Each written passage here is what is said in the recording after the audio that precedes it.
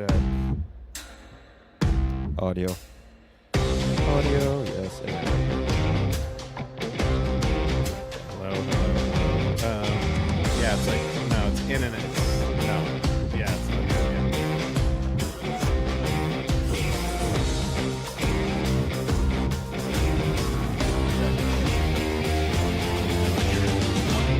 Yeah. One ear on.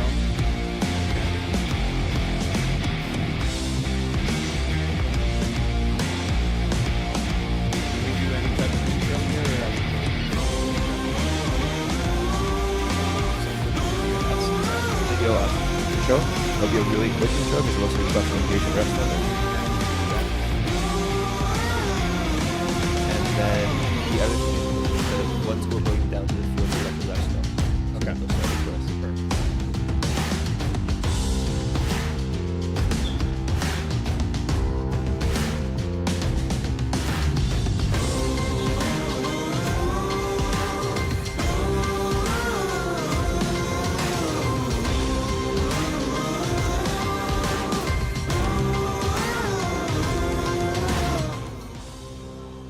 Welcome to the Winter 2025 Roadshow. We're live here from Brossard, Quebec. I'm Alexis Dubois along with Jeff Rosenblatt. And we're going to be kicking things off with the 35-plus finals. We have Pacemakers going up against Creaky Old Joints.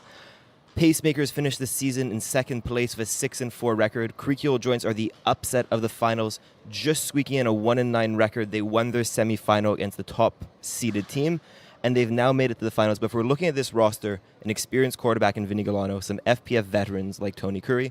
Jeff, what do you expect to see here today? I mean, I'm going to repeat what you just said. A lot of FPF vets on the field.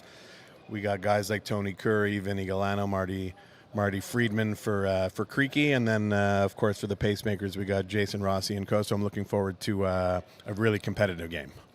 I think a lot of it's also going to come down to the rushing for Pacemakers, right? Vinny, despite being a slightly older quarterback, as a marathon runner, is in fantastic shape and is very elusive in the pocket. He's not someone who wants to run, but he will buy time. So if Pacemakers aren't able to get that pressure on him, he's going to extend the plays, and then with receivers like Marty, they're destined to be able to get open. And I just saw, big development, they're now up to 7 players, which is much better than playing 6 versus 9.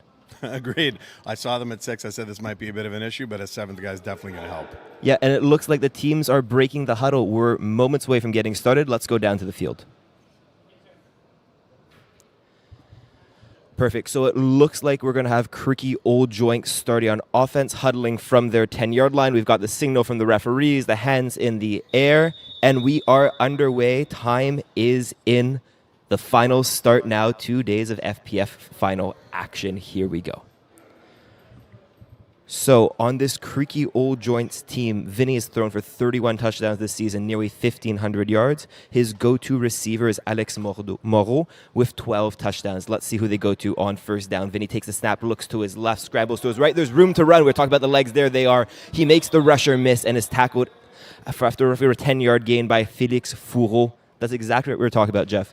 If Vinny can make the rusher miss, I'm not sure this Pacemaker defense has an answer for his running ability. I agree. Vinny, very elusive.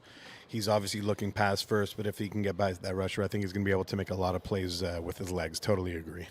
We're now second down, setting up a second and short. This smells like a post to Marty Friedman over top. Maybe it's time to take a shot. You've got some yards. Marty is running a post. Instead, he completes it to the outside. I think Creaky Old Joints have the smallest numbers in FPF, but if my eyes are decent, that might be Alex Moreau. But again, the numbers are extraordinarily small. So that is, sorry to cut you off, that is Alex Moreau, and I think you called that play perfectly. They wanted to see Marty on that post and got Alex Moreau on a drag as a check down. Great call by you. And the Pacemakers pick that up really well. It looks like they're running a corner lock shell here with a safety on top. We do have a fresh set of downs. It was enough for a first down. Marty catch it. Marty bobbles and falls to his knees. A little bit of a finals jitters there from Marty. Very experienced player. Definitely experienced, bobble, but then made the catch in the end on that hook. Stole that from my playbook. Always do all hooks on first down, get some yards. Helps get your second down. Open up your playbook on second down. Well, it's second and short, and that's exactly where you want to be. A 2nd and 2 outside the red zone. Vinny can run. He can hit it over top here. Let's see what he's looking for as he looks to his left. He scrambles. He's looking towards Tony. There's nothing there. That was completely covered by the Pacemakers defense. That was excellent defense, and I kind of agree. I think he was almost looking to run first there. It looked like everything was covered and he had a run in his mind, but nice rush by Chris Brockwell, and now we got a 3rd and short coming up. Even the way he set his feet after taking the snap, he didn't drop into what looked like a throwing stance. He had 2 legs spread out like he was about to squat. It really looked like he was looking to run first. The good news for this Creaky Old Joints team is they still have 3rd down, 3rd and short. Vinny's under center, takes a snap from Tony Curry, looks to his left. This time he's looking to throw. He finds Tony, and Tony dropped it. That's not something you're going to see very often. Tony, very experienced player in the league, very sure hands. That is, like you said, an unusual drop from him, and now we got 4th down. 4th and short. This is an interesting time in the game because if Vinny's confident, triple slants, all hooks, little drags is a very easy way to pick up the 2 yards he needs. But even if you look at him on 2nd down, he's looking to run first occasionally. So let's see, does he trust his receivers? If so, he'll look to pass first. If he's lacking a little bit of confidence, this might be when he relies on his legs. Let's see. He takes the snap. He rolls to his left. He is going to pass towards Marty Freeman. Catch, touchdown, Creaky Old Joints. He sold the run. He threw it to Marty. That's 6 points for the Joints. And that was a great play call. Again, I think you called it perfectly where it looked like he wanted to run. I think maybe his running lane got caught up, and then he had Marty coming on that drag for a touchdown. We got 6-0 Creaky. And Creaky Old Joints definitely rather going for 2. They've converted on 11 2-point conversions this season compared to only 6 1-point converts. That being said, they have the cone set up for 1. What's your philosophy versus going for 1 and 2? It's a great question. Obviously, if you go for 2 and you go 1 for 2, it's the same as going 2 for 2 in your 1-point converts. So personally, I've started going for 2 a lot more than I normally have just based on the analytics, and I think Vinny has been doing the same thing. And I think you should go for 2. It's what I definitely rather, but he's going for 1 here, maybe trying to get some safe points. He's throwing to the back of the end zone. That was wide open. Marty Freeman with the touchdown, the 1-point convert to add to it, 7-0. So as you go up the divisions in FPF, you stop counting your games in scores and you start counting them in stops, right? 1 or 2 mistakes in Division 1 is enough to lose you the game. In this 35-plus final for a lot of experienced players, do you think it's going to be a 1 or 2 stop game, or are we expecting more stops than that? I think it will be more of a 1 or 2 stop game. I think these are very experienced quarterbacks that know how to get that 10 yards after 10 yards for 4th down, so I think it's going to come down to stops. And now let's see as our first look at this Pacemakers defense with Jason Rossi under center. All hook play on the first drive. Snapped, caught immediately by, that is number 9, Scott Binns. I think their numbers are a little bit off because I believe that is Chris Brockwell, if I'm looking correctly. I think they have obviously been mixing jersey numbers through the year because Scott Binns right now wearing number 13 as their snapper, and that was Chris Brockwell that caught that. So shame on them for confusing the broadcasters, and we're going to have to talk to them after the game. Or shame on us for making a mistake. Either way, it is 2nd down, 2nd and 3. Rossi standing on the center, flares his hands, catches the snap. He's looking deep. He keeps on looking deep. The pass is going over the top towards Ugalamo. Touchdown, Pacemakers. That was an unbelievable route and a great toss. That's a dime from Jason Rossi right there. And getting behind Marty Freeman, who might be the fastest player on the pitch, is not an easy challenge. But Hugo routed him, got behind him, and caught the 6-point convert. High fives right now. So we were talking about before, 2nd and short is when you're looking for that deep post over the middle of the field, and that's exactly what they hit. Yeah, when you have 2nd and short, you know you have 2 other downs to get that 1st down. Why not take a shot on 2nd and short, what the Pacemakers just did, for 6. And now in terms of the Pacemakers and converts, they seem to go interchangeably for 1 and 2. They've scored 10 of each this season. They've opted to go for 1, probably in response to Creaky Old Joints scoring 1-point convert, trying to tie the game here on a 1-point convert. Passes towards Hugo, bobbled, but caught at the front of the end zone. It is a 7-7 game. Not a safe catch. The pass was slightly behind him, but the point is what counts. We're going to call that the Hugo drive. He got the touchdown and the convert. I know Jason very comfortable throwing to Hugo on all types of different routes, and we have a 7-7 ball game. He definitely has a size advantage as well. I don't think there's anyone who can high point the ball with him on this Creaky Old Joints defense, so this could be a receiver in for a big game.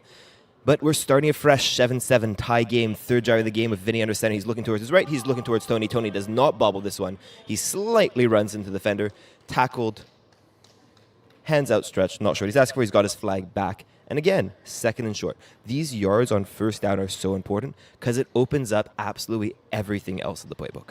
Totally agree. That's a huge philosophy of, I know a lot of quarterbacks in FPF. Let's get yards on first down, which really opens up the playbook for the next 3 downs. And Tony averages 7.5 yards a catch this season. That's exactly what we saw there, roughly a 7-yard gain on first down, all hooks on second down. Was that dropped or swatted away? I think that may have been a drop from Alex Morrow, who definitely normally has sure hands. So that's not something I believe we're going to see a lot in the game. But like you mentioned earlier, maybe there's a little bit of finals jitters going on. Yeah, Morrow's caught 41 of 51 passes thrown his way this season. Are those 10 drops? Are those 10 misses? We're not sure. But that's going to be one more miss in Morrow's stat line. He's not going to be happy about that. But we're living the play again on third down. Vinny's scrambling. He's buying time. And another drop this time by that I not believe Yoni Letter. I believe that's Denis Martel. And I think this team got new uniforms, possibly for the finals, just to confuse us. So, again, we're going to talk to them after the game about this. We're going to do our very best because I know Yoni. That is most definitely not Yoni. That is not Yoni. Correct. No. Anyways, well, we know most of these faces, so we'll do our best just by name recognition. But either way, it's I believe now. Is this third or fourth down? It's fourth down. It's a fourth down and 3. Buys time. Intercepted. Oh, wow. That being said, Marty was checked off the ball. Intercepted by number 1 by Kenton Lowe, who's the leading DB in 35+. That being said, Tony's hand is in the air. The defender was checked. I would challenge this right now. That's a game-changing interception. Let's see if we can get a replay. But Marty was bodied off the ball, which led to the pick. I am challenging this play. Yeah, that was definitely a physical play by Kenton. Here's the replay now. Let's see. Was Kenton set? Tough to see from that replay, but I believe we do have a challenge. Is this Brent walking up to the box? Let's get another replay of this. Yes. Okay. Let's take a look here. Ooh, that is close. I don't know. When I saw it live, my instinct was that's pass interference or at least illegal contact. I am perhaps the most defense-friendly announcer you're going to have all day. So if I'm telling you that's defensive pass interference, I think you can take that to the bank. But I'm not the ref. We'll see what the call is. And we are looking for something convincing to overturn this. We have to remind ourselves the call on the field will stand unless we have enough video evidence to come to a different conclusion. Totally agree. After seeing that replay, obviously there was some contact. I guess the question is, was Kenton in the spot before Marty ran into him? I'm not sure. It looked close. I guess we'll see. We have Brent Young in the replay booth right now. A very seasoned official. Yeah, I guess he's a decent official. We'll give him that. Yeah, we'll give him that. 100%. Just the best for the finals. Agreed. So let's see. From what I see, Kenton is stepping up. His feet aren't set, right? He's driving through the ball, trying to make a tackle or the flag. And since his feet aren't set, I think he's the one who initiated contact. Marty most definitely did not see him. And from Marty's perspective, you do not want to initiate contact with Kenton because you're not winning that one. I'm going to say if I'm Marty, I'm avoiding contact with Kenton at all costs. But I think you make a very good point, which is it looks like Kenton's feet were not exactly set. So I think it is pretty close. Let's see. You know, I can see Brent is taking a look at a few different angles right now in the replay booth. And but for me, what we have on the screen right here is, look, we have both players in motion. They are both trying to make a play on the ball, but Kenton is in motion and is going to initiate contact with Marty Freeman, who's coming from the right-hand side of the screen, crossing across before the ball gets there. Look, in motion, stepping up, contact shoulder to shoulder, Marty falls, and then makes the pick. And you see Vinny points immediately, hand outstretched. Again, we're looking at this replay again. I think this is your best view, folks, here on the screen. But you really see Kenton coming downfield, making a nice play. There's no ill intent here, to be clear. But right here, look at their shoulders. Marty's right shoulder comes in contact with Kenton's left. That slight jolt is going to pull Marty backwards and gives Kenton the step he needs to make a play on the ball. And as you can see here, we have contact. The ball's still in the air. I think this is pass interference. But as a reminder, we have absolutely no say. We're just the talking voice in your ears. It looks like Brent has now finished with his replay. Is going to go down to the field and make the call. I think this is a very close one. Could go either way. He did whisper the call to us, and I think we were too busy talking to hear it. Yeah, it's we definitely missed that one, but looks like the call is coming. Let's see.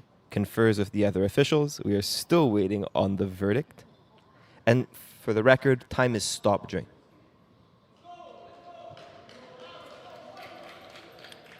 Okay, so it looks like the call stands. Is that correct? Interesting. Yes.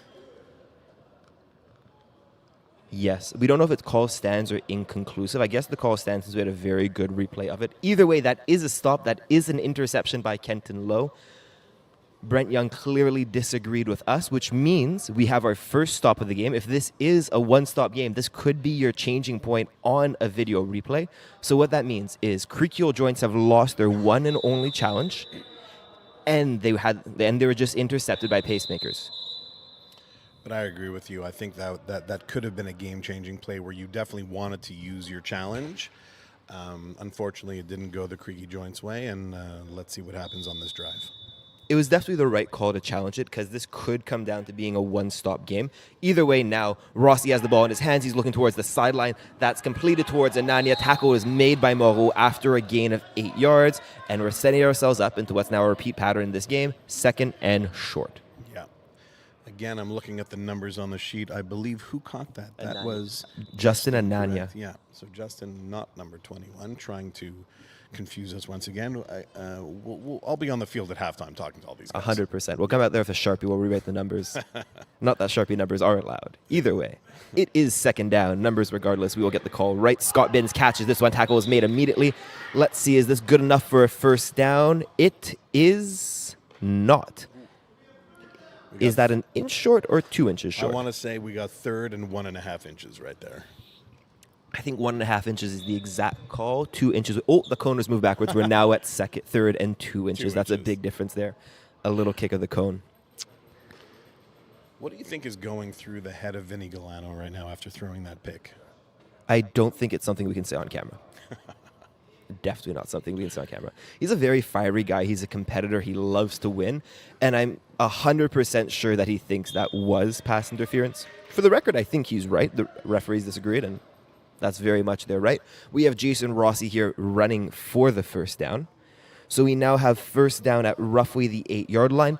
Essentially 4 2-point converts coming up. Are you looking end zone immediately, or are you trying to cut this in half first? So me personally, I would be looking to cut it in half. I know the philosophies of some quarterbacks are a little bit different. Jason could be considered a gunslinger, so maybe he's got a great arm. Shots. He does. Maybe he's taking 4 shots at the end zone. I'd look for comebacks on the outside. He's thrown a comeback on the outside towards Anania. Tackle is made immediately by 21 on Creaky Old Joints. Yes, that is Mark Farley. That I know. And nice tackle made by Mark. Looks like that was a gain of 4 yards roughly. We're now at the 5-yard line. So we've gone from a 2-point convert to a 1-point convert. 4 chances for 2, 3 for 1.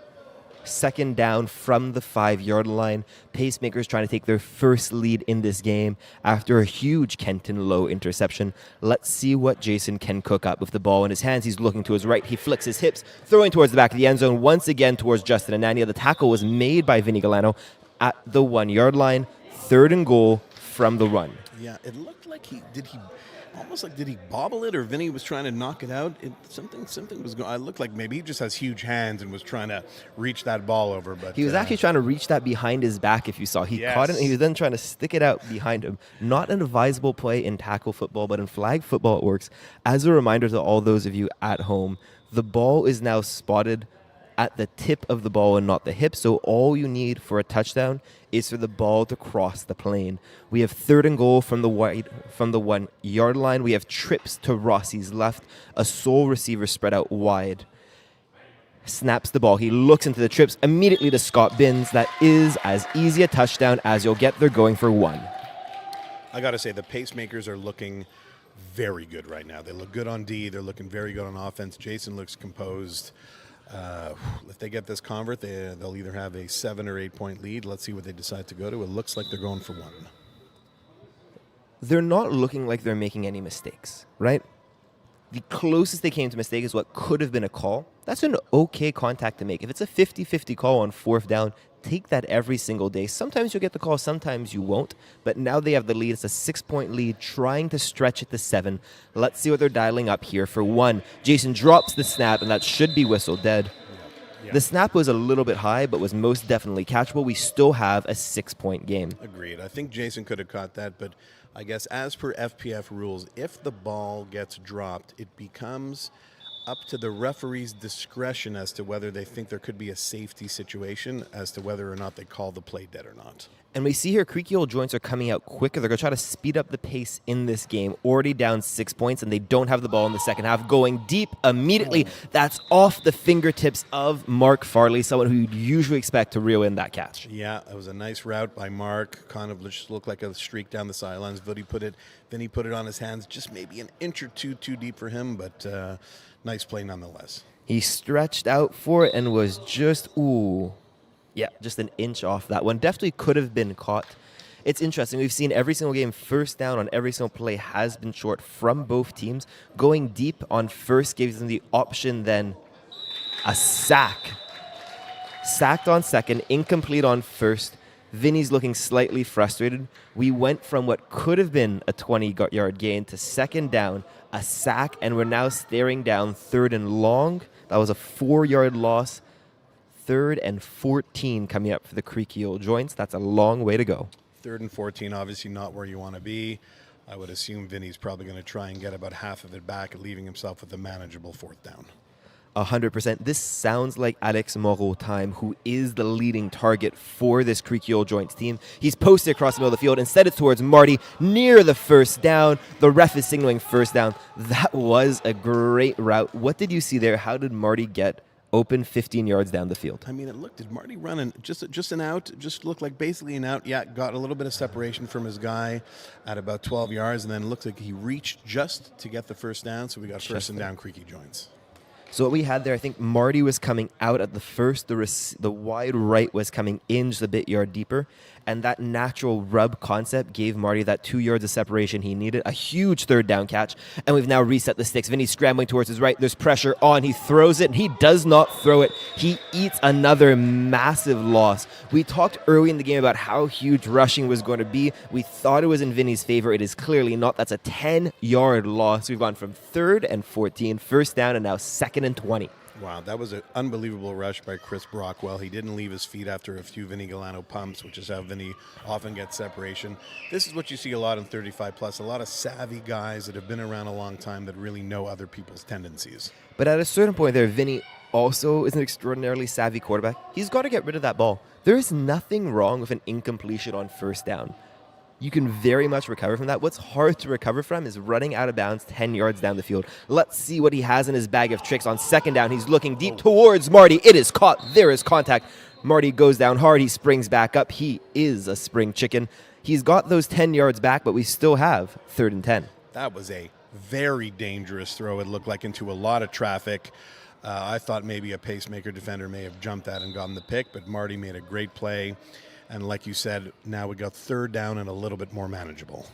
Thankfully for Creaky Old Joints, because 3rd and 20 is not where you want to be. That was a do-or-die second down very early in this game. That being said, still 3rd and relatively long. Tony is open, makes the catch. He's going to twist and turn his way. First down. That's exactly what you get out of Vinny Galano. There is no panic. There is no stress. 2nd and 20. He's been there. He's done that before, and he executed perfectly. Very sure hands by Tony Curry. That's something you're going to see from him as well. He's running just almost like a little hook or flare a little bit to one side, catches the ball, gets those yards, and like you said, nothing going to faze Vinny Galano at this point.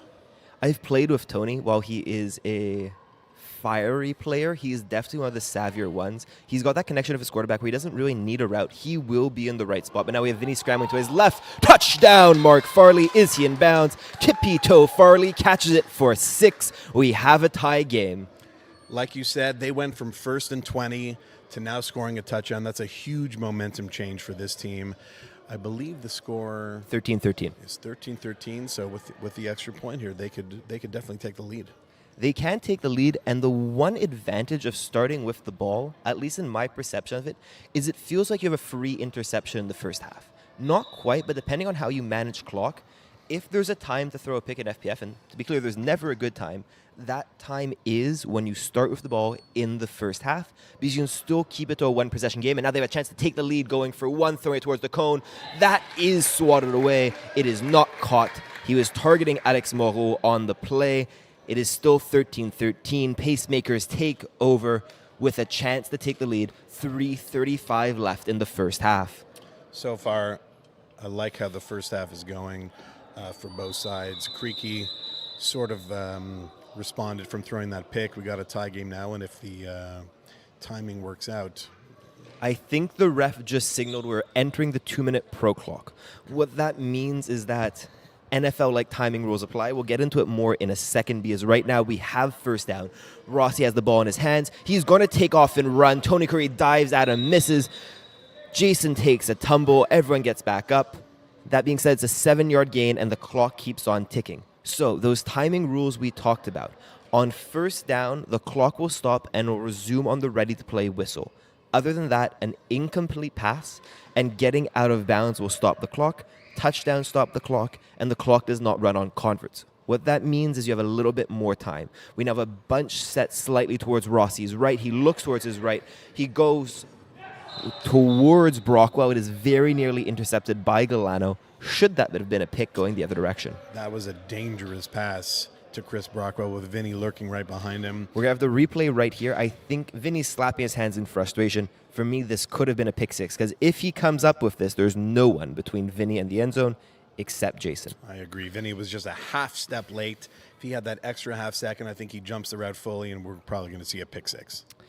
If he did slightly less marathon training, a bit more sprint training, I think he would have got that one, but he is a marathoner first and a football player second. Rossi now on second down, again makes the rusher miss, has loads of space to run, stops up, drops the ball. That's one way. It counts as a tackle. First down, clock is stopped. If you're the Pacemakers right now, do you want to score quickly to try to get the ball back, or are you stringing this out and trying to score with a few seconds left? You know, I always like playing the clock game. If I could milk this clock and give myself 20 seconds left for the few shots at the end zone, that's for sure what I'm doing. You know, there's always the philosophy, do we take the score when we can get it? I very much agree with you on that one, Jeff. Take your time, and that's what we see here. We have all hooks. It's towards Scott Binns. He tries to reel it in with one hand. It's incomplete. It's a drop pass. The clock stops. It's not a disastrous play. The difference between a 5-yard gain clock running and an incompletion clock stop, for me, just about the same. Yeah, I definitely agreed. Obviously, depending on the timing and what's left in the game. But I think the Pacemakers, if they complete a first down here, may try to milk the clock all the way to the end of the half. And remember, Pacemakers are taking over the ball in the second half. So they can score here, go up 6, then double dip at the start of the second half, which could be a stranglehold. Rossi is now looking end zone. He's aiming towards Kenton low. Mark Farley tries to get a big, strong hand on that one. That being said, Kenton was bigger and stronger. Reeled that one down. What a catch. That was a huge play by Kenton Lowe because Mark Farley was in very good position to either get in the way or try to bat the ball down. Super strong hands from Kenton Lowe. That's a big catch. My instinct on that was, oh my God, it's going to be a pick. Oh my God, it's going to be a pass defended. How did he catch that? It was a strong catch. This is a very strong man. And despite a hand there trying to rip it out. And those are the veteran plays you see in 35+. It might not be the fastest division in FES, but it is most definitely the smartest. We have third down now from just outside the end zone, completed towards Chris Blockwell. Might have been a flag guard. Mark Farley comes up with the flag. It is not a touchdown, but it is a first down, which means clock is stopped. And I think I heard 1:13 left. Crazy idea. If you're Creaky joints, you let them score. I think I do. I have enough faith in my offense that with 1 minute and 5 seconds left, I'm going to be able to easily go down and score. So first and down from the 4-yard line, tough to stop 4 downs. Clock is in now. Clock is running. The snapper needs to take a step to his left. He does. And if you're Pacemakers here, burn some clock. Because the worst case scenario for Creaky joints is going down 2 scores. Marty Friedman is barreling in, completed towards Scott Binns. Caught, touchdown, Binns. Vinny did not make the tackle fast enough. That being said, I think that was the best case scenario. They now have roughly a minute left to go back and tie the score up in this game. They're still in control. This is still a one-possession game, and that's all you can ask for in a finals. They're going for 1 up 6, trying to make it 7. I completely agree. I don't think that's a disastrous situation at all for Creaky joints. What you didn't want is for them to take 3 knees and score with 20 seconds left. So now you have a minute left to go down the field and score. Let's see what happens. Exactly. And Justin Anania has been the leading receiver on 1-point convert attempts this season for the Pacemakers, catching 3 of them. Brockwell has hauled in 2, but this is a team that can go for 1 or 2, equally having success on either. He's looking here towards Anania. It's picked off by Alex Moreau and tackled. But he does seem to have the guys he likes to go towards, and he's frustrated. Anania is running in on the goal line. There is a hook trying to pick the defender. Moreau broke through that, got the interception, keeps it at a 6-point game. Very nice read defensively there by Alex, jumping that. And again, like you said, they have a minute left, down by 6. If they can milk this clock and score a touchdown, we have a tie game, or roughly a tie game at halftime. Let's see what happens. And that's all you can ask for. In FPF, after you throw an interception, if you can go to the half with a tie game, even if you don't start with the ball, that's exactly where you need to be, because your mistake has slightly disappeared. Vinny takes the ball, first down. He's looking towards the sidelines. Intercepted by Justin Anania. I got to say, it looked like there was a little bit of miscommunication between Vinny and his receiver right there. Maybe the comeback went a little bit too long. Justin jumped it. What a great play. Fantastic play by Justin, but you hear it time and time again. Fight back to the ball. Attack the ball. Hands out. The receiver, and I've been guilty of this many times, was waiting for the ball, and that's what gave Justin the step to beat him there. Now, this is the biggest drive of a game. We talked about double dipping. Pacemakers have the chance to triple dip. They can score now, go up 2 scores, and then start with the ball, which would essentially be a smother hold on this one. This is a do-or-die drive for the Creaky Old Joints defense. I am going to steal that term triple dip from you, and I'll be using that again, just letting you know. Perfect. Hopefully has a team name next season.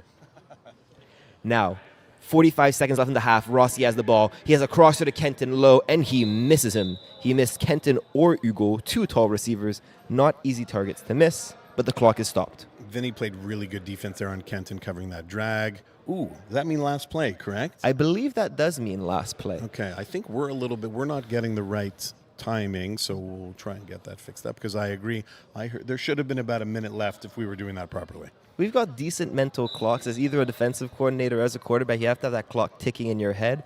We were around 30 seconds. We were clearly off there. We're still getting into it. This is our first final of the day. We're shaking off the rust. We have the final play. Now, this looks like Hugo Alamo time. You can see number 5 of the Creaky Old Joints is shifting over to the left. He seems to be their tallest defender. Rossi takes the ball. He looks towards his right. He makes the rusher miss. That's a lot of time. Fires it towards Hugo. It is incomplete. No flags on the play. Halftime, the Creaky Old Joints needed to have a stand, and that's exactly what they had. Jason is complaining to the ref, to his players, to himself. Either way, he does not look like a happy camper. Huge stop there from Creaky. Had they gone down 2 scores with the possibility of going down 3, the game could have potentially been over. But now, even though Pacemakers start with the goal, this game is very much within reach from Creaky Joints. We're back to being a one-mistake game. The Creaky Old Joints made their mistake. On 4th down, the Kenton Low interception right now is the difference in this game. Yes, and we will come face you now. That interception is the difference in the game. So to win this, Creaky Joints have 2 options. A, it's a given they need to play perfect on offense. No more stops. That being said, they either need now a stop on defense or a successful onside kick. What do you think has a better chance of working? I want to say that a stop is probably more likely, because if we probably did the stats of how many conversions of onside kicks happen, I don't think it's more than 50%. But at the end of the day, I think that Creaky Joints have the ability to get a stop, and I'm expecting their defense to be a little bit more aggressive in the second half. 100%, and it's fun to play down a score nearly. It's strange to say, but you can start getting more aggressive. When you used to be comfortable sitting, waiting for them to make a mistake, the best case scenario for Creaky Old Joints is giving up a 40-yard score, because it keeps the game moving quickly. Jump something underneath. Jump that hook. Getting burnt on a hook and go for a 40-yard score is not the end of the world, because more drives means more chances to make a difference. So if you're going in now, if you're Pacemakers, how does this change the way you attack the second half? I mean, to your first point, I completely agree. I think you'd be a little bit more aggressive on defense for all the reasons that you mentioned. And if I'm the Pacemakers, I'm probably thinking they're going to be more aggressive on defense. So I'm going to take that 40 shot if I see that they're playing more press coverage or really short. So that'll definitely be something that I think Jason will factor in when he's calling his plays in the second half. An experienced quarterback like Jason will know exactly what to do. And if you look at this Pacemakers offense in the first half, it has been safe. There have been no close calls. They've been placing the ball well. There was one miss, I remember, towards Hugo, which was missed high and out of bounds. This doesn't seem like a team that's going to make the mistake. So if you're Creaky Old Joints, you can't wait for a miss pass. You can't wait for a drop. You need to create something. From the defensive standpoint, do you try man? Or are you trying a different zone? How do you adapt your defense to try to produce that stop? I think you definitely probably have to mix in a little bit more man. Maybe when you're calling your zones, you're calling the zone, but you're moving people around really quick right before the snap, mixing things up. But I'm probably going like what you said, a little bit more man-to-man and try and jump some routes. And let's head our attention back now down towards field level as second half is underway here. I'm Alex Dubois in the booth along with Jeff Rosenblatt live from Brossard, Quebec. Jason Rossi takes the snap. The rusher is not in position. He runs 7-yard gain on first down. He took advantage, but if the refs whistled in and the rusher is not set, take that free run. Agreed. Something I've noticed a little bit from the Creaky joints rushing, whether it's Tony or Denny Martel, is they're rushing, but they're kind of looking to take away a slant right away or take away a hook right away. So it's taking them a little bit longer to get to Jason, which is going to let him use his feet. Not a quarterback who's known for his running ability, but he will take it if it's there. That's what he took on first down. We're setting up a second and medium. Here's Kenton Lowe over the middle of the field, bobbles it, tips it. We were just saying pacemakers don't make mistakes. They play it safe. That was dangerous. The last thing you want to see up 6 points is that ball spinning in the air. Yeah, that looked like Kenton ran a dig route or an in route, and that pass looked a little bit behind him. And with passes that are a little bit behind, it could get tipped up and defenses could make a play. Fortunately for Jason, it didn't get picked off. That being said, Mark Farley was breaking on that ball from the opposite side of the screen. If you ask me, Jason placed that ball behind Lowe, expecting him to slow down in the hole, seeing Farley attacking it from the other side. That can be as much on the quarterback as the receiver. Either way, is third down. Kenton Lowe's running the out at the sticks. That's a traditional FPF concept. You had a receiver running a fly, pulled the corner deep, 10 out behind the short defender. That is one of those classics. It is money. Yeah, Kenton Lowe is definitely a problem. This is a guy with very, very, very high football IQ and the skills to back it up. I would be looking at Kenton a lot in the second half if I was Jason. He was the best player in 35-plus this season, if you ask me. 425 receiving yards, 13 touchdowns. He had the most interceptions, 6 INTs, returned 2 of those for touchdowns, 2 PDs, an all-around stud. Jason's now taking off again, looking to run. Is that run something he can rely on for yards on first down as a way to burn some clock, take an easy 4? Is there a rusher change that needs to happen for Creaky Old Joints? How do you adapt? I'm looking right now. It looks like the 2 people that have been rushing have been Denis and Tony, which I don't think are necessarily known for rushing. So that's probably in the back of Jason's mind saying, hey, if I need 4 or 5 yards on first down, I could probably beat the rusher, and I'm going to take it if I need to. So this Creaky Old Joints team has 4 sacks all season, which is not very many. 2 from Alex Moreau. Let's see if they take Moreau out of coverage and put him in as a rusher. Hook completed to Anania on the sideline. Tackle made by Vinny Galano. Is that enough for a first down? No, we are second up another 3rd and inches. So there it looked like Vinny was obviously playing the deep. So he backs up because he has deep coverage, but that's just too wide open for the receiver on the playing the wide out, and especially down to score in the second half. I think they need to be a little bit more aggressive. Take some risk. It was all hooks. If Vinny can read all hooks, that's a great way to take your first step backwards, plant that foot in the grass, and drive for what could be a huge pick. If anyone can do it, Vinny most definitely can. Is this 4th down? He runs towards line of scrimmage, outstretches the ball. Big call coming up. First down by roughly a foot.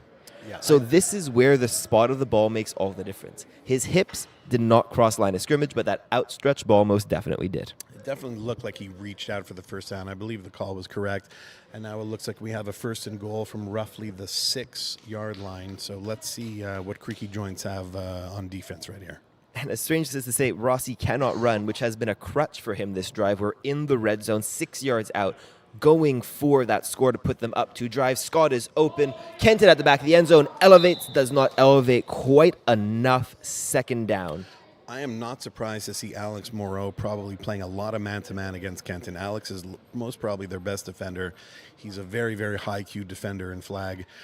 So him and Kenton should be an excellent matchup in the second half. And Tony Curry is upset about something on the sidelines, came onto the field asking something of the official. In all honesty, I don't know what he saw, but there is clearly something he saw which he was not a fan of. Tony is a very, very opinionated man. Fiery competitor, as we like to say.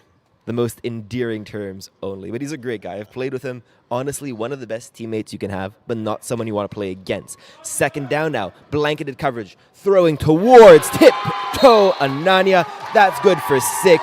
He went up, he elevated, he came down, and that's now a 2-score lead.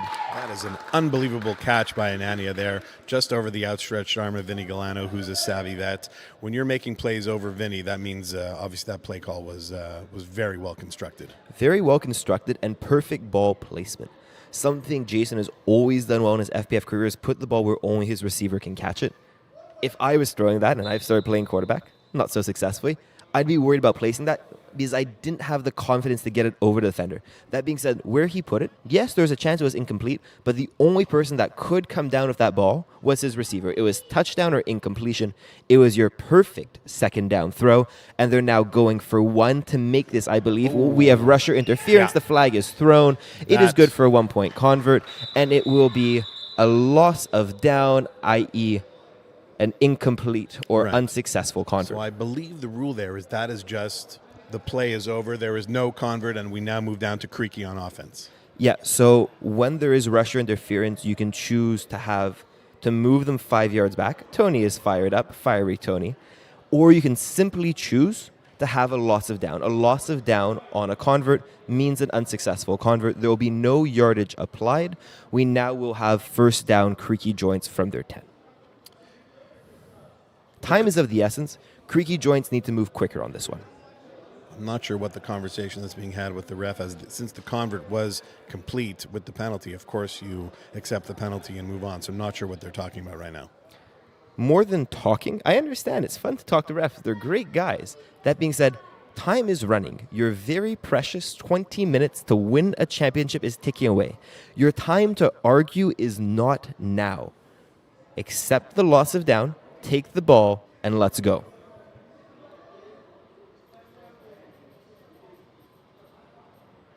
Which I believe is what happened.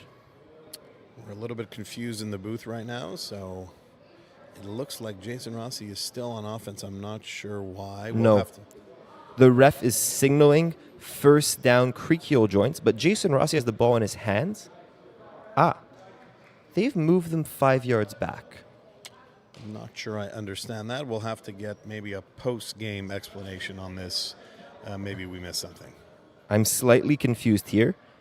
It appears like they're going for one from their 10.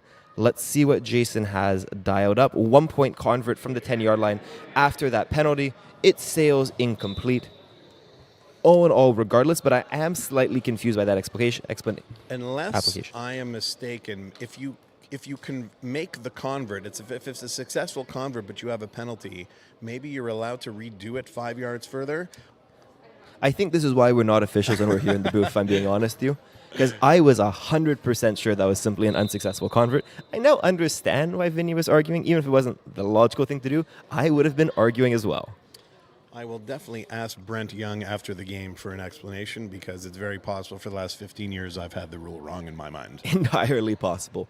Either way, we now have Creaky joints down 2. They need to move quick. They complete it to the speedy Marty Freeman, who cannot gain any yards after the catch. The tackle is made immediately by Félix Fourreau of the Pacemakers defense. Okay, now Felix is something that Felix is a guy I'm not that familiar with in FPF, but he's lined up against Marty, which is one of their most dangerous receivers. Exactly. And we do see Creaky joints moving quickly here. That being said, only attacking underneath. That's a 3-yard gain for Tony, setting up 3rd and 1. Is this your chance for a shot deep? We heard it before. Felix, a slightly left-known FPF defender, lining up in front of Marty. Does this smell like a post across the field to Mr. Friedman? I was going to say fat post to Marty right now is probably going to work. You have hooks on the left side, maybe a slant left from Tony, and then just a fat post from Marty. That could be 6 right here. And worst case, I feel like Vinny can run for the first down. Let's keep our eye on Marty Freeman, lined up to Vinny's left. He is running a drag across the field. There's going deep. It is thrown behind Marty. Since Vinny was scrambling, he had Marty open, but that's an extremely difficult throw to make scrambling to your left. He actually had both Mark Farley down the left sideline and Marty open. Simply put, scrambling, it makes any throw 5 times harder. I was looking at Mark Farley, as I think you were as well. He looked open on the sidelines, but running and throwing at the same time, obviously very difficult. And this is a big 4th down right now. This is a do-or-die 4th down. I know we've brought out that term a few times this game, but Creaky joints have used their one mistake. Until their defense buys that mistake back, they are up against it. They need a yard here. Let's see what Vinny can do. He takes the snap. He looks towards the sideline. It's complete. It's dropped by Alex. Oh, I think that he stopped the rotation of the ball and then it got knocked out, which in FPF rules, that is a first down. Let's check That the being replay. said, if you're Pacemakers and that drop wins you the game, do you challenge it? Let's see. The ball is stopped. He comes in. I think that's a good catch. And to the officials' credit, a fantastic call, not an easy one to make. Going now deep to Mark Farley. Makes a man miss magical dancing hips for a gain of 12. I mean, the play got reset right away. It looks like Pacemakers weren't ready on defense. Vinny saw it. Little streak from Mark Farley. Now looks like we got first and goal from around the 5. That felt like a good old-fashioned NFL hurry-up. When you don't want to give them time to challenge it, you hurry up the play, you get the next one in. Pacemakers were thinking, do we challenge, do we not? What they weren't thinking about was what defense to call, and they got burnt by Mark Farley. We now have Creaky Old Joints at the 5-yard line. Vinny looks to his right, throws towards Tony. He reaches for the first down. Touchdown, Tony Curry. Spinning, reaching. They are back within striking distance. This is now a 7-point game. What's your logic? Down 7. Consider the onside kick. 1 or 2. What's the right call? I think with enough time left in this game, I'm trying to go for 1. I want to cut it to, is it 25? 19? It's 19 to 25 right now. So they're down by 6, which means I'm going to go for 1, get it to a 5-point game. Try and get a stop on defense. I know I have the extra point if I need it. And it's towards Tony. He's slipping. He's reaching. We hope he's okay. The ball is up. The 1 point is good. And Tony is sprawled out across the pitch. He is all right. That's good to see. And now we're back within 5 points. See, I would have disagreed. I would have gone for 2 there. With 10 minutes left, if you start speeding up this game, there's a world where you can score enough 2-point converts to bring this back to a 1-score game, to have a drive at the end down 8 where a touchdown and a 2-point convert can tie it up and bring it to overtime. That's not what the Old Joints opted for, which does surprise me for a team that completed 11 2-point converts this season. Maybe a lack of confidence, maybe a game plan that they see that I don't. Either way, it's Rossi with the ball towards Anani on the sideline, who may be his go-to target on this game. Tackled by Farley. Now, with 10 minutes left, it's time we start thinking of Finals MVP. I have 2 contenders right now. We have, of course, the quarterback, the easy option, my least favorite option, of course. Jason has played a perfect game, but we also have Ananya with a huge touchdown catch and an interception. Those are my 2 contenders right now for MVP. Any names I'm missing? I'm completely on the same page as you right now. Justin and Annie played an unbelievable game, a pick, some scores. Obviously, the quarterback's always an option, but let's see what happens. And let's see what Jason has here. Completing towards Scott Binns, a physical tackle made immediately by, I believe that is Denis Martel. Setting up now, 2nd and short, clock running. We have less than 10 minutes left in this Division 35+ finals. We are live now from Brossard, Quebec. Alexis Dubois in the booth with FPF owner Jeff Rosenblatt. 2nd down, trying to get this score back to a 2-possession lead, which is oh so important. Let's see what Rossi has here. 2nd down, we're looking for a 6-yard gain for first, 16 yards out from the end zone. He scrambles to his left. He flips his hips to his right. It is nearly a catch. Ooh. It is nearly a sack. It is nearly interception, yet it is none of those. It is an incomplete pass. Dangerous pass again from Jason Rossi looking for Kenton. It looks like they've actually made a big change on defense with Marty Friedman now starting to rush. I think Jason was using his legs a little bit too much for the Creaky Joints liking, so they put a little bit of a faster guy, Marty Friedman, there to rush. Who's a fantastic athlete. He's fantastic across the board, but it's definitely going to hurt this Creaky Joints defense to have Marty Friedman not in coverage. Because while a good rusher, I think he's a better defender, but that's the 2nd time we've seen Jason miss Kenton on, we were just singing way too many of Marty's praises. He misses Jason there. He had the sack, and what a huge sack that could have been. We could have been staring down a 4th and long. Instead, Jason flipped those hips, made him miss, and ran for the 1st down. Let's watch the replay here. Marty comes barreling in, misses the sack. The good old twist and turn moves, shakes Friedman away. Mogul chases him down, but not after Rossi gained the 1st down. Had Marty got that flag, that would have been a game-changing play. Would have been 4th and long. What a play by Rossi to evade the rush there, and now we got 1st and goal from around the 6. 1st and goal from the 6, exactly what we had at the end of the 2nd half when Rossi looked for Anania at the back of the end zone. He's also low on crossers. Hugo Alamo is your traditional big red zone target. Let's see what he's thinking of here. This ball comes out immediately to Kenton Lowe. An angry catch for a touchdown. It is now a 2-possession lead. They're up 5 plus 6, 11. 11, the convert does not really matter here. No, it doesn't. But I'm going to say, I was looking at the coverage here, and Denis Martel was just giving Kenton a little bit too much space to run that hook at the goal line. I think they need to be a little bit more aggressive. This game is obviously not over, but we need to see a little bit more aggressive defense from Creaky joints. You're entirely right. There's nothing wrong with being aggressive and giving up the touchdown, but if you're being soft and letting someone catch a hook in front of you on the goal line, that's not aggressive. That's under-aggressive. That's slightly too easy. We have Scott Binns and Marty Friedman having a nice, pleasant discussion. Very gentlemanly in 35+. Rossi fires this off. Intercepted by Denis Martel. He's lumbering down the field. And now I believe Tony Curry is calling for a last-man-back tripping call, which he will not get, but it's a valiant effort from a savvy vet. Okay, so we have an 11-point game now. Obviously, we're thinking if Creaky joints score, they're going to have to go for the onside kick, I believe. I think the time is about 5 minutes left, 6 minutes left if we have the right timing here. But I'm thinking Creaky joints has to be thinking score and onside kick. I 100%, I entirely agree, but here's where not going for 2 makes the difference. They're down 11 now. Now imagine they went for 2, got it, they're down 10. They score, get a 2-point convert, still down 2. Down 2 with the other team in possession is technically a 1-possession game, because then Pacemakers come down the field. Remember, up 2, score, go up 8. They then need that 1-point convert to be able to make it a 2-possession game, and that's why I think going for 1 instead of 2 was a significant mistake on their last drive. Either way, it is second down. Vinny Understander.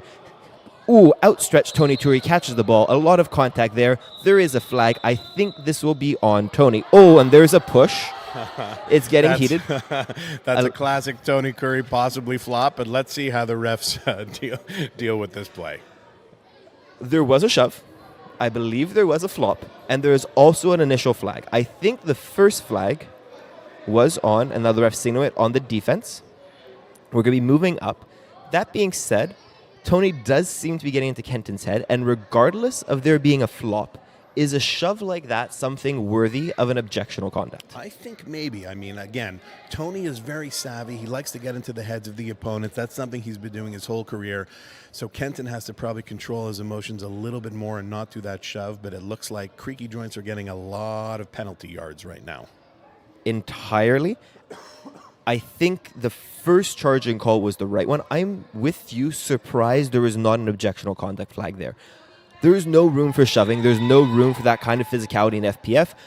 When we have Vinny running off to his left, he flips his hips, he looks to throw. We have a diving tackle by Brockwell that changed what could have been a 10-yard gain into a small little 3.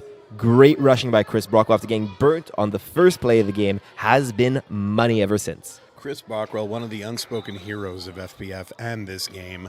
Not a guy that gets talked about a lot, but he is very sound. Is he in finals MVP conversation or not quite enough offense production? I want to say Denis Martel drops the ball there on second down. I want to say probably not enough production on his end in this game. There are a few other guys, but he is obviously a huge part of this team, both sides of the ball. He's probably a touchdown or an interception away from being in that finals MVP conversation. Most definitely agreed. A drop there from Martel on what was second down, setting up third down, 3rd and 5 from outside the red zone. Vinny can run, he can throw. Let's see what the choice is here. He steps behind Tony Curry, hands on his hips. He looks to his left, he flicks his hips. It is caught by Alex Moreau. It looks to be enough for a first down, but not quite enough for a touchdown. We have 3 minutes, 30 seconds here. The game plan for these old joints has to be score an onside kick. A conversation is happening. I'm not entirely sure what about. Yes. Was there a timeout that was just called? Possibly a timeout was just called by Creaky joints. They would still have one remaining for their onside kick, but again, I'm not sure if our time is exactly what the refs have. We'll try and get that clean. That's a really good reminder, Jeff. The time you see on your screen is unofficial. Head referee always has the time on his watch. The time we have here is simply trying to help you out. And yes, we do say, I believe, referee signaling time out. Time will start on the snap, first and goal. There is a whistle. There is a whistle because there was first no whistle. That play was not in. Agreed. They did not. The refs did not whistle the play in, so they're going to start again. I wonder if Creaky Joint's not going to change their play because they may have tipped their hat to the Pacemakers defense. Let's see what happens. Yeah, so I think Creaky Joints are changing their play, but look, no huddle from the Pacemakers defense. Vinny has to know whatever defense he saw in the last play, he has again.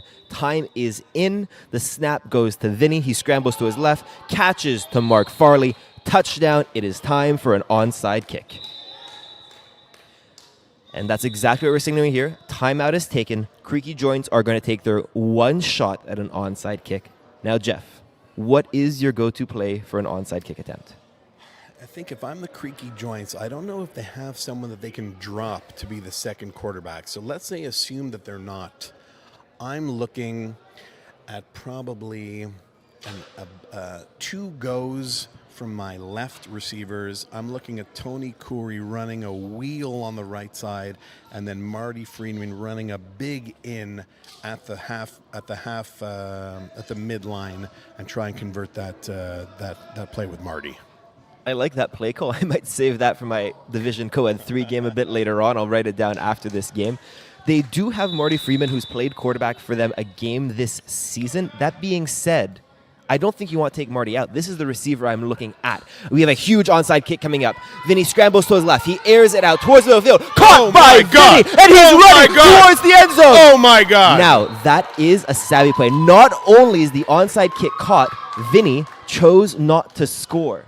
That was unbelievable wits, like you said, by Marty Friedman. You get to the goal line and you take a knee because you want to have 4 downs to score and try and waste some more time instead of giving the ball back. And it looks like they did run that big into Marty at the goal line. Exactly what you call it. And this is why you don't drop Marty Friedman as your second QB.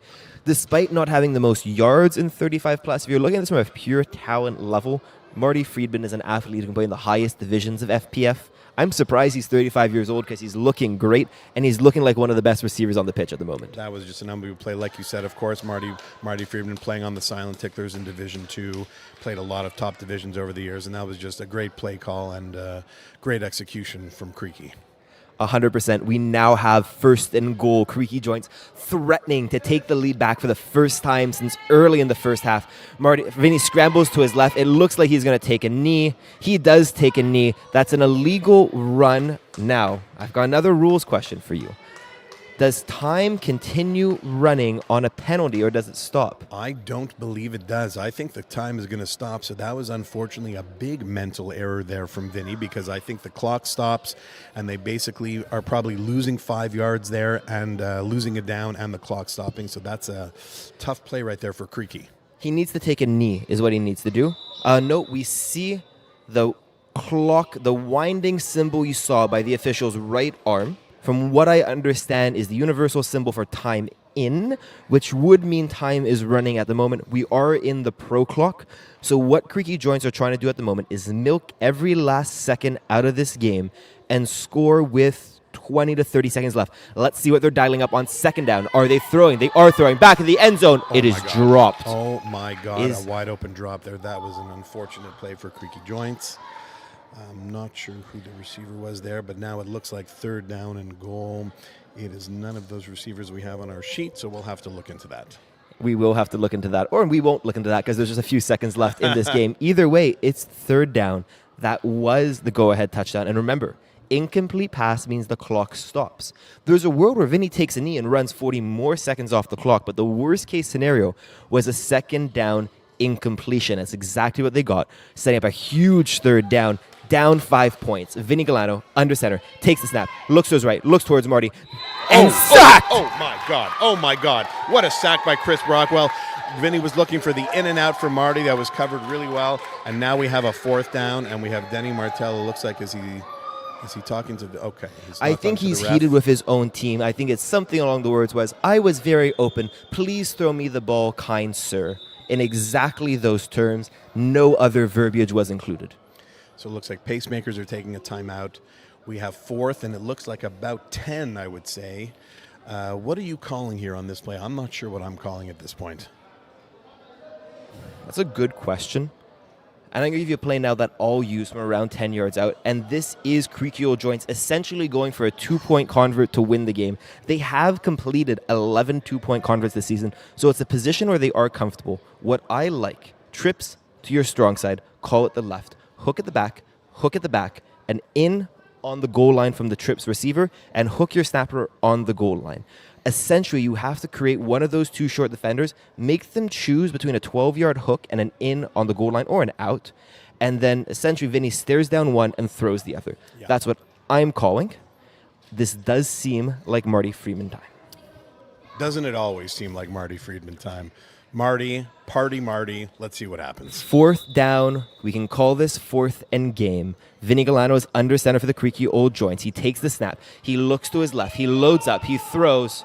Oh, my God! What a one-handed catch right there. Unbelievable. He made up for his previous drop. It's all about the show. Outstretched arm, reels it in. My man, we wish we knew your name. We unfortunately don't, but that is the catch of the game. Oh. The Creaky Old Joints go up by 1, and now you do not run this convert. That was unbelievable. We don't know who you are, but we love you. That was one of the most amazing one-handed finals 35-plus catches I've ever seen. Like you said, making up for the drop before. Now we just have to try to find out how much time is left in this game for the Pacemakers. We have a very early contender for catch of the day. There is no more high-pressure moment.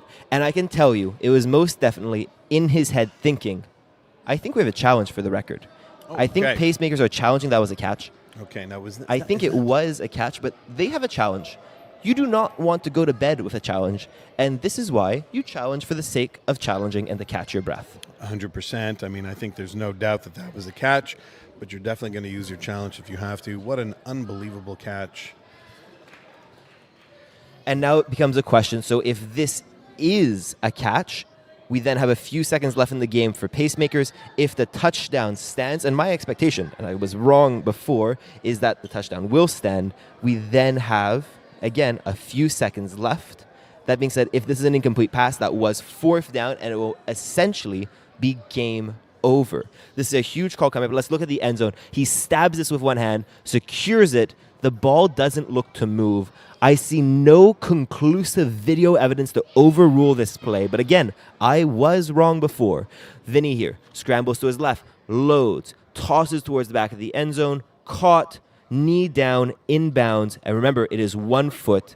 I think this is a good catch. That camera angle, though, from the back of the end zone is our best one so far. Have you seen anything here which could overturn this play? I don't think so. It doesn't look like at any point he was out of bounds. He's coming there. Just an unbelievable one-handed catch. I think that is just a touchdown. All the way, his knee down in bounds. To me, that's a touchdown. He had a foot. He might have even had a knee. There's a conversation where this is good 3 years ago in FPF when you needed 2 feet. If you're asking did he have 1 foot in bounds or any one body part, the answer, for this announcer at least, is yes. But again, we do not have the definitive call on this one quite yet. We still have our official Brent Young up in the box examining our video evidence. Another reminder, we need something conclusive. The same way as our call earlier in the game was not overturned, possibly because of a lack of conclusive video evidence, we need here a replay which shows beyond a doubt that this was an incomplete pass. I have not seen anything yet which seems to show that it was incomplete. I completely agree. This looks like a touchdown all the way. I don't even think he looks that close to the end line. Let's see one more time here. Knee down. I think you have knee and foot down. Yeah, that just looks inbounds the whole way unless we're missing something. I think that touchdown is going to stand. And we have to try to find out how much time is left in this game, how many plays are left for the Pacemakers. Yeah, hopefully as Mr. Young walks past us, we can get a quick call off him. But he's still looking at this one. We still are waiting on it. And the longer this video replay goes, the more they're looking at, they could also potentially be looking, is there a push-off at the top of this route? Look at the right arm of the receiver. It extends slightly into Justin and Anya. Those are two very beefy men, that being said. I don't think there's any contact there, which is enough to merit overturning the call. We stab the ball. We secure it. We have a foot down. We are repeating ourselves at this point. Just to be clear, we're running through the same line again and again. But I'm really happy to see our officials taking our time on this one. This is one of the biggest calls of the day, definitely of the game. You want to make sure you get it right. I would agree.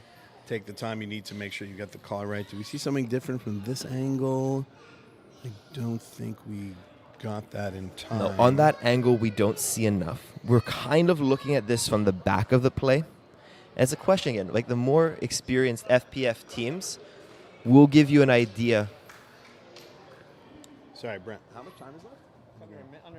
Under a minute. Okay. Perfect. We have under a minute left. We've just asked our referee, Brent Young. That being said, he did not give us the call.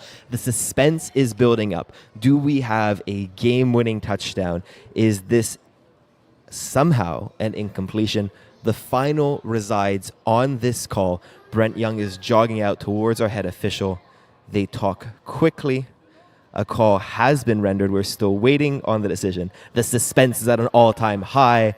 Touchdown stands! Pacemakers had to be expecting that. That was a Hail Mary of a challenge. They now have less than a minute to try to win this game. It's still possible. So who would you rather be right now? Would you rather be the Pacemakers with under a minute, or would you rather be Creaky Old Joints playing defense? It's a really good question. We have to remember that the Pacemakers, have they used any timeouts yet? Or do they have both? Because we remember that a challenge does not consume a timeout. Correct. I believe they only used one, but again, I could be mistaken. For me, it really depends how much time there's left here. Are we going to be attempting the convert? There is absolutely no reason to attempt this convert. What I think Creaky Old Joints might do here is run the ball around for a few seconds, but time does not run on a convert. What they cannot stand for here is a convert which is returned. It is not returned. And we have a nice little bit of sportsmanship between rusher Brockwell and quarterback Vinny. We now have a definitive drive coming up. Pacemakers have the ball. Less than a minute left. They are down 1, trying to win the 35-plus championship. They need a score, and they need it now. Who is their last-minute hero, Jeff? Man, this is tough. Give me Chris Brockwell to make a huge play somehow here. Interesting. I think Except Chris Brockwell might be on the sideline. Not on the field. So once again, Instead, we're looking towards the sideline, and Justin Anania tackled immediately. Time is running. That is a savvy vet making a slight mistake. You want to get out of bounds there to stop the clock. No first down, no out of bounds. Clock is running. Tick-tock goes down this championship clock. Pacemakers have less and less time to get the score they need to concretize their championship dreams. Now we are looking once again towards the sidelines, nearly intercepted by Vinny Galano. Could the Creaky Old Joints be on the verge of pulling off one of the biggest upsets? Remember, this is a team that started off 1-9, came into the playoffs having scored the least points, having conceded the most. For the record, that's a very bad combination. And now are a few seconds away from being crowned 35-plus championships. But it's not over yet. Pacemakers are looking to spoil this upset. Jason Rossi has the ball in his hands. He's looking deep. He's looking towards Hugo Alamo. Incomplete. Great pass defended by Alex Moreau. That was a clean play, but it was a critical one. Do we have? Am I correct? This is now fourth down?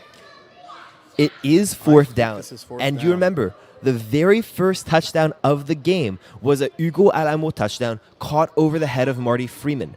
Alex Moreau has redeemed this Creaky Old Joints defense. He did not get beat deep. He flipped his hips. He got behind Hugo and made a great play on the ball, avoided any form of contact, and is set up now a do or die. For real this time, I promise. Fourth down. Rossi, waiting for the snap, flashes his hands, takes it low to his right. He looks towards a crosser. It is towards Hugo Alamo. Oh, He my makes God. the catch. He No, loses his the flag is down. flag. His flag was down. I believe his flag was down. What a play by Hugo. What a catch. Oh, my God. How much time is left in this game? Wow.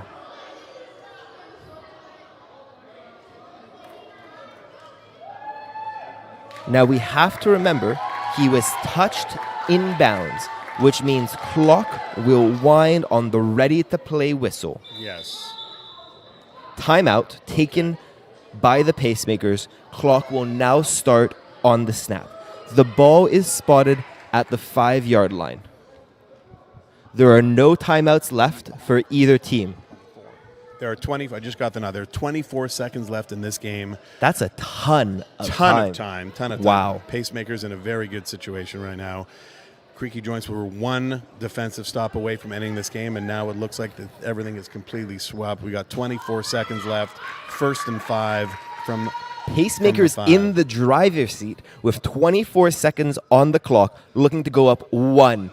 Jason fires towards the end of the end zone. Touchdown! Scott Binns. Pacemakers take back the lead. 20 seconds left. They are up 5. This is time for a 2-point convert, if you ask me.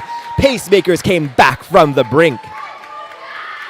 So now let's look at the flip side. We got 20 seconds left. Can you score with 20 seconds left? You can. You can, but no timeouts left, which means you need to complete everything deep. Interesting choice here. Again, I think it may be the wrong one. They're going for 1. They're up 5, trying to make it a 6-point game. In their shoes, 1 or 2-point convert. I would definitely be going for 2 here, but let's see how this ends up playing out. So a 1-point convert makes this a 6-point game with 20 seconds on the clock. If not, a touchdown would be enough from the old joints. Rossi, under center, looking for the 1-point convert. He looks towards the back of the end zone, fires towards Kenton Lowe. It's tipped up in the air. Convert is no good. Now, we have 20 seconds left. The Pacemakers will be playing soft, but they'll also be looking to take away those 10-yard outs. If I'm Vinny, who has a big arm, this first down play might be your best chance to sling it deep. Yeah, I agree. I mean, you have to get at least 10 yards on this play to stop the clock before the first down whistle is ready. So you can't complete any passes that aren't a first down, or you're just going to run out of time. You'd rather have an incomplete pass than anything completed under 10 yards inbounds. What is also completely okay, and you might see a few times, is a quick pass completed on the sidelines. Look at Alex Moreau stretched out wide on the right. You have Freeman to Vinny's right. You have Moreau there. Freeman runs it out. Oh my God, Marty on the wheel! And it's a huge gain. He's tackled inbound. Clock is stopped. We'll start on the whistle. 12 seconds left in the 35-plus finals. Wow. These old folks are bringing out the magic. They gave up the wheel. I'm very surprised they gave up the wheel to Marty right there. Time is going to start on the whistle, like you said. Or do they take a shot right now? I guess they might have We're to. still waiting for the whistle. The whistle's in. Clock is there. Marty scrambles to his right, fires towards the back of the end zone. Incomplete. Clock is stopped. Marty looks disappointed. So does Vinny. That being said, there's nothing wrong there stopping the clock. Take a second. Breathe. You have 2 shots to win this game. I don't mind that play at all. Now the clock is stopped. They get to reset, call their play. Might have been something that he did on purpose anyways to throw the ball out of bounds, and I agree. It looks like they probably have 2 shots at the end zone here to try to win the game. 2 shots at the end zone to win the game. 2nd down, 9 yards out. What 9 yards out means is there's no possibility of a first down, which means that the only way to stop the clock is by getting it out of bounds. A pass completed inbounds would most likely end this game. 2nd down, 9 yards out. Vinny looking to come back from the brink of death. Fires towards the front of the end zone. Incomplete. There is still time on the clock. 3rd down. Are we getting the last play signal right now? I don't think we have it yet. 3rd down, last play of the game. Here it is. So this is do or die right here. Are we looking for the Marty party? I don't know who I'm looking for right now. Maybe our man that got the one-handed catch. I don't know who we're going to right now, but I got to tell you, this is an exciting first finals. I'll give you that. The bar has been set ridiculously high. Everyone else needs to live up to this 35-plus benchmark. We have 3rd and goal. Final play of your Division 35-plus finals from the 9-yard line. Vinny takes the snap, scrambles to his left, towards Mark Farley, batted away, incomplete. Pacemakers are your champions. Wow. That ball was in his hands. Let's see the replay there. That was so close. Just batted out at the last second by James Acker. Nice route. I don't think he ever fully stopped the rotation and caught it. That was so close. But I think that was bobbling a little bit before think that it was was knocked bobbling. out. We saw earlier in the game Alex Moreau stop the rotation of the ball. Exactly. And then have it called a catch despite it spilling out. That ball never stopped rotating. It was constantly juggling. We were around half a rotation away from winning this one from a catch from Mark Farley. Instead, Pacemakers have come back from the onside kick. They scored with a minute left. We have an exuberant Jason Rossi on the pitch. What a win. What a final. What a fantastic way to get this 35. What a fantastic way to get this finals broadcast started. I think We'll be going down to the pitch now in a few seconds. We'll be live, I believe, with Ben McMahon pitch side for a presentation of the banner and our finals MVP. Very excited to see who it is. Now, that was a fantastic game. Is this the game of the day? Will it get any better? Is this the game of the weekend? That game was score, back, score, back, score. That was unbelievable. They're going to let us know where we're going down to the field for the MVP talk. But, what a game. Really back and forth. I think that last play, like you said, he didn't quite stop the rotation of the ball. It looked like the ball was still moving a little bit in his hands when James Acker was able to bat it out. So, again, you have to stop the rotation for it to be a catch. I think it was a very close play.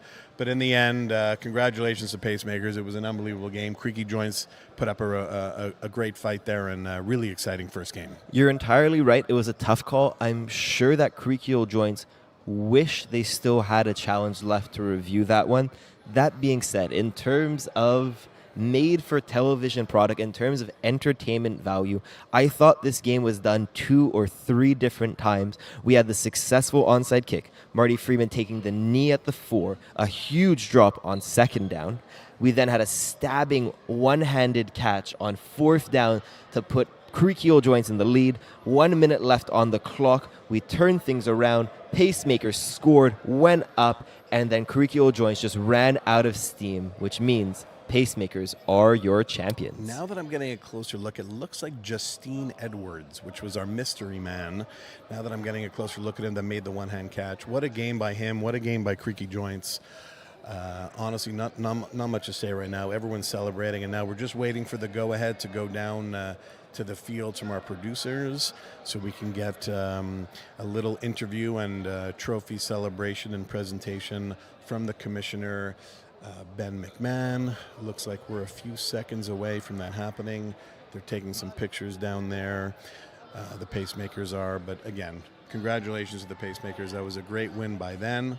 It was a great win, and while we're waiting to go down to field level, what do we have coming up next? So now we have a little bit of a break, long story, but the next game I believe is either the 4A or 4B championship. We're going to check the schedule, but coming back live at 3:45 on Facebook and YouTube. That will be our next game, 3:45. Perfect, and we're now throwing down to field level with Ben McMahon. Out here. Let's go! Yeah. Let's go. 2 people. Let's go, boys. Also, I'm going to ask for the captain again to step forward because he is the game MVP as well. Jason, come here for a second. Thank you. You guys faced some adversity late in the we game. did. You We had to did. come up with a clutch drive at the end. So We what was did. going through your mind when you had to make that final drive? Stay calm. Trust your guys. You know they can do it. They've been doing it all year. Everybody here is a dog. We had no stress, none whatsoever. We knew we were going to go in and punch it in. Great season, guys. Great win. Congratulations. Thank you so much. Congratulations. Thank you. Let's go! Let's fucking go!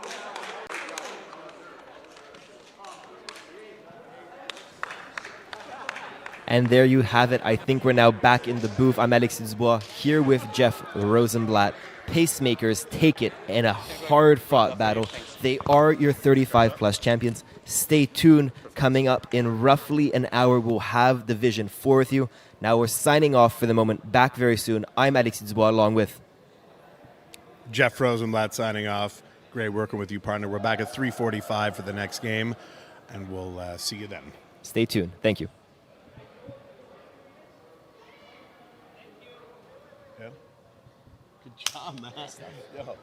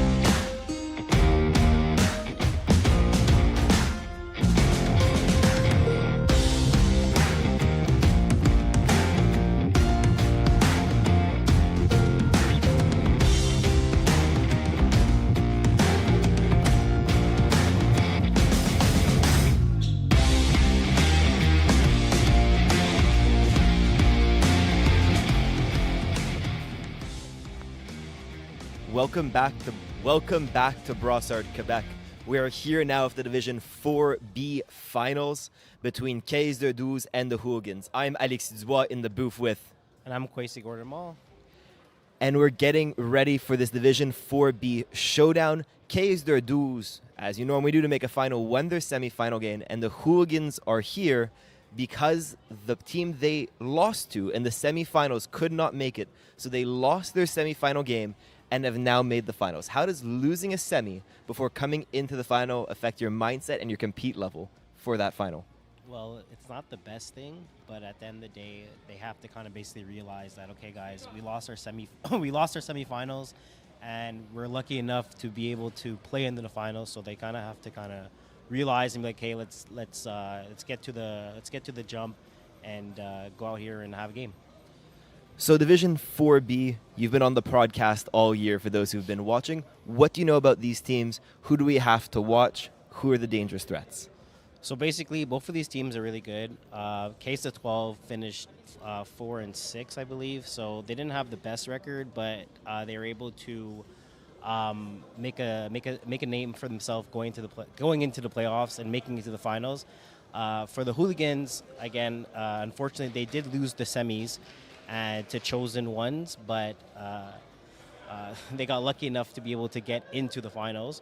But both teams, both teams to really look at is both the quarterbacks and also the appearance of Felix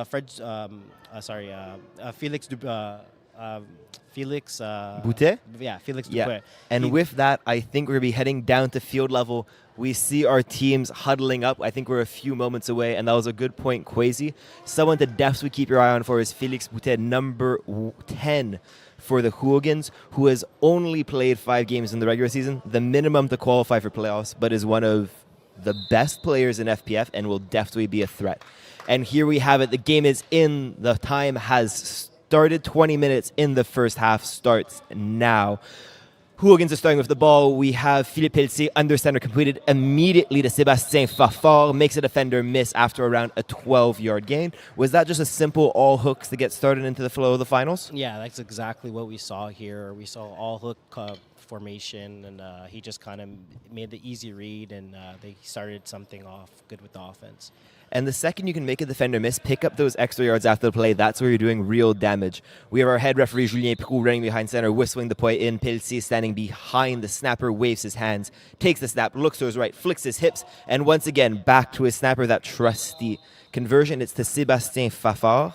His brother, Michael Fafard, is one of the leading receivers for the Hooligans, but Sébastien is also a trusted check-down threat. Are we expecting to see Boutet play a big role in this game, or because he doesn't have that much chemistry, do you think he'll get phased in later in the game? I think he's going to just he's going to be able to make a big role in general. He's a amazing player. Doesn't matter if he does a hook, a post, a corner. If he gets the ball in his hands, he's dangerous. And now we have second down, 15 yards out of the end zone. Once again, looking towards his snapper. This is right off the hands of Fafard. A first drop, a very manageable 3rd and 5 coming up. Is this Caisse de 12's defense simply going man across the board and daring the Hooligans to beat them on a matchup? That's what it seems like. So the first 2 plays that we watched, it did look like they were in a man coverage where they kind of dropped off the snapper at the end. That's why their 2 completions were pretty easy. But it seems like they are in a man coverage right now. And if you're in man coverage, I would definitely be looking towards Felix Boutet, maybe on a drag or a quick out route. Let's see what they have in store for this 3rd down play. Boutet runs a hook. He looks towards the other side of the field. This was all hooks. Playing off. Pass is complete, and that's a first down towards Gabriel Perrault. Yeah, so basically they ran all hooks there again, and both the corners on each side kind of bailed off about 7-8, so they were able to complete a 5-yard completion there, and it's a first down. Philippe Pelletier has been a very efficient quarterback this season, throwing for nearly 1,300 yards, 33 TDs, but has turned the ball over 10 times. So something to keep an eye out for this game. He's averaging an interception a game, And as we both know, Queasy, in a finals, that one turnover can be disastrous. But we've now set up first and goal, scrimmaging from the 2-yard line. Pilsi is under center.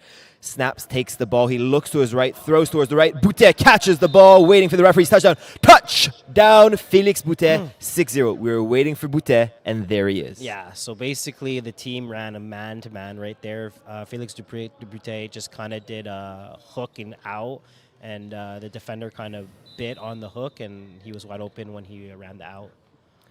So Hooligans are comfortable going for 1 or 2. They've completed 8 1-point converts this season and 8 2-point converts. Their go-to man on conversion attempts has been Theo Clich, catching 3 XP1s and 5 extra points too. Here they're opting to go for 1, a slightly safer approach to start off the finals. Peltier immediately scrambles towards his left, pressure by the rusher, and that's swatted away by Caisse de Douze's Theo Clich.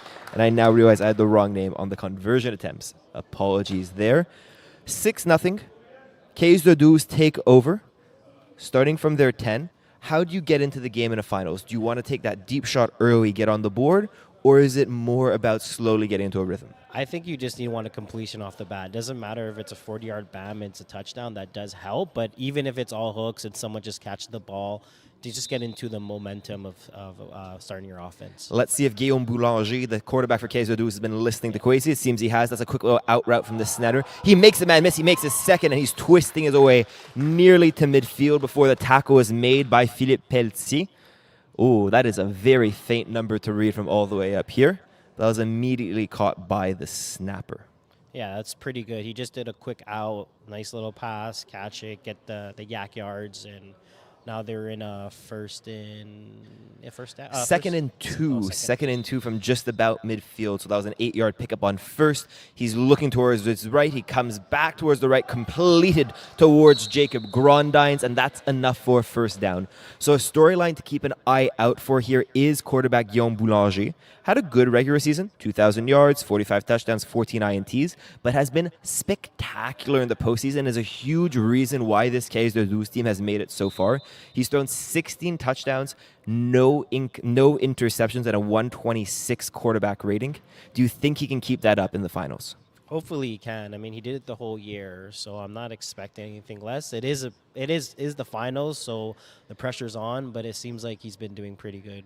And let's see how he responds to that pressure. Here he's looking towards his right. He's throwing back towards his right. That's a great touch pass over a defender. Tries to make a man miss, but that is number 0 coming up with the tackle. The pass was competed again to Grondines. What I love there is the touch. His receiver was open, but he had to get it up and over. If you look in here, the flat defender, and that ability to layer the pass, get over your defender, is incredibly important when you're running those vertical spacing concepts. Yeah, right now it seems like he's doing a flood concept where he's pitting a receiver underneath and then flowing someone over the top, and it's working really well.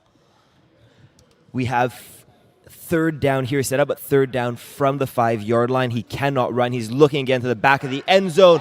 Grondines elevates, ruled incomplete. Q, did he get a foot down or no? So and that I thought he did, but maybe we're going to see on the replay right here. Here replay's coming soon. Maybe his right foot comes down first. Yeah, it's close. It's very close. From what I saw, that look down on the line, a great call from the official there. That being said, I think we now have third down. Third and short, an immediate slant route in, caught, first down. That was a quick concept towards Winnie Foko. Speedy receiver, also plays rusher. A really safe concept to pick up that first down, and now 4 shots at the end zone for Caisse de Douze. Yeah, that was a very good play. A quick out, quick catch, get the first down, and regroup, and 4 plays to score a touchdown. First down now, the 4-yard line. This is in the red zone, cannot run. Takes the snap, he's looking towards his left. He pumps, the rusher jumps, do not jump, throws towards the back of the end zone. That was high and out of bounds. Was he throwing that away or actually trying to hit Garcia at the back of the end zone? I believe he was trying to hit him, but he ended up having no more space going to the sideline, so he kind of just overthrew it over his head. Yeah, but an important lesson here for the rusher to learn, very simply put, never jump. No matter how pump fakes you see, you're not Isaiah Allard.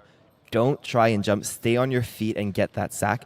It's far more useful to get the sack than try to jump for something spectacular. And now Pelletier looks immediately towards his left. It is caught for a touchdown. That's a contested catch by Grondides. We are tied up at 6. Nice, safe hands on that. You can see why his quarterback trusts him. Yeah, that was a pretty good concept. It looks like the Hooligans were in a lanes, and number 69 kind of just gave too much leverage. Simon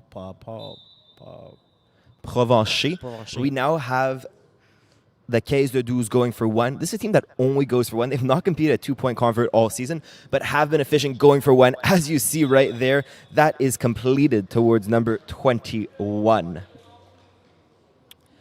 So we have a 7-6 lead for Caisse de 12, a very even... Sorry, I think it's incompleted. He's saying incompleted. You're right. We do have a call on the field that is incomplete. Number 21 is Gabriel Perrault playing for the Hooligans in a very similarly colored jersey. I can see where the confusion comes from. Yeah, hopefully that doesn't make anything issue going forward, because the worst thing to do is when you're passing the ball to a receiver and it's not actually the same guy on your team. So. Someone get a penny on that, Matt.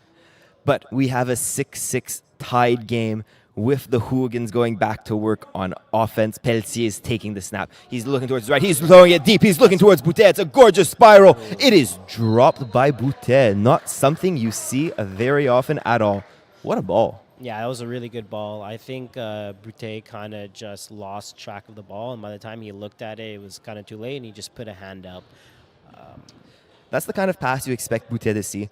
He had roughly a step of separation, and if Pelletier can throw that gorgeous ball all day long, Boutet will give him a step of separation on just about every route. That's something to keep an eye out for going forwards, because that combination, you won't see Boutet drop very many of those. But we do now have 2nd and 10, slightly behind the sticks as Pelletier flicks his hips to his right, comes back towards his left. Once again, his snapper, and we have another drop. Sébastien Fafard. Hooligans lost their semifinal, coming into the finals, 2 drops, a little case of the jitters. Yeah, it seems like also, I think they haven't played in a while either, so that could also be something for it. The fact that the chemistry could be like a couple weeks off and you're kind of getting into the finals right away, especially after you're thinking that you lost it, doesn't help the situation. It's a really strange mindset to go from, oh my God, we lost, we're done, good season, boys, to, oh, we need to play a final. Let's see how they respond on third. The rusher is barreling in, hands up, this ball's thrown towards the middle field. Boutet had acres of separation, tries to dip, but cannot dip away from Theo Clich. That's a big first down. How does someone like Boutet create that much separation? He was on an island out there. Yeah, it seems like they ran a 1-3-5, so they had 3 guys deep in coverage, so the middle is usually open in most situations, especially if your 3 is not looking inside the middle. So Boutet kind of just ran a deep in and found the open space. We now have a first down set up inside the Caisse de 12 side of the field. Pelletier is looking towards the end zone. Oh, that was nearly intercepted. He was looking for Simon Provencher, came up short and nearly intercepted. Something to keep an eye out for here, and correct me if I'm wrong, but the leading receiver on the season for Hooligans has been Michael Fafard, number 3. I do not see Fafard on the field or on the bench. That is 526 receiving yards that they're missing. That could hurt.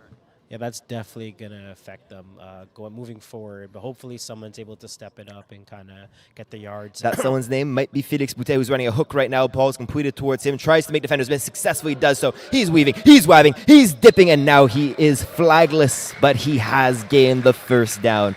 You're completely right, Q. If they are without their number 1 receiver, the man responsible for 14 touchdowns, those targets are going to go somewhere else, and my money is on them going the way of number 10. Yeah, especially if Caisse 12 continues playing their man coverage. I think it's going to be, at the end of the day, it's going to be a problem if you can't guard Felix.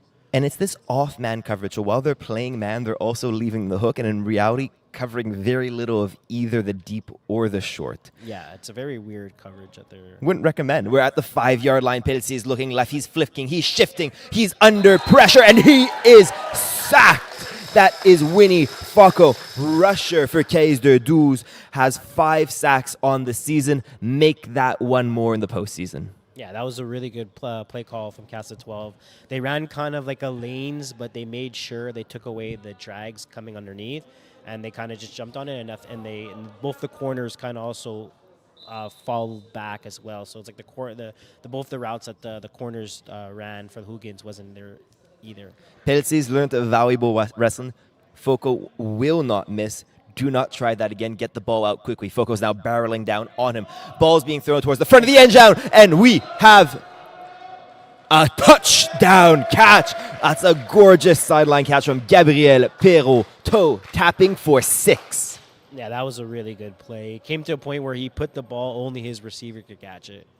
That's fantastic play calling, fantastic ball placement. I've been very much impressed with the accuracy and the tight spiral Peltier has been throwing. Even the incompletion to Boutet earlier on, it was an incompletion or a touchdown. That one was the exact same thing, incompletion or touchdown. And his receiver this time made the fantastic catch. We now have a 6-point lead for Hooligans. They're up 12-6, opting to go for 1. At a certain point, do one of these two teams need to consider the 2-point convert? I think right now, not really, unless the game kind of gets out of hand where you kind of have to play catch-up, but right now, 1's more than enough. Throwing towards the front of the end zone. It's completed towards Fafal, the center. And we have a flag on the play. Yeah, I believe they're going to call unnecessary roughness. I think he hit him in the head when he was trying to get to grab the ball. Was the 1-point convert good, though? Are we tacking this on? Are we going for another? The convert is no good, I believe, is indicating official Julien Proulx.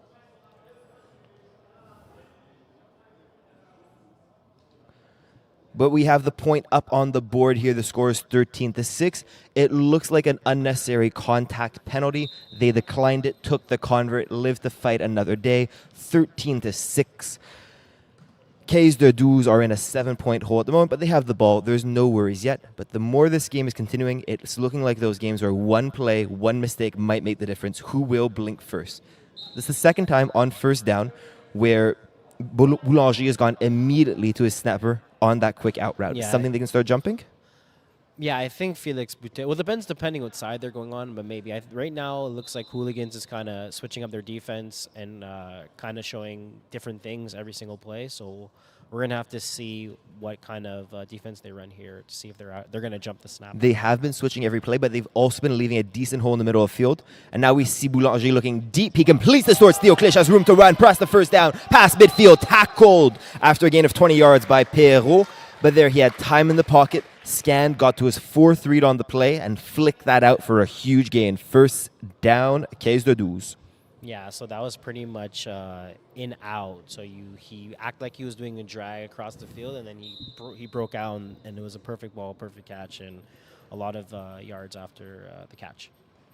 Those yak yards are huge, especially when you have quarterbacks who like throwing it short, like taking those easy completions. When you can turn a 3-yard catch into a 7-yard gain, your quarterback will love you and remember you for that. We now have first down inside the Hooligan side of the field. We're throwing the fade route towards Clich. That is 6. Touchdown, 13-12. This game is a convert away from being evened up.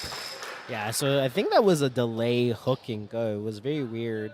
Both of the defenders on Hooligans on the left side, they pretty much attacked the hook, and he kind of just ran the hook and go, and he was wide open. So Theo Clich is the leading receiver on this team. He's the man they look for. He's the man for the big moment. He has 43 catches, 14 touchdowns, 500 yards. He's the only receiver on this team with double-digit touchdowns, and he showed us why right on that last play. It's looking like man coverage on this 1-point convert attempt. A quick out route in zone. Tackled by Boutet. He is claiming he reached the ball. The referee says no, the convert is no good, and it is still a narrow 1-point lead for the Hooligans.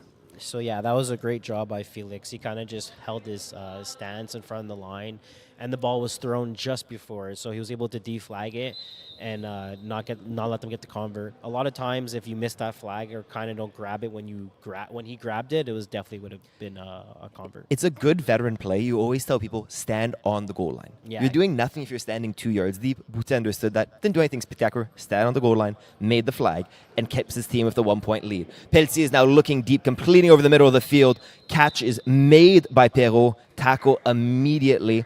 That being said, a gain of 16 yards. It's a few plays now. they seem to be leaving a hole around 12 to 15 yards in the middle of the field. What do they need to change on their defense to take away that deep in route?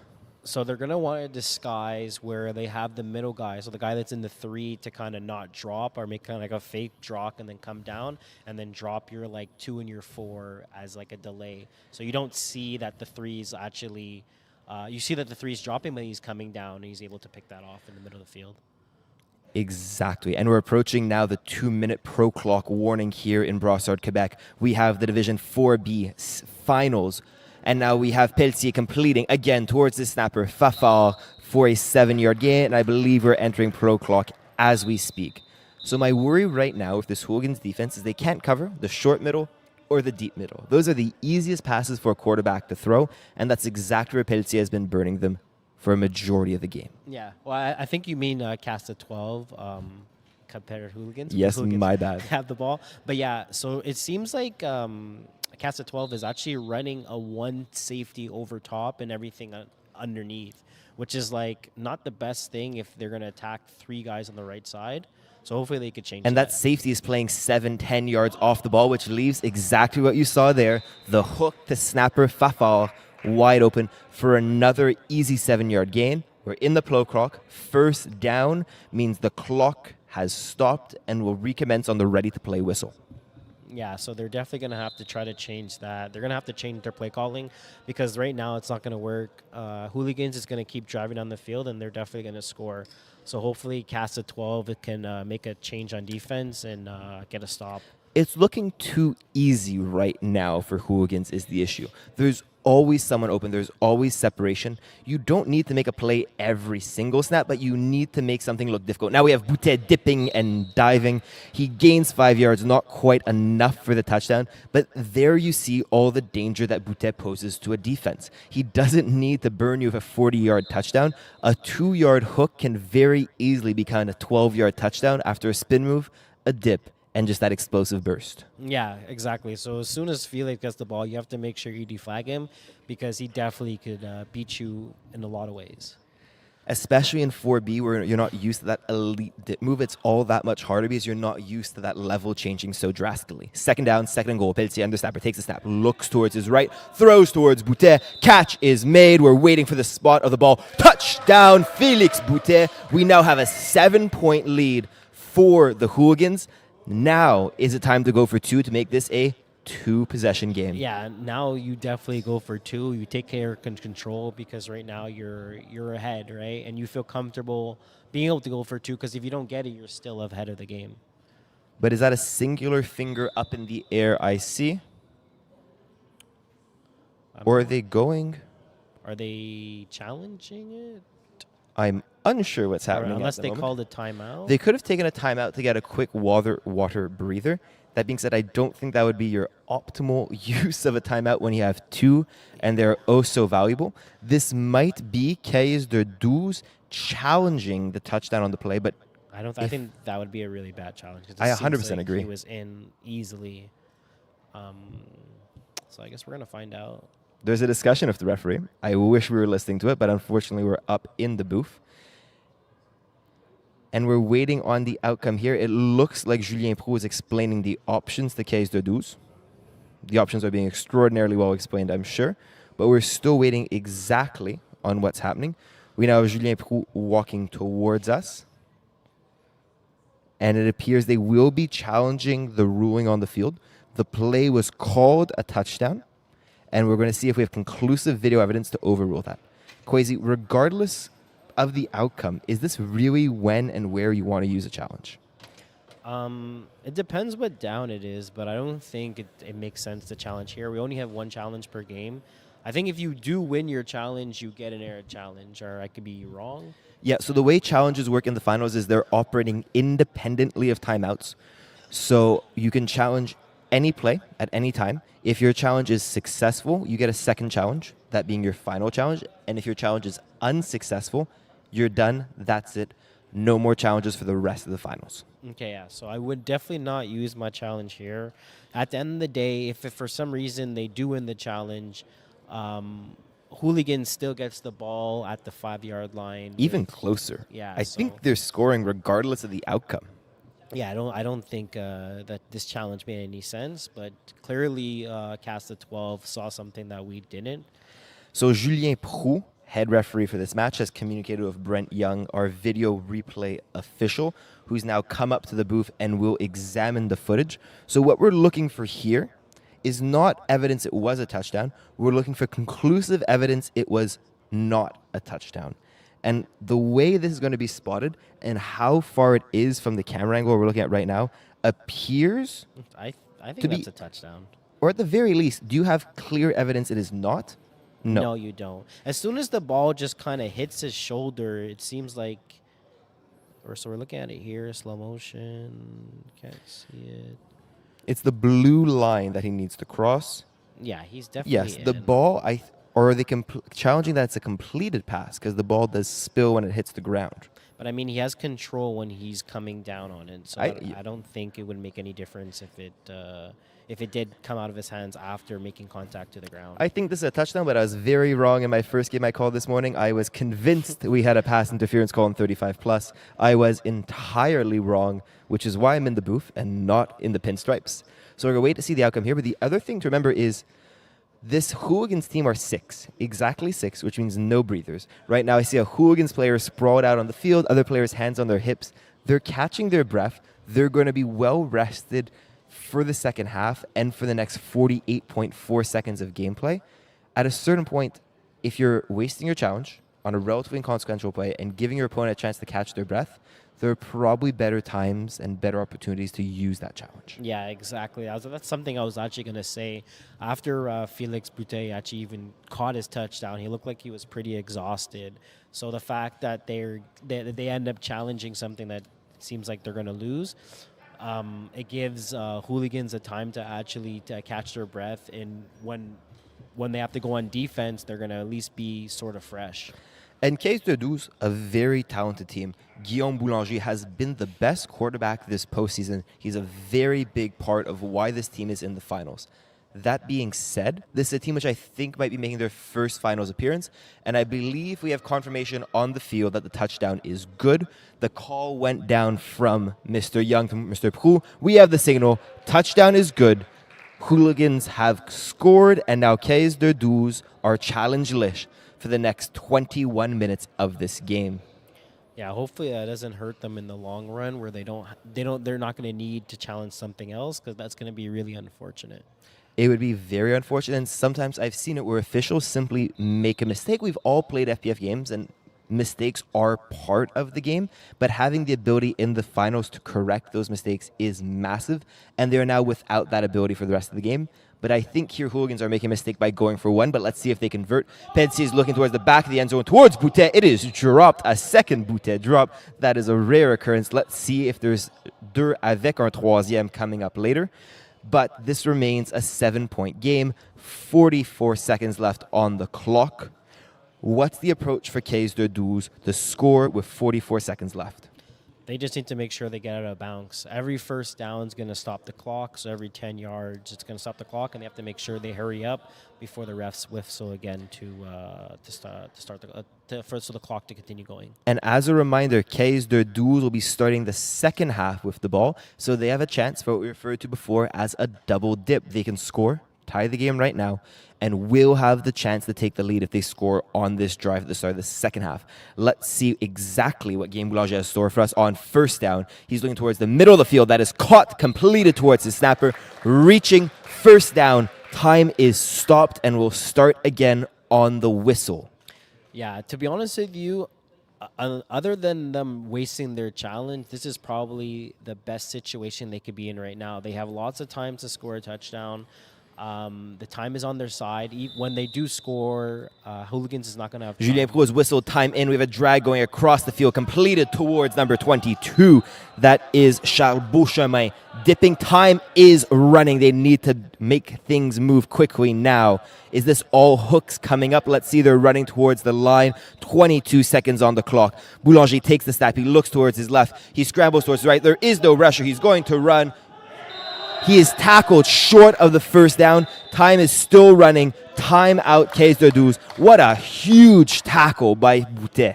Yeah, so after that catch, I would have called timeout to save the 20 seconds they just ran off. It would have got them in the situation of not really having a timeout left, but it would have helped them to be able to get a first down and actually have a play. Because, again, I feel like Hooligans are going to kind of back off and try to give, or it's going to give them the yards that they want to take.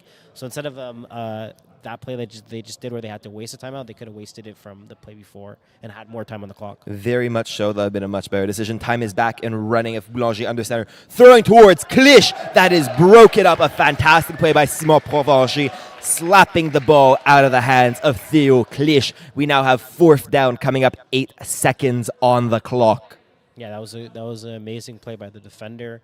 He kind of waited just in time to kind of hit the ball out of the receiver's hands, and he did it cleanly. Maybe slightly underthrown, though. Had Boulanger led his receiver an additional step, put that in front of him, Clich might have been able to come down with the catch. 6.5 seconds left. Maybe enough for 2 plays, but not a guarantee. He's looking towards the end zone. There's a wheel route. He's open. Touchdown, Caisse de 12. That is Jake Grandines making them pay. 1.5 seconds on the clock, and they have a chance to tie this game up at the end of the first half. 1-point convert incoming. They didn't pick up the wheel. Yeah, that was a very good concept. They had a post. I think it looked like just like a post wheel, but it looked like a post straight through, and then they snuck kind of a wheel from the backside. So that's a traditional FPF concept, the post with the wheel underneath. The rule of thumb there is the short defender needs to pick up the wheel. They did not. That was Fafard, I believe, who didn't pick up the wheel, and they score the 1-point convert. This game is tied. Theo Clich scores the 1-point convert. 19-19. Hooligans will have 1 play before the half, probably a chance to chuck it deep or let Boutet dance around some defenders. But Caisse de 12 will start the second half with the ball and a chance to take the lead for the first time in this game. Yeah, so that was a great offensive drive by them. The only thing I kind of feel, the only thing I have to say that wasn't the best is that the challenge that they ended up wasting. But the timeout, it wound up working out. We can critique exactly when they chose to take it, but the fact that they took the timeout, they saved their time, and they got the touchdown is all that ultimately matters. And they scored the touchdown. They did what they needed to do, despite some little mistakes on the way. Now, if the final play, Pelletier snaps his hands, throws back to Fafard. Fafard runs forward, scrambles, throws his hips, chucks it forwards towards Boutet. Intercepted. They're running it back. He has speed. He falls. He has lost his headband. He seems very upset with himself, but that is the half. Yeah, it was a very good tip ball that ended up being in. Ooh. Yeah, it was a tip pass towards the back of the end zone, then returned. He got across midfield before finally getting caught up in his own feet. That being said, there were three defenders in the area. So, we have a new game. It is 19-19. Caisse de 12 are starting with the ball. How do you play the second half, and what needs to change for either one of these teams to come away with the victory? Well, for Caisse de 12, they're definitely going to have to change their defense. Right now, they did not have any stops this half against Hooligans. They're definitely going to have to change their concept of what they're playing. Seems like they're playing a 1 safety deep, so that's definitely not going to be able to work moving forward, especially if they're going to want to stop in the second half. For Hooligans, pretty much what they have to do on offense, they're going to have to keep doing the same thing, give what Caisse de 12 is giving them, and just keep driving. Give the ball to Felix, keep feeding him, give him 2 yards, 3 yards, let him get those yak yards for you, because right now he's doing a great job. So we didn't see any stops in the first half, no interceptions. I don't even think we had a defended pass. Is the next team to blink, the next mistake, the next turnover on downs, the next interception, will that decide the game? Or do you think either one of these teams could make 2 mistakes? No, I think whoever throws the first interception, first turnover downs is going to lose the game. Which quarterback has looked the more likely? I know they've both played well and are both front runners for finals MVP already, but if you had to choose one, push comes to shove, who's throwing that interception? To be honest, I don't even know. Right now, they both feel pretty comfortable. We didn't see any balls that kind of look like it was going to be interception. So, I mean, it's so hard to even say. It really is. They've both been throwing it extraordinarily well. I think Boulanger has been throwing a nicer style of better touch, maybe slightly more predictable would be my only worry. But we've seen more drops from Caisse de Douze. Anyways, we'll see what from Hooligans. We'll see exactly what comes of this. The teams are now walking out for the second half. We're going to head back down to field level now. I'm Alexis Dubois in the booth along with Kwesi Gordon-Moore. These are your Division 4B finals. Coming live to you from Brossard, Quebec. We're a few moments away from this second half of action getting underway as official Julien Proulx whistles and calls out the teams. If we're looking for a difference maker, we've talked a lot about Félix Boutet. Who else can step up from either side to really steal this game, either of a big catch or a big play on defense? That's a really good question. I think so are you talking about Hooligans or you're talking about either side? Who's a player to watch? I think the rusher from Caisse de 12, if he's able to get maybe like a bat down or a couple sacks, I think that's going to be able to change the momentum for Caisse de 12 and be able to get that turnover or forced pick for them. Winnie Falco did have that big sack in the first half, and he's caught the ball right now. Great call, Kwesi. That's a quick 3-yard drag. We've seen it a few times now. It's one more of those traditional, we'll call them FPF go-to plays. Your slot receiver runs a 7-yard hook. Your outside receiver runs a quick in. It's just about a guaranteed 3 yards. Yeah, that's a great play to start off. Good catch, good amount of yards. It kind of gets the offense going. And spreading the ball as well. He's consistently gone to a snapper on first down. Now we have an all-hooks play. Completed to Theo Klisch. First down gained. I like what I'm seeing from Caisse de Douze. They came out. They realized they're in the driver's seat. If it's a tie game, they have a chance to take the lead. And they are taking no risks. It's safe finals football from a less experienced team. Yeah, that's exactly it. That was an easy catch, easy. I think we're looking at that was actually a first down, right? So they got the first down to about 7-8 yards, and it was no stress. Two easy passes for a first down. Let's see if Boulanger can keep on going there. If he's just trying to go deep, it is completed short. Maybe a flag guard. No, the flag was gotten instead. But again, an easy drag concept coming across from the right slot over to the left-hand side. Jacob Grandines completes for a very easy 6-yard gain. Yeah, so that was a good concept. The only thing that kind of scares me there, that was more of a third read. It came to the point if Felix was able to come down a bit faster, we could have possibly got a pick 6 there. And that's not the player on defense you want to be testing. This is now immediately capped it out towards the center, who does not have a number. He dips, he dives, touchdown, Caisse de Douze. That is Quentin Samuel or Etienne Quentin. Number 1, that is Samuel Quentin, snapper for Caisse de Douze, giving them the go-ahead touchdown, and they're now going for a 1-point convert. Yeah, that was unfortunately poor tackling for Hooligans. They definitely are going to have to change that up. One thing I don't like, I would like Felix to stay in the flat zone for the most of the second half. He's by far the fastest player on this team, and I feel like Caisse de 12 wasn't really over throwing the ball over top, so I think you kind of have Felix to just shut down one Their side. only deep shot has been the wheel. This is a team which exploits the drags, the hooks, everything short. You need your best defenders in the shorts, but now going towards the back of the end zone again, underthrew Theo Klisch for the 1-point convert attempt. They have the lead. It's not calamitous, but if they're able to connect on a few more of those 1-point converts, they could start stretching this lead from 6 points to 8 points and eventually 9 for 2 possessions. Yeah, that looked like the ball was actually just under. Yeah, exactly. You said underthrew. It had to be more forward towards his receiver.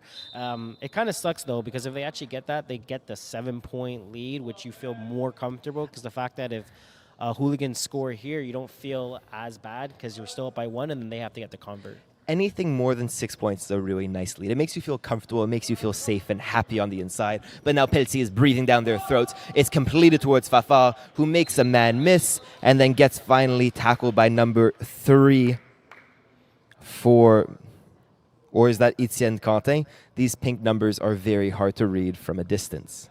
Yeah, so right now, Caisse de 12 is still in their basic defense. Seems like they're still doing their 3 over top and the rest underneath. I think it seems like a 1 safety over top with a corner lock. It's what I call a really soft corner lock. Probably too soft, and Philippe Pelletier has been taking advantage of it all game. Look here, we have room on the outside, so much room on the outside. That's an easy completion towards Gabriel Perrault, who dances his way for a first down. That was a good concept, good play. It seems effortless, to be honest with you. It seems like that was his third read. I feel like he wanted to go deep with Felix, but they covered it pretty well. And then he just threw the levels concept that he had. And it's what I'm liking from both quarterbacks. These defenses are not doing anything overly complicated. They are leaving receivers open. And I love it when quarterbacks simply take what's there. If you don't need to make the harder throw, if you don't need to get to the second level, take the pass in front of you, and that's what Pelletier has been doing. And let's see if he can continue to do that. Now he's looking towards Boutet, completes it for around a 7-yard gain. We're going to have 2nd and 1 from the 6-yard line. What are you dialing up for that go-ahead or tying touchdown from 6 yards out? I think you can still run the same concept play that Felix scored on both touchdowns. Maybe you do it upper side, you do a hook and then a bang out. And this, in all honesty, is a fantastic place for Hooligans to be. They have 2nd and 1 from the 6. They can complete a 2-yard pass for a first down, a 6-yard pass for a touchdown. The options are limitless. It is all within the arsenal of Pelletier. Let's see if he's looking touchdown or first down here on 2nd down. He's looking touchdown. It's that gorgeous out route towards Gabriel Perrault. Touchdown, Hooligans. That is a gorgeous toe tap catch for the 2nd time this game. Yeah, so you pretty much leveraged him. No, he just did a quick out. He did a quick out, and the quarterback was able to put the ball where only his receiver was able to catch it. And again, an error touchdown. I think that's the 2nd touchdown they got running that. It's 100% the 2nd touchdown. But if you look at that ball, didn't come out the cleanest. Not a ton of zip. Is that something Caisse can start sitting on and trying to pick if he knows it's his go-to play in the red zone? For sure, that's something that they're able to sit on. And we have Pelletier scrambling out to his left on the 1-point convert. Makes it look easy. Throws cross body. That's towards Fafard. And they get the go-ahead 1-point convert. 25-26. Caisse coming back to try to take the lead. Yeah. So going back to what you said, that's definitely something they could sit on and try to get an interception for it. But it seems like right now Caisse 12 is kind of just their corners are too far back. So for them to even make an attack on that ball when he does the quick out, I don't think it's possible right now. I would agree. It's well placed, but if that ball is underthrown, it's a very dangerous ball to throw. And this is completed immediately towards Samuel Quentin, who is the snapper. He makes the man miss. He's diving down the sidelines. That's a massive game. And now you can see why Samuel Quentin is the 2nd leading receiver on this team, why he has 55 receptions, 476 yards, and 9 scores. Yeah, right now, first of all, they ran the same play again as a snapper going straight to the left or straight to the right. It's what I was kind of saying. Felix Duputés end up being a deep coverage as the 2 spot or the 4 spot, depending which way you're looking at it. But he has to start playing short. There's no reason for him to play deep coverage. Look, both of these teams seem so worried about the deep ball that they're leaving everything underneath open, and they're simply, both quarterbacks are just tearing it apart. You need to start jumping the underneath, force them to throw deep, and then see what you can create, see if you can force a mistake. Here we have the Quentin wrapped up aggressively, and the rusher, Pelletier, nearly got his hands on that ball. Yeah, again, same thing. Snapper went to the right side now. Easy pass, easy catch. The corner, I believe, just came down. All they kind of have to do, they have to make adjustments. They have to make their 2 inside guys to shoot down right away and then take away that post, and they should be able to get the stop that they need. Because, again, the back of the end zone, we've seen them try it a few times, the deep dig route towards Clich. The timing hasn't been quite there. Let's see here. They're looking front of the end zone. They're going towards the back. It is overthrown. It's off the outstretched fingertips of Charles Beauchemin, setting up 3rd down. It's exactly what you said, Quasi. They're having a very hard time connecting at the back of the end zone. How can you force, as a defense, the quarterback to attack the back instead of the front? Sorry, to attack the back? The back of the end zone? How can you force the quarterback to attack the back? You make sure nothing's available in the front. And let's see if they can. 3rd down from the 2-yard line. Rushers barreling in, going towards the back of the end zone. Tiptoe catch. Quentin has the touchdown, and they take back the lead. Caisse de 12 are up by 5, and now they're opting to go for 2. This is a team which has not converted a 2-point convert all year. Yeah, I don't think that's a good idea. I think they should go for the 1. I think they should go for the tie. Right now, their offense is still rolling. They haven't got stopped. There's still lots of time in this game. I think going for 2 right here is not the best idea. especially the fact that they're not a team that converts 2-point converts. They're not a team which does very well for 2, and they also seem to have an issue hitting the back of the end zone. If you have a hard time hitting the back of the end zone for 1, it's even harder for 2. Here we're throwing towards the front of the end zone for 1. We're looking for the signal. The 2-point convert is good. That was close, but it was just completed, and Jacob Grondides got the 2 with the reach. Yeah, so that was a good concept. Not the best job for the Hooligans on defense. They ran pretty much a lane concept, but both of the defenders kind of backed up a bit too much. I know they're able to. Caisse 12 was able to do a quick out, like a 10-yard out, and get into the end zone. It's very soft defense on both sides. There's nothing wrong with it, but they're leaving the underneath open with the threat of taking away the deep. But both of these quarterbacks are just eating the front of the end zone, the short routes.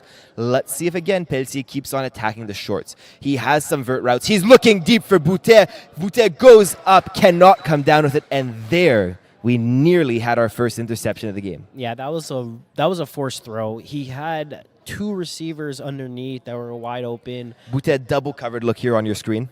But he just decided to kind of throw it out, give his guy a chance, but that was a very bad ball. He was double coverage over the top. He had 2 guys underneath that he could have easily threw the ball to them for about 5 to maybe 10 yards, and they might have been able to get some yak yards. And an as well. interception there could have nearly ended the game. He needs to keep on playing it safe. He has receivers open in the shorts. His snapper's been having a huge game. Let's see where he looks now on second down. He does look short. It's completed towards 69. Simon Provencher rumbling across midfield. First down, Hooligans. Yeah, so that's exactly what he has to keep doing, just like that. Easy passes, easy completions. He had the same thing on the first down, and he decided to go for the deep ball. So he needs to realize that if they're going to give him that many cushions, just take what you get. The short game will start to set up your deep game, right? If they need to jump plays underneath, then eventually the deep will get open.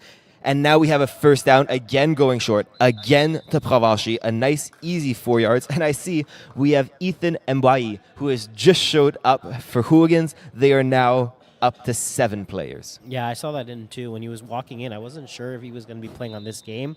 Then one of his teammates were like, hurry up, let's go. So who knows that maybe he's going to be able to make a difference in these final 8 minutes and 32 seconds of your Division 4B finals, opposing the Hooligans and Caisse de Douze.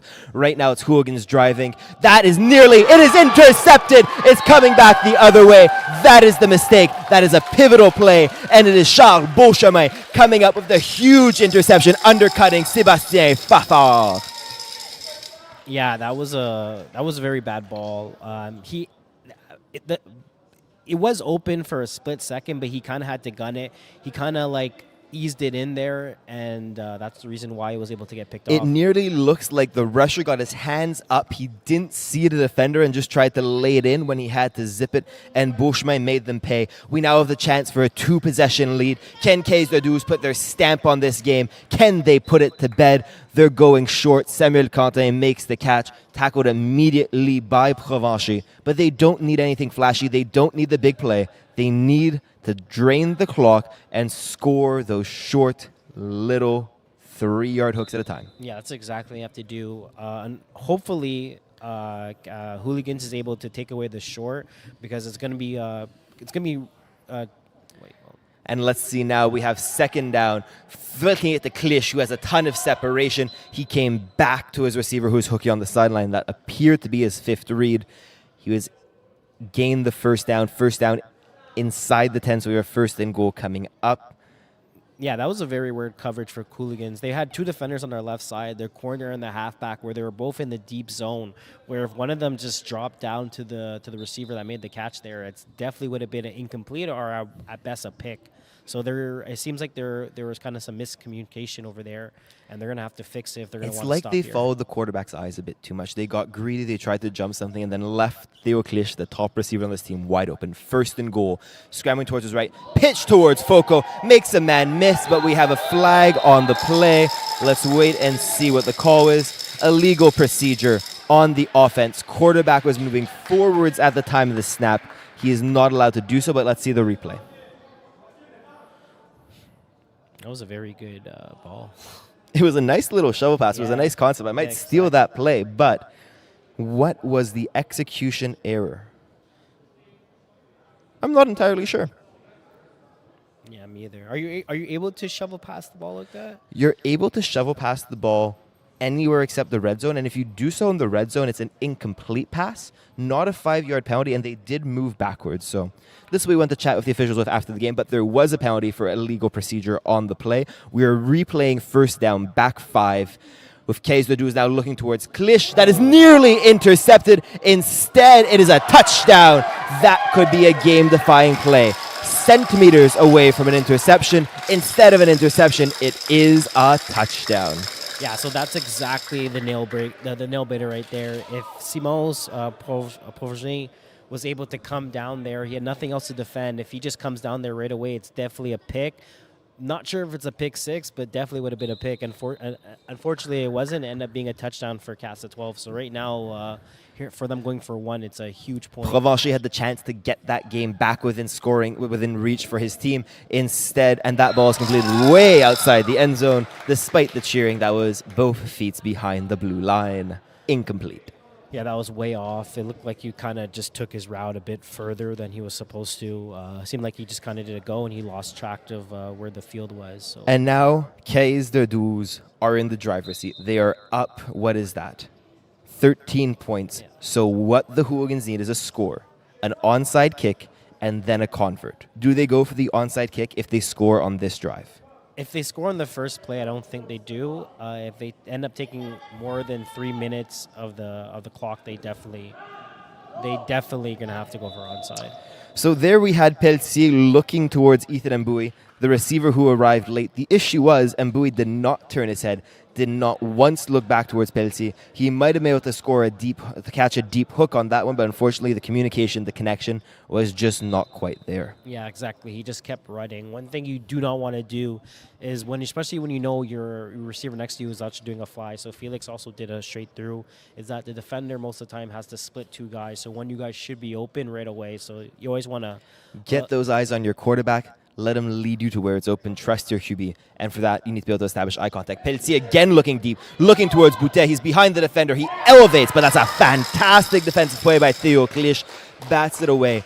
Now, Hooligans realize they're down in this game. They realize they need to score, but are they going too deep, too fast? Yeah, I think they're in panic mode right now. I think they kind of realize that, okay, guys, we're down by 13. We have to score, but the fact that we have onside kick in this league now, right?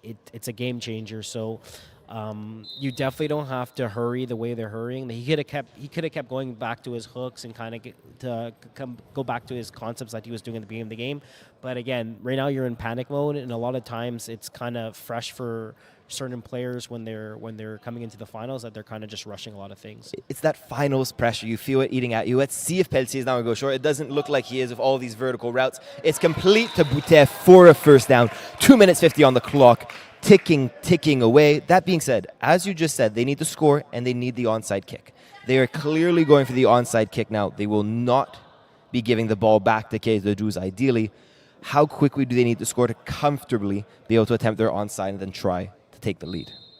I think with the time, because the new rule with the time management, the time stop, I think they have all day to score. I mean, they want to score between at least a minute left in the game, but when the time's going to stop at the 2-minute warning, the game really slows down. Yeah. For all those of you watching from home, pro clock rules come into effect at the 2-minute warning, which is 10 seconds away. Second down for the Hooligans.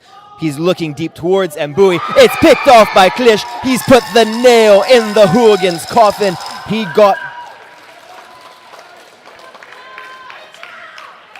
put the nail in the Hooligans' coffin. That's a second interception. It doesn't appear like there's very much left to do. No, right now they're definitely in panic mode. They're definitely going to need a quick stop here. 4 now to interception, and then they're going to have to score and do onside kick if they want to have a chance to win this game. So, Kwesi, who is your finals MVP? It's most likely a Caisse de Douze player. Is it the quarterback? Is it Theo Klish with a few big touchdowns? Who are you leaning towards? I think you give it to the quarterback. Right now, he hasn't got stopped once. He's been doing a great job on scoring touchdowns, and it seems like he's Like right there, that pass there. It was basically his third, fourth read. He waited for his receiver to come underneath, made the throw, and got the yards that he needed. He's played a perfect game. When a quarterback plays a perfect game, it's very hard for them not to win Finals MVP. That being said, let's see. He would need to score on this drive, but I think you're right. If he puts the nail in the coffin, if he scores this one and puts it to bed, then I think he will have the MVP award to go along with the championship banner. Yeah, exactly.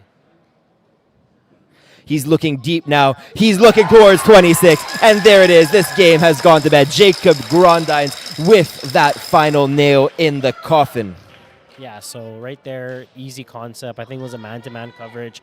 Hooligans was pretty much saying, like, we got to do what we got to do. We're going to go to man. If you get beat, you get beat. And the defender got beat. And it is the right call. The game is over. That is it. Citadines are your winter 2025 champions in Division 4B.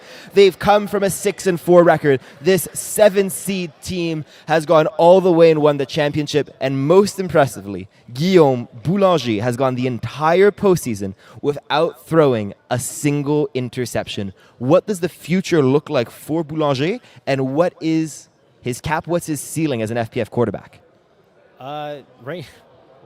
Right now, it seems like it's pretty good. The fact that he went all season without throwing interception is something that you don't see with a lot of quarterbacks.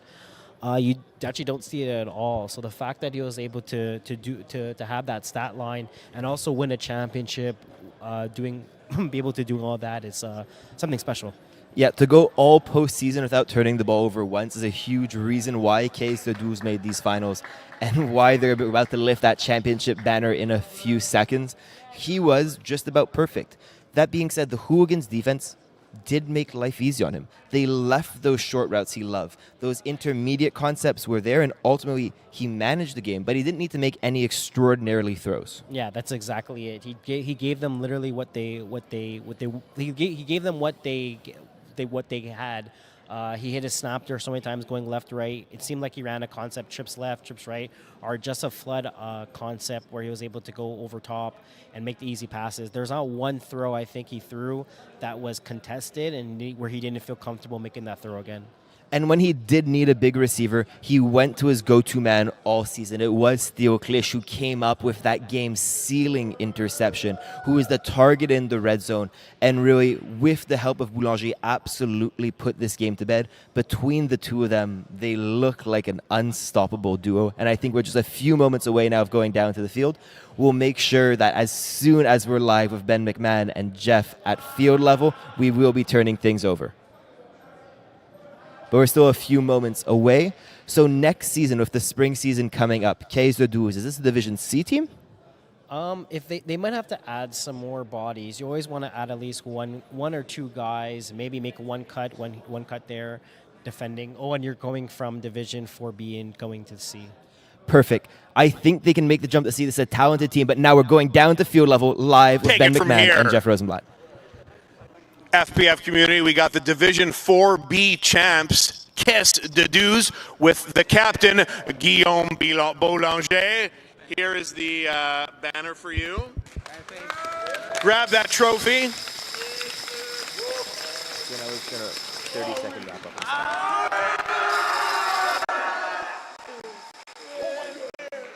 All right, I'm going to get Guillaume for a quick interview here now. Guillaume, I know you've been in FPF for a few years now. Yep. I've seen you in a few of the outdoor tournaments. Yep. Is this your first championship with your boys here? And if it is, how do you feel about it? Yeah, it's our first. And then, I don't know, bro, we were 6-4, and then we just won every game in the playoffs. Props to the defense, 2 picks today, so thanks. Yeah, and it's the start. We're gonna win more. FPF, be on alert. They just told you they're here to stay. They're coming for more championships. And we're going to ask the commish to give the playoff MVP, Monsieur Boulanger, once again. You heard it here first. Caisse de 12 is here. They're young. They're here to win a bunch more championships. Congratulations to our Div 4B champs, Citadines. Back to you guys. And there you heard it. Caisse de 12 are your Division 4B championships, taking it 45-26 in this final game. Now, what came up clutch was those short routes. They completed what they needed to complete. Their defense came up big, a pick to give them the lead, and then a pick to seal it at the end. And that was enough to come up with the championship. We now have our Division 4A finals coming up in just a few minutes. Stay tuned. Coming live to you from Brossard, this has been Alexis Dubois in the booth, along with Queisse Gordemal. and FPF will be back in just a few minutes with the Division 4A finals. Thank you.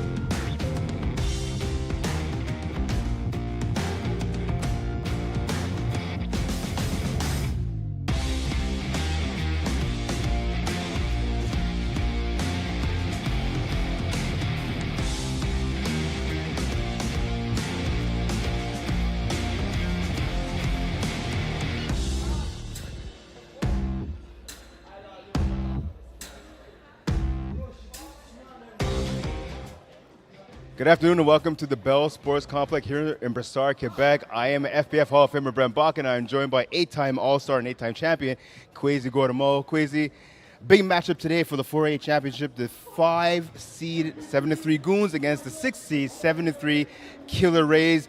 Both teams did not meet during the regular season, so this is obviously the first matchup here this season, and the stakes can't get any bigger. Championship on the line. Yeah, this is probably, we were both talking about it on the podcast. This is by far probably one of the best games. You have a veteran talent from the Killer Rays on the chemistry that they have and just the concepts that they run. And then on the opposite side, you have the Goons, where you have extremely crazy athletes that actually are part of the Concordia University Stingers. So it's gonna be a point where you're not even gonna know who's the better team on the opposite side, because they're both gonna be showing different type of skills. So both teams are explosive offensively. The Goons with the #1 ranked offense in 4A. The Killer Rays with the 3rd ranked offense in 4A. So obviously, again, both teams know how to put some points on the board. But as we say all the time, defense wins championships. What do both teams need to do here defensively to get the W today? They're going to have to make a stop. Both teams are going to have to try to be able to get the other team to not know what they're doing, shoot a certain zone, and get a turnover or some sort of interception, a batted pass that ends up to interception. Someone's going to need a turnover. Again, obviously, going back to offense, right? Looking at the quarterback battle right here, it's going to be Tyler Bianchi of the Killer Rays. 47 touchdown passes in the regular season. Obviously, had a great year for him. I believe quarterback of the year as well. Taking on Xavier Tremblay of the Goons. Bianchi has a lot of experience where Tremblay, I believe this is his rookie season, right? Dual threat quarterback. He can beat teams with his arms and his legs. Who do you think has the edge here this afternoon? That's a hard question to say. I think they both have different edges regarding the veteran from the Killer Rays, because he understands most concepts. But then you look on the Goon side, where if the rush from the Killer Rays is not going to be able to make an impact, they're going to be able to expose it. All right, so we talked some offense, we talked some defense. We're getting ready to start this game. The Goons are starting with the ball quickly. Quezy, what do the Goons have to do to get the W here this afternoon, and then what do the Killer Rays have to do? Just take your time, give what the offense is giving you, give what the defense is giving you, and the same thing on the opposite side. I think whoever makes the first mistake, it's gonna cost them the game. So both teams are just gonna have to take what the opposite teams are giving. The Tremblay gets a snap. He looks to his right, passes to the far side. That pass is caught, tackled right away. His receiver for the Goons, number 13, big catcher on the right sideline. So yeah. I believe that's Oriola Poirier.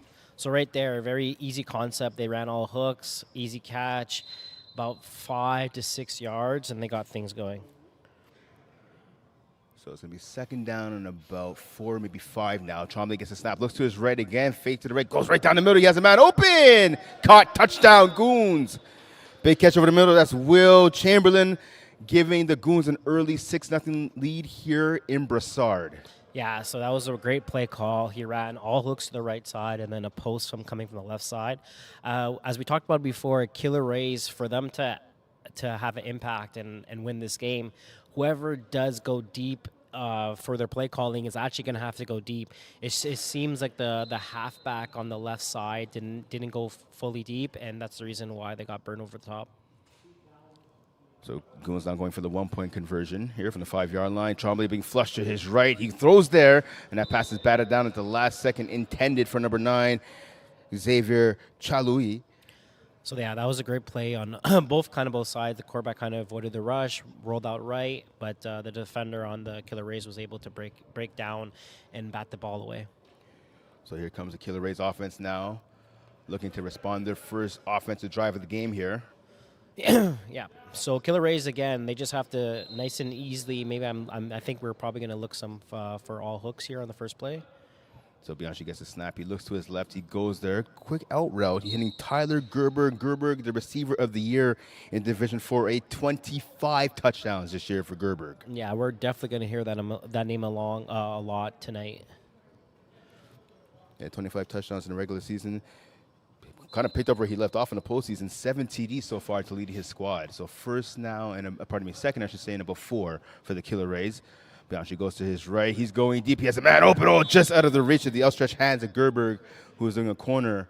He had a step on his defender, number 10, Justin Gauthier, but again, the pass just a little too far for him to handle. Yeah, he just missed that. The Goons ran a man-to-man concept, and Tyler was able to beat this defender. Just it's unfortunate the ball was a bit overthrown. So now it's second and short here, about 2nd and 3, maybe 4. What are you calling here right now for Tyler Bianchi? Are you trying for a deep shot again, or are you making sure you pick up the first down? I think you're able to do a narrow deep shot again. I think maybe double post with a straight through, send 3 verticals, and see if someone's open. So Bianchi waits the snap. Looking to see what the defense is doing. He gets it to his right, goes to his left, caught. Curtis Ryan picks up the first down, number 9 for the Killer Rays. Their second leading receiver, 35 catches on the season, 506 yards, 13 TDs for Ryan this year. So a big first down to extend the drive for the Killer Rays. Yeah, that was a nice little easy 10-yard hook. He came back for the ball. Easy pitch and catch, and that's exactly what they're going to have to do if they're going to win this game. Take whatever the defense is going to give you.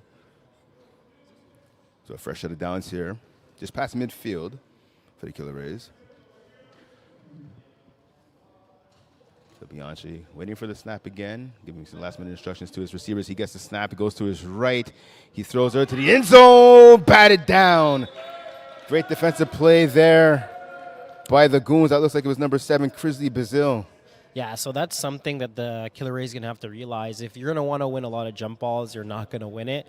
The Goons have a super athletic defense where a lot of the times that they're not going to win the jump ball when the ball's in the air. The pass intended for number 2, Aiden LaRiviere, one of the bigger receivers in this Killer Rays offense. Second down now, faking the quick throw, electing to run now is Bianchi. He's deflagged though right away by Poirier. Small gain of maybe I want to say 3, maybe 4 yards there on a scramble by Bianchi. Yeah, not the longest yardage off a run, but also it kind of keeps the momentum going for the offense. They just got stopped with a bat down, so they're able to pick up a couple yards, kind of gives them back the momentum. So the Killer Rays now with about 15 minutes remaining in the first half. Ball just outside of the 10-yard line. Bianchi gets the snap. Now he tries to shovel pass to the left. Quickly tackled right away. Where's the receiver? That was Gerber getting the shovel pass. He was tackled, though, after about maybe a 4-yard gain there. Yeah, so I believe that's a first down for them. You're going to see a lot of those shovel passes. He does it quite often. He's kind of mastered it, how he does it. And it's kind of hard to stop because it's the receiver usually that he does throw the ball to, it comes off really fast, and it's to a point where when you're defending it, you can't even get there until the ball's thrown. So first and goal now for the Killer Rays. Ball at about the 6-yard line now for their offense. Bianchi gets the snap. He goes to his left again, faking the shovel. Actually, no, he doesn't fake it. He tosses it up in the air. Intended for Ryan. That gets knocked down, though, in the end zone by number 7, Dylan Boucher. Yeah, so right there, he kind of rolled out to one side. He threw it up as a jump ball. The defender did have a shoulder on the receiver. I believe that's Kurt. Curtis Ryan. He did have a hand on him, but again, it wasn't that dramatic on the pass interference that they wanted. So I think they're going to let that play. Yeah, Ryan definitely thought there should have been a call, but nonetheless, the play continues. No call. Trips to the right-hand side now. 3 receivers to the right, 1 to the left for the Killer Rays offense. Bianchi gets a snap. He looks to his left. Quick pass. An end zone touchdown, Gerberg. We're all tied up at 6. Yeah, so great route, great pass. It was kind of weird. Goons didn't even send a rush there, or the rush kind of delayed. It became like 2 of the defenders were on top of the snapper. Hopefully they're able to change that because you can't give the quarterback that much time to throw the ball. It's going to be a very bad on the Goon side. So Killer Rays now going for the 2-point combo. So in FlagPlus Football, you can go from a 1-point combo for the 1 or a 2-point combo from the 10-yard line. Killer Rays electing for the latter. Pass it in zone. That gets tipped by the rusher and then knocked down again by Poirier. So good defensive stand there on the 2-point conversion for the Goons defense. We all tied up at 6, about 13 minutes and counting remaining here in the first half. Yeah, that was a great tip ball because I don't think if he doesn't touch that ball in there, I believe it's going to be a successful 2 points for Killer Rays. So the fact that he got a hand on it, it's a great job because it keeps the game to 6-6. So we saw obviously the Goons, they scored on their first drive of the game. They scored pretty quickly. Do you think they continue with this quick attack, or they want to maybe march the field and kill some time? I believe all year Goons has kind of been airing out the ball, so I believe they're going to keep trying to do what they're used to doing. As we see here, they just took down the quick hook. We have a flag on the play, but I believe he's going to call flag guard. Yeah, it's going to be flag guarding against the receiver. Looks like that was Poirier. Poirier was tackled just a couple of seconds after making the catch here, but he would have been tackled even a little bit sooner if it wasn't for the flag guard. So that's a 5-yard penalty now against the Goons offense. So it'll be after the catch. So they'll give Poirier again of about 3, maybe 4 yards, and then they'll take off the 5 yards due to the penalty. Yeah, that's something I think the Goons is do pretty often because most of their players are tackle players that they're kind of used to defending their self and using their hands, and a lot of times they are going to get called for flag guard. So Tremblay now gets a snap a little bit deeper now in his own end. Oh, he just avoided the sack right there. That would have been a safety. He lets the scramble now. We're going right up the middle. Breaks one tackle. Not a second. Finally hauled down by La Riviere after a solid gain right there. So that was great coverage by Killer Roy's. They kind of disguised that they were not going to cover deep, and then the last second, the two guys kind of bailed. And then the outlet that they wanted on for Goons, they had a quick 5-yard hook. They ended up taking it away. So unfortunately, the rusher didn't get the sack, but they kind of showed that they're able to make the right calls and make the right defensive calls. It's about 3rd and 6, maybe 7 right now. Oh, Tremblay, he gets sacked, taken down by number 7 right there. Great rush for the Killer Rays. Yeah, so that was a great play. So basically, that should have happened on the first play that we just missed, but instead the rusher actually was able to get the sack compared to last time where he just missed it. Right now, Killer Rays is really showing that they're able to have a very good defensive playing call. They're kind of playing like a 2-2-1 high over the top, which you don't see with a lot of teams, but it's working out. So the rusher right there was number 7, Jared Arani, again picking up his 9th sack of the postseason. You talked about the defense right now the Killer Rays are playing. What's the advantage of playing that type of defense? It takes away everything over top and kind of everything underneath. So Goons is going to have to throw the ball. Right now we have an incomplete pass. Yeah, so we saw a throw right there. Arani picked up the sack on the last play, had a pass deflection on that play, so it's going to be a punt here for the Goons. I believe it's a turnover, actually. Oh, you know what? You're right. Yeah, you're right. It's turnover on downs. Yeah, it's a turnover. So great job by Killer Roy's. I think they kind of realize what type of defense they're going to have to run. We both talked about this on the podcast this week that if they want to win this game, they're definitely going to have to take away the over the top and make sure the guys are deep. So now after a solid defensive stand right there by the Killer Rays, they give their offense the ball back at the 5-yard line. Bianchi gets a snap. Another shovel pass right there. Touchdown! Yeah, that shovel pass is really deadly. That's something it's hard to stop. You might not think it's that hard to stop, but when you do play against it, and I've played against this team a few times, and it's something where you don't even realize, and it just happens so fast, and just the timing between the quarterback and Tyler, the fact that they do it, it just always works. So another shovel pass, another score right there for the Killer Rays. Not going for the 2-point convert once again. They're up by a score of 12-6. If they get it, they make this game a 14-6 lead. Yeah, watch this post over top, maybe. Oh no, post corner. Riviere. Oh, he caught it, but it couldn't stay in bounds. Looks like his knees might have touched the sideline. Yeah, unfortunately the ball was kind of overthrown, but great route. Maybe. Maybe something they're gonna look back at in the next time they score. So 12-6 lead now for the Killer Rays. Again, they trailed in this game. They started on defense. The Goons marched down the field and scored on their first possession rather quickly. We've seen 2 straight offensive drives for the Killer Rays, resulted in 2 straight touchdowns. So now let's see if the Goons can respond and even this game up at 12 apiece. Tremblay right over the middle, a rocket that gets caught by Chamberlain. The man who scored a touchdown earlier in this game for the Goons. Yeah, that was a good concept. They kind of came back. Goons kind of had to realize that we have to kind of go a bit easier, and they just ran nice all hooks, made the quick pass, and got the yards that they needed. So setting up now a 2nd and short. Looks like about 2nd and either a long 3 or maybe 4 right there for this Goons offense. What are you calling right here, Quasi, if you're Tremblay? I think you just run all hooks again. So I said they do exactly that now. There's a hook right there on the sideline. That's caught. First down and then some. Nice reception there by Crisley Bazil on the left sideline, picking up more than enough for the first down. Moving the change, putting the ball at about I want to say about the 13, maybe 14-yard line of the Killer Rays. Yeah, so exactly. I think he just keeps going all hooks, kind of maybe 2 goes with hooks underneath, because it seems like the Killer Rays, as I said before, they're running that 2-2-1 offense where you can't cover the whole field underneath, so you're going to have a lot of the sideline comebacks wide open. Trombley gets the ball now on first down just outside of the red zone. That's a pick. Put to the corner. Oh, caught. Touchdown. No, they're saying, he might have went out of balance or might have got a foot on the line. We might see a challenge here. Yeah, we see a lot of the Goons players right now are saying they want to challenge that. Julian Prue, the official on that left sideline, current player as well. It's close. So, yeah, looking at the replay there, you guys could obviously see that at home. We'll get another one. Here's another angle from the opposite side of the field. See the pass right to the left corner. It's hard to see from that angle. I believe his foot was on the line. That's the call the ref called. So I think they're not going to challenge. They're just going to live to see another day and go for third down, I believe. Trouble now with the ball. Crossing his body. Dangerous pass right there. Ended up hitting the intended target. That's a dangerous pass. All the quarterbacks out there, throwing across your body is definitely not the smartest move. Yeah, that was a very dangerous pass. It's a good thing he put some sling in it. So the point where kind of defender didn't even realize that it was coming by the time it came.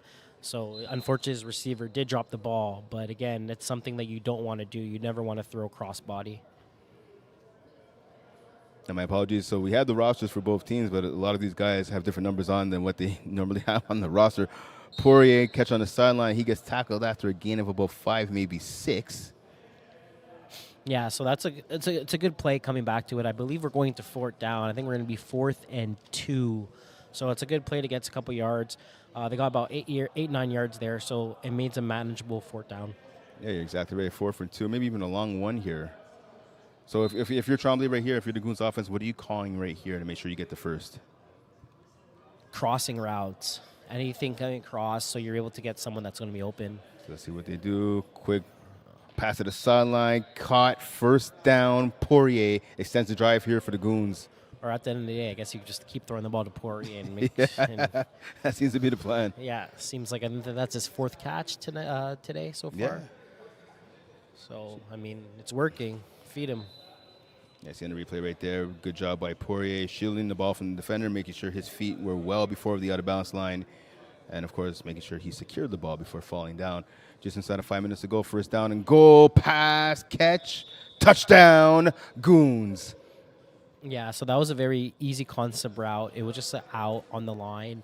The defender didn't have enough time to come down to it. And the corner playing on the left side also was kind of out of position, so they were able to make a quick, easy pass that led to a touchdown.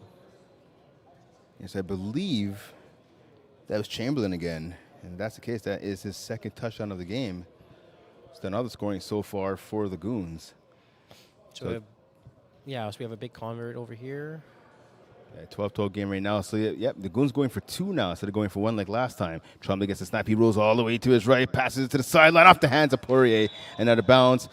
We are all tied up at 12, just inside of 4 minutes to go here in the first half. Brent Bach and Queasy going to Mall with you live from Brossard, Quebec at the Complexe Sportif Bell, here in the 4A championship game between the Goons and the Killer Rays.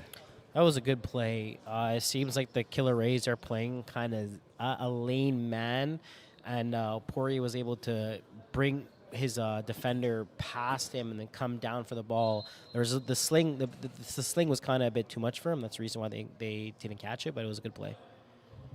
So Killer Rays now looking to answer. Going to break this tie pass over the middle. A dangerous one. Goes off a couple of hands, but falls incomplete. Yeah, so that was a very bad play. He was kind of waiting for one of his defenders to kind of do it seems like they had a scissor concept where both receivers, I believe it's the slots, are going like post.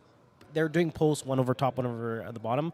But it seems they both kind of sat in the middle, which the quarterback, I feel like, was waiting for one of them to kind of move out the way. They didn't. He kind of just still threw it. Very dangerous pass. That could have been interception, but he's lucky enough that it didn't get picked off. 2nd and long now facing the Killer Rays.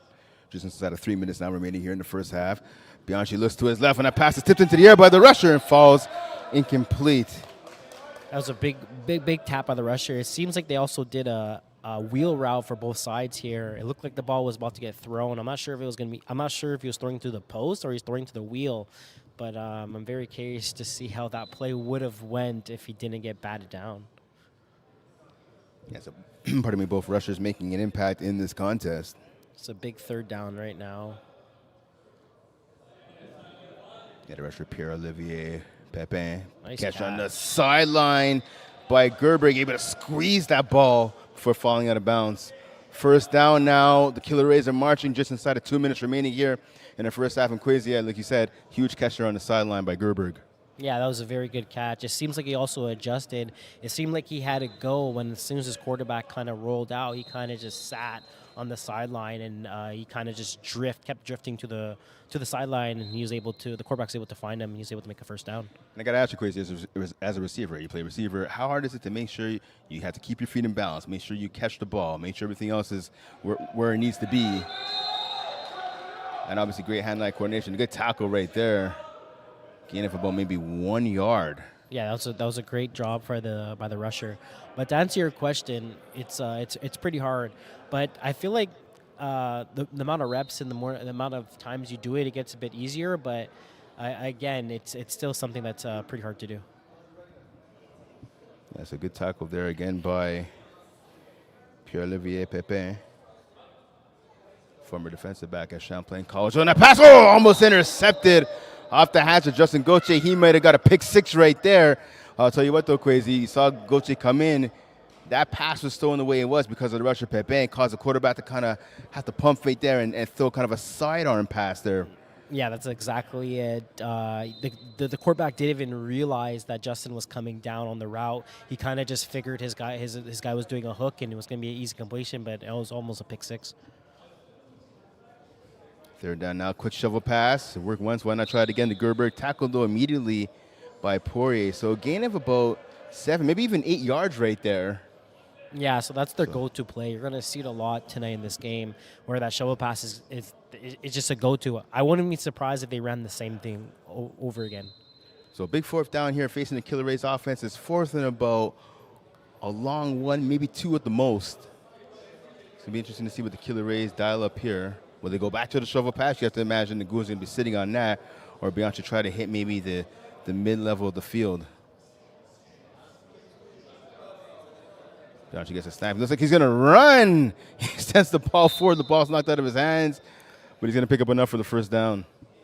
Yeah, it's odd. I'm not sure exactly what the ruling is if he does let if the defender hits the ball out of his hands, right? Because that's something you can't do. But it seems like the refs are just going to let it play.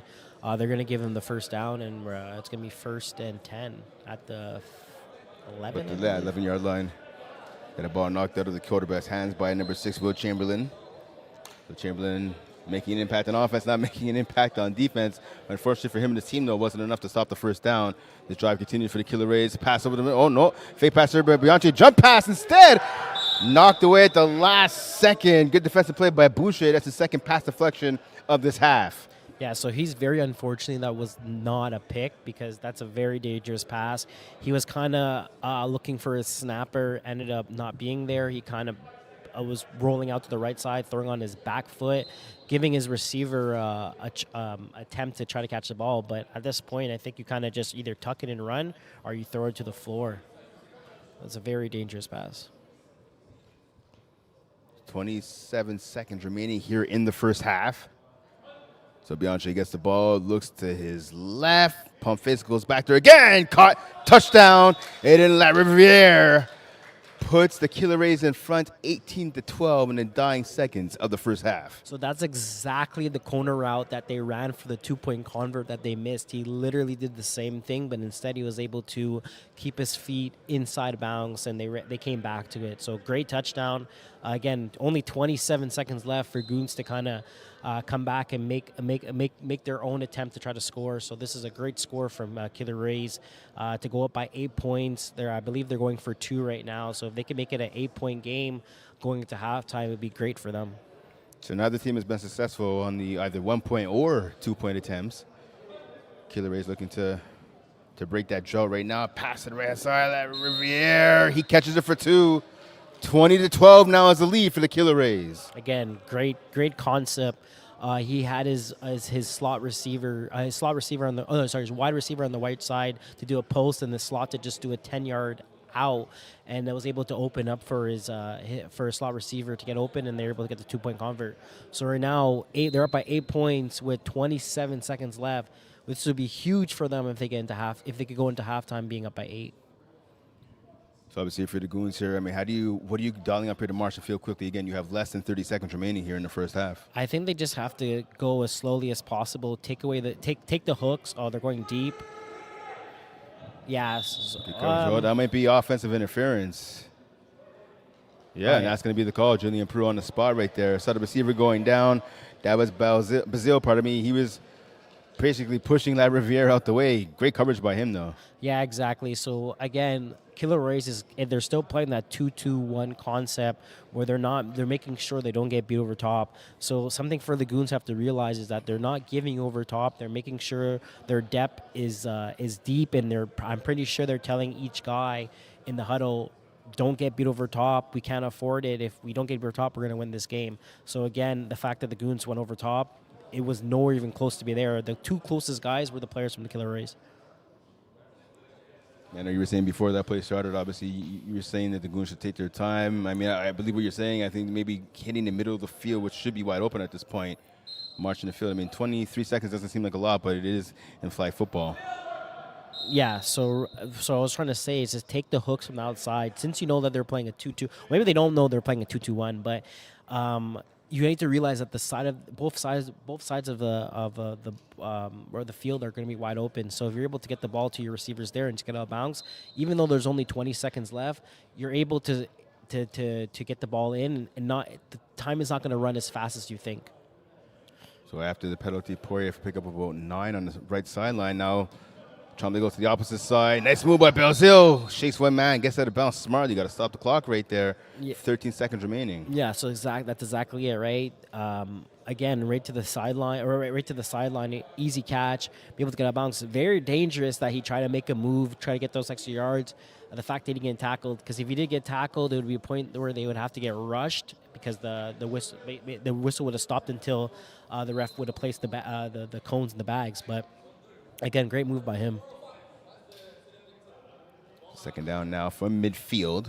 Pass over the middle. Oh, and a drop right there. Fortunate drop by the receiver right over the middle. That was number 9, Xavier Chalui.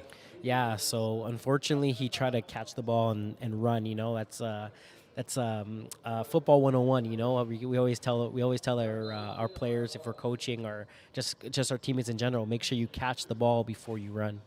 Yeah, 100%. All right, so again, the ball just at midfield right here. Second down now. Quick pass to the sideline to Belzile. You better get out of bounds. Belzile does exactly that. So pick up of about 5, maybe 6 on the play there by Belzile. It seems like it was more than that. Actually, no, it seems like it was wrong. like 13 or 12. Okay, no, you're right. Now pick up about 12 first down. Yeah, it looked like it was a deep 10-yard hook that he did, and he kind of just got extra 2 yards after. Again, we have 4.4 seconds. Don't know how accurate that is, but they at least maybe have 2 plays over here. Yeah, so the ball at about, let's say, the 10-yard line. So again, just outside of the red zone. Yeah, I think he does a quick out. Trombley gets it, goes to the right, over the middle. Actually, nice catch in between 2 players. Ooh, we might get that penalty there for spinning the ball. No, it looks like the officials are letting it go. Yeah, because it wasn't that dramatic. He kind of just spinned it. He didn't make any dance. It wasn't that crazy. I think it's something that they can let it play off. And I think that was Chamberlain again. Yeah, Chamberlain, the man of the hour for this Goon squad. 3rd touchdown of the half. 2-point game now. 20-18 is the lead for the Killer Rays. So now the Goons, it appears, they're going to go for the 2-point conversion and the tie here to end the first half. Yeah, it was a huge touchdown for them. Again, I don't think Killer Rays even realized that the ball was even thrown before it was thrown, and it was just slinged right in there. Yeah, accuracy right there. The strong suit on that throw there by Trombley. Trombley going to his left, across his body again, and that's caught for the 2-point convo. We're all tied up at 20.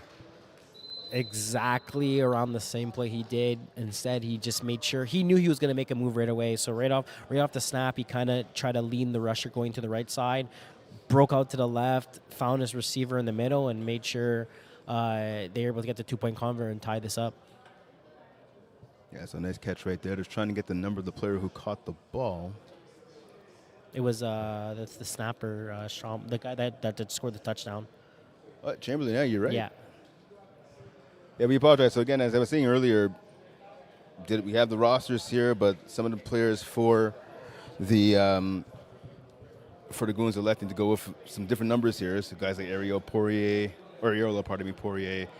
some other guys as well. So that's why we apologize for not getting the names right away. But when you switch numbers, Yeah, at the end of the game, can't do much about that. That's what we always say, to make sure that your jerseys are proper, and it makes our job so much easier. All right, so welcome to halftime here at Complexe Sportif Cayenne, home of the 4A finals. So we saw, obviously, again, we talked about at the beginning, right, two offensive teams, right? The number 1 ranked offense and the Goons showing why right there. Again, they were down in this game. They came back to tie it at the half. Killer Rays, the 3rd ranked offense. Again, we're all tied up at 20 right now.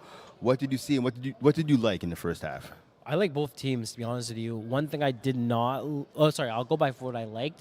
Both teams kind of did what they're used to doing. They didn't do anything special. They didn't change anything. They didn't try to make something that they're not used to doing. Goons, again, they're a team that they like to air it out. They did what they had to do. First play of the drive, that they threw the ball right away. They did a go touchdown. After they kind of had to realize that it wasn't working, but then they end up taking taking the hooks from the sideline. Then for Killer Rays, they kind of ran their same offense that they've been doing. We talked about it before. They're a veteran team. They know how their concept works. They weren't trying to go over top as much as they wanted to. And then I think the quarterback kind of realized too. He's like, I can't throw the ball on my back foot, and I kind of have to keep going what I'm used to doing. As we said, we saw his go-to route when he underthrows the ball to his main receiver, Tyler. So he kept doing that, and I feel like that's something that they stride. So it's good to see that they're doing that in the finals. Okay, so switching sides. So defensively, right, we saw a lot of pass deflections out of both teams. So again, both teams kind of middle of the pack on defense in the regular season. Actually, the Killer Rays coming into the playoffs were the worst defensive team in all of 4A, but again, they've done enough to make the championship. Obviously, so you played on a lot of the higher division teams. You're a defensive player of the year actually in Co-Ed 1. Congratulations for that, by the way. Thank you. What do these teams need to do defensively to maybe create a turnover? So for Killer Rays, the fact that they already got a turnover, they just have to run their same concept, 2-2-2-1. I think that's working excellent for them. For Goons, again, I think they're just going to have to keep shooting and trying to make the quarterbacks difficult to actually get the ball thrown. And they got to make sure they take away that shovel. That's something that's definitely going to have to be taken out of. All right, so we are about 10 seconds away from the start here of the second half. Again, the 2020 game between the Goons and the Killer Rays, of course, going head-to-head for the Division 4A championship. Brent Bach and Quezy Guatemala with you live here in Brossard. It's going to be a very interesting half.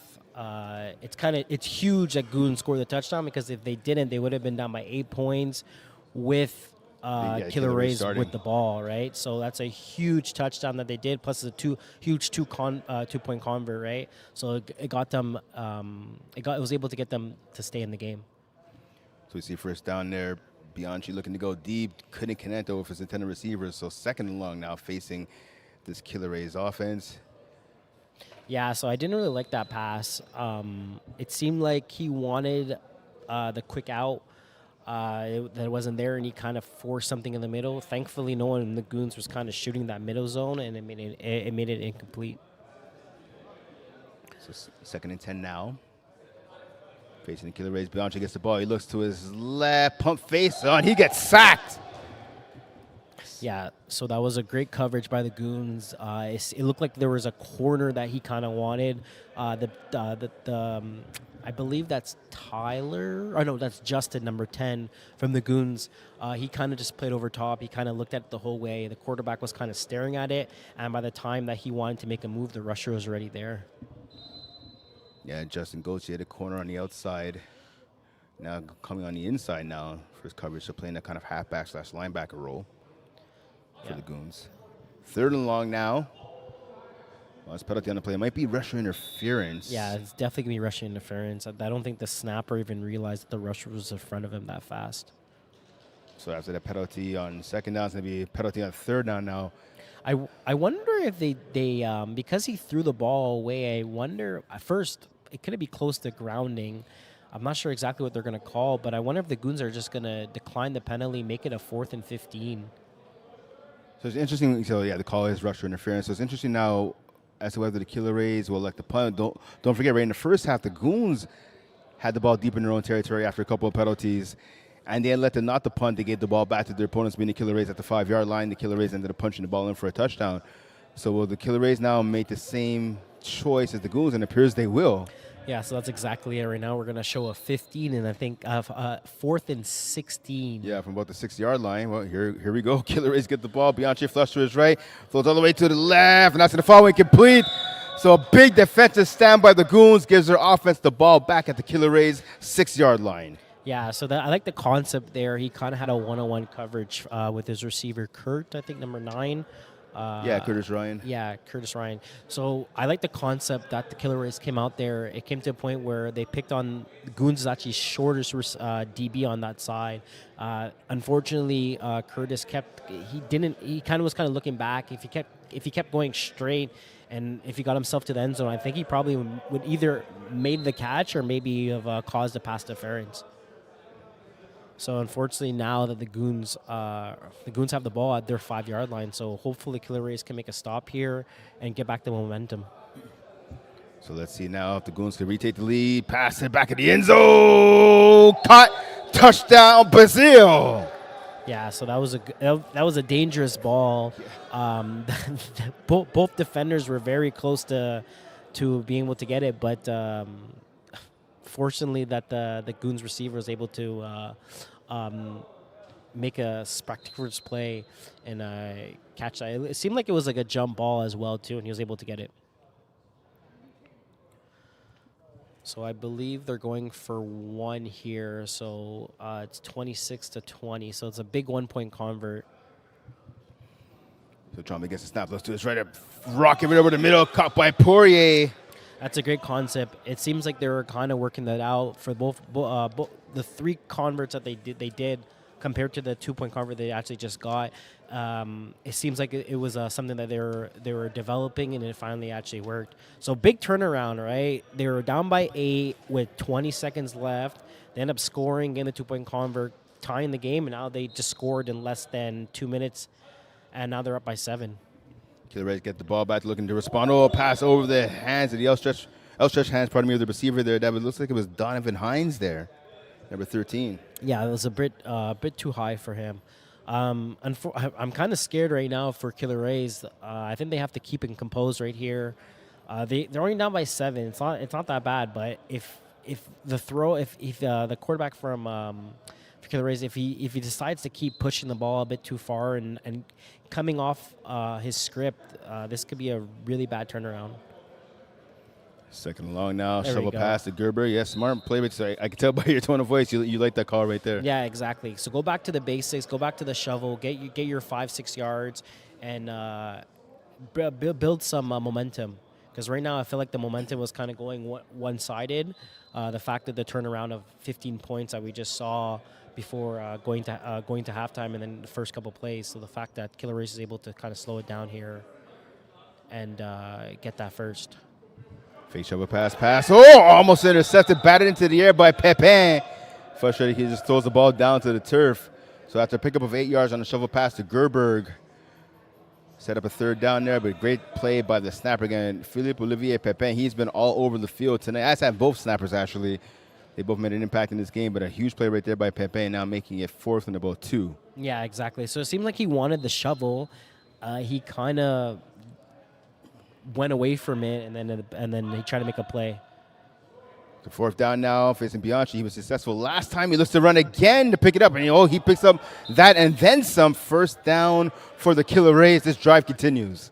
Yeah, that was very unfortunate. The rusher was very close to get him, just missed him, and he ended up using his legs to get the first down.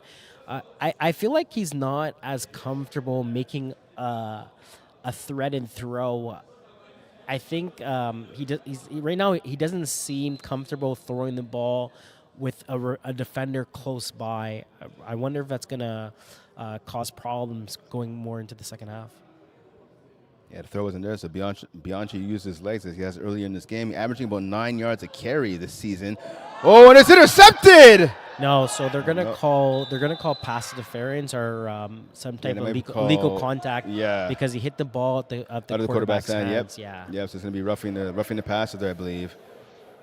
Oh, that would have been if that was tackle. That was a beautiful play right there. But unfortunately, in flag football, you can't make any contact whatsoever with the QB. Yeah. It would have been, to be honest with you, if the quarterback kind of was throwing it and he was able to hit it, bat it down, then picked off. But the fact that he he had contact with the ball, meaning his hand, that's the reason why it was a flag. Yeah, so good eye by you and the referees right there. So it's going to be first down now for the Killer Rays offense. Yeah, legal contact they're calling. Yeah, so finally now the official on Bob on the right sideline is moving the cones or the sticks, if you will, a little bit forward. So the Killer Rays have the ball first and goal now from the Goons 8-yard line. And 27-20 game for the Goons. Just over 12 minutes remaining here in the second half. Bianchi looking for the shovel pass. He lets the run instead. He gets tackled on the sideline. So again, if about only, I want to say 2, maybe 3 yards at the most. Get tackled there by Pepe and the rusher. Yeah, so we're looking at a 3-yard gain. He went for that shovel pass. It wasn't there. The Goons just kind of just shooting on it right away. They're not letting – the halfbacks are not taking any steps back. They're kind of playing very tight. So that shovel pass shouldn't be there for the rest of the game. So right here, if you're calling this defense, Queasy, what are you calling for the Goons? I think you run a lane. A lane that's no one moving. Because I think you're going to have a post corner. So Bianchi, another shovel passes to the air. Back in the end zone is caught, but out of bounds. Caught by Curtis Ryan, but at least about a good 2 or 3 yards out of bounds. I'm not sure what he's arguing with the referee about there, but it was definitely out of bounds. Yeah, he lost a lot of space. He kind of, I believe that looked like a post corner a bit differently, kind of like a out and then back in the end zone. But he lost. There's no room after. If they were maybe 5 yards backwards, like if they were at their 10-yard line, that probably would have been a touchdown. Just the fact that he's so super tall and he has a height advantage against a lot of these players. And you see the replay right there. You see the quarterback rolling Bianchi to his left, committing to the shovel pass. The defense rolled right with Ryan. They left Gerberg wide open on the front pylon. He did an out. Yeah, but I think what he was complaining about was that the push off. He was saying that the defender was pushing him off. It's something that could have been challenged again, right? But it wasn't, and I'm not sure if they would have won that challenge because it seemed like he wasn't able to get inside in general.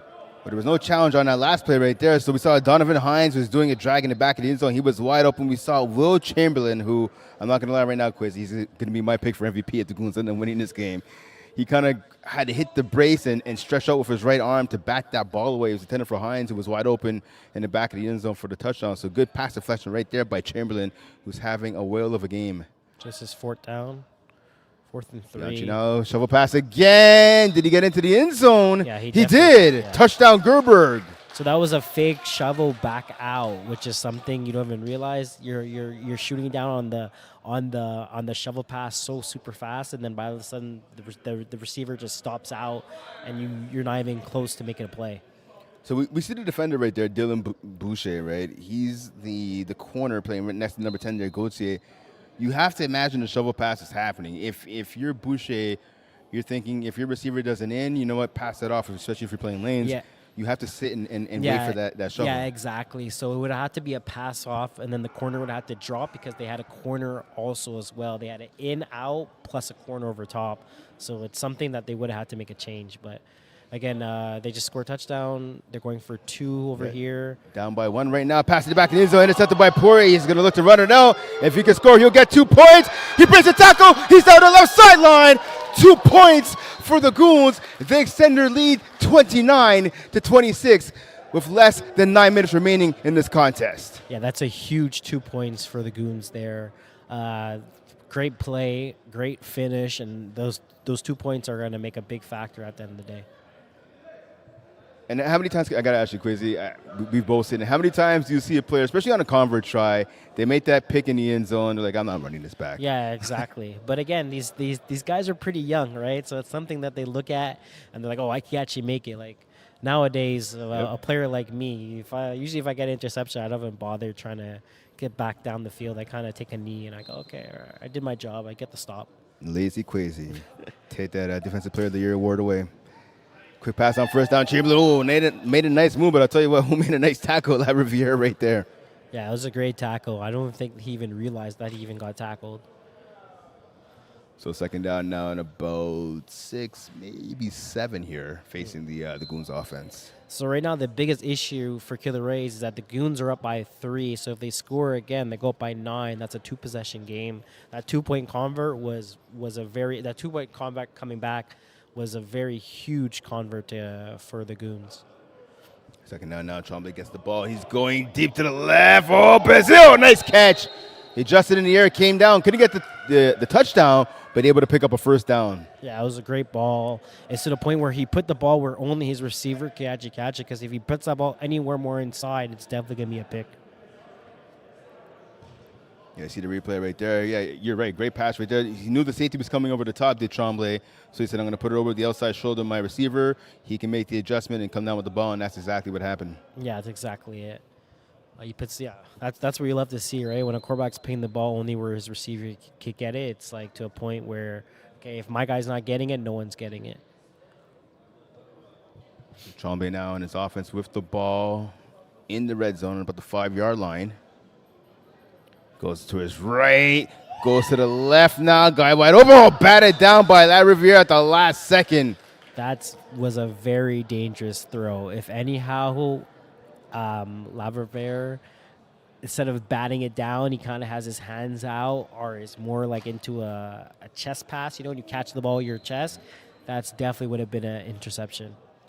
I have to give La Riviere credit, though, because that wasn't his man. He was covering the guy on the left-hand side, Brazil. He shot all the way over. He just came down. He made a playmaker play, you know. That's sometimes in the finals, that's exactly what you have to do. Tremblay to his right again. Pass, caught, touchdown, Chamberlain. Yeah, so that was a basic, an easy concept. The wide out on the right side goes straight through, takes away the corner, and the slot does a out, 10-yard out. Usually it's wide open, and they're able to capitalize, and now they're up by 6. Right now they're up by 10 actually. Right now, because they were up by 3. So yeah, you had the. Sorry, 9. Up by 9. Yep. So for some reason it says 10. Yeah, it says 36-26. It should be 35-26 right now. So I'm assuming unless they know they're about to get the convert and they know something we don't. Well, let's see if they're right.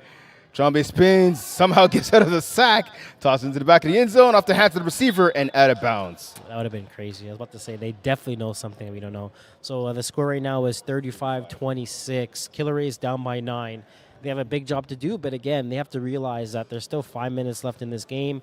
Lots of time left. They also have the onside kick. They also have a challenge. If anything that doesn't go their way, there's still lots of time. So they have to make sure they take their time and just keep doing what they've been doing.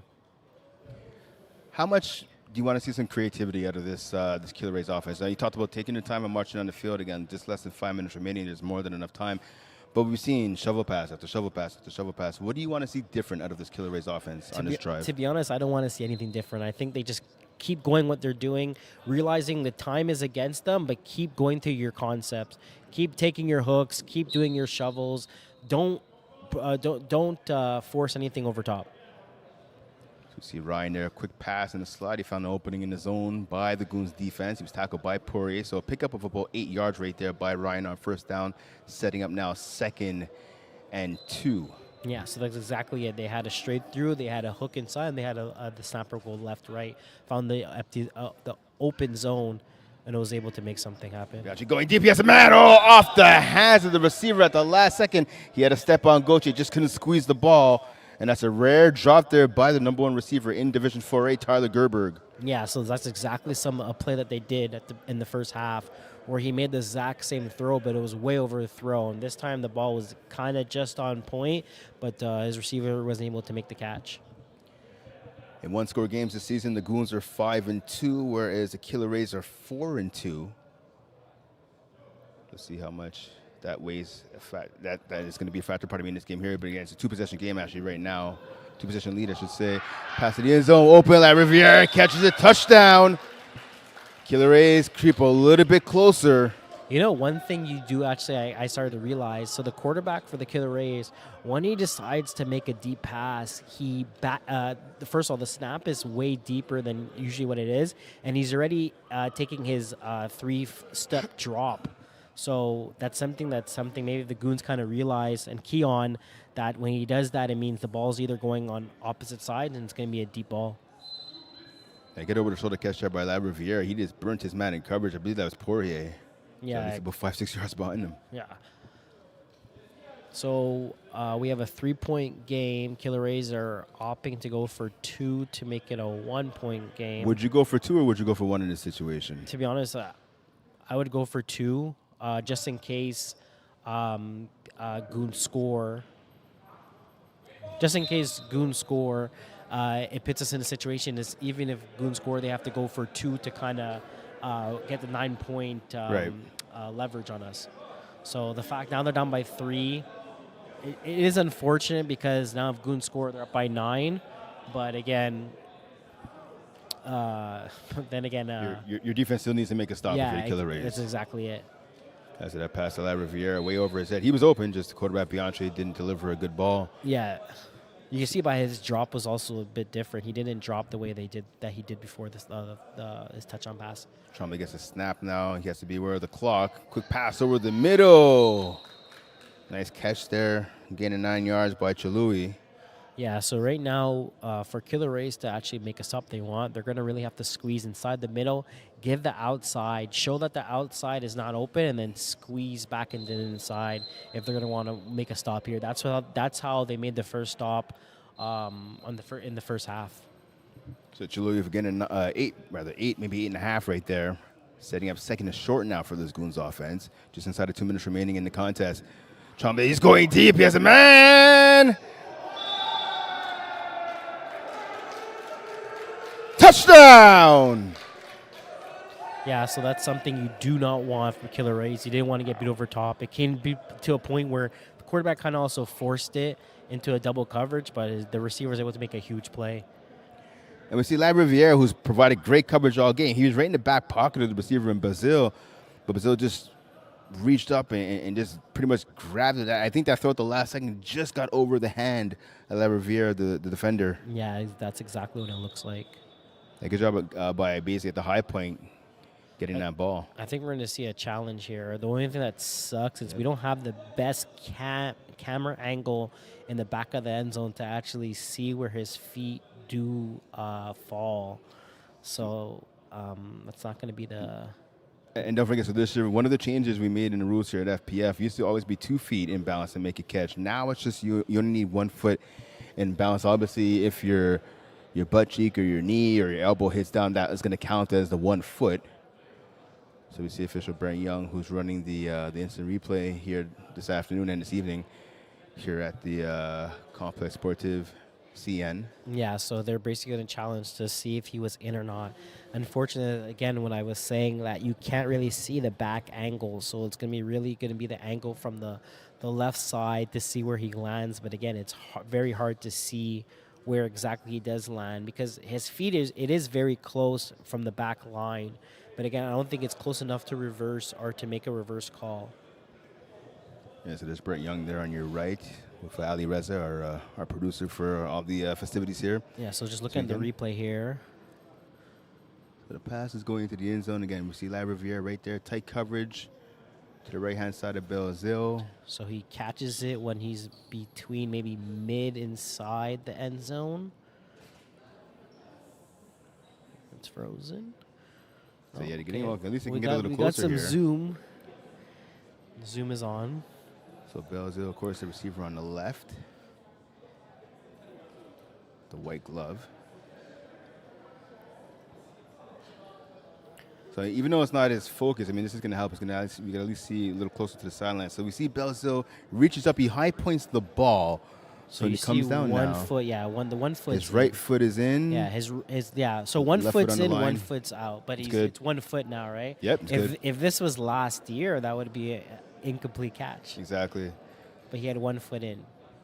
Yep, so despite not having the angle right there, like one of the pylon cams, the angle that we got from that shot is actually really, really good right there. Yeah, It's really well done. That was a great angle shot. So the touchdown is good. Waiting for the official signal from the officials, but the touchdown we can confirm for you here. We have the access to replays as you do at home. Touchdown is good by Bazil, so it's going to be a 41-32 lead now for the Goons with 1:51 remaining on the clock. Yeah, there's still lots of time. Killer Rays have an onside in their back pocket, I believe, if they didn't waste their timeouts. Hopefully they didn't after making this challenge, so they should have one timeout. So after the Goons, after they officially say it's a touchdown, they're going to be down by 9. It doesn't really matter if the Goons go for 2 or 1 here. Killer Rays have to just make sure when they get back the ball, they do end up scoring, and then they have their onside kick, and they're going to see if they're able to convert that. So again, at the beginning, after this is done, Killer Rays has to get the ball. They have to score. That's their main goal is to score first, and then think of an onside play that might work. So, Quays, I'm going to ask you, if you're in a huddle right now for the Goons, obviously we see the Goons players toss around the ball. They're pretty confident. The touchdown is good. Regardless of what happens, whether they go for 1 or whether they go for 2, their defense is going to have to get back on the field momentarily. What are you saying to your defense right now if you're a member of the Goons? Just don't get beat over top. Make everything underneath. So maybe play a 3-man cover and just make sure everyone's on the same page. A lot of the time, especially with certain type of athletes, like I don't want to point out names or anything like that, but a lot of type of things where you think you're better than the guy in front of you. Oh, they actually say incomplete. Oh, wow. Wow. That is a shocker. Okay.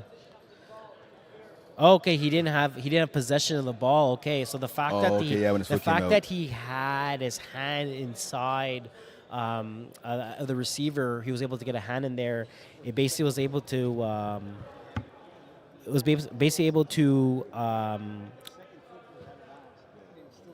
not give him possession to have both feet inside when he did get possession. When he did have full possession, his second foot had already touched the line, which made it out of bounds. So his first foot, he didn't have full possession. When he had full possession, his second foot was out. So great job for the officials seeing where the ball was, because that's something that me and you both kind of were looking at. We were kind of just looking at the feet and not looking to see where exactly the ball was. So the moral of that story is don't listen to Quazy and I when it comes to judging balls that are in play or not, because it definitely looked like it was good. But yeah, you're right. Not having possession of the ball was crucial because, again, his right foot did come in. One foot did come in bounds for sure.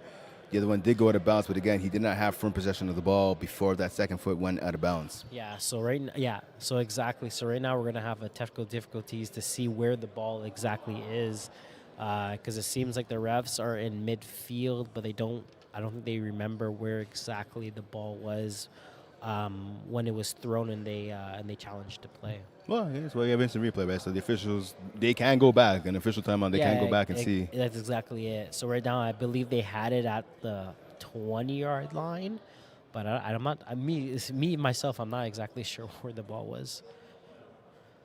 I think they had one catch it was the middle of the field. So I believe they're at the. Did they have one catch or 2 catches? I think they're midfield. Yeah, it's about midfield, give or take. So, obviously, with this break here, who do you think that favors right now? Because we've had a stoppage of play for almost 5 minutes right now. Does that favor anybody, or does that work to the disadvantage on both sides? I think it favors the Killer Rays because, one, they kind of get to regroup and kind of talk a bit. They got a huge challenge call for themselves, so hopefully that gives them motivation. From changing from a touchdown to having a stop it's pretty big how you see it, right? Because we went from having a 9-point score to only having only having 3, right? So definitely it's on the side of the Killer Rays. And also defensively for the Killer Rays. So the question I asked you before for the Goons, and now it applies to the Killer Rays, right? You're down by 3. You just gave up what you thought was going to be kind of a backbreaking touchdown. You got a reprieve. You got a little break here. What do they have to do defensively to make sure they don't let another ball into the end zone? They just have to make sure they're playing over top. Like the coverage was great, but you have to realize that if you're deep, there's no reason for someone to run pass by you, especially if you're midfield. So just make sure if you're playing that corner position or that middle position and you're playing deep, just stay deep. Because to a point where I feel like the quarterback from the Goons, he was going to throw that no matter what. So if you're actually in the coverage that you should have been in, that should have been a pick instead of even being a tip where thankfully he was able to get a hand in there. And that did kind of mess up the concentration of him having a possession of the ball. But that's easily a pick, and that would have been a huge momentum swing. Don't forget the action continues here in Brossard. The next game we have coming up will be the Co-Ed 3 championship between the number 2 seed Anything and the number 6 seed Kiss My A's. Pretty good matchup coming up. Reigning quarterback of the year, Felix Derry, Bernard of Anything will be in action. Here comes Tremblay, another solid quarterback right there. Quarterback run to the right side, didn't get out of bounds. Actually, good move by him. Yeah, he was going to. If I was the defender over there, I kind of would have let him go. I would have let one bounce. But it's something that you're not really thinking about. At the end of the day, you're just kind of trying to take away his flag, right? So. So again, we talked about rules, right? With the 1 foot in bounds. Another rule that we installed this year is the pro clock, right? And so you can stop the clock if you run out of bounds. You pick up a first down, like you were saying a little earlier, right? The clock stops until the officials are able to set up the first down markers and set up the rushing marker, and then they can whistle play back in. That's something new to FPF this year. Before it would just be the final 5 plays of the half, and that would be at the clock would not stop unless there was an injury. So here we go, deep ball. Oh, nice defensive play. See how I see that. That should be a pick. You can see the defender kind of running with the receiver to a point where he should have been over top of the coverage in general. Thankfully, he was able to kind of turn his head and make a play over the ball. But these are kind of gifts to help your team out and have a turning point. Again, like if you're deep, you got to play deep. There's no reason for you to looking at the quarterback. Yeah, Curtis Ryan with the stop right there, the reigning two-way player of the year. And a big sack right there, Jared Arani.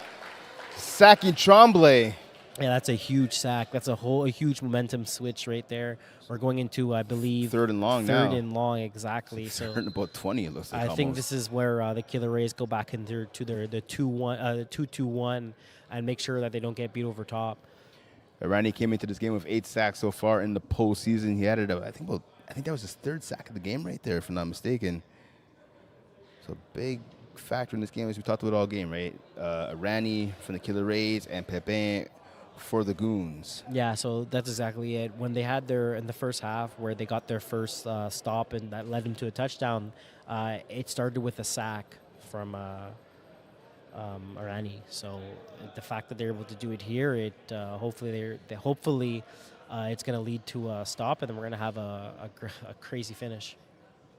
Just under 90 seconds remaining here in this contest. Tremblay gets a snap a little high. He had to jump to get it. He goes to his right, now back to his left. Just escapes the would-be sack by Arani. He's on the run now. Tremblay to the right. Breaks a tackle. Not a second one. He gets taken down just past midfield. Yeah, so that's really unfortunate that that was not a sack there. The Killer Rays now calling a timeout here. Yeah, stop the clock. That's kind of a dangerous timeout because actually, no, they actually have an error one because they didn't lose their challenge timeout, right? They kept it. I believe that's the. Yeah, you're right. You're right. So it's totally fine. Totally fine. Timeout. Kind of regroup. We're looking at a 4th and 6. So that's something. To be honest with you, that could be the game as well, right? So you don't want to rely on the onside after scoring. So the fact that you kind of just want to regroup now, get into everyone on the same page, and realizing, guys, this is it. Let's have a good call. So the Goons used to close playoff games. 2 out of their 3 playoff victories this year have been 1-possession games. Pass to the end zone again. To the corner to Brazil, knocked out of bounds. Looks like that's number 13, Donovan Hines with the big play on defense. Yeah, that's a huge play for them. Again, very scary, right? Because it seems like he was the deep coverage there, and he was not deep enough. It's a good thing he was backing. He was backing up enough, backpedaling enough to be able to get to that zone. If that ball is thrown a bit further to the outside to the second cone, that's definitely would have been a touchdown. So big break for Killer Rays, where they're able to make a drive here and try to take the lead. Looking at how both teams got here to this point, the Goons beating the Process and the Trap Stars in the postseason. Killer Rays beating the Nighthawks and Speed Academy. Comes the Killer Rays now after getting the ball after turnover on downs, scrambled just past midfield. So I believe they're saying he's out of bounds. So we're looking at a stoppage of the clock now of about 50 seconds. Yeah, so they have lots of time. Time is not going to be a factor for the Killer Rays. I think they'll be fine with the time. They just have to score now, and they have to make sure that they don't give time for the Goons to be able to make a drive after. The Killer Rays with a huge defensive stop, looking to make the Goons pay. So they try to get out of here with the championship. Pass to the sideline to Gerberg. Will it be enough for the first down? No, it won't. He's about a yard short. So setting up now 3rd and 1 for the Killer Rays offense with about 106 remaining in this game. Yeah, that's exactly it. So he had the out right away to, I believe that's number 10. Yeah, it was Gerberg. Yeah, Gerber. He had it right away. He kind of waited. I don't know why he was waiting before he threw the ball, but he did when he did. And now we're looking at a 3rd and 1. We're going to probably look at the shovel here. Ball just past midfield, and you called the shovel. Bianchi elects to keep it instead. Scrambles. He's tackled by Pepin, but not after a 2-yard gain. And that, of course, will be a first down for the Killer Rays. Yeah, so they have time. They have lots of time. They have to realize that the clock is only going to start when the refs are placing everything down. So they have lots of time. It seems like they have a really good quick offense as well. They're ready. They're ready to go. The play has been whistled in, so the clock is running now. 50 seconds remaining here.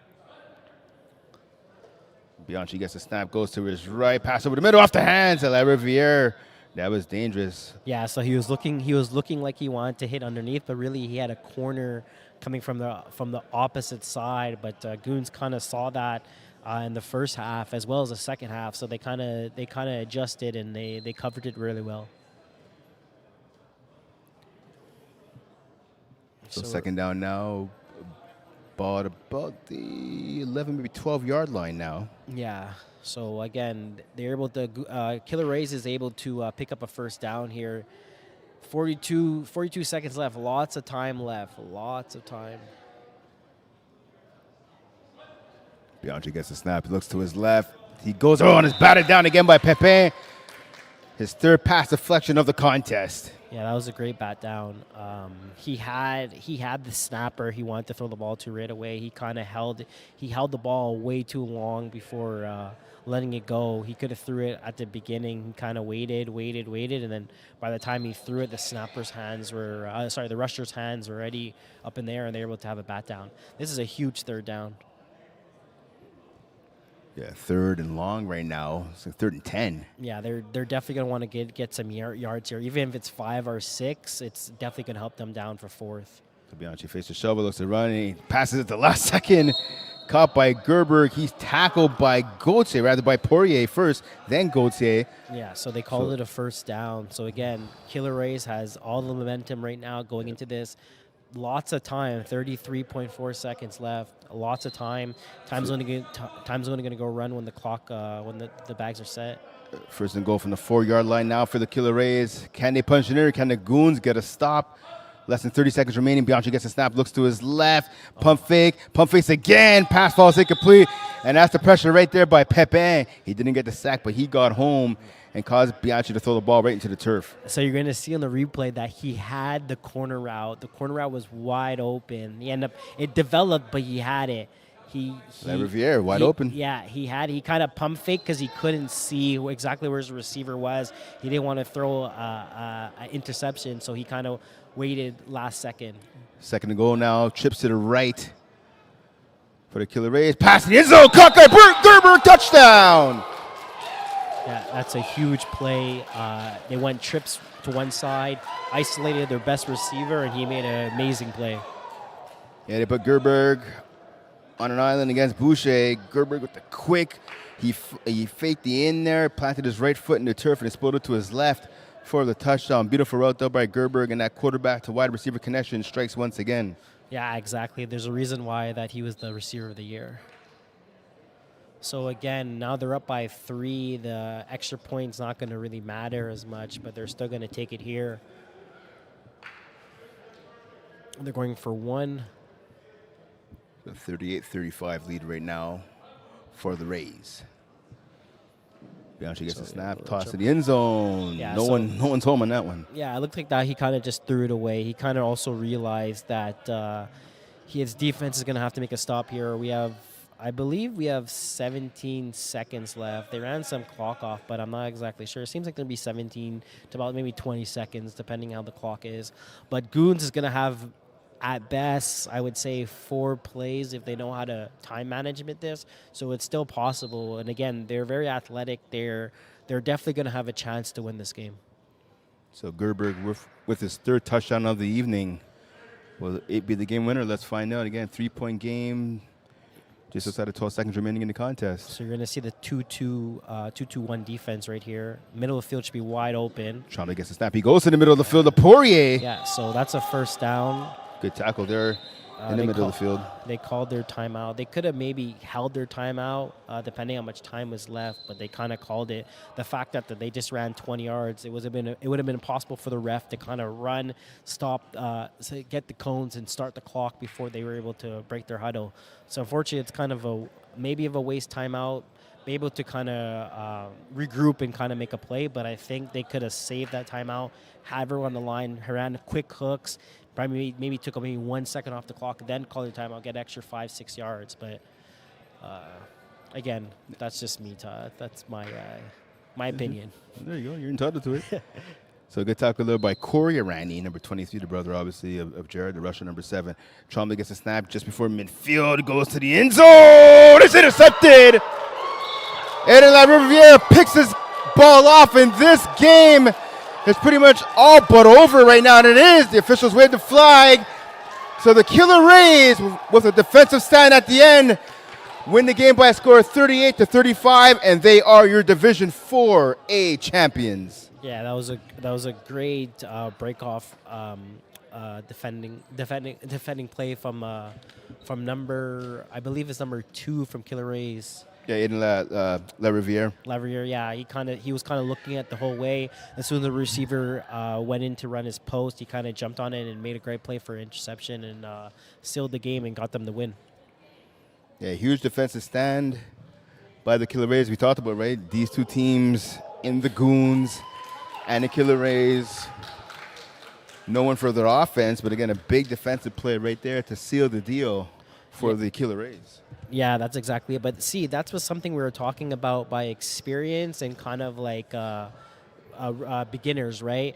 If Goons kind of realized that they had extra time before forcing that last route where he had easy comebacks from both sides. He could have made it so much easier. Right now they're at midfield, they're at the 20-yard line. They easily could have made maybe a 10-yard comeback, and they would have had maybe 1 or 2 seconds left in the game. Instead, he forced it in where the ball wasn't really there, and then it pretty much lost him the game. Yeah, definitely. I mean, again, it's for a young team like the Goons, right? It's all about awareness, right? And knowing where you are on the field, knowing down and time and situation. Obviously, they kind of fell short in that regard, unfortunately for them. Looking at this team, though, as a whole, you have a lot of good players on it. You have a lot of speed, a lot of athleticism. Where do you think what do you think the future holds for them? I think the future is pretty high. Again, the fact that their chemistry and they're guys that actually play contact football together, it means they're pretty. A lot of them are good friends. So that's something that's it's rare to see and something that you like to see. So I think for them, sky's the limit. The sky's the limit. Yeah. Okay, we're gonna throw it down to the field. Let's present the Division 4A champion, the Killer Rays. Captain Kurt, come get your trophy, buddy.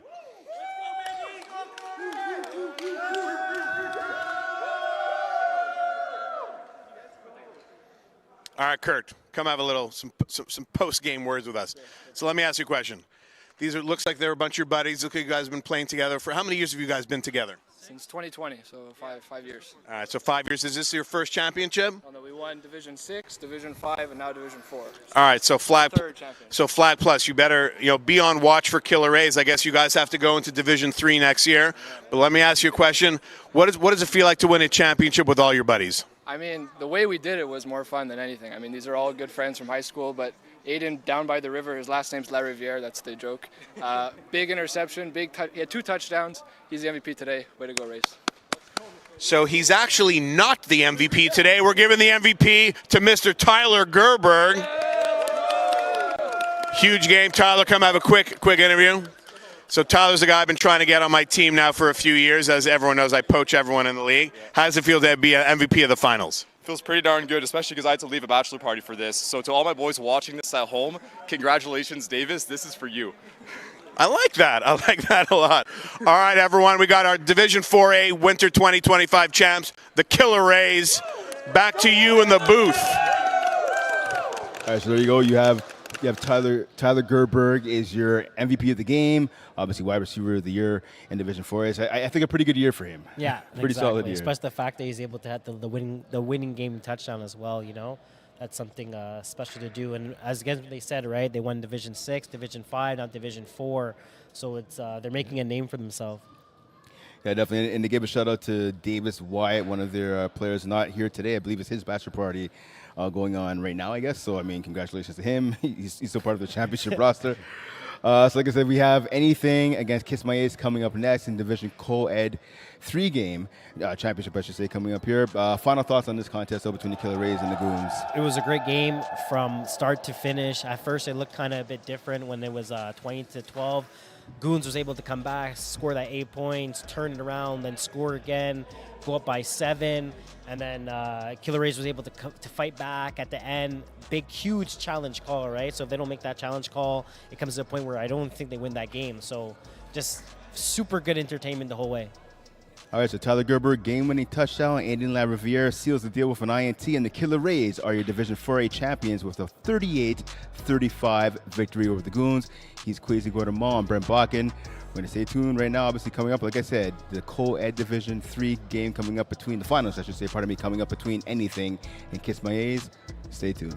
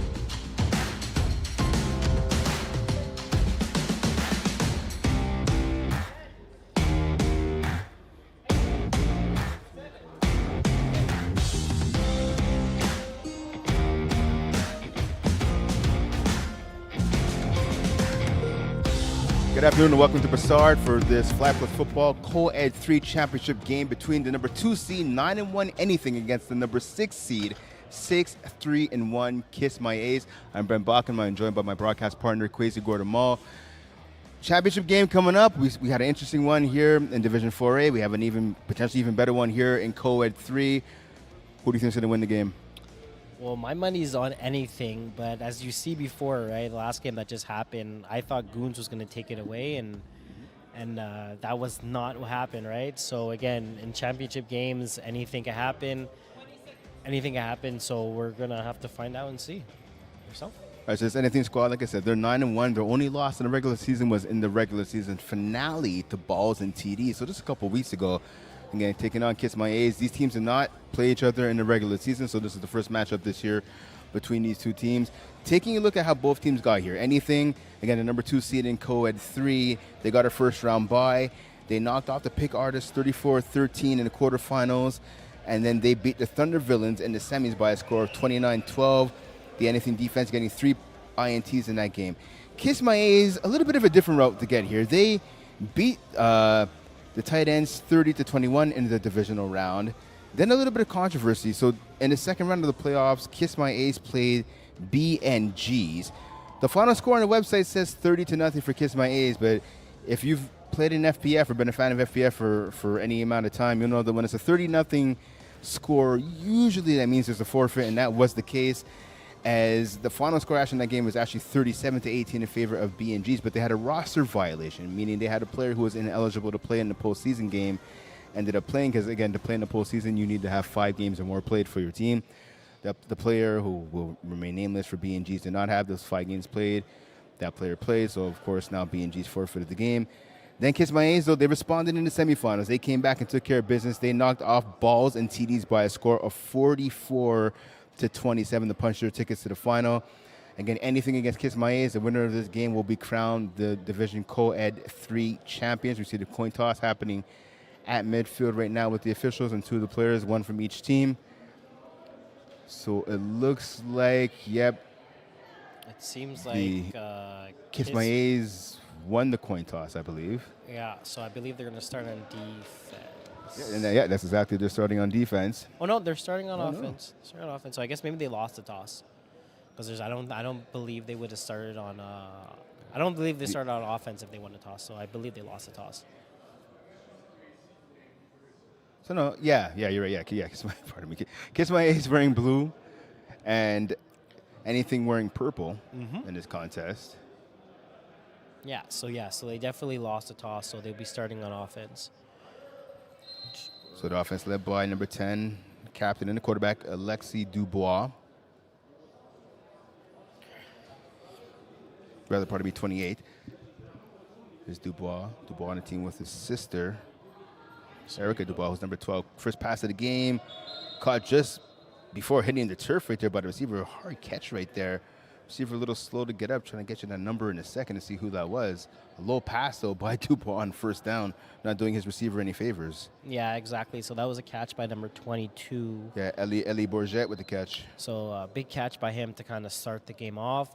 A very good concept from Alexi. He kind of just ran a double drags on each side. It seems like the slot inside receiver slot on the left side did 2 yards, the right side did 5 yards, and he got about a 5-yard catch. Second and about 4 right now for Dubois. I thought about going left, and he gets sacked.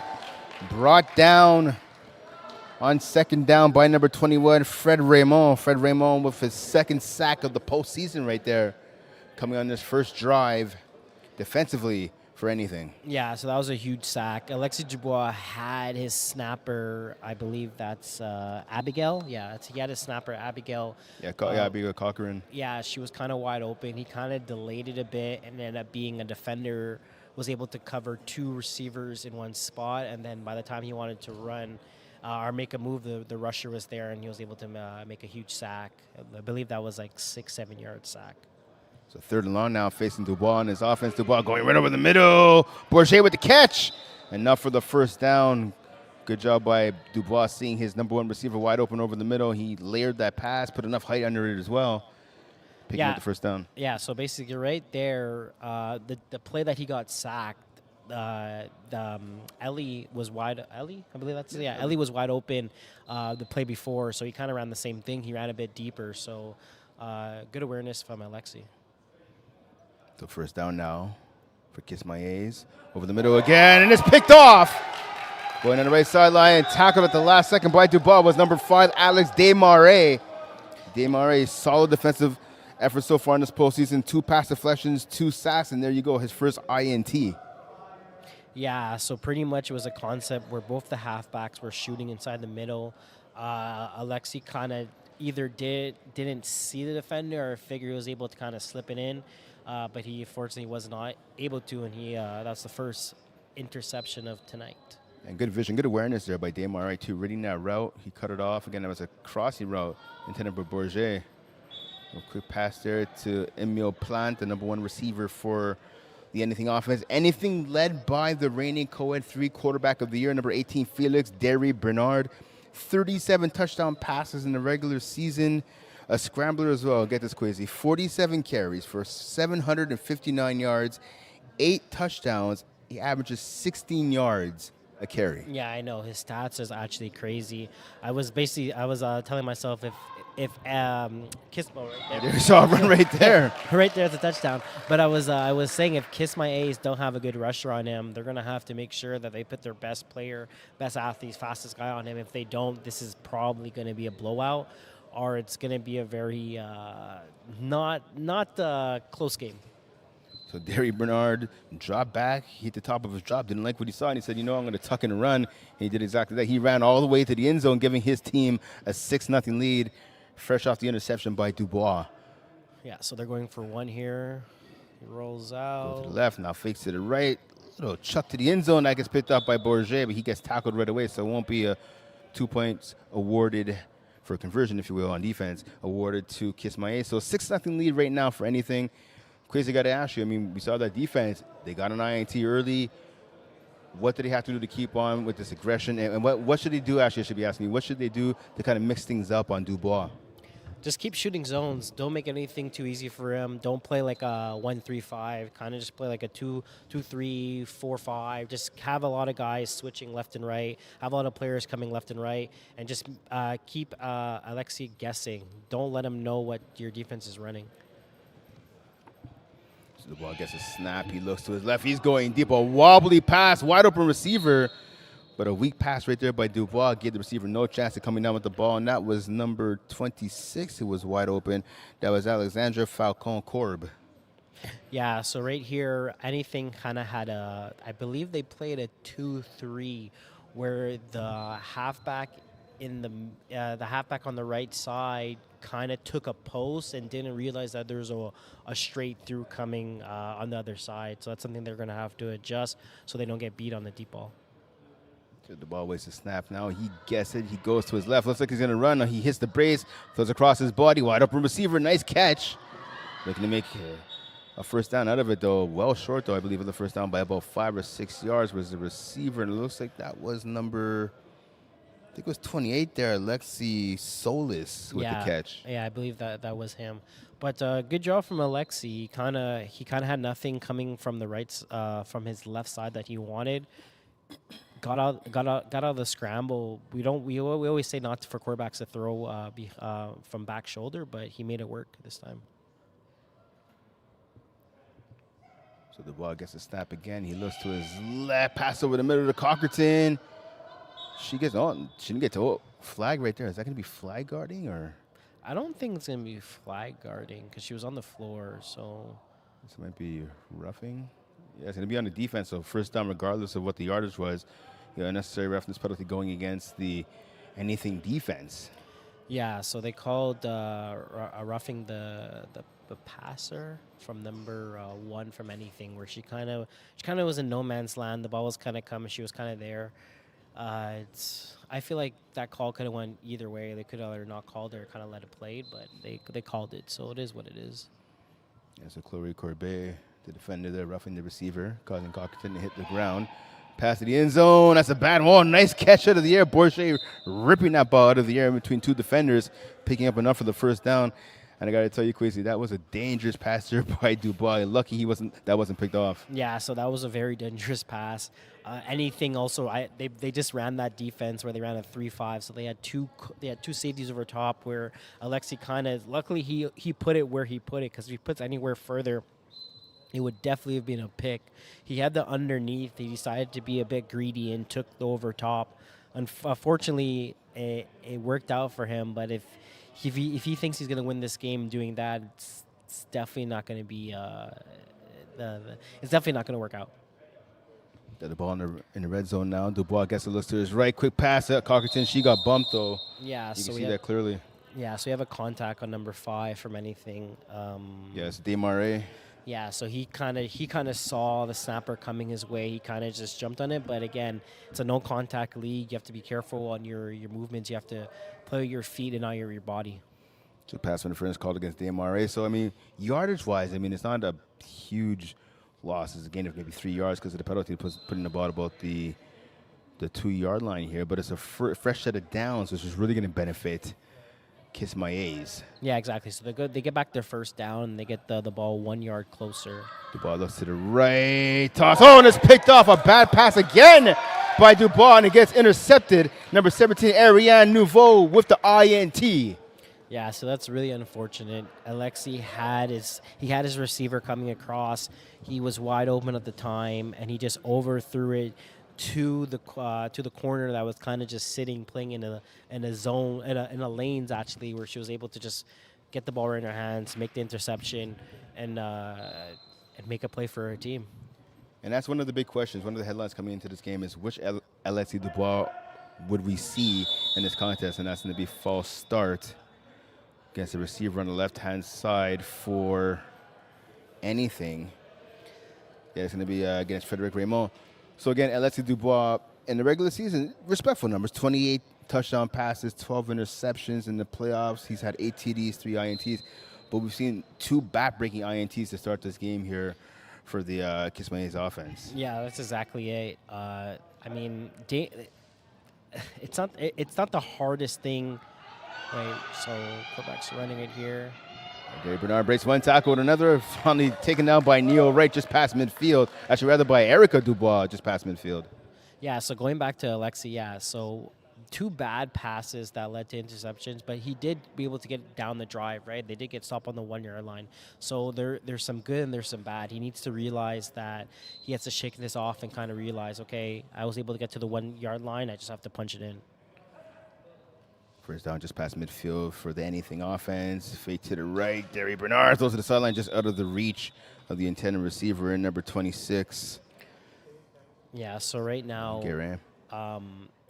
if anything is going to want to win this game, they're definitely going to have to change rushers. It seems like the quarterback... Derry Bernard. Yeah, for Felix. So it seems like the quarterback for anything Felix. It seems like he's going to be able to do whatever he wants. He has a very good shuffle step going left-right, where he's kind of making the rusher hold his feet a bit too long, and then he has all day to throw the ball. So good job there by the rusher. So you just talked about maybe switching the rusher, but a good job there by it's Alex Solis, again, who got a big first down earlier on offense in the contest for Caisse. He's the rusher here, so he caused Derry Bernard to kind of hold on to the ball a little longer than he wanted to. He ended up firing a fastball to a wide open receiver on the right sideline, but that receiver wasn't prepared to catch that pass because it was well out of her reach. Yeah, exactly. He did a good job containing over there. Now we have a shovel pass, that great tackle from Dubois. Erica Dubois. Erica Dubois. Sorry, I was about to say Alexis Dubois, her brother, but Erica Dubois, great tackle from her off of that shovel pass. But the rusher is definitely gonna have to try to stay in front of the quarterback and try to contain him as much as possible, and just make sure he doesn't get to use his legs, because he feels as comfortable as possible when he's able to run. That's gonna be rusher pass. That's gonna be rusher interference. The pass caught in the end zone. Nice catch there for a touchdown, but unfortunately it's going to be called back. Rusher interference going against the anything offense. Yeah, and I believe that was 4th down.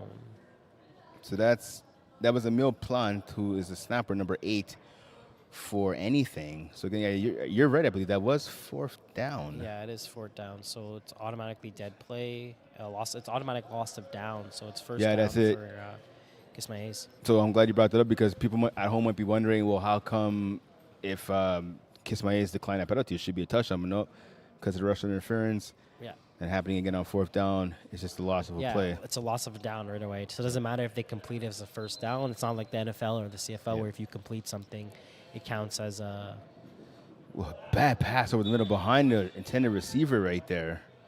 Yeah, and so almost picked off. So it counts as a first down, so it doesn't work like that. Any type of flag like that, it becomes a penalty that's a loss of down. So good for Caisse. They got their stop, right? They definitely needed it. They didn't want to be down by 12 points going into this first half. Alexi's just going to have to realize that his drags underneath is probably going to work. He's going to have to be able to make some other more plays here. So 2nd down now, 2nd and long. Dubois going to his left. He's running. Scrambles down the left sideline. Pickup of maybe a yard, maybe 2 on that play right there. Yeah, so right now anything is playing 3 short, we're 2 over top. He's might have to switch some players around and try to take advantage where maybe you take both of your guys and you put them at the wide out position so they're able to do straight goals and you maybe just do the jump ball until anything makes an adjustment where they're not going to have both of their males playing short because it seems like both of their guys are coming down right away. So 3rd and long now. Dubois, wobbler over the middle looking Tim Tebow-esque. Was that picked off? No, I believe that hit the floor. Yeah, the official on the right side saying that hit the floor. And that was not a good pass there by Dubois. And unfortunately for him and his offense, that has been the story so far in this game. We talked about the 2 bad interceptions, but he's had about 3 or 4 of those really wobbly, wonky-looking passes so far, and it's really hindering their offense. Yeah, he doesn't look comfortable at all. It seems like the rusher's really bothering him. As soon as he gets the ball, it looks like he's going left. He looks like he's rolling out left right before he's even making a read. It's something he's going to have to try to change. Again, maybe run all hooks and just throw a quick pass. Go get the momentum going your way, or even it's a completion. So can the offense get more than the 2 yards they've generated so far in the drive? Pass over the middle, and that's the DB Desmarais just read that the entire way. It's as if that pass was intended for him, his 2nd INT of the game. Yeah, so again, to be honest with you, if he ends up throwing that ball to the far left, his right receiver, it would have been an easy 10-yard game, but he decided to throw it more closer inside, and that basically made an interception. So Desmarais looking like the MVP of this game so far. Derry Bernardon gets the ball for his offense just before midfield. Pass over the middle, reaching up in the sky, and catching that was Chloe Corbet. Base 1 tackle finally taken down by Bourget at about the 6, maybe 7-yard line. First down and then some for the anything offense. Yeah, that was a very good concept from Felix. He was able to use his two inside receivers on each side to kind of go over top and be able to realize that the middle of the field was wide open after the number 3 defender from Caisse went to go cover over top. First and goal now for the anything offense. Trips to the left. Derry Bernard on the opposite side now, going to his left, now to his right. He's at a scramble. He's running a bit more. Tackled at about the 2-yard line there by Erica Dubois. Yeah, so unfortunately, Felix's flag actually came off, so he just had to get touched by the rusher. The rusher was very close. I don't know if he realized that all he had to do was touch him, because it would have made his job so much easier. But instead, Felix was able to kind of get out of it and run for 3 yards and make it a 2nd and goal. Good ball at about the 3-yard line right now. Derry Bernard gets it quick past the end zone. Touchdown! Chloe Corbet, 12-0 lead for anything. Yeah, so right now it seems like anything is in the driver's seat. But again, you would feel like this game is like 3 or 4 more possessions than what it is. It's only a 12-point game. Caisse are still in it. They just have to realize that they have to get a drive going. They got to get a completion. They haven't had a completion the last 5 or 6 throws. So again, they need to stop here on the first convert. Yeah, 1 point conversion right now, looking to make it a 13-0 game. Back goes Derry Bernard. Back a little bit more. Gets flushed to his right. He has some space. He hits the brakes, throws to the right, and it's caught. Great catch right there on the right sideline. Anything extends their lead to 13-0. Yeah, so that's going to be a really big issue right now. The rusher is not as fast as the quarterback, right? Felix feels more comfortable.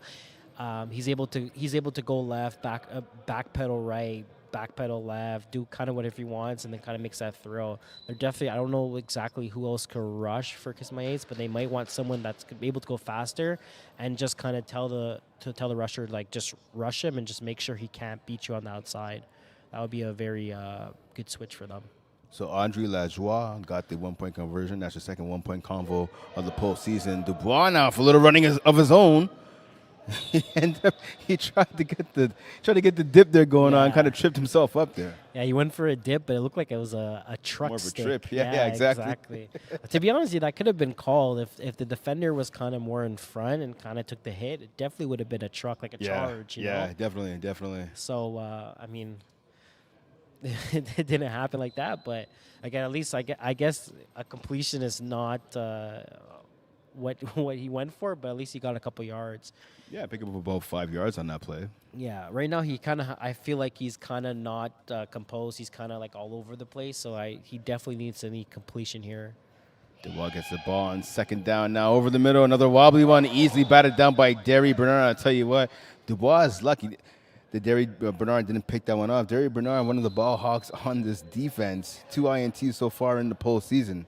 Yeah, so right there is a concept. He had double drags with a hook by the snapper in the middle. The snapper went a bit too deep. If she kind of cut that to maybe 5 to 7, I feel like the pass would have been so much easier. I think she would actually completed it, but she went around 10, so it gave Felix the time to be able to come down. So again, we have, I think this is a 7 or 8 throw right now where we have no completions.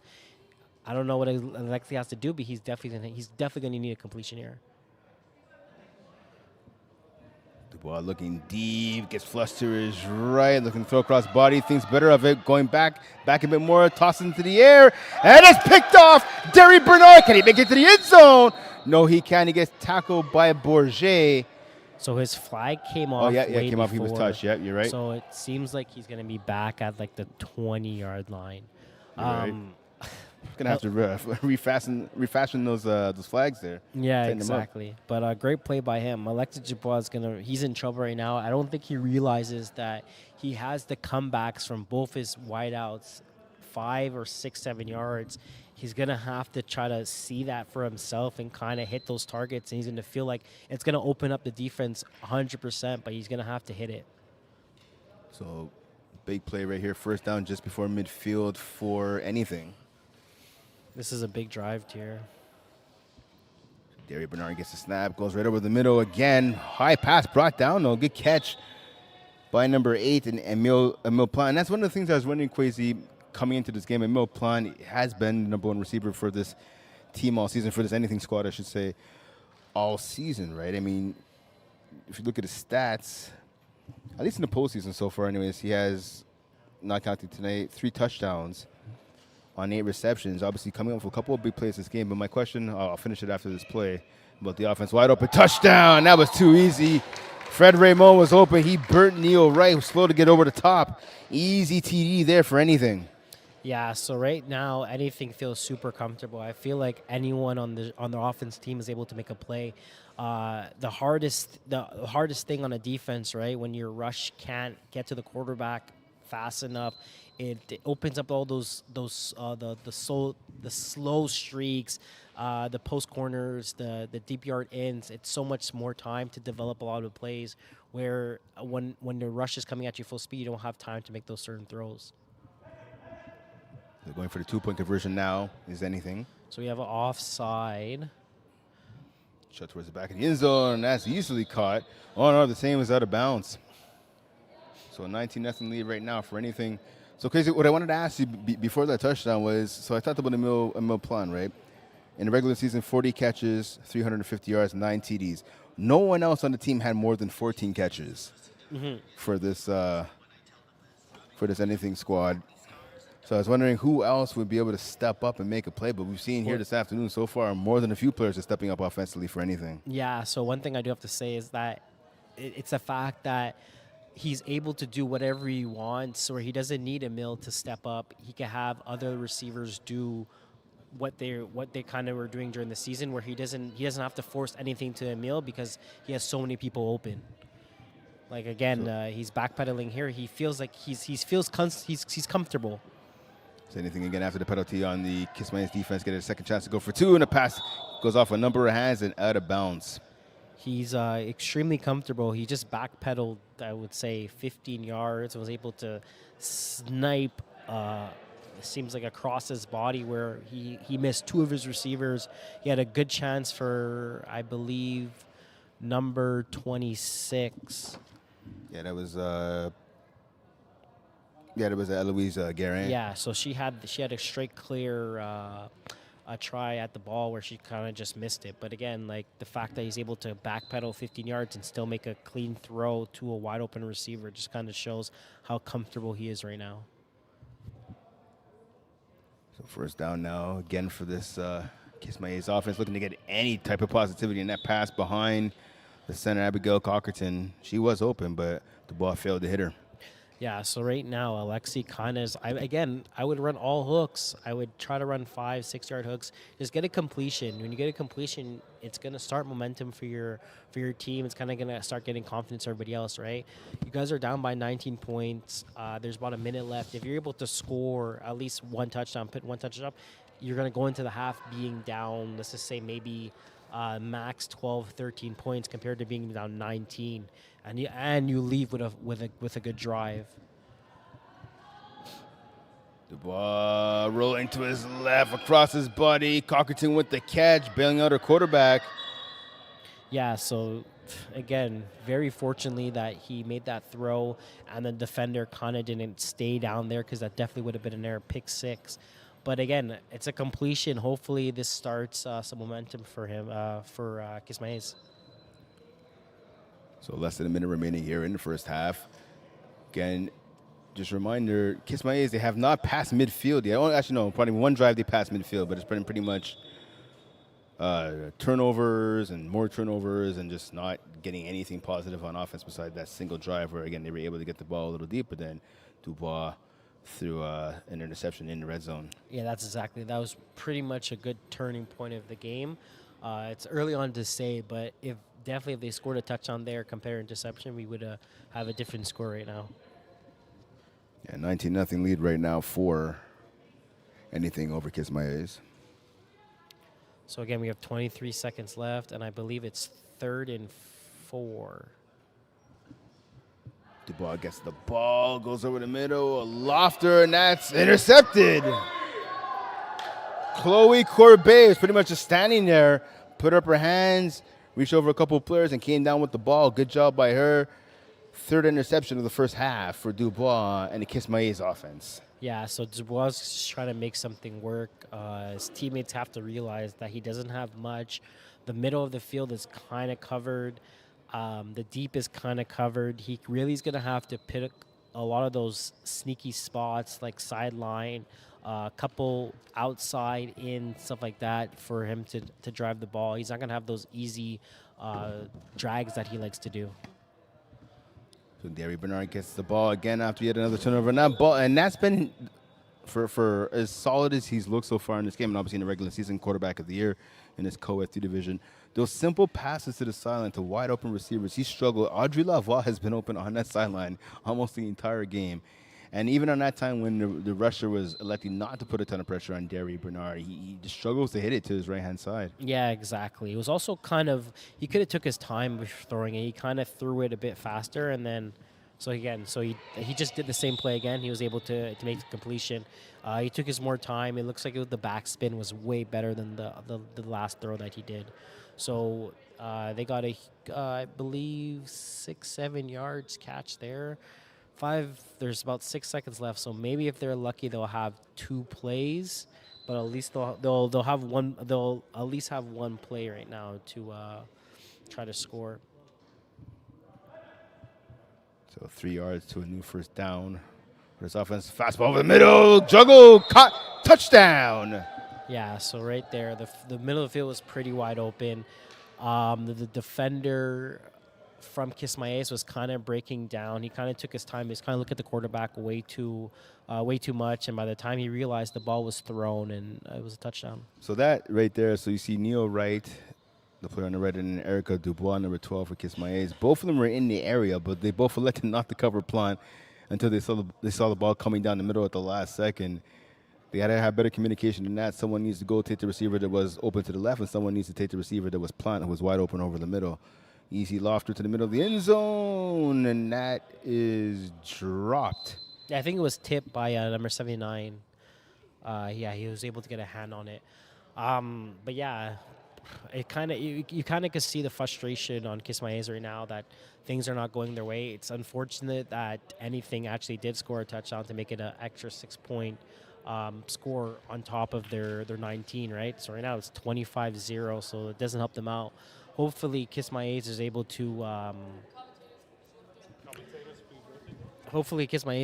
kind of come together and try to get a drive going, because they don't start with the ball second half, so they're going to have to come along and have a second half stop at the beginning of the second half.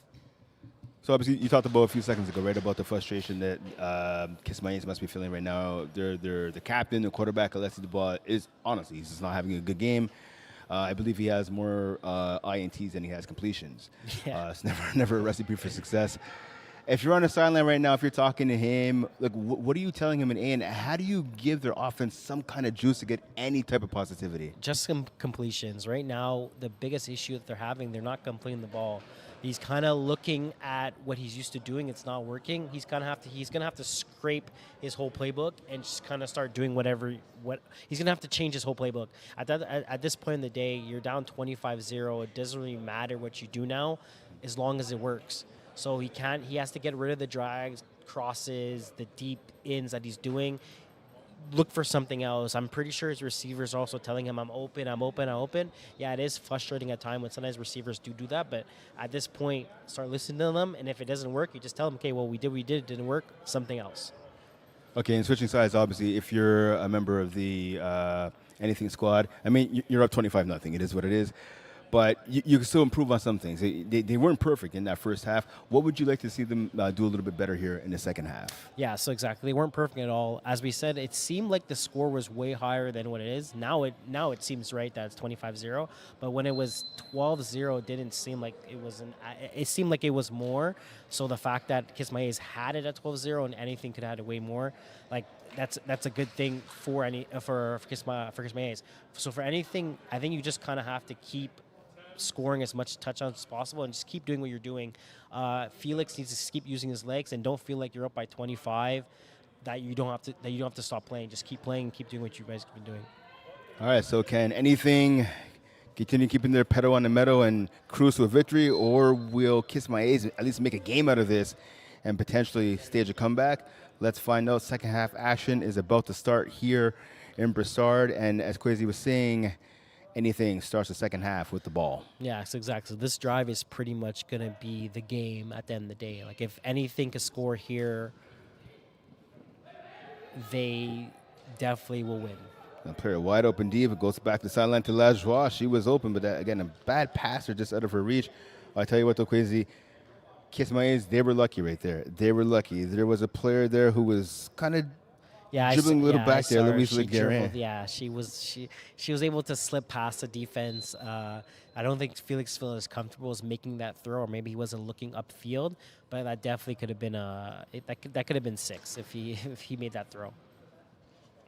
Don't forget, the game we have for you next is the Women's Division 1 Championship. The number 1 seed, the best team in Canada, most would say, Subzero, 9-1 record, taking on the number 3 seed and the 6-4 Cayenne.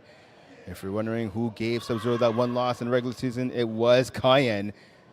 Both teams splitting the regular season series, 1 game apiece. A rubber match taking place here for the Division Women's 1 Championship in just a few minutes here in Brossard. We see a big run right there on second down by Derry Bernard, picking up more than enough for the first down, giving his team the ball in Caisse territory. Yeah, so again, he feels so comfortable. He kind of was just scrambling left, coming back right, getting his defenders to kind of get big deeper to the point he was able to start running off. He ran, he got 25 yards. It seemed like it was effortless for him. First down now. About the 15-yard line. Derry Bernard, little sidearm pass. Nice move by Plot. Touchdown. Anything, and they extend their lead. 31-0. So that was very fortunate that didn't get picked off from Alexis Dubois. He saw it, he was coming down on it, and he just missed it. He was maybe a second too late to kind of get a hand on that. If he was able to maybe get a hand on it, maybe it would have been a pick. But again, great ball from the quarterback to actually just sling in there, but very dangerous throw. I love the reaction in the end zone by Chloe Corbet. She was kind of shaking her hand, and like, oh my God, that move was nice. So again, Alexis Dubois missed the INT or the bat down, and then Erica Dubois missed the tackle at the goal line. Pass, and that's batted down by Bourget, intended for Desmarais. So 31-0 lead right now for anything, and I think we could officially say the route is on. Yeah, so again, at least they kind of stopped the bleeding there, making sure they got Kiss My A's kind of stopped the bleeding there, getting a stop for that convert, making it a one less score instead of being 32 to make it 31. So hopefully that gives them some momentum and they can start scoring. So again, that's a completion. We have 2-3 yards from Neil. Yeah, Neil, right. Yeah. So again, here we go. That's one catch. Hopefully they can continue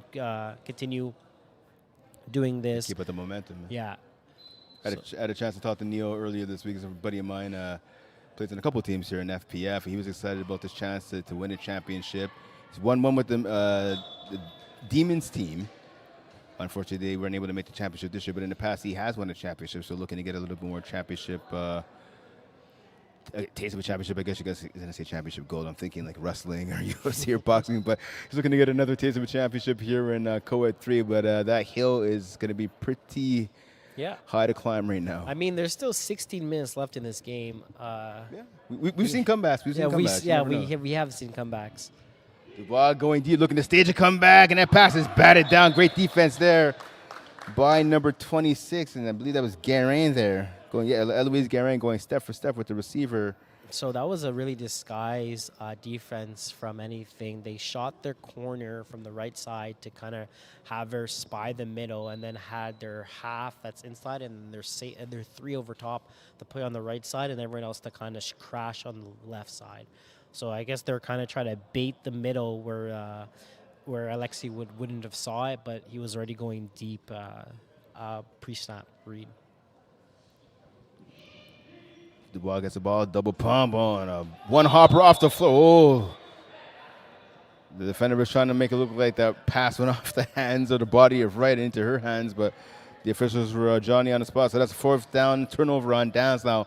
Ball goes back to anything deep in Kiss My Ace territory. Yeah, so Alexi tried to run a levels there where he had one receiver underneath, one receiver over top, but both receivers kind of ran around the same length of a route, so it didn't help at all. And by the time he was able to make a throw, he was under pressure, and the ball was able to get to his receiver. So first down now for the anything offense. About the 13-yard line here, so great field position for them as they look to extend their lead. Looking to get it up all the way to 37. Pass to the right-hand side. Tackle by Erica Dubois. Made on number 4, Audrey Lajoie. So we have a flag on the play. So I have to see. It looks like Julien Proulx, the official on the left-hand side. He's the one who called the penalty there through the flag.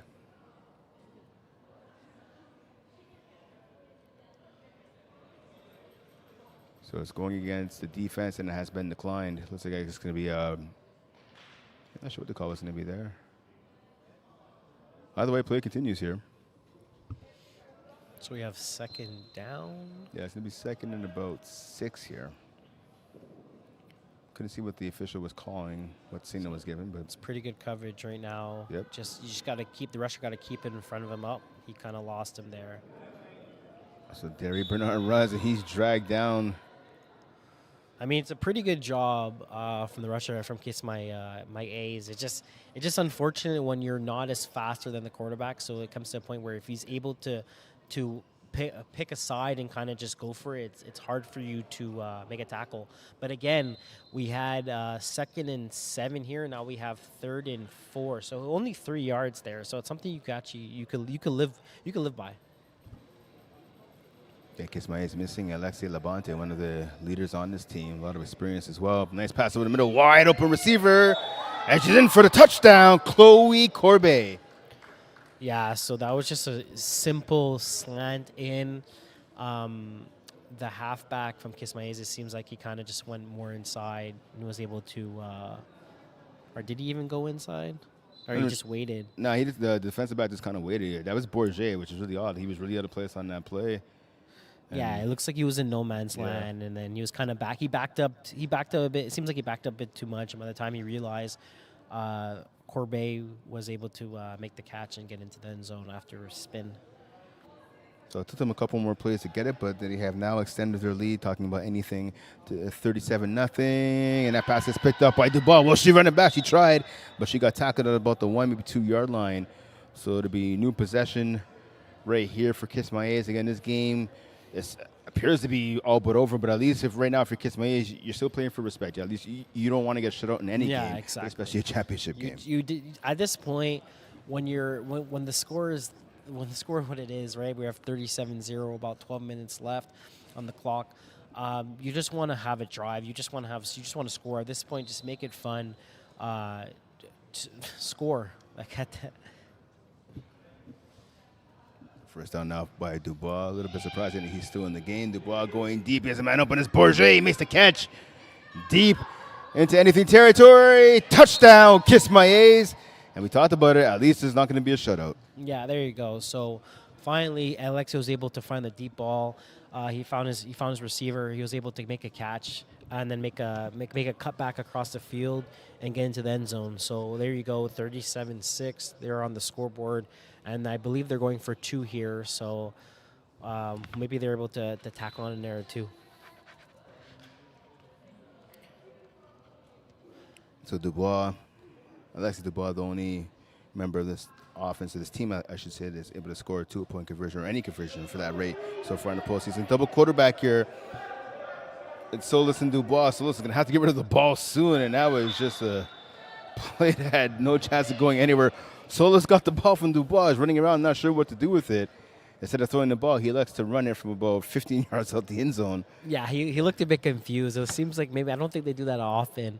He got the ball, and he was just kind of like happy feet, you know, and you don't really know what to do, and it's like you're playing hot potato, and you're like, what do I do? So that's kind of funny. But again, like as I said, like they're at this point, have fun with it, you know. So Derry Bernard gets the ball. He has a player wide open and plant. He lets it toss it to the sideline. LaJoie is there right again, setting up shop in her office on the right sideline by the benches, and she picks up a first down and then some. Yeah, again, so anything is kind of running a basic offense. The rusher is not coming at him as fast as possible, which is totally fine, you know. You know that he's faster than you, so give him his leverage, give him his space, and by the time he wants to make a break, try to get there as fast as possible. Again, that's also an issue because it gives him lots of time to throw the ball, and it's hard to keep a player in front of you, but you're doing the best he can do. Derry Bernard gets the ball again. He thought about going deep. He goes right over the middle. Security blanket and plant. He's tackled though right away. It looks like I think that was number 6 and Kelly Lalonde with the tackle. That was a very good tackle. Yeah, Lalonde kind of alone on an island right there in the middle of the field. Good tackle there on Plant. We saw Plant before. He's shifty, able to move his hips, scored a nice touchdown on the right-hand side, looking to do the same over the middle of the field, but again, he got tackled by Lalonde. Yeah, it's a good tackle. If she doesn't get that tackle, I think he scores. So kudos to her. Just over 9 minutes remaining here in Bassard. This co-ed Division III championship game between Anything and Kismaye. Shovel pass now to Desmarais. He's tackled right away by Bourget. Again, a loss. No. So a gain of about 2, maybe 2.5 yards. Yes. So I believe we're at 3rd and 1, but good concept again. Don't do anything too fancy. Don't do anything where you're going to force interception. Just keep doing what you're doing the whole year, what was working, and make sure you keep doing what you're doing. 3rd and 1. So they changed rushers here. And Neil Wright's rushing now. Much better option right there. Pass over the middle. Well, they're saying it's incomplete. That pass was intended for Corbet there. So, yeah, good vision by you. Good notice right there. Switching out to Neil Wright, much bigger guy than Solis. Yeah, exactly. So I think that's something they should have done in the first half. I think after they realized that their previous rusher they had wasn't able to put enough pressure and kind of was fast enough, they should have made that switch. And then maybe they could have just kept switching rushers and kind of seeing who was working, who was not working. But unfortunately, they kind of did it a bit too late. But Right lineup by rusher again. Nice fake there by Derry Bernard. Back to the end zone. Touchdown. Yeah, so again, the rusher kind of over-pursued, right? It was to a point where he over-pursued too much. But again, if they did this at the beginning, I feel like he would have felt more comfortable rushing in the first half compared to just kind of going put out there and kind of just going full speed and not having a team breaking and kind of know what to do. So unfortunately, again, it's a switch from Caisse that they didn't do fast enough. That led to a touchdown from... yeah, that was Guérin. Alois Guérin, number 26 with the TD. So 43-6 lead now for anything. Double QB play of their own. Desmarais pass, and that gets caught by Plant. So Plant with the 1-point conversion. So 44-6 lead now for anything with 7 minutes and counting remaining here in the contest. Yeah, so that was a good play. A lot. You don't see it from a lot of teams, especially in Co-Ed 3, Co-Ed 2, Division 5, 5A, 5B around. You don't see the double quarterback formation. So a lot of times what you try to do is that you throw the ball to the opposite side and you try to get the defender to come on you. So it's a one-on-one coverage on the left side, and usually it's wide open. So just over 6.5 minutes remaining. Pass. It's a ground ball there, it looked like, almost from Dubois to Cockerton, but good job by her showing some solid hands. And I got to tell you, so I used to play on this team, Quasi. I used to play on, well, Kiss I don't know what they were called at the time, about 5-6 years ago, maybe 7 at this point. First year, Alexis Dubois put in the team. Erica Dubois was on the team, his sister, obviously, and Abigail Cockerton. It was her first year playing FPF. I got to tell you, both those ladies, they can play. They're ballers, and they'll be, I think, as mad as anybody about losing this game here this afternoon. Nice pass there to Solis. Rare offensive play, a big play, I should say, by Kiss Rarity, definitely. So nice dump off there to Solos to pick up more than enough for the first down. Yeah, so exactly it. That's kind of what the offense that Alexi wanted to do at the beginning, but they weren't really giving them the drags. They were coming down on it. So I think anything's kind of playing a bit off, making sure they don't get over top and kind of giving the underneath, making his job so much easier. So Dubois on the team for the first time in a while. Past the end zone, off the hands of Wright, and then off the hands of Raymond as well. I was going to say, so this is the first time in a while that Kiss has been past midfield. Yeah, exactly. So they were, I think it was the second drive that Kiss had the ball on the 1 yard line. After that, they haven't been here, and then they had the big bomb where they didn't get to go in the red zone or the close to the end zone because it was a 40-yard touchdown. So second down now. Ball at about the 8 yard line. Neil Wright flexes over to the left, so trips to the left now for Kiss Pass to right in the end zone. That's picked off again. Lajoie, yet another interception right there. Yeah, that was a big play from her. It's kind of saying to attack the ball at the highest point, and that's exactly what she did. Great interception.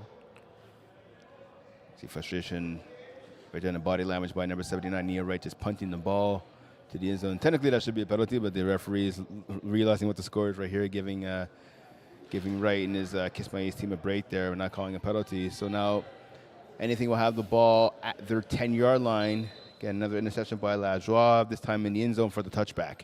So now they have a new rush as well.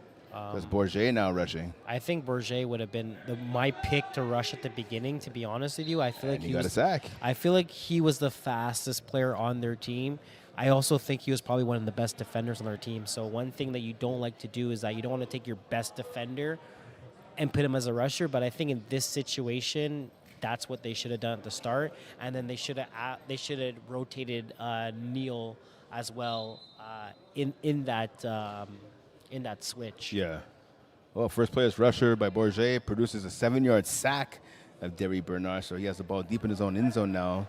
Line of scrimmage at the 4-yard line. Derry Bernard throws to the sideline to guess who? Lajoie once again. Oh, she almost broke 2 tackle attempts there on the sideline. Good pick up by her. A gain of about 9, maybe 10 right there. Yeah, very good hip movement, you would say. Sometimes when you're able to flex your hips the last second, defenders kind of have their hands out there and they don't even realize that you're making a move, and then it becomes a missed tackle. So ball about, I want to say, about 4, maybe 5 yards away from midfield. Yeah, so we have a 3rd and 5 right now. Derry Bernard gets the ball, goes to his right. He's going to run. He picks up the first down a little bit more. Well, he ends up getting tackled by Lalonde. Good tackle by her. Yeah, great tackle again. I feel like maybe she just to make that tackle, he gets extra 5-6 yards, but good tackle by her. Again, I think the biggest issue Kiss My A's had here is their rush. I think that was the unfortunately they didn't make a fast enough switch for the first half and the second half, and the adjustments for them. First down now, pass to the right side to Lajoie. Once again, she gets tackled by Erica Dubois.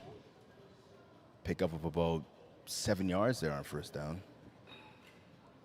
You see the Hall of Famer Pat Jerome, Division I player and Hall of Famer, coaching along with Joffrey, coaching Subzero. We talked about Subzero coming up next, the number 1 seed, and the women's 1 taking on the number 3 seed in Cayenne. Yeah, that's gonna be a very good game to watch. What are you expecting out of that contest? Who to win, or just what do I expect? Who to win? What kind of game it'll be? I think it's going to be a great game. After just saw a catch from Plante Emile with the catch, with Alexu to tackle. But I think it's going to be a great game. As I was saying, both teams, Subzero and both Cayenne, are 2 teams national-wise based, where they're probably the 2 best teams in Canada and also North America, where just to see so much talent on the field and be able to watch it, it's something that it's actually like a privilege for you to be able to actually watch 2 teams compete like this. Derry Bernard pass to the end zone, caught, touchdown, Corbeil again. Yeah, so there we go. Again, quarterback feels super comfortable. He's able to just roll out left, throw the ball right, and make the right read for an air touchdown. So lead extended now to 50-6 for anything. It kind of goes to show, right? Anything didn't go 9-1 this season. They were the team to beat. They lost their last game of the season, but again, I think sometimes it helps out to kind of just get that one loss out the way, and you kind of just roll through playoffs. And you can see that's what they're doing right now. A pass intended for Eloise Guérin, right through her hands, though. So who are you giving the MVP to?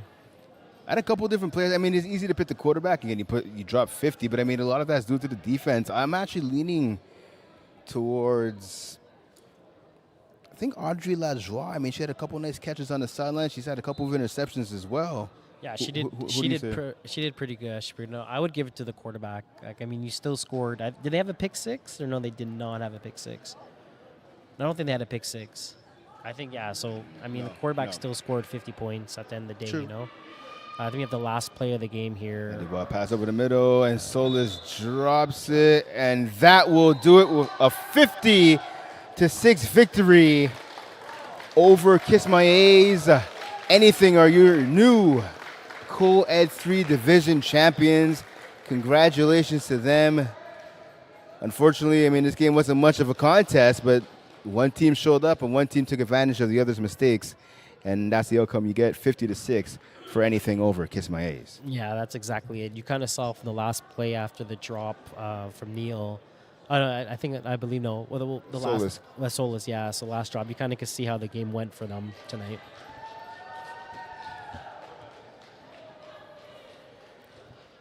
Yeah, so I mean, we look at this anything offense again. Like we said, 50 points, right? Their season high this year was 47 in a Week 12 win over Citadines. They had 3 more, so again, they dropped a 50 burger. I mean, that's pretty impressive no matter what division it is. I think this will pretty much wrap it up for Co-Ed 3 for these guys. I mean, hopefully it should be in Co-Ed 2 at the very least next season. obviously, sky's the limit for this team. Where do you think they should be going from here, and what do you think they can do if they go in a higher division? They definitely could drop to co-ed 2 for sure. The amount of talent that they have for the males and the females, they have enough talent to get them to co-ed 2. So I definitely would want to like to see them in co-ed 2 for next season. All right, so we're going to shoot it down to the sideline there. FPF President Jeff Rosenblatt is about to present the trophy and the MVP award as well. Just about now, we're going to go to Jeff. We're faster this time. Yeah, exactly. I'm field level with the 2025 Winter Co-Ed 3 champs. Anything, take a look at anything. We have the captain, Chloe Corbet, with us. Chloe, how does it feel to be an FPF champion? It feels awesome, and with that team, it is more awesome. Now, are these your friends off the field also, or are these more football friends? No, they're friends too. Okay. So they're nice. We like them. They're nice. Yeah, they're nice people. Okay. We're also going to give the finals MVP to Audrey Lajoie. Come over here, Audrey. How does it feel to be the MVP of this game? Really good, but I think it was a team thing that we all was a part of the win. You know, that's like a very politically correct answer. I think they won this game only because of Audrey. Nothing to do with the quarterback or anything like that. Nice game. Felix, right? Felix, great game. We're going to go back up to them, but let's just say I think this team might belong in Co-Ed 2 next year, if you're asking me, but that remains to be seen. We have the Co-Ed 3 champs. Team Anything, back to you in the booth. So again, yeah, 50-6 win. What are your thoughts? Good game from Anything. I mean, it's unfortunate because my A's kind of didn't get their offense going at the beginning. Frustrating that they got stopped on the goal line. I feel like if they're able to get that touchdown, we would have had a whole different game. We wouldn't see 50-6. But again, this is how championship games work. And sometimes it benefits one team instead of benefiting the other team. And obviously for Kiss My A's, it was a horrible game, especially offensively. Ideally, I mean, listen, they made the finals, so not throwing any shade at them. They did make the finals. How do you think they could build on what happened today, and how can you use that as motivation? To be honest, just their play calling. They have to realize, especially Alexi, when things are not working after the first couple drives, especially like after the third drive and your drags are not working anymore, you got to switch it up. You kind of have to start seeing other things, even to a point where you kind of have to ask the receivers, what do you see, what do you not see, what should I do better, even some trick plays, some double quarterbacks, just try to mix things in, because at the end of the day, his play calling wasn't working, but he was continuing doing the same thing. Yep, and so congratulations again to Anything. Again, 50-6 victory over Kiss My A's. They're your division Co-Ed 3 champions, and for Anything, for all the players on the roster, it's their first championship. So congrats to everybody. They kind of they got over the hump. I mean, I don't know if you remember your first championship. I remember mine. It's a long while back, but I think for me at least it's the most special one. Yeah, it's pretty cool especially when you win with all your friends too, to get that first championship, to kind of just get out the way. It's an amazing feeling. All right, so once again, congrats to Anything. Again, coming up next, Women's Division 1 Championship game between the number 1 seed Subzero, the number 3 seed Cayenne. We'll have that game for you coming up in just a few minutes. Stay tuned.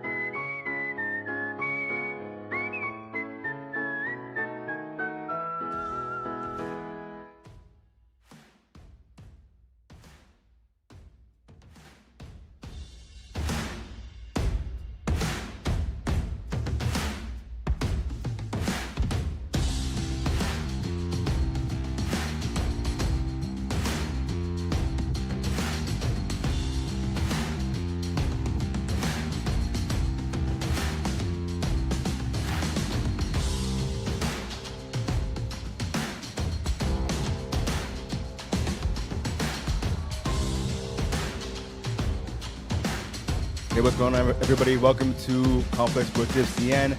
I'm FPF Hall of Famer Brent Bach, and I'm joined by four-time champion, four-time All-Star Jerome Hovington. Jerome, a huge game, the cream of the crop when it comes to the ladies division. The number 1 seed, 9-1 Subzero, taking on 6-4 Cayenne.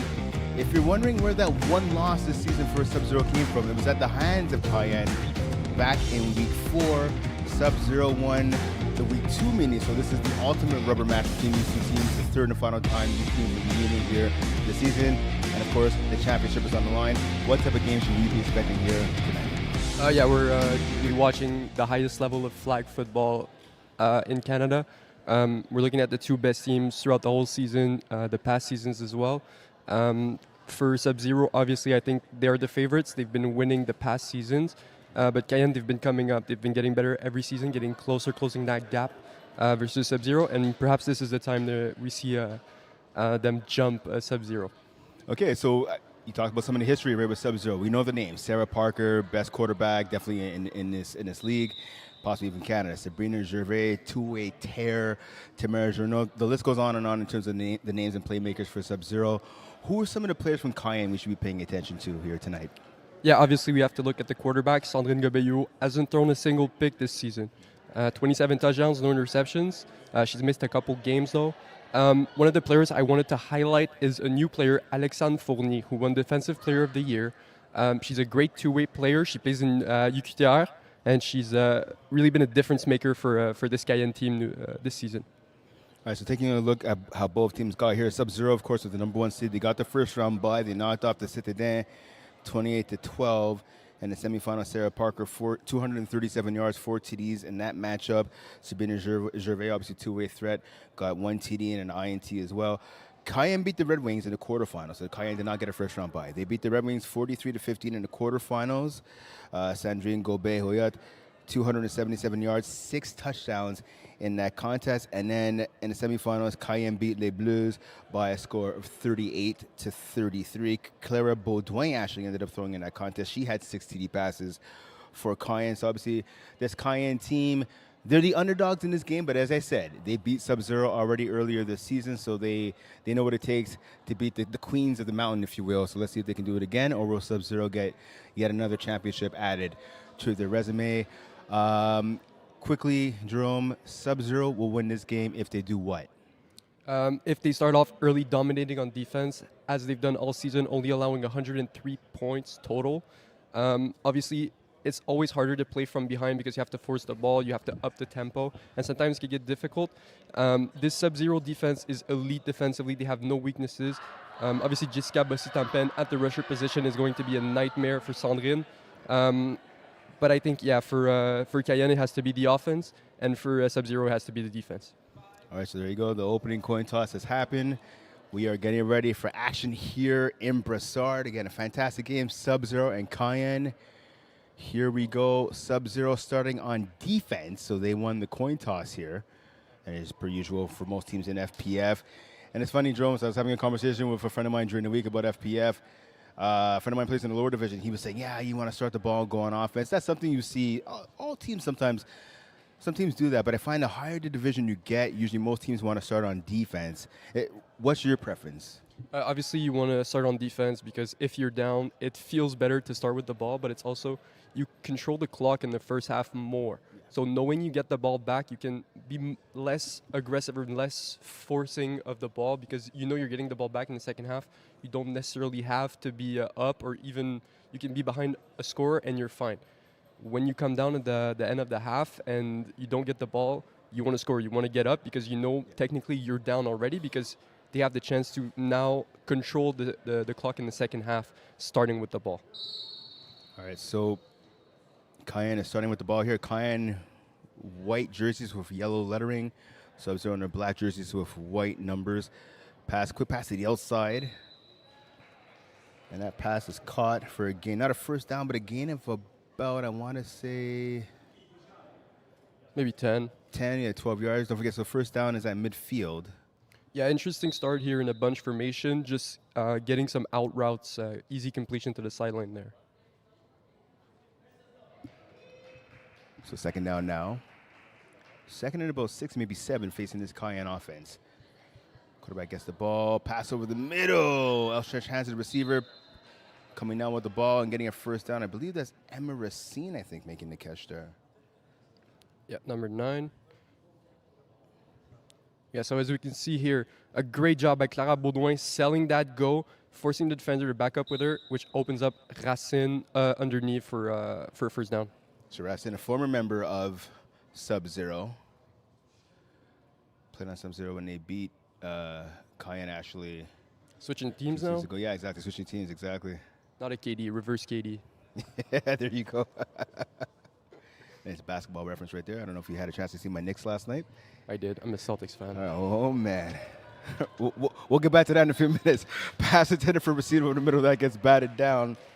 Nice pass deflection there. I believe that was number 4, a little hard seat. 33, Catherine Gaumont, yeah. Yeah, Gaumont, yeah, exactly. Gaumont with the pick. Yeah. I thought Racine had the catch there, but she closed out really well, and she got her hand in there to bat down the ball. So this is huge, especially with 4 downs to score. Yep. Obviously, they wanted to get an easy completion, get some yards, make it easier. In the previous games, they struggled to score. Finding the end zone was tough. They didn't have a problem getting past midfield, though. So second down now. Baudouin gets the ball, looks to her left. She has to play over the middle. It's Racine. Racine can't split the 2 defenders, but she picks up, I want to say 8, 9, maybe even 10 yards right there. So giving the ball to her team at about the 8-yard line on third down. So third down and goal from the 8-yard line for Cayenne. Yeah, I think that was Mathilde Renault, number 8. Yeah, pretty hard to see with these jerseys, but great job sitting that route. I think it was an out or an in if she was on the other side, but she just sat between the 2 defenders, and Sandrine was able to fit that gap. So again, third and goal now for the Cayenne offense. Gets a snap, little leak route to the right-hand side. Just pass out of the reach, pardon me, of the outstretched hands of the receiver there. That looks to be Clara Baudouin. Clara Baudouin, exactly. Yeah, just a bit of lack of accuracy there, it seems. Yeah. She wanted to get closer, obviously split the field on third down. Gonna make this fourth down a little bit harder. Once again, finding the red zone was a problem. Now fourth and 8 with this Subzero defense, which is very tight, especially in the red zone. Gonna be tough here. So if you're Subzero here, is it too far out to call lanes right now, or what would you be playing on defense? I think lanes with one over the top, especially in this trips formation here. Maybe get a 31 here, Tamara Journeau across. So double quarterback option for Cayenne. Will they take it? Yes, they do. Pass back. Original quarterback. Pass to the end zone now. Caro just off the hands of Racine. She was open. That pass just a little bit too high for her to handle, off the hands of Sandrine Gobet. Bit of nerves here, perhaps. Felt like that was an easy completion to make. Great job by Clara Baudouin getting it back to Sandrine. Yeah, she had her wide open in the back and just threw it a bit too high.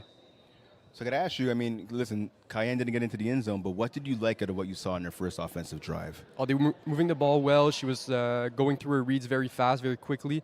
She was finding holes in Subzero defense. She's just going to need to be more decisive, make less mistakes.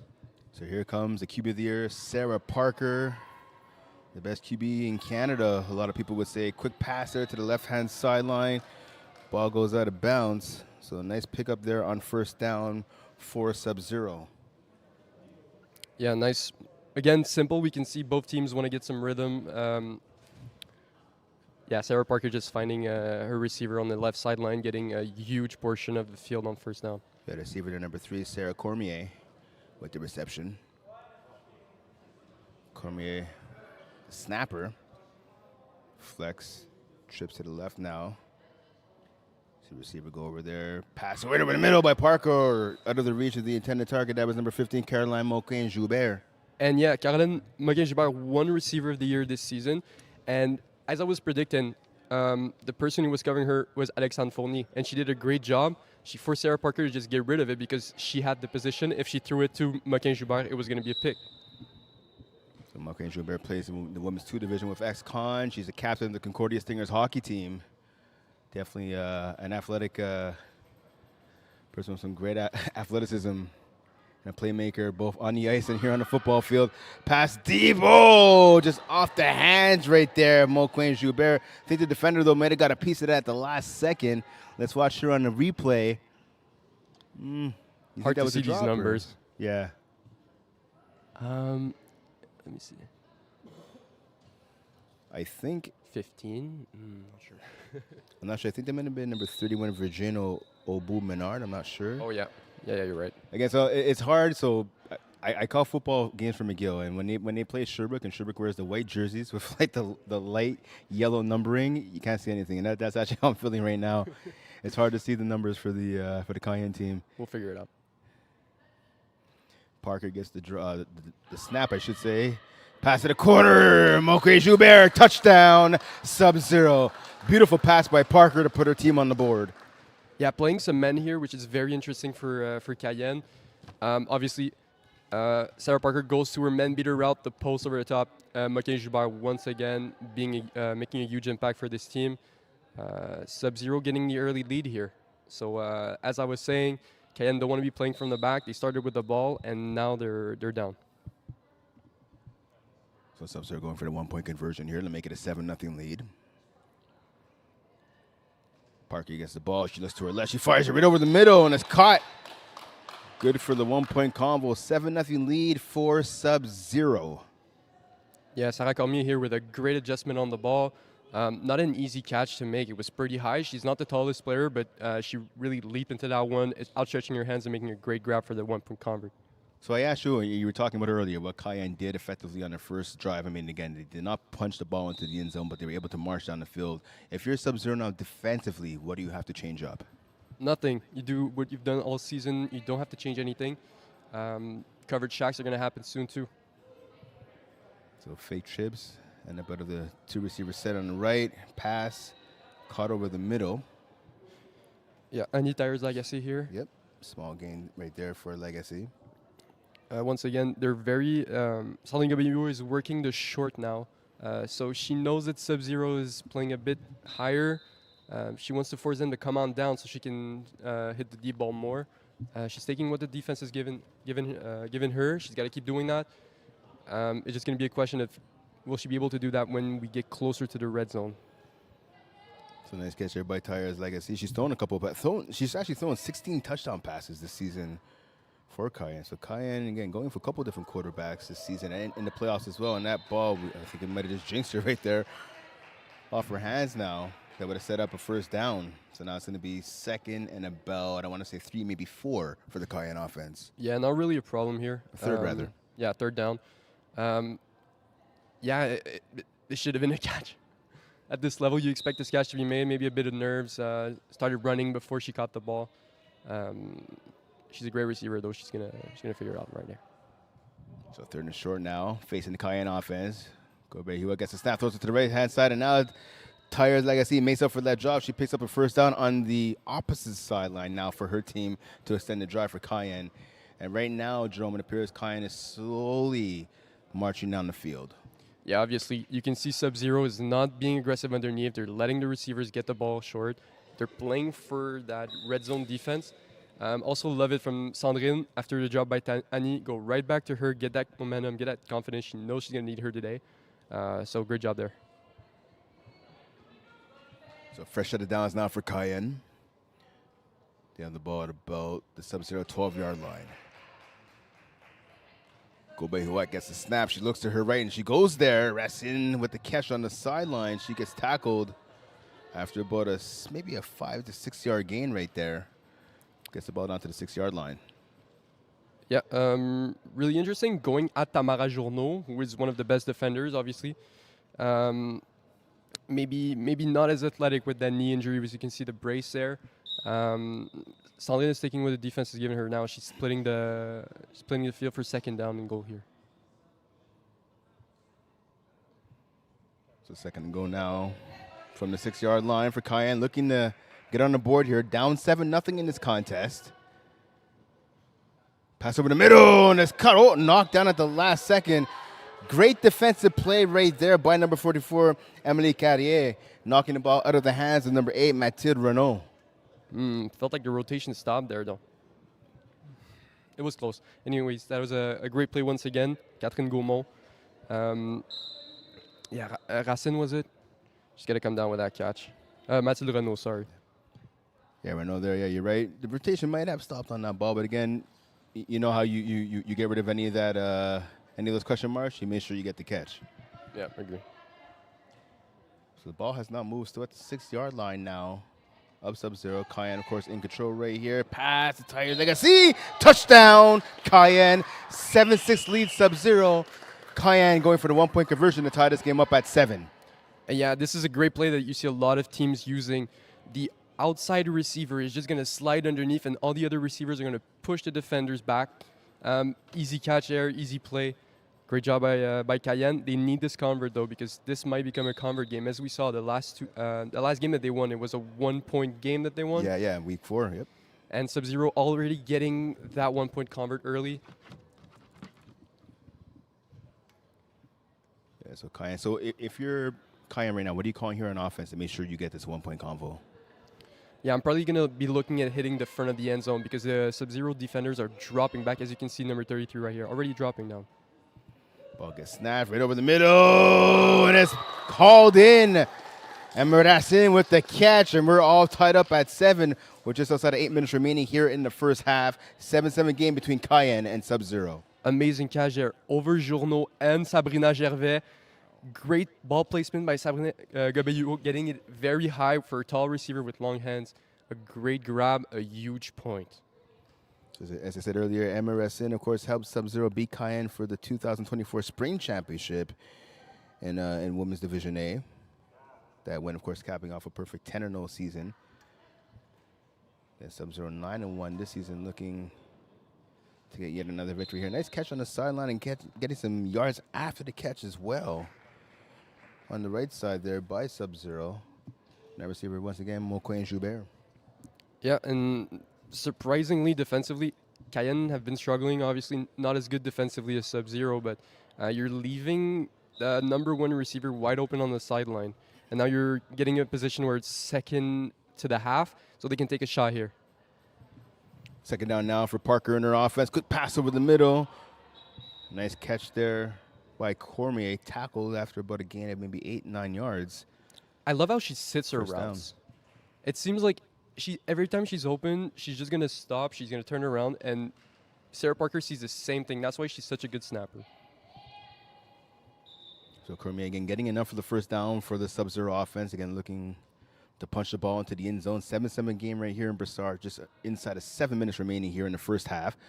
Pass it flats to Cormier. And she gets tackled after about a gain of maybe 4 or 5 yards there. Good tackle on the play. Looks like that was number 11, Alexandre Fournier. Yeah, and which sets up second down from the 5 here, which is a great situation. Going to need some adjustment from the Cayenne defense here. They're going to have to be more aggressive underneath, especially towards those snappers, those slants. Maybe they're scared of the deep ball, but Sarah Parker is being very disciplined right now with her throws. Yeah, both teams kind of just marching up the field. No one taking any deep shots yet. Let's see if Parker could change this as the game goes forward. Looking for a 5-yard pass here over the middle. Caught, touchdown. Quick hitter right there. Yep, you're right. Moquin Joubert, quick hitter right there. She was never really the number 1 option for Subzero, but this season she's really taking a huge step. Great concept again. Cormier goes underneath, the flat defenders follows, which leaves the hook right behind wide open. So 13-7 lead right now for Subzero. Going for the 1-point conversion here, looking to make it a 14-7 game. Yeah, another important point here. Let's see what happens. Will Subzero extend their lead to 7? Will Cayenne keep it at 6? Let's find out. Trips to the right, all the receivers on the right, quads, I should say, rather. Pass to the end zone, gets knocked away. Good defensive play by Cayenne. So it's a 13-7 game here, just outside of 5 minutes remaining here in the first half. Jerome Hovington, Brent Bakken with you live from Brossard here in this Women's 1 Division Championship. Again, we have one final game here to take place to wrap up the first night of championship weekend. We have the Division 2 championship game. Got another one after that, no? Yes, I think you're right, actually. I am right. Yeah, 100%. At 10 o'clock. Am I think we have... what game is it? I'm not calling it. I'm not sure. Which one is it? Or am I wrong? Women's 2. No, you're right. Women's Women's 2. There you My go. apologies. Chaos versus Citadines, I think. Yep. Oh, nice catch right there. Yep. Simple again. I feel like she's sending more deep routes there. She might be starting to throw them here, especially in second down. Maybe it's time to take a shot. Expect Subzero to come on down, be a little bit more aggressive with all the short passes that she's been taking. It's the best strategy to take for any quarterback. You start short, you get some momentum, and then you take the deep shots. So second down now. First down pass picked up about 6 yards. Pass over the middle. Oh, that one's almost intercepted. Sabrina Gervais, she saw that. Her eyes got real big. She almost got the INT. Luckily, though, for Cayenne, that wasn't the result. But it's going to be 3rd and long now facing their offense. Yeah, two-way player of the year here, making a difference on the defensive side of the ball. Great job by the receiver. I think it was Racenia who got her hand in there so as to prevent Gervais from getting the pick. Setting up a 3rd down here and long, which is not ideal, but I feel like in open field with getting just about 9 yards, an okay situation. So let's see now what Cayenne's going to do here once again on 3rd and long. Just outside of 3 minutes remaining here in the first half. So pass over the middle of the field, caught by Renault, or rather by Racine. So gain of about 10 yards there. Will it be enough for the first down? Yeah, it is. Yep. Once again, a play that they've been running a lot so far. Yeah, it's a first down. Okay, yep. Yeah, you're right. Yep, first down. The other Branson knowing the first down. Yeah, Brent Young. That's right. Yep. So they got that by about a yard. Yeah, great play again. Those deep hooks that are sitting between the two flat defenders is 5v5, 6v6 is always open. So fresh set of downs here for Cayenne. Let's see what they can do with it. Quick pass over the middle. And I tell you what, Jerome, so I think that seems to be the comfort zone right there. Pretty much just quick hitters over the middle, either a hook or maybe like a quick in. And occasionally you'll see this a sideline shot, maybe a hook on the sideline. But again, like you said earlier, right? Both quarterbacks kind of just taking what the defense is giving them and not taking too many deep shots yet. Which is what you have to do, because when you start taking shots and going for passes that are not necessarily open, that's when you get picks. And it's a very tight game. One pick could decide the game here. Sandrine Gobello going a lot to our left, her right, which is definitely the weaker side of the defense for Subzero. Gobello gets the snap. Oh, and that pass off the chest of the defender and falls incomplete. Yeah, again. you can hear Pat Jerome, the coach of Subzero, giving his reaction after letting his feelings known after that missed INT. Just deflected. She had the pick, she had her hands placed, and just the little deflection threw her off. But once again, Sabrina Gervais making an impact. Yep. Sandrine Gobello, a little bit of problem with the accuracy again. Yeah, so Racine just missing that ball, and again, right off the chest, you hear it up here of Sabrina Gervais. Yeah, that would have been a huge turnover this early. About a 1 minute 40 that we have on the clock right now. Yep. So we almost had a TD, we almost had an INT, but we ended up with an incomplete pass. Let's see now what Cayenne could do on this play right here. Can they get the ball into the end zone in the dying moments here in the first half? Looking to tie the game up, down 13-7. Gobello gets a snap. She's going deep. Oh, just out of the reach. She had a receiver there at the back pylon, but the pass was just a little too bit out of her reach for her to pull it in. Yeah, the play definitely took a long time to develop. I think she had tires agacé, but she saw that Sabrina Gervais was dropping there. So, was it? Yeah, it was Sabrina Gervais. So she, not the player necessarily want to be throwing towards to. So she just threw it out of bounds, not take a risk, live for 4th down here. But yeah, definitely perhaps the wrong play call here. Nothing was really open. Try to make the best out of a situation that had not much going for. So 4th down right here facing Cayenne. If you're Sandrine Gobello, what are you calling here for your offense? We see a tight formation right here by the offense. Yeah, something similar. A hook with something slanting underneath, hitting that 1st down. Pass to the end zone. And that's even further out of bounds. So turnover on downs for the Cayenne offense. Of course, per rules of FPF, the ball will not be taken over at the 10-yard line where Cayenne finish off the drive. The ball will go to the 5-yard line where Subzero will take over. And like we were saying early on, why you do want to be you want to start on defense is here. About minute 30, Subzero start with the ball in the second half. They have a chance to manage the clock and bring this clock down to not enough time for Cayenne to come back and score and still get the ball to start the second half. So again, just under a minute now. At least on the clock on the screen, it says about less than a minute. On the clock overhead, we have about 90 seconds left. We're not sure which one is the one to go by, but we'll find out. Shortly pass to the right sideline. Player open. Nice catch and getting out of bounds. Sabrina Gervais picking up a first down for Subzero. They're looking to get on the board once again before the end of the first half. Yeah, obviously great play, great adjustment by Sabrina Gervais. I think it was definitely a go route. She saw the defender, number 31, dropping but staying more inside. So she just hit kind of a comeback or a backside fade, which Gervais adjusted to perfectly and completed it in bounds and got out of bounds after that. It's a good throw and catch right there from Parker to Gervais. It's a combo that's been called many times over the years here in FPF. Parker, quick hitter to the left sideline. Mocaine Joubert with the catch, but she doesn't get out of bounds, so the clock keeps running here. Which is actually perfect for Subzero right now. They want to get this clock down. They do not want to give enough time to Cayenne to get the ball back and score. So expect Sarah Parker to bring this clock to about 45 seconds, get another play in, and hopefully leave less than 20 seconds for the Cayenne offense. Parker now giving some last-minute instructions to her receivers. She waits a snap from Cormier. She gets it. She looks to her left. Oh, double quarterback here. Carrier pushes it back to Parker. Oh, and the ball goes off her hands and it falls incomplete. And you can see the frustration in the body language by Emily Carrier there. There's a big opportunity for a huge play right there for Subzero. Yeah, which this now sets up a third down, I believe.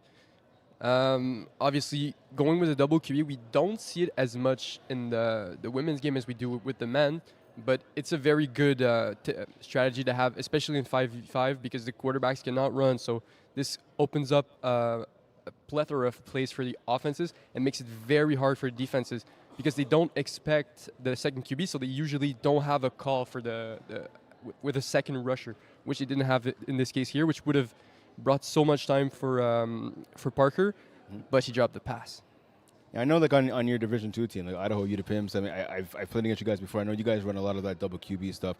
What are you looking for offensively when you run that double quarterback? Obviously, you want to catch the defense by surprise, but what else are you trying? What else are you looking for when you run that?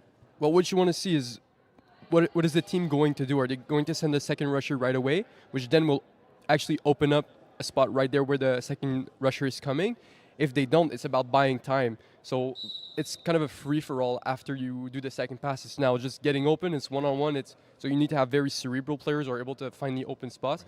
And these converts are huge when it comes to games, especially with defensive stuffs becoming harder to come by in high division. So these two-point converts are huge. It just gives you more opportunities to make some plays in the two-point converts. All right, so let's see what Subzero does here. 4 receivers to the left. Traditional setup there offensively. Parker got the ball. She hit Gervais. Gervais gets out of bounds. Yeah, a bit confusing here, right? I would have stayed in bounds. Would have really milked that clock down to what last play of the half, perhaps. Now on 4th down, Cayenne will get the ball back with not a lot of time, but enough time to score. Yeah. Well, right now the ball's at the 5-yard line. So right now Subzero priority number 1 is scoring. You're right, though, for Cayenne, they will get the ball back. Priority, though, number 1 for them on this play is to keep your opponents out of the end zone. You can get the ball back and potentially tie it up right before the half or take the lead. Yeah, play aggressive on the line. Force Sarah Parker to throw over you. Parker gets a snap. She looks to her left. She's throwing over the middle. Caught by Carrier. Touchdown, Subzero with 30 seconds remaining in the first half. Yeah, great adjustment there by Carrier going behind the defender, which didn't see her, so she then came back. Yeah, exactly. You can see the halfback not seeing her. She was too late. And Carrier coming back towards her quarterback, towards the ball. I thought that was going to the snapper, but actually Parker saw something that I didn't, and that's what makes her such a great quarterback. There you go. So Parker, the legend, adding to her touchdown total right there. Finding Carrier again in the back of the end zone. Going for 2 here. Ooh, 19-7 lead right now. Yeah, so this is interesting. So if they go for 2 and they get it, they'll be up 21-7. Yep. Nice football score there, right? Yeah. Carrier goes over to the right-hand side, now trips to the right. Parker gets a snap. She looks to the right. She's going there. Oh, and that pass just a little bit early. Got there a little bit before Carrier was able to get her hands up to try and make a reception. So 19-7 is the lead right now for Subzero. About 20 seconds remaining here in the first half. Yeah, great pressure from the lengthy number 9, Emma Racine. The usual rusher is number 17, Léa Duval, who in the game that they won versus Subzero had 4 sacks and was a lot of trouble for Parker. Interesting choice to change the rusher here on this convert. Maybe you want to force Parker to throw the ball faster and maybe cut off some of her angles. It'll work on that play. So 17 seconds, as you can see at home on your screen. Not sure how accurate it is, but Cayenne has about two chances to get the ball downfield. A quick pass on the right-hand sideline. Great play there. Confusing a little bit from the Subzero defense. If you see the quarterback under center, you're expecting a quick pass usually, and defenders dropping, not being as aggressive as they should have been on that play. But it's a great play to get a huge amount of yards and to stop the clock as well. That's a quick header there on the sideline. Receiver's able to get her to bounce.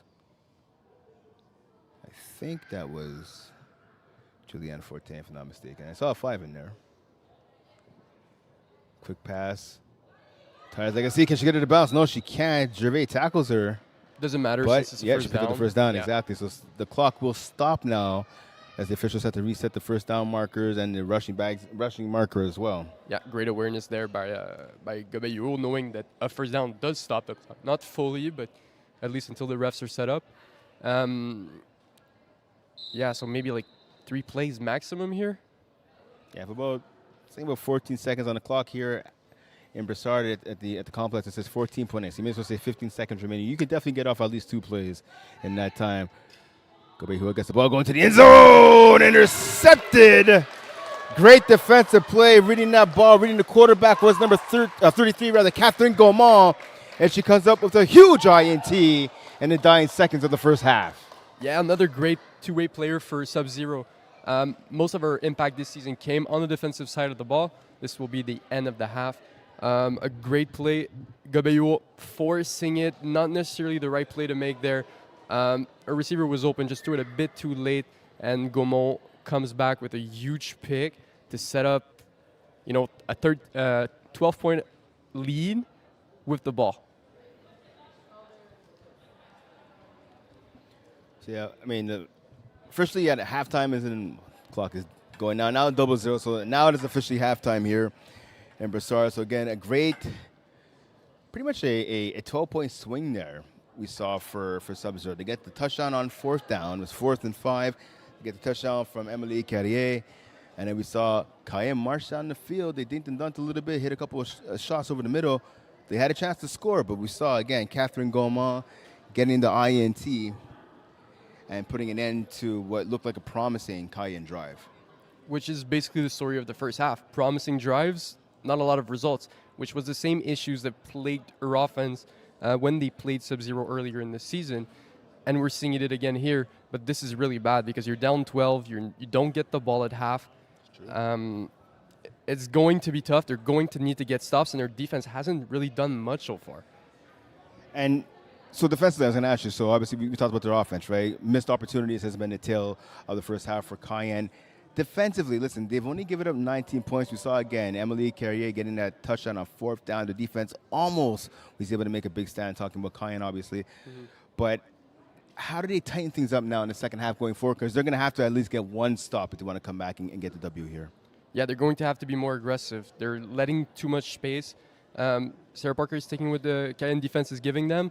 You have to be more aggressive. You have to play more men. We saw it. They got beat on it earlier on that post by Moquin Joubert, but you're going to have to go back to it because you need to stop. You need a pick. You need to stop this offense. And just letting them drive down the field, drawing down the clock is not going to help you. And switching sides to Subzero again, they're up by a score right now of 19-7. They haven't been perfect, though, in this first half. What would you like to see out of them in the second half to kind of really seal this game? Maybe a bit more aggressive on defense. They're still letting Sandrine Gobello's offense run down the field, but maybe that's what they want. Maybe they're okay with letting her drive the field, and as I was saying, they want to stop her in the red zone.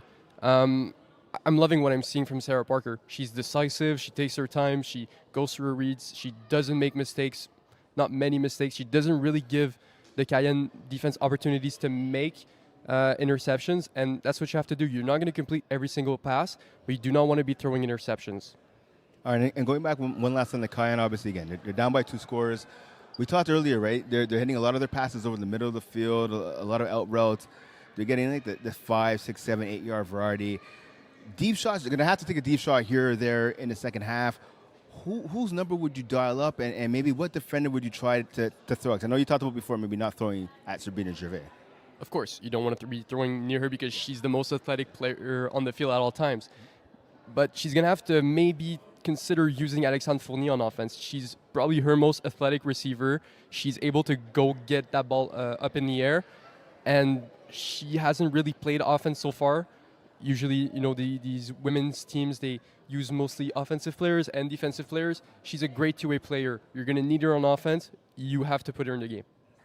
All right, so it's going to be interesting to see what happens. And again, so 2 more games taking place here this evening, like we talked about. So we have Division 2. Again, we have the number 1 seed against the number 2 seed. This is actually the only, out of all the divisions here in FPF, this is the only championship game this weekend where we'll have the number 1 seed against the number 2 seed. Of course, it's the Dirty Birds, the number 1 seed. ECW, the number 2 seed, they come in. ECW on a 9-game winning streak. And then, of course, we have the women's 2 finals that will be taking place later tonight as well. See, a couple of members already of Chaos is one of the teams that's going to be playing. They're already here in attendance. They're taking on the Citadines later tonight. So that's going to be a great game to cap off what has been a fantastic Saturday so far here in Brossard for night 1, and day 1 and night 1 of Championship Sunday here in FPF. Of course, we have a slew of games taking place here tomorrow.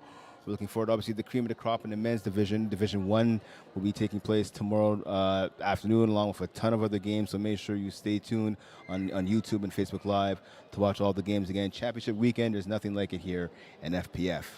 We love the roadshow. Definitely. Glad it's back. So yeah, so the second half is going to be kicking off in just a few moments here. If you're Cayenne, I mean, obviously, again, we talked about they need to get some more points. Who's going to have to lead their team, whether it's offense or defense, just pick a player. Who do you think is going to have to be the leader of this team to lead this charge for a comeback? On offense, it's going to have to be Clara Baudouin. Not really been used that much so far by Gobello. She's playing on the side that Sabrina Gervais is a lot of the times.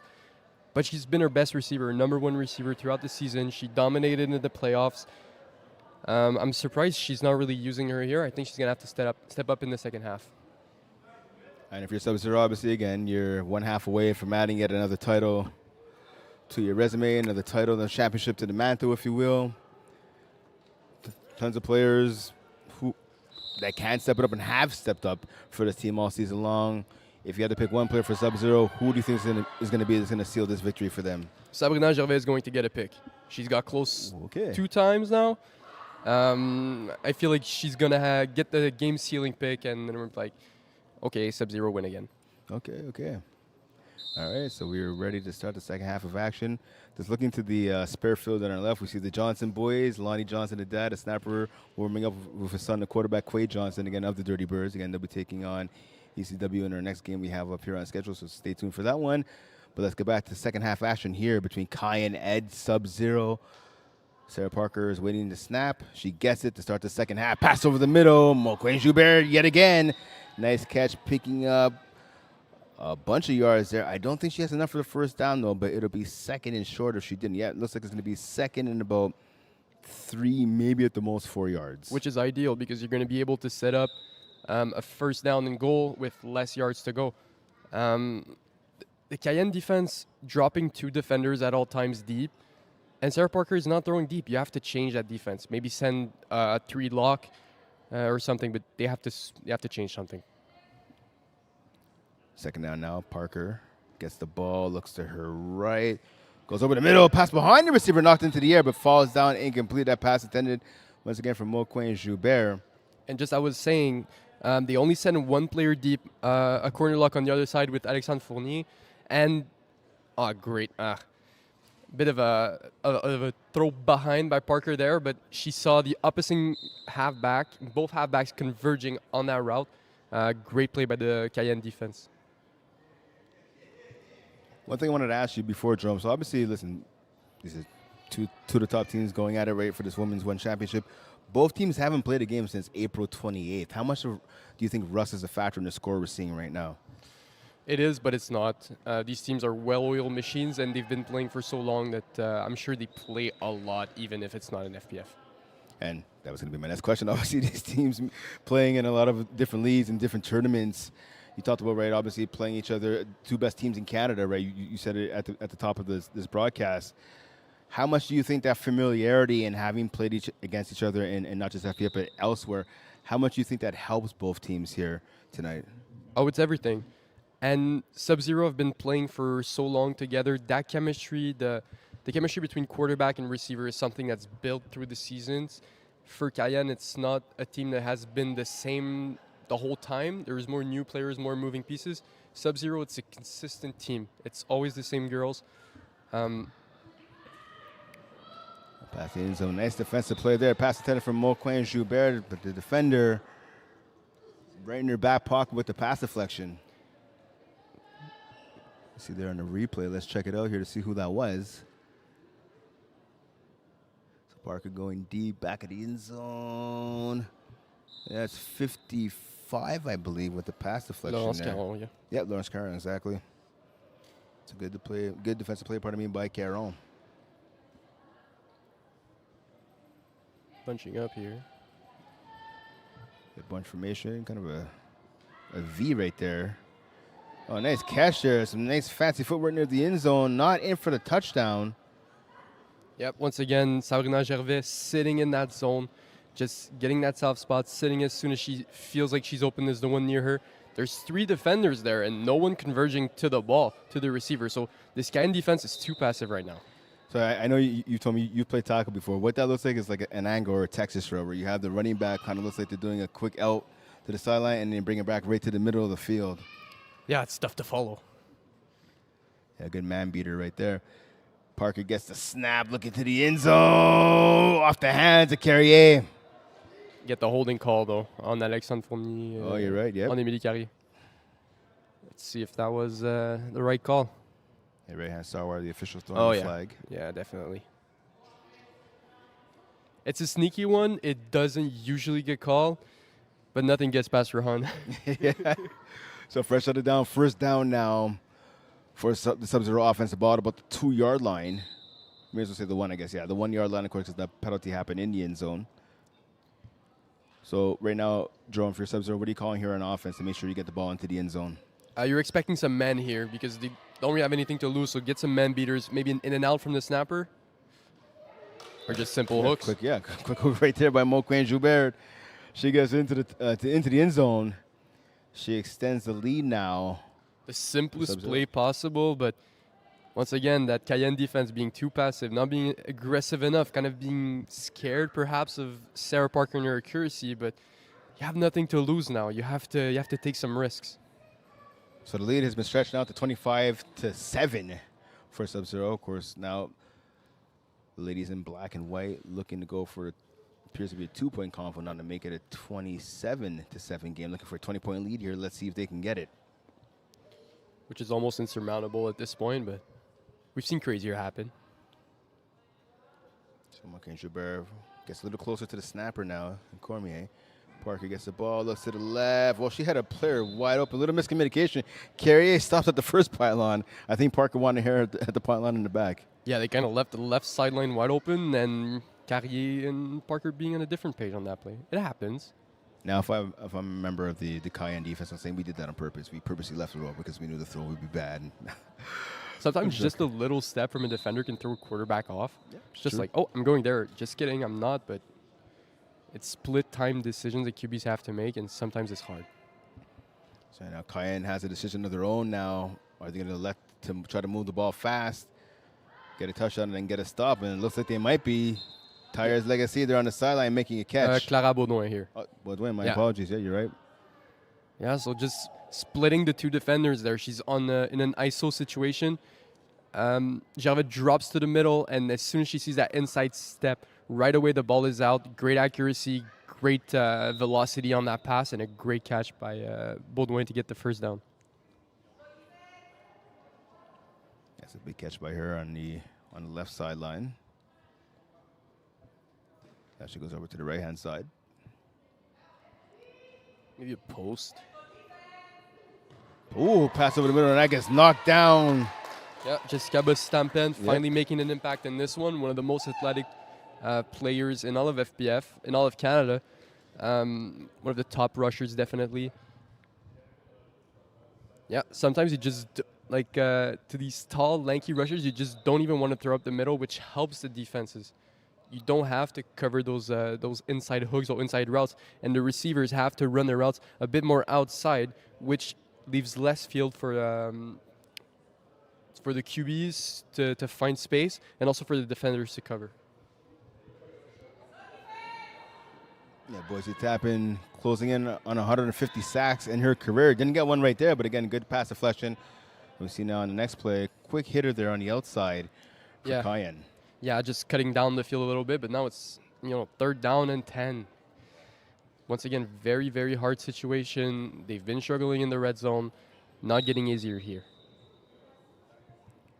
Time is not on the side of Cayenne right now. Again, just under 13 minutes remaining in the contest. Again, they're down 25-7, 18-point lead for the ladies in black and white. Gobert gets a snap. She looks to her right. She goes there into the end zone off the hands of the intended target. And Racine, good defensive play. Sabina Gervais is right in her back pocket. And Journeau coming over the top as well. Yeah, obviously, that was a great concept, honestly. Baudouin coming down across with a hook. She was the one who was open. A difficult throw to make, a difficult catch to make against one of the top defenders. Just the Subzero defense not making it easy at all in this red zone. Again, kind of no surprise, right? I mean, you look against Sabina Gervais, two-way player of the year. She made yet another all-star this year on the field, and along with her teammates. All game changers, all big playmakers for Subzero. But the same thing for Cayenne, too. And Cayenne's going to need one of their playmakers to make a play. Yeah, go away from Gervais here. So Baudouin drops back for the double quarterback option. Puts a tap, and almost knocked that pass down. He went now with the ball to front of the end zone. It's caught. Touchdown, Cayenne. Cayenne gets a little bit closer. 25-13 now they trail. Beautiful play. We talk about that second quarterback. The second rusher dropping down late. A great catch with the pressure there. Renault there with the grab. Oh, yeah. The play of the game so far, one of the nicest plays I've seen all game. Let's see if Cayenne are able to come back from this. This is a huge momentum shifter. If they can get a stop quickly here, we have a game. And I tell you what, so Jerome, I know we were talking about that in the first half, right? When you send that second rusher, and we saw it was number 33, Catherine Gaumont came as the second rusher, but she came from the left side. And Gobert, he ended up throwing the ball to the right-hand side. Usually you see the quarterback throw the ball where that second rusher comes from, as you were saying before. But it changed of, I guess, ideas, it changed of philosophy, I guess you could say, on that play for Gobert Hiwa, and it worked out for her and her team. Well, it's also, you have to adapt to the defense, because if you have a second rusher dropping from the left side, the other defenders are going to I have to compensate for that, and perhaps they can overcompensate, which opens up the right side of the field. And great way to spot that there from Gobert Hiwa. So Cayenne going for the 1-point conversion here from the 5-yard line.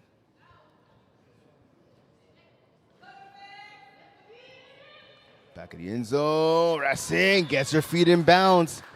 Great toe tap once again. We've seen Gobert Hiwa finding Racine in that back deep end zone. Something they're probably going to have to go back to further down in this game. So the lead is now 25-14 for Subzero over Cayenne. Jerome, how much momentum do you think Cayenne could get off of that touchdown, and how can they now bring that momentum that their offense got and now bring it on to the defensive side of the ball? I want to see him being aggressive, man. they need a stop. Let's go get that stop. So Parker gets the ball, trying to make sure that stop doesn't happen. Quick pass to Moquin Joubert, the receiver of the year. Quick catch there on the sideline. She's tackled after a gain of about 5, maybe 6 yards. Yeah, we see it right there, the aggressive defense going into man. Now, you want to go back with a different defensive coverage. You don't want to go man again because you know Parker is going to send that man beater, that deep post probably. You're going to try to want to hide it, so maybe go show man with the corners locking in one player deep. So players looking to get a little tighter formation right now. Moquin Joubert in the flat. Good catch there. She's tackled right away by number 55, and Laurence Garon. Yeah, kind of demoralizing for defense when the quarterback is able to get 7 yards every single play.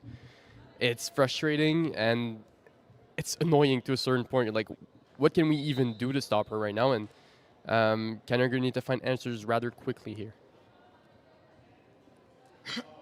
Third down now for the Subzero offense. Ball about 4 yards away from midfield. Of course, midfield is the first down mark in women's football. Parker gets the snap, goes to the right. Wide open player, Moquin Joubert again. And I'll tell you what, Joe, Cayenne's going to have to find a way to stop that game in the flats right there for the Subzero offense. Yeah, you want to kind of play... once again, the corner's coming inside. You have to stay. I know you want to switch. It's a good idea to switch. It confuses quarterbacks. But when it's just these quick passes, you don't have the time to converge to the outside. And that just leaves the flats wide open. They've done this same play 3 times again. Probably going to do it again here. Yeah, tight formation once again. Pretty much running the same play, right? You called it, Jerome. Oh, and the Moquin flag gets tripped up. Illegal contact here. Going to go up 5 even. Make it even easier on the Subzero offense. No adjustments from the Cayenne defense. I am confused. This is a high-level team. I'm expecting something different. Parker keeps looking to that slant, and the team is not adjusting. They did adjust by switching Fournier on the side, but you have to change your calls. You have to hide your calls on defense, and they're just not doing a great job at it right now. So that penalty is against Alexandre Fournier, the Reading Defensive Player of the Year. I'm not sure about that. Looking on the replay, Moquin Joubert caught the ball. She tried to spin to get out of a tackle, and she kind of fell on her own, but nonetheless, penalty called on Cayenne. Yeah, look, refs aren't perfect. Do not abuse the refs. Be nice to the refs. We wouldn't be here without them. So Drum's going to be expecting his pay there from Brent Young, the other officials, after this game is said and done. Ball at the 5-yard line now for the Subzero offense. Parker goes over the middle. No one home. Little miscommunication between her and her receiver. Yeah, interesting play here. I'm not sure Gervais was actually running a deep out. I think she was running a deep hook on that concept, trying to get open, the short route underneath open. She adjusted her route, and Parker didn't see it or didn't have enough time to adjust her pass, but no harm, no foul here on first down.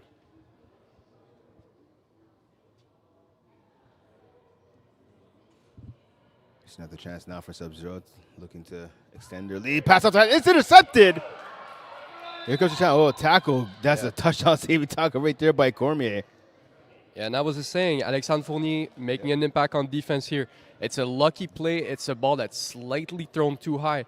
It's off the hands of Cormier, the center, the snapper. Yeah, it wasn't the greatest pass from Parker. You know, Cormier is not the biggest player. You have to keep her low. These shorter players like myself, you know, we like the ball being low because we know that these tall defenders, we can't jump with them, so throw it low. I can catch it if it's below my knees. Don't worry about it. So Parker has to adjust to that. And Fournier opportunistic here. So with just outside of 5 minutes remaining in this contest, a new life given to Cayenne right now. If they can get the ball into the end zone, they'll make it a one-possession game. Yeah, they spotted them at the 1-yard line. It was a touchback. She actually stepped out of bounds in the end zone. Okay, no, they moved it up to the 5. Okay, good. Great. Good job, refs. So can Cayenne now pull off the unthinkable? They were down 25-7. Got to up the pace. 2 minutes ago, yep. The pro clock helps here. You know, there's more time in the 5 minutes now is longer than the 5 minutes used to be. Yeah. Oh, nice catch there over the middle. Yeah. By Baudouin. Yeah, great adjustment. Ball thrown behind her, and she just turns around, spins around, gets a couple extra yards as well. So as you talked about the clock, obviously I mentioned it during the last game. That's one of the changes here in FPF this year in the rule book. Gone are the final 5 plays of the first half, final 5 plays of the second half. Now there is a pro clock, so sometimes that final 5 minutes, I've score kept enough games. I've been a part of enough games. Sometimes that goes on for like an extra 10 to 15.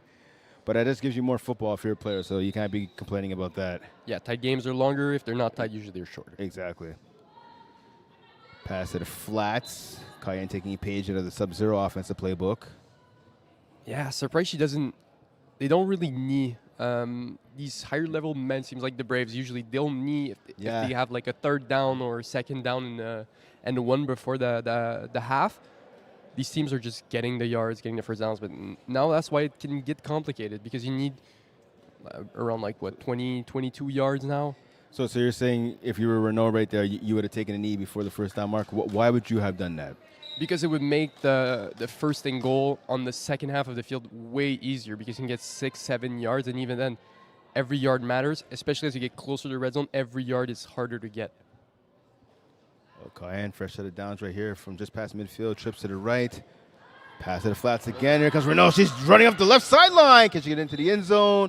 No, she can't. She's deflagged about a yard, maybe too short, by Sabrina Gervais. I thought she was in. Maybe I'm wrong, but yeah. Wow, wide open. Émilie Carrier just not realizing there. Yeah, okay, they got the flag. Okay, great flag by Gervais there to kind of, it also forces Cayenne to waste more time on the clock, It's true. So it's a huge tackle considering the situation, even though it's second and goal from the one, most likely going to score, but wasting more time and letting less chances to Cayenne to get that comeback. So a quick conversation between Emily Carrier and Pat Drome on the sideline. Carrier looks like she wasn't sure what was going to be called there. Quick underhand pass, and it's good for the touchdown. Kind of a broken play, no? Yeah. Well, no, I think this is a design play right there. Yeah, I mean, it's just broken in the sense that it's too easy. Yeah. Should that be allowed? Yeah, I mean, you can do it in the women's, you can do it in 5v5. So there's a quick touchdown there. Underhander from Gobe Hiwa to Racine there. To Renault. My question is, in 5v5, can the defender be straight in front of the snapper? Do they still have to be 1 yard off? Because in that case, it makes it you're allowed to be over the defender. I don't think you have to be. Yeah, you don't have to be a yard off the line. 66, but in 5v5 you can. Yeah. So, if you guys play 5v5, know that you can just get straight up in the snapper's face. Probably because the quarterback can just be behind the center, like under center. And don't forget, we have all 3 5v5 championship games set to take place tomorrow here. That'll be wrapping up the championship weekend here in Brossard. Competitive, intermediate, and recreational. 5v5 championship games tomorrow. Double QB option on the 2-point conversion. Pass to the end zone. Caught by Tires Lagacé. Cayenne's creeping a little bit closer. Yeah, once again, that double QB making it work. Late again on the second rusher. And I got to ask you, so 25-22 lead now for Subzero. How surprised are you with the quality of players and the leadership that Subzero has on defense that are having such difficulty defending the 2-point conversion when we see the double quarterback? I'm not sure. I just think they're not really used to seeing it. It's not as popular in the women's game, the double quarterback dropping, but it's super effective, especially when you have 2 great quarterbacks. We saw Clara Baudouin in the semifinals going off at the QB position. If you have 2 players that can throw, use them. Yeah, definitely. Again, Baudouin 6 TD passes for her team in the win over Les Bleus. Again, 38-33 win for Cayenne to punch her ticket to tonight's game. So quick pass there from Parker, traditional quarterback play right there. Parker to Cormier on the left sideline. Tackle made by Fournier. Yeah, and Cormier smartly staying in bounds. Cayenne are going to have to start using their timeouts on defense, which is obviously is what you want to do, but it's not ideal. You might need him when he comes back on offense. They need to stop, and they need to have time on the clock. I'm not even sure if Subzero has to score here. Now, if you're Subzero here, you may just want to kill off the clock, but let's see what they elect to do. Ball just before midfield. Play again. Catch made, sorry, by Cormier. Tackle made. Yeah. Now they have to call timeout, obviously.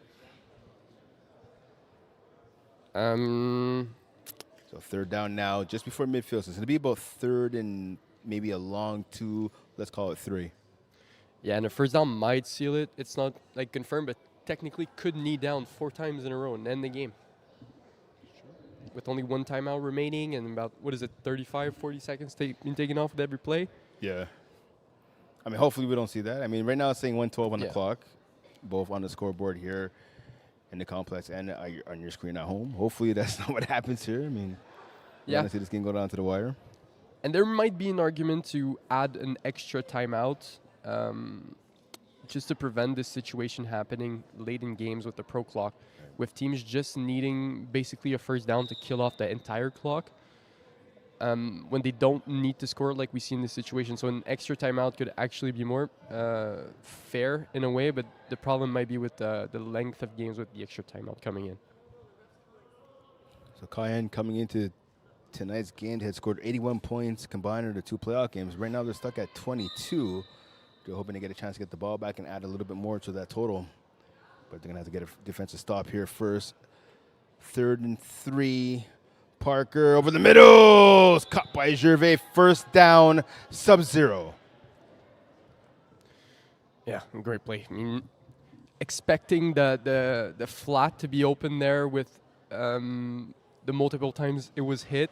Instead, finds Sabrina Gervais on that hook in the middle. So just simple plays really with just watching what the defense is doing. You see they're converging to the flat, hit the hook. If they're covering the hook, hit the flat. It's easy. So a minute left in this contest. Subzero, new set of downs here.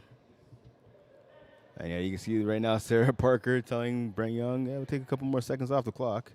Bunch formation once again. Pass to the flats, and Moquin Joubert tries to spin off the tackle, but the tackle is made just before the sideline.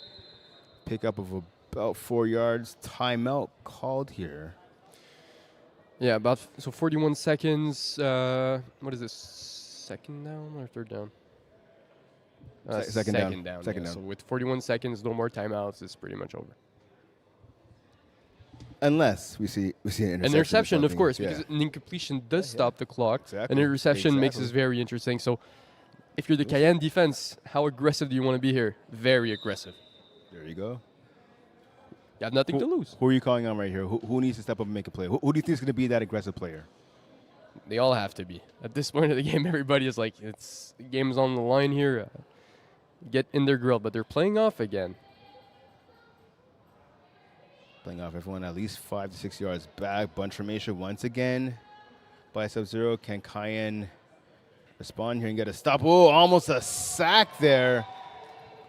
Yeah, and you're actually glad she threw the ball and it's not a sack because a sack does not stop the clock. Parker would have probably been better off if she just let the rusher sack her. Yeah, now it sets up third down with 35 seconds left. 27 that we have on the live stream, 35 on the scoreboard. But interesting here, makes it really interesting. Very aggressive. We saw it from the Cayenne defense there. It has laid the ball. The All-Star coming in. 3 sacks in the in the playoffs so far. Almost had her 4th right there. Yeah, made the All-Star as a rusher. Caused problems to Parker. Parker waits the snap. Carrier goes over to the right-hand side, making it trips right now. 3 receivers line up on the right. Parker gets a snap. She looks in that direction to Carrier. Carrier with the catch. She gets deflagged almost immediately there. Yeah, so 4th down, 25 seconds left. I'm not even sure they have to snap it, but yeah, both they haven't called the game, though.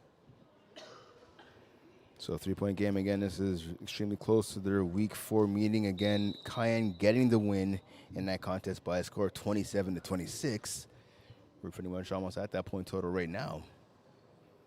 Yeah, perhaps the clock that we have on the scoreboard is inaccurate. Yeah, so the scoreboard here in the Complexe Sportif Cayenne, it says 0.8 seconds left. As you can see at home, and I think the official scoreboard is not the one at home, 31 seconds remaining in the contest, so Subzero will definitely have to run at least one more play here. Yeah, and which means Cayenne would get the ball back. Though a score would bring it to 9 and pretty much end the game. Parker gets a snap, double quarterback. Carrier's back. Carrier thought about throwing it back to Parker. Now on the second attempt, she does. Parker has it. Parker's ready to the end zone. Touchdown, Sarah Parker. Wow. Never thought I'd see that. Wow. That makes 2 of us. Sarah Parker, the heart and soul of the Subzero team, runs into the end zone, and her team runs to the Women's 1 championship with a 31 22 victory over Cayenne.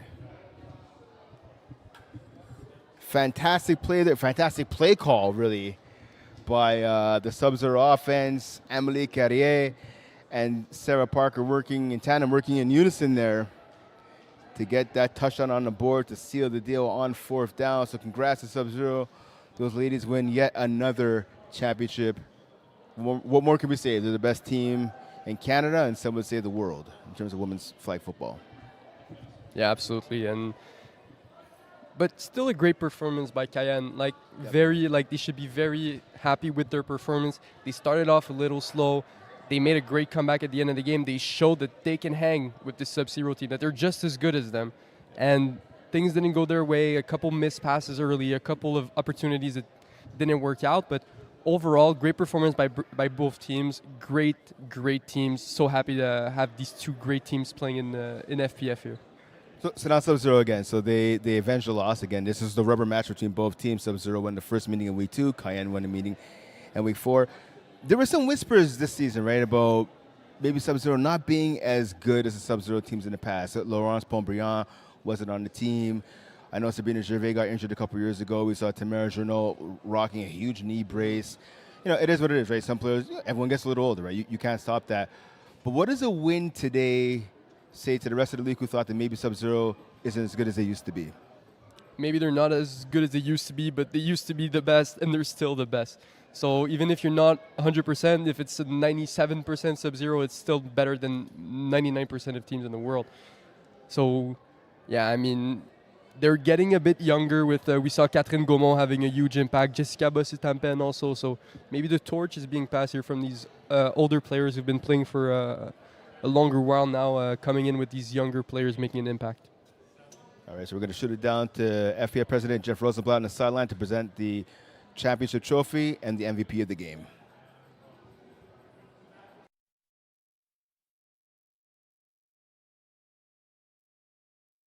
Subzero. Can I get the captain, Tamara, with me? Yeah.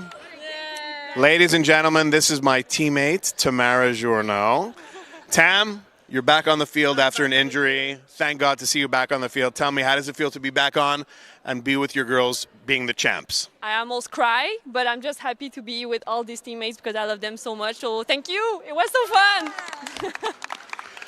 I have a question. Subzero has been here. They've been the Team Canada team. They've been FPF champions. I want to know, does it ever get boring winning these championships? Never, because we love to win.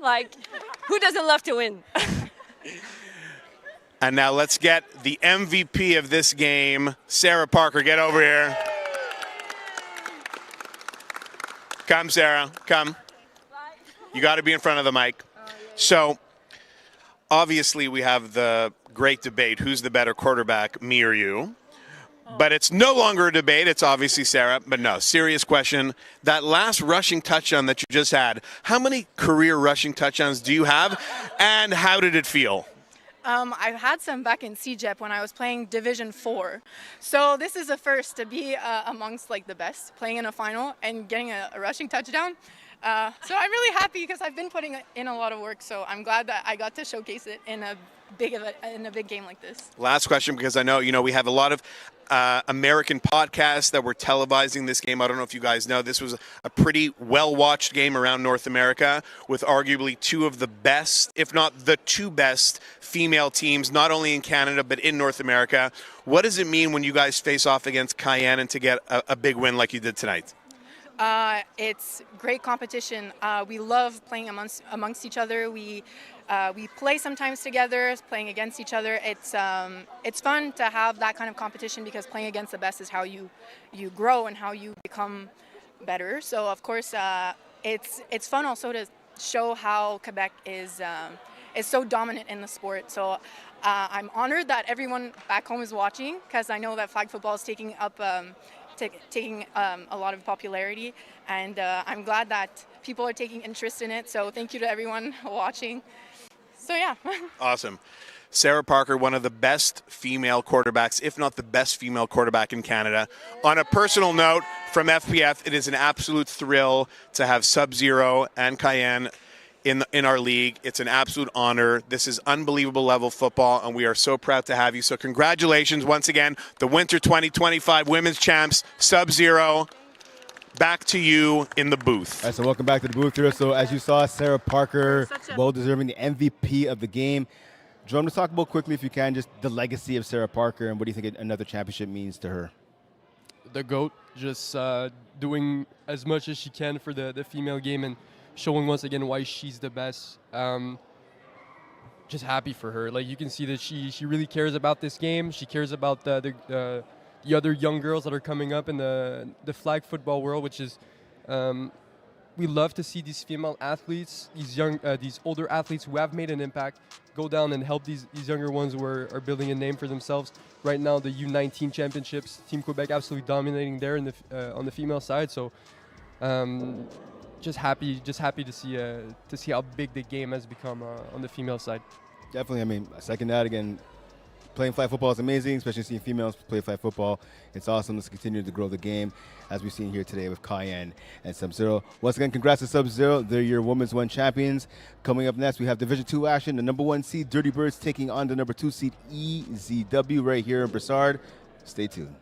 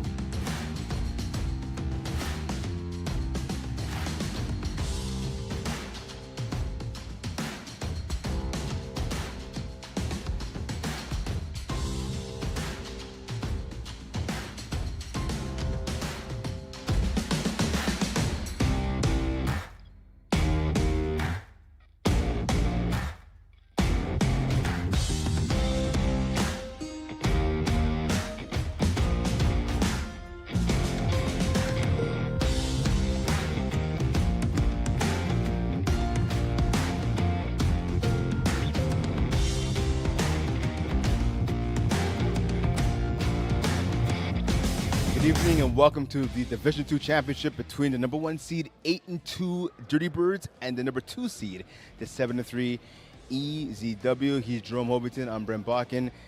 This could be the game of championship weekend, Jerome. I know we were talking about this a little earlier. Two of the top teams, the only division I believe in FlagPlus football this entire weekend, where it's Team 1 against Team 2. Fantastic matchup, right? EZW comes into this game on a 9-game winning streak. Their last loss was all the way back in week 3. That's January 18th, to be exact. Yeah, it's been a while. Dirty Birds, they grabbed first place after week 1, and they did not give that up the rest of the way. So again, the two top teams in this division. What kind of game are you expecting here tonight? It's the classic unstoppable force versus immovable object. Obviously, the EZW offense firing on all cylinders all season. Jeremy White getting that QB of the year, posting incredible stats. And the Dirty Birds defense having the lowest points allowed throughout the season, making it very tough for opposing offenses to score. Yep. And they never met before. They haven't played so far this season. Division 2, not a huge division. Most teams play each other. These two teams haven't played each other. Seed 1, Seed 2 facing off here. Yeah, like you said, again, yeah, top offense in the league, 43 points a game for ECW, top defense in the league for the Dirty Birds. They're giving up an average of 22 points a game. In a league that's designed to score points, like flag football is, and especially FlagPlus football, you have the top offense, you have the top defense. Who do you think has the advantage here tonight? Obviously, we have to consider the injuries for Dirty Birds. Notably, Jamal Noel, the snapper, troubles with his ankle. Against Jeremy White, who's a very mobile quarterback. Jamal Noel, one of the fastest players in FPF, not going to be rushing here perhaps. And James Owayan, top receiver this season, great defensive player, not 100% either. Yeah, so Owayan makes his return to the lineup. He hasn't played since March 10th, right? That was all the way back in week 10. That was his last game. As you talked about, he has a lower body injury. Jamal Noel, I had a chance to talk to him just a few minutes ago. He says his knee is about 50% right now. He's going to try and give it a go, and that's not just important for snapping. It's also important as he is the rusher. The team's regular rusher, Naz Dillon, due to a health scare, has been out of the lineup for several weeks. I talked to him. He's obviously not going to be playing today. We wish him the best, of course, in his long road to recovery. He's in attendance, though. He has been throughout the playoffs to cheer on his team. But Noel has been a great replacement as a rusher. But again, with his knee now, will he rush? How long will he rush? Right now, he's not even on the field. So that answers the question of will he rush. So right now, it appears, as you were telling me before we went to air, it's going to be all-star Anthony Breezebois, number 21. Usually a lockdown corner. He's going to be the rusher here tonight for Dirty Birds. And here we go. Jeremy White of ECW gets a snap. He's going deep. First play of the game. James Owayan on the sideline. Out of bounds. He missed the catch, but yeah, he's out of bounds. You're right. That is not the guy you want to be testing, and especially not underthrowing those passes. Throw away from James Tyrell in one-on-one situations, please. Very scary throw to make on first down. We can notice the absence of Nathan Desjardins on the EZW side, who usually lines up in that left wide position. And pass intended for number 9, Etienne Laurent Gervais. Here's a pass to J.C. Ferland. Good catch by him. He picks up a first down and then some, tackled by James Owayan. Yeah, Mr. Ferland had one of the most underrated seasons, statistically speaking, with 662 yards and 15 touchdowns, as well as 14 sacks, so having a huge impact at that rusher position. The ultimate utility player for EZW here. First down now. Just before midfield snap, pass it Furlong, the end zone, makes the catch, touchdown, EZW Furlong, got past Matt Bond. What a catch. What a ball by Jeremy White, splitting the corner and the halfback away and dropping deep. Perhaps away and not 100%, not able to get to that, Matt Bond. This was just an incredible pass. And an incredible catch by the great receiver, J.C. Ferland here, able to keep the concentration, get the ball, the possession, and the 2 feet in. Even though you only need one, great play here. So early 6-0 lead right here for ECW. Going for 2 to make it an 8-0 lead. Can they get it? Let's find out. White gets a snap. He looks to his left. He goes there, pass to the end zone. Caught. Oh, and dropped at the last second. Yeah, Tyrell seems to have gotten his hand in there. Alexandre Barros, obviously great chemistry with Jeremy White. The ball, the rotation stop, who knows. Anyways, great play by Tyrell there, getting his hand there, just bothering Barros enough for him to not be able to complete the catch. And a huge stop on this first convert here for Dirty Birds. So here comes Quade Johnson now leading his offense onto the field. Yeah, this will be a game about tempo, so Quade's offense is a bit slower than White's. Quade goes to the outside. Nice catch on the sideline by Jamal Noel. So Noel having to leap up to get that grab. Looks like his knees are okay so far. Yeah, great catch, great concentration. Nico Bleck closing down there. That's what Quade has to do. He has to really throw on that front foot, be very decisive with his passes, and not baby his passes, which he has a tendency to do. He didn't do it there. It's a great completion. Gets about 8 yards for second down. Johnson gets the snap now. Second and about 2 over the middle to Anthony Brisebois. Brisebois with the grab. He's tackled by Samuel Emilio Pelcha, but not before picking up the first down. Yeah, interesting to see Brisebois snapping here. Kind of a position we're not expecting him to play. Usually one of the best receivers, either at the slot or at the wide, but snapper, I mean, he can break some tackles. And it's odd, especially because usually it's Quade Johnson's father, Lonnie, who's the snapper. So I saw them warming up during the last game we were doing. Lonnie was taking all the snaps. So maybe Lonnie might be on a snap count. Not sure. Good catch there by Noel. He was down on his knees, still able to make the grab.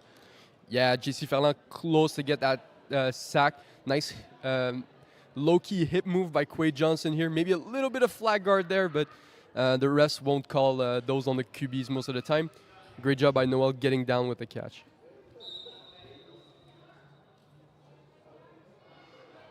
So it's second and short right here. Yeah, maybe expect a shot. Second, about less than a yard, about second and inches. Left side matchup, Fritz Senatus versus James Tyra. Johnson gets the pass, looks over the middle of the field. Nobody home. He had Noel. I think Noel, he was saying he was tapping his chest like it was his fault. It looks like he stopped his route. Johnson was expecting Noel to do more of an in, and Noel ended up just settling down for a hook. Yeah, no harm, no foul there.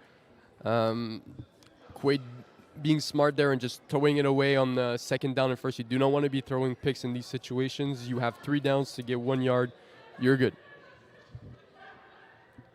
So again, short yardage here for the Dirty Bird. Johnson gets the snap, goes to his left. Tyrell picks up the first down for getting tackled. Pick up a 6 there, so he extends the change and continues this drive for the Dirty Birds. Yeah, we can see the difference in tempo between these two offenses. You see Quade Johnson not really looking downfield, really being simple with his read, get those triple slants, get those hooks. Not favorable for EZW, who've been a team with a very high tempo, scores a lot of points, scores quickly. So let's see which team is able to impose their tempo here. First down now. Johnson gets the snap. He looks to the left. He's going over the middle. He has Brisebois open. Brisebois bobbled. Catch. Touchdown. 6'6" Anthony Brisebois with the TD. A little scary there. Brisebois usually a player very, very talented, very great hands. Nico Blais a bit slow on that recovery there, but a great adjustment. Quade placed the ball inside as Brisebois is cutting outside. Brisebois makes a great adjustment with the comebacker to the inside to get the touchdown. So Dirty Birds now going for the 1-point conversion, looking to take a 7-6 lead here. Johnson gets the snap. He looks to his left. He goes there, back to the inside. Oh, right to the hands of Brisebois. Where dropped by him. He was open. Pass might have been a little too high, but as the saying goes, as a receiver, you should know, right? If you get your hands on the ball. Or blame your quarterback. Yeah, fair enough. So 6-6 now. We are tied. Both teams scoring on their first offensive drive of the game. Yeah, that was a bit high. I don't think he would have been able to get his feet in if he caught the ball. Also interesting that they're going for 1. EZW going for 2. White gets a snap. He goes deep. Nice catch for Erlon. Can he get into the end zone? Tackle just short. Yeah, good tackle there by Johnson coming over from the safety position. Tackle Ferland at about the 2-yard line. Yet again, Ferland being a huge impact player in this one. Again, to that corner. This wasn't the best pass by Jeremy White. A bit wobbly. James Owain a bit late here. Is he being affected by we see that wrapped around his left knee. Maybe he's not 100%. Usually that's plays he comes down with the picks. Yeah, you have to imagine they're going to be throwing all day long at O'Hay, and White gets a snap. He goes to the end zone. Oh, pass off the hands of the intended receiver, and that was number 1 and Alex Barros. So a little surprising there. We see again with with O'Hayan injured, you might want to just keep him in the offense. I wouldn't mind maybe even seeing Lonnie Johnson. I mean, Lonnie Johnson plays a lot in the 35-plus league as well. Ton of experience. He's a smart defender, though. Is he as fast as some of these receivers for ECW? Maybe not, but he knows where to be on defense. To see what happens if maybe he gets in. Oh, Breezeball misses the sack. White's going, still going. Pass, hits the ground. Incomplete pass there forced by Anthony Breezeball. His I motor think they never called stops. a sack here. Oh, no, Hayden, I can see he is down. Yeah, this is not good. Yeah, and again, he came in, right away. He's taking the wrap actually off his left knee. Yeah, I always hate to see this.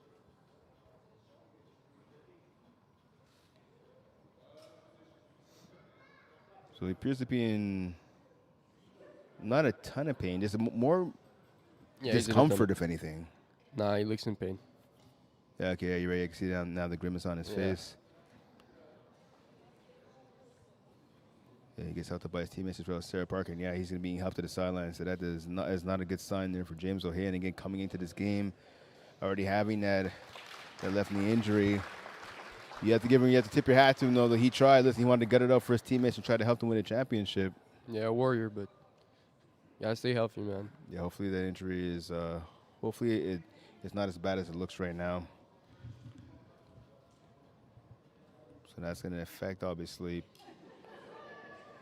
the Dirty Birds on both sides of the ball. So now Jamal Noel, again, we talked about knee injury of his own, right? Ankle injury, rather. He's coming in now. He's going to rush. So now Anthony Breezeball is going to go back to his regular defensive back position. Yeah, which is basically the ideal situation for Dirty Birds here. They want Noel rushing. The question is, if his ankle is not 100%, is he able to follow Jeremy White, who's very shifty from left to right? And I got to ask you, obviously, so White, again, he's fast, as is Noel. Noel's faster. Let's not have any illusions about that. But how much is the height advantage that White has over Noel? Do you think that plays a factor? Not really, because Noel gets there so fast. Usually the QBs are kind of not expecting him to be there already, and you realize that when you don't have that split second of extra time, is harder. Yes, you see Noel already impacted past the inside off the hands of Furlong. He was battling with Breezeball, and you saw right there, Noel got in, but he was hesitant. He didn't come in full speed. He actually kind of broke down and stopped and just tried to get his arms up and get a pass deflection. Yeah, that's also because he respects Jeremy White's legs. Yep. Obviously, but you see the impact already of Anthony Breezeball as a DB rather than as a rusher. So big fourth down now for ECW. Pass to the end zone, batted away. James Tyrell with the big play, knocking away that pass intended for Laurence Gervais. So good defensive stand, a huge one, as a matter of fact, for the Dirty Birds. They lose O'Hayan, but they get the ball back here on offense with this game tied at 6. And this was the matchup we were talking about, the offense versus the defense. Strike one for ECW. So when we look back at the end of the game, Jerome, this might have been maybe a huge momentum turner in this contest. So now we see Breezeball back at the wide receiver spot. Lonnie Johnson now, the veteran, coming in to snap to his son, Quaid. Tyrell pass on the sideline. Brace one tackle, but he's taken down by Fritz Senatus. Yeah, simple all hooks here. Get some yards. Expecting the ECW defense to adjust a little bit here, get a bit more aggressive, especially on Tyrell. They respect the deep ball, and Quaid has to realize that Fritz Senatus is going to go deep most plays because he fears that Tyrell go ball, and that will open the comeback in the hook. So the halfback, Samuel Emilio Pesha, has to cheat to that Tyrell comeback, which leaves Matt Bond open on the slot. First down now, just before midfield. Quaid gets the ball, passes over the middle of the Breezeball. Nice in route there by Breezeball. He's tackled though right away by Laurent Gervais. Pickup of about, let's call it 6, 7. 6, maybe 7. Yeah, that's like 7 right there by Breezeball. Yeah, solid. And I was looking the other day, so obviously doing prep for this game. Anthony Breezeball, guy I've gotten to know a little bit here from my time playing and working in FBF. Great guy, stand-up guy. Everyone has always positive things to say about him. 5-time All-Star. I was surprised he's never won a championship. He hasn't? No, he hasn't. I thought I had. I'm not gonna lie. I had assumed he did when I was finishing my prep for the game, and I was looking and say, no, he doesn't have a championship. Incomplete pass there from Johnson, intended for Noel. Good rush there by Fairlawn. That's kind of insane, but yeah. Setting up third down here. Quaid not liking what he sees. Good job by Nico Blake covering both the slam by Noel and the out by Brisebois over the top. That's a great defensive player from a very smart player who usually plays quarterback. Johnson awaiting the snap now, both 3 yards away from getting a first down. Pass to the sideline to Terrell. He picks it up. Can he get into the end zone? He does. Touchdown, Dirty Birds, 12-6 lead with just about 9 minutes remaining here in the first half. And we can see it right there again. Johnson going back to that Tyrell comeback. Maybe a good idea to switch it up a little bit from the ECW defense. I would keep Fritz Senatus in a lock, but a short lock with Laurent Gervais from the safety going over the top for that Tyrell jump ball. Laurent Gervais, one of the elite defenders in Division 2. He can get there. He's surprisingly fast, surprisingly athletic. Doesn't look like much, but he's a great defensive player. 2-point conversion attempt right here by the Dirty Birds. Bond back is a double quarterback pass intended for Brisebois, just over his head. So a 12-6 lead here for the Dirty Birds over EZW here in Brassard. Brent Bach and Jerome Hovington with you in this Division 2 championship game. Yeah, EZW started with the ball. They have to score here. Get those converts. 2 misses on the Dirty Birds side, 0 for 1 for EZW. White gets a snap now to start this next drive for his team. He's going to the sideline. Laurent Gervais with the catch. He's deflated right away by James Tyrell. Looking so far in this postseason for Laurent. He has been phenomenal, even in the regular season as well. He's been phenomenal for his team. 26 grabs, 349 yards, 10 touchdowns. Averages 13 yards a grab, does Laurent Gervais. Yeah, really improved offensively. Not known as an offensive player, but has had an impact on that position. White's going deep to Senatus. Markins Valcourt, the former McGill Redbird, in coverage there, going on the right sideline. Yeah. I think Senatus saw an opening in the inside. He kind of rounded in his go, which is not really something you want to do, because for the quarterback, what you want to do is you want to throw it outside shoulder. And Senatus has that athleticism, speed advantage on Valcourt and needs to use it. So you got to go downfield. You got to get there as fast as possible and make the grab. Pass over the middle of the Fairlawn. He's tackled by Valcourt. So that's enough for the first down now. The ball officially in the Dirty Birds end of the field. Yeah, you can see Jeremy White not as comfortable being as aggressive, perhaps, with that Dirty Birds very athletic defense. White getting the ball. He faked the throw. He's going to run. No, he decides to throw it. The last second pass to the end zone. Caught by Barrows. Late call. I think he was in. And he looked like he was in. Now, if I'm ECW, I challenge this right here. Don't forget. Definitely. During the finals, we have the ability to challenge. There is instant replay here. Look at the adjustment by Barrows finding that deep spot. So he got... Oh, he's... does that left foot touch before the right one? Yeah, I don't know if he was able to drag that left foot or if it touched before the right one touched the bounce. But ECW is going to stick with what the officials say. They're not even going to bother the challenge here. A little surprising. It was first down, so... White going to the left side again to Barrows. This time he gets a foot in. And that one was out. Yep.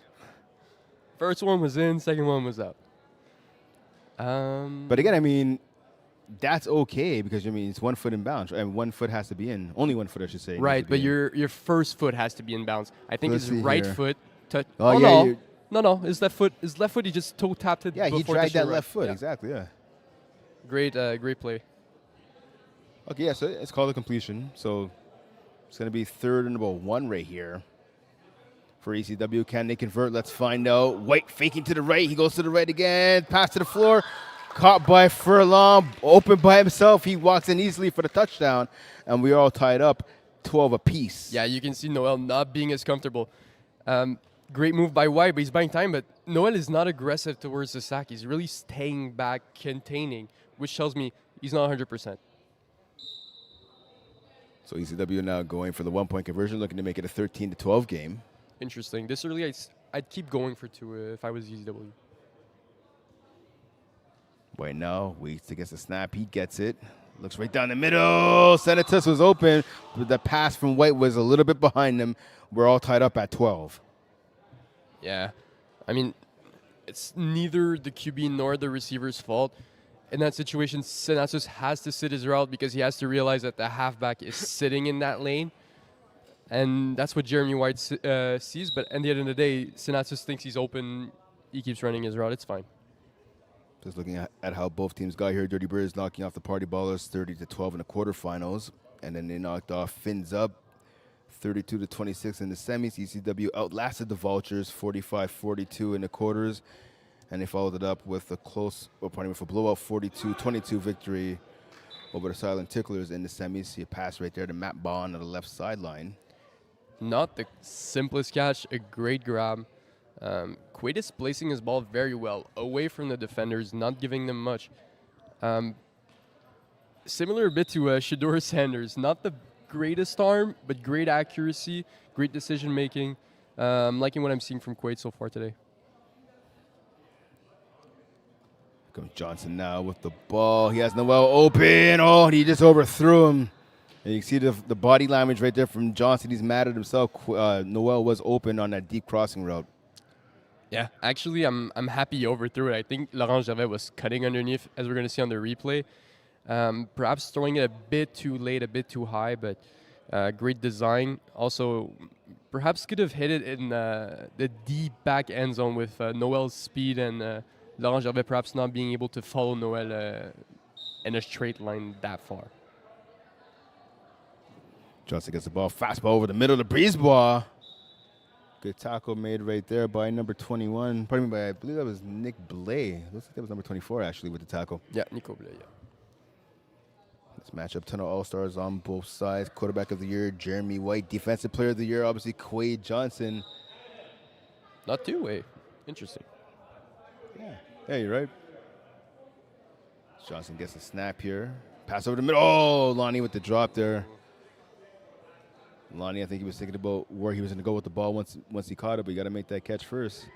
Yeah, and use your hands.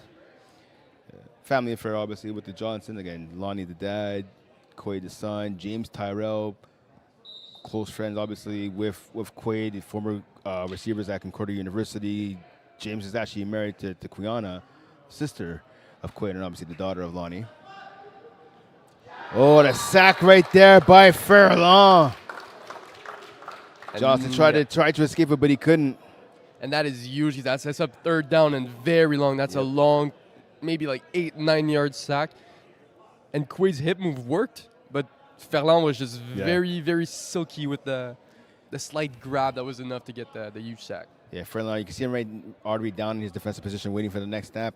His long reach is really what makes him effective. Besides the fact that he can stop on a dime and he's quick, he has that long reach that really helps you as a rusher. 100%. So the ball now behind midfield after the sack by Ferland. Johnson gets it. Johnson going to the end zone. A Brisebois passes up in the air and is picked up by Senatus. Senatus now coming on the left-hand side, looking to get a couple of yards. He does. Finally tackled just before midfield by Matt Bond. Turnover by the Dirty Birds with 1:37, give or take, remaining here in the first half. Yeah, Anthony Brisebois running kind of a fade corner post. And Etienne Laurent Gervais, we talked about it. He's great defensively. He followed that perfectly, stayed under the route, tipped it up for Senatus, who's able to pick it up and bring it back. And that's the stop that the EZW defense needed. And we have a very, very close, very well-fought battle so far. Yeah, 12-12 game right now. Again, just a bit over 90 seconds, 97 seconds to be exact, remaining here in the first half. Let's see if ECW can get the lead past the Pelcha. Gets tackled by Markins Valcourt. Pickup of about 8, maybe 9 yards right there. Yeah, Pelcha not being used much so far this season. Taking a subbing in for JC Ferland, taking a break right now. He's a very good receiver, very shifty, good hands. White looking to run. He gets sacked after the Brisebois back at the rushing position. Gets a huge sack right there on second down. So instead of being 3rd and 1, it's going to be now 3rd and about 7, maybe 8 for the ECW offense. Yeah, complicates it a little bit. Interesting to have Brisebois back in that rusher position. Obviously, Noel clearly not 100%. It's the right call to make for the Dirty Birds defense right now. White now goes to the sideline. Oh, Tyrell almost stepped in front of that and picked it off. Pass intended for Laurent Gervais. You have a defensive battle here right now. It's interesting. So yeah, it was not a fluke. Well, we knew it wasn't a fluke that this Dirty Birds defense was this good. Excuse me. But yeah, I mean, I'm surprised that Jeremy White is not able to find as many answers as he has the rest of the season. Pass over the middle, caught by Pelcha. First down, ECW. Jerome, that was a clutch throw right there by Jeremy White. Yeah, he didn't have much. He was patient throwing from that back foot. He throws with kind of an open stance as the rusher is sacking him. Samuel Emilio Péchat, great adjustment to the ball, staying there in that soft zone, making a grab. Fresh to the downs now, pass over to Blade. Blade tackled though immediately by Noel. So Noel now, so we see him playing defensive back. It's a rarity to see him at defensive back, but again, that ankle injury making it hard to rush. So I want to ask you, Jerome, obviously he's still staying on the field for defense. I'm going to finish my question after this play right here. White face to the right, goes to the left. He has a man over the middle, caught. Touchdown! Laurence Gervais finds the end zone with about 5 seconds remaining in the first quarter. 18-12 lead now for EZW. Oh, that was smooth by White. Just off balance. Great ball. And a huge touchdown with 12 seconds, well, 5 or 11 seconds on the clock right now. So not much time for the Dirty Birds offense to score. White gets it now, going right down the middle. Knocked down by Noel. Good defensive play by him. Pass intended for Pelcha. Yeah, both these teams struggling on coverage so far. It's interesting. Usually they're pretty successful at it. Definitely going to be a difference maker in this one. Yeah, you look at ECW. I mean, they have 4 2-point conversions and 1 1-point conversion so far in the postseason. For the Dirty Birds, they have 4 conversion attempts. Well, 4 successful conversion attempts as well. 2 for 1 point and then 2 for 2 points. Yeah, you're right, though. You're 100% right. It is surprising to see both teams struggle against 2 veteran teams here.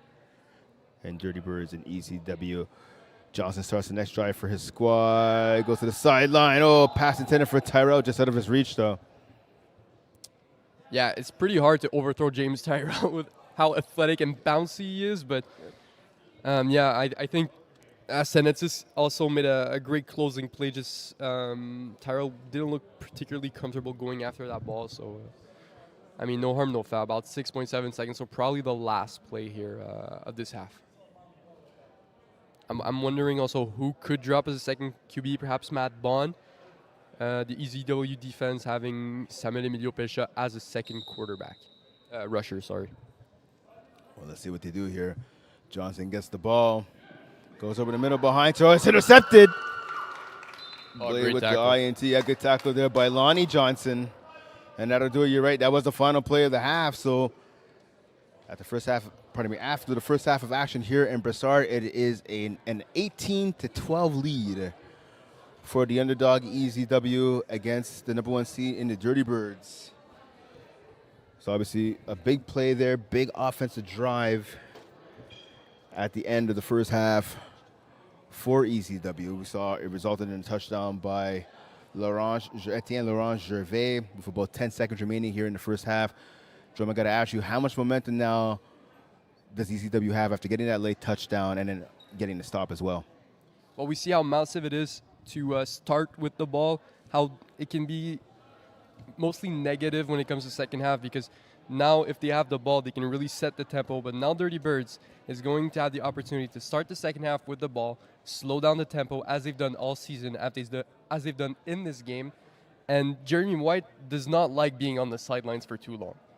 Okay, so sticking with Dirty Dogs right here, right? Obviously, Dirty Birds, injuries are a factor, right? We talked about Noel. He's playing. Tip of the hat to him. You got to credit him for his toughness. He's definitely limited.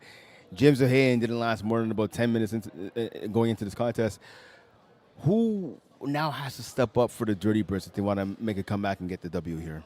Anthony Brisebois, 100%. He's got to have an impact offensively and defensively. We have seen him catch a couple balls, like couple hooks, couple slants, but not really the deep plays that he usually makes. At the same time, I'm fine with it because Quaid doesn't need to force the ball. We saw him force the ball to him, and what happened? Senatsus got the pick, so it's fine. Defensively, though, I need to see more impact from him. I need to be more aggressive on the receivers. But yeah. Again, looking at ECW, again, they got that late touchdown. They got the 6-point lead. They're up 18-12. What did you like out of them in the first half, and what do you hope that they can improve on in the second? I like their defense. I thought they really did a really good job against Quaid, not giving the receivers that much space. So far, Quaid has done a good job of placing the ball well, but the ECW defense is very close. Their offense obviously always firing up on all cylinders, but I'm happy that their defense is also producing. All right, so we're just seconds away now, starting the second half here. Brett Young just toying with us a little bit. He sees we're ready to go. Keeps on wanting to ask, are we ready to go? We are ready to go here. We are ready to start the second half here in Brossard. Got a number 1 seed, Dirty Birds, down by 6 against the number 2 seed, EZW. Second half, here we go. Quay Johnson awaits the snap from his dad, Lonnie. Quay gets it, pass over the middle. Oh, the center is picked off! Nick Blay off the pass deflected by JC Furlong. Gets the INT. And ECW is going to set up shop deep in the Dirty Birds territory. Yeah, and on the first play of the half, obviously, ECW, they're thinking they're going to go all hooks. JC Ferland getting his hand in there, which slows down the ball, which allows Nico Bet to cut underneath it. Second pick for Blett today. I told you, he's a very smart defender. And JC Ferland, once again, having another big play, big impact on this game so far. White gets the ball. He goes to the back of the end zone. Oh, this off the hand, the right hand of Alex Barros, who was open. He had a step on his defender, but again, that pass just a touch too far for him to be able to pull in. I'm totally fine with it. It's a ball that's thrown over Quaid Johnson, Defensive Player of the Year, and James Tyrell, former CFLer. Give your receiver a chance to make the catch. He doesn't, you're okay with it, but still, great ball by Jeremy White there. Yeah, James Tyrell, former member of the Winnipeg Blue Bombers, winning 2 Grey Cup championships. Let's see if Jeremy White lets to test him again in this contest. Smartly checks it down there to Blay. Blay tackled by Quaid Johnson. A pickup, I want to say maybe 6, possibly 7 yards right there by Blay. Yeah, which is exactly what you want to be doing on second down. You don't want to be going down 3rd and 10, 4th and 10. That's when you start getting into trouble. Again, smart offensive management by Jeremy White. Yeah, it's a pickup of about 6 yards there on that previous play. Pass over the middle to Blay once again. Blay, he gets tackled. Good tackle there by Quay Johnson. So that pickup is good for 3. So fourth and 1 right now, maybe even less than a yard right here for this ECW offense. If you're ECW, if you're Jeremy White, what are you calling right now in the huddle to make sure you get that first down? You got to have at least 1 or even 2 man beaters. Try to set some screens, expect some man. But for the Dirty Birds defense, you know they're expecting man. You're showing man. Don't play man. Switch off there. Yeah, Furlong with the catch, in for the touchdown. And Furlong talking to White, saying, just keep feeding me more, just do it again. Such a great route by Furlong. Look how he shifts his hips to the right. Valcourt follows, he commits fully, and it's just a simple, I'm back on the other side, wide open, the defender is right behind me. A lot of players need to watch JC Ferland run his routes if you want to improve. 24-12 now, so 12-point lead for ECW. Going for the 1-point conversion to make it a 13-point game. Pass to the end zone. Oh, Valcourt had a chance to catch it. Furlong thought he was interfered with, thought it was held by Noel. We'll see. Yeah, he was, but it's not enough to be called usually because it's very hard to see. A lot of people, they say, I have one guy in particular, I won't say his name, Marvin. He says he holds all the time, and like, why don't you hold, bro? Like, the refs don't call it anyway. So I'm like, okay, I don't hold. Shout out to Marvin Steinberg. Marvin, if you, after this betrayal by Jerome, if you feel like leaving your team and coming to play on the commission, you're welcome anytime, my friend. All right. I think we have a challenge here for the holding call. We see Tara coming up. I believe you're right.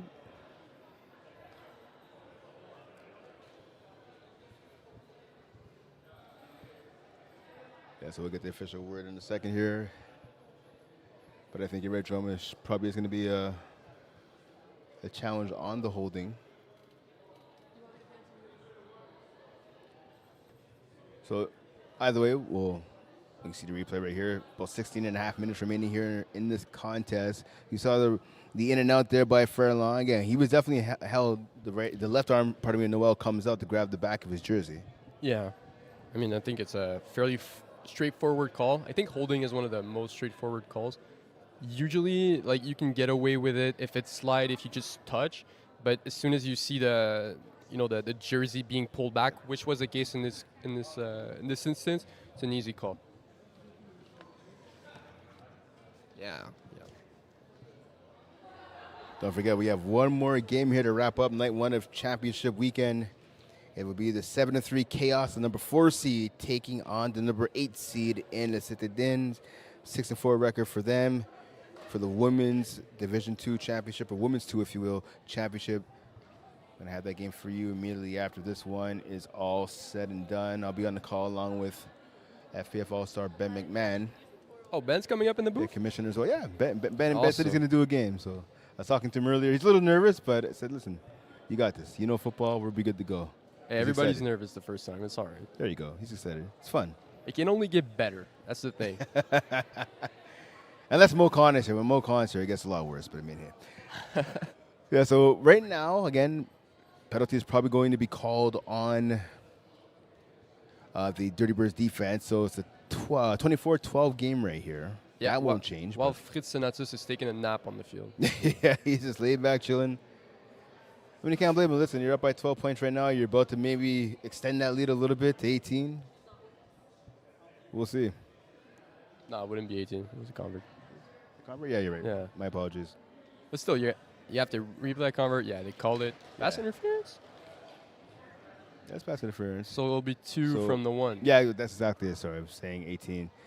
I meant to say 14. Yeah, because it was a 1-point conversion, which would have made it a 13-point game on that convert. Again, the penalty was called.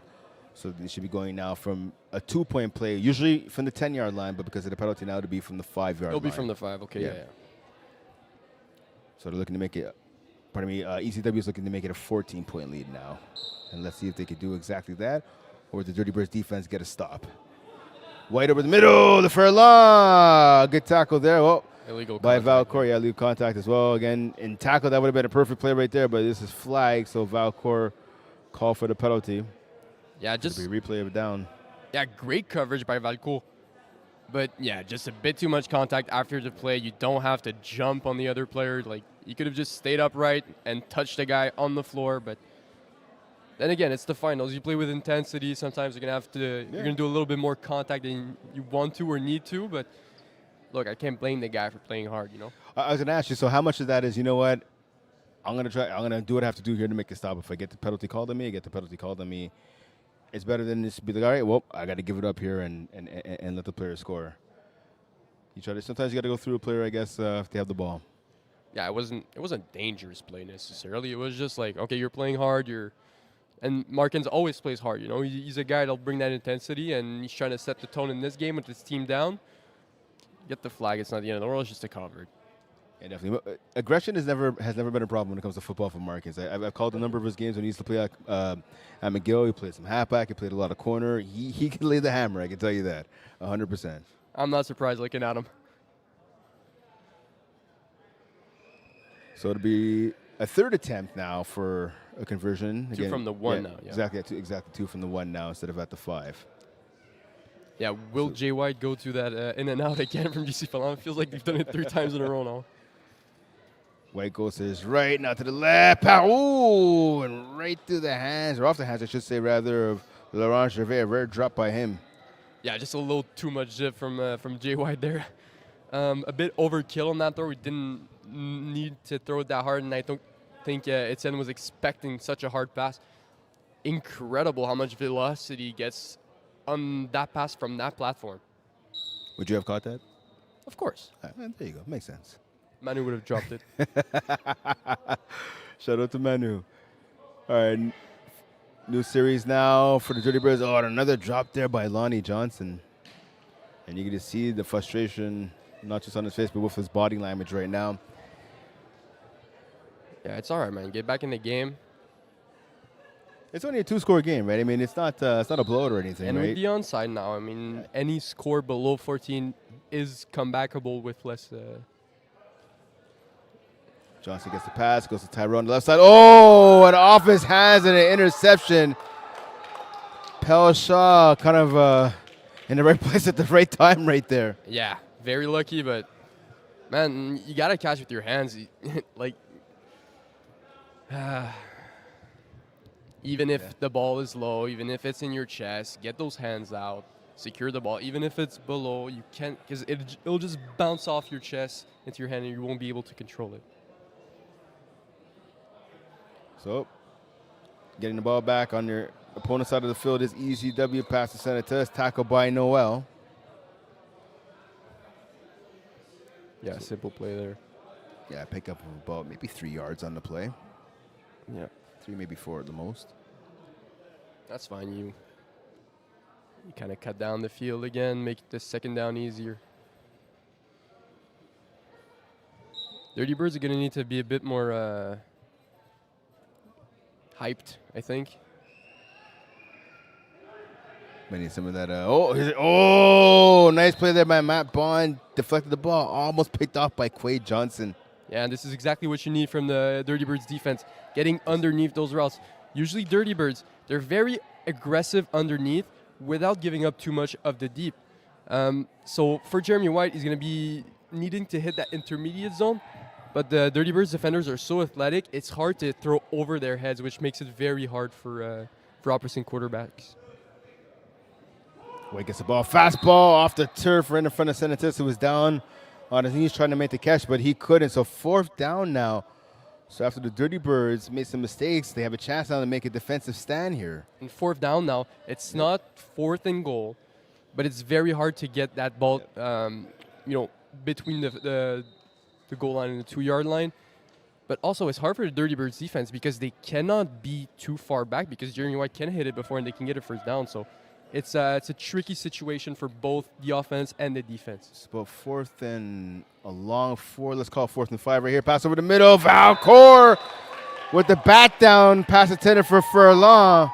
And no penalty there. Yeah, he thought there should have been a penalty. Furlong definitely looked like he thought there should have been a penalty, but that's just clean football right there. Good aggressive play by Markins. Yeah, it's clean. He's got the position. Ooh. Yep. He does not. The question is there contact in the back of Ferland? Anyways, they're not going to challenge her, but great defensive play by Valco at the end of the day. And this gives Dirty Birds some life. There you go. So that's exactly it. So after the turnover of their own, the Dirty Birds are able to force the turnover on defense. They get the ball back. Let's see what they can do with it now. Pass a breeze ball on a drag route. Great tackle. Samuel Emilio Pelchat didn't have that much of an impact this season. I said this earlier, but having a big one in this one today. So drag row right there by Breezeball. Pickup of 8 on 1st down. Now setting up 2nd and short. So a plethora of options available right now to the Dirty Birds on offense. Yeah, might need to push the tempo a bit, which is not what Quaid is most comfortable with, but Quaid gets the ball, looks over the middle. Did Lonnie make the grab? Yeah, he did. 1st down, Lonnie Johnson. That's what happens when you catch with your hands. So great grab there. Really tough grab there. The Johnson connection. Extending this drive here for the Dirty Birds. Oh, wow. And out of the 3 catches that have been thrown in his direction, that was definitely the toughest one. But as you talked about, he used his hands right there to make the grab. Sometimes, like, the harder ones are easier because you're kind of lazy with your hands. But every single catch, you have to have the same routine. You catch the ball, you tuck it in. Johnson gets the ball now. His offense just past midfield. Pass over the middle to Breezeball. Breezeball tries to break a tackle. He breaks the first one. Touchdown. Gets all the way down. Yeah, touchdown. Anthony Breezeball gets the Dirty Birds a little closer. 24-18 with just inside of 11 minutes remaining here in the second half. Yeah, statement from Breezeball there is like, I don't care. I am scoring. I'll break all these tackles. Jeremy White devastated by missing that tackle. It's not the end of the world. But yeah, Brisebois making some sick moves there. So ECW gave the Dirty Birds a little bit of life, and the Dirty Birds took advantage of it. And huge convert coming up now. Looking to make the score 24-19. Oh, Brisebois was open with that pass way over his head. Yeah, just a little bit too high again on those converts. No convert successfully converted so far, Brent. Yep. A bit surprising, especially, again, the higher division you go, usually you see more success on the conference, 1 point, especially 2. But neither team is elected to score any conference yet, so a 24-18 lead right now for EZW. Yeah, getting another stop for Dirty Birds or the onside. Dirty Birds again, number 1 ranked defense in this division. Pass right to the ground for the Laurent Gervais, and that was because of the rush provided by Anthony Brisebois. Yeah, he's been busy. He's wiping the sweat off his forehead. He has been busy here this evening. Oh, he wants it, man. Yep. Like you said, this would be his first. He definitely wants, and as I said at half, he has to be the player to make that impact, to bring Dirty Birds over the hump. He's making it. He's making that impact so far with that touchdown, that great pressure on that last play. Pass over the barrels, over the middle, gets past the arms of Johnson into the end zone. Touchdown! Alexandre Barros extends the lead for ECW. Yeah, finally Barros making an impact today, breaking 3 tackles. Hasn't done much so far. A couple opportunities in the back of the end zone, a couple catches on the sideline, but finally makes a huge impact on this game. A great score. Some great moves, just some fluidity in the hips.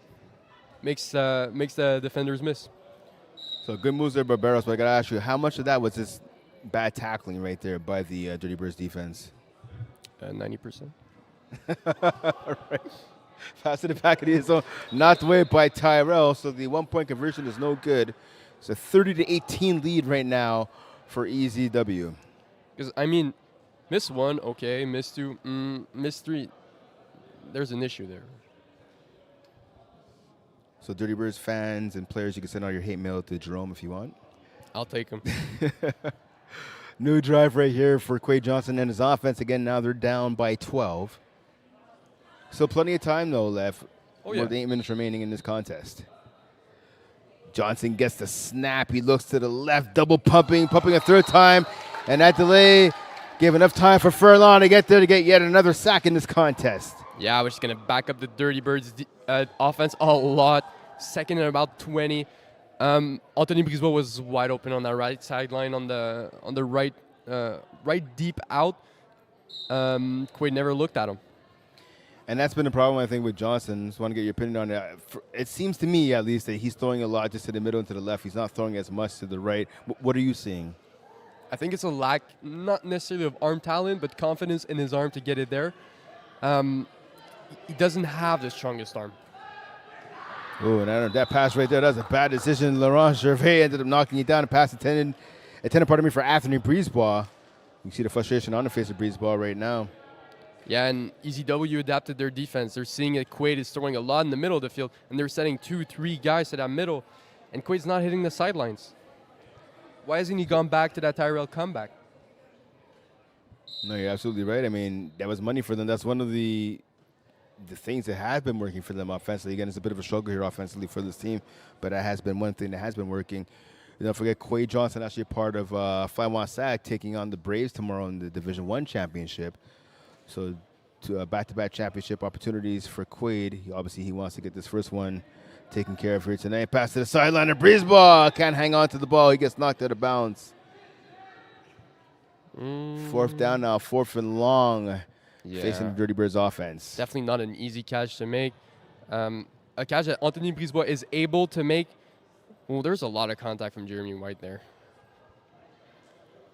Yeah, but it looks like it's possible, though, because both players are trying to play for the ball, right? I think that could be the only reason why there was no flag throwing. Yeah, I guess. It's just like Brisebois had the position. He was going up for the ball. White was a little bit late, but I don't think there's enough to challenge that anyways, but yeah. 4th down here, big play. Do you go to Brisebois or Tyrell? Both 4th and about 16, 17 right here. Pass to Tyrell. That answers the question. Over his head and out of bounds. Turnover on downs. The ECW will now have the ball at the 2-yard line. Yeah, tough. That was a great route by Tyrell. He was open. Just sailed it a little bit too much by Quade. Disappointing. But look, their defensive red zone, they've been able to make these type of stops. There's still 4 minutes and a half in the game. you want to be aggressive, but not too much here. You want to make a White make a mistake. It's possible. So let's see if this number 1 defense could deliver yet again. They need it right now. Pass to the floor, intended for Fairlawn. Good rush there by Anthony Brisebois. Solid coverage by Markins Valcourt. Yeah, Markin's been doing a very good job on that Fairlawn in and out. He knows it's coming. So if I'm Jeremy White, I'm telling JC Ferland, do an in, out, in. It's going to be open. He's overcommitting to that back out. So it should be open on an in, out, in my opinion. Second down now and goal for EZW, led by the reigning quarterback of the year in Jeremy White. White goes to his left, throws it in the dirt. Oh, penalty though here. Oh, Tyrell and Laurent Gervais going at it. I think that's going to be on EZW. Oh, on defense. Yeah, it's going to be called on James Tyrell here. Let's see if we can see what happened here on the replay. Rayhan Sarwar throwing the flag, the official on the right side. Yeah, a bit of a hold there by Tyrell. A bit. Yeah. Laurent Gervais definitely let himself fall there, but. Well, nonetheless, it worked out for him and his offense. So first and goal now. So it's a penalty pretty much of 1 yard. So, I mean, yardage is important, but getting a fresh set of downs for ECW is here with 3 minutes remaining in the contest. Yeah, especially with the time that it's going to waste. Going to the right, pass, easy touchdown, pitch and catch from White to Ferland and Gervais and Tyrell going at it again. Yeah, very simple. So instead of doing the in and out here, he does it straight out. Buckle doesn't stop. Very simple concept. Fritz is bringing Jamal Noel the corner in the back of the end zone. They're not playing lanes. And yet Jeremy White hasn't had success in the back of the end zone, and yet they're not playing lanes. Why do you think that is?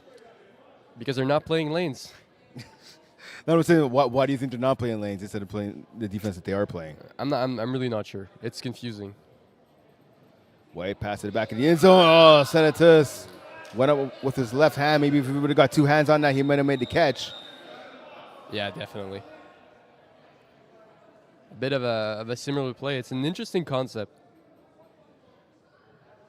It's kind of a bubble screen with kind of a banana sit in the back of the end zone. Yeah, better pass though from White would have solved that issue right there as well.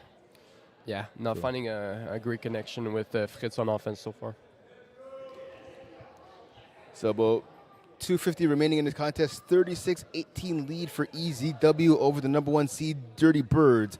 Johnson gets the pass also to Noel on the sideline. He gets past Blay. Tries to split 2 defenders. He's finally tackled after a pickup of at least 15 yards there going on the right sideline by Jamal Noel. Crazy athleticism. Again, this is on like 1 good ankle, right? So Yeah. imagine how fast, how quick he'd be with 2 properly functioning ankles. I can guarantee you he is very fast. Yep. You do not want to be covering him one-on-one.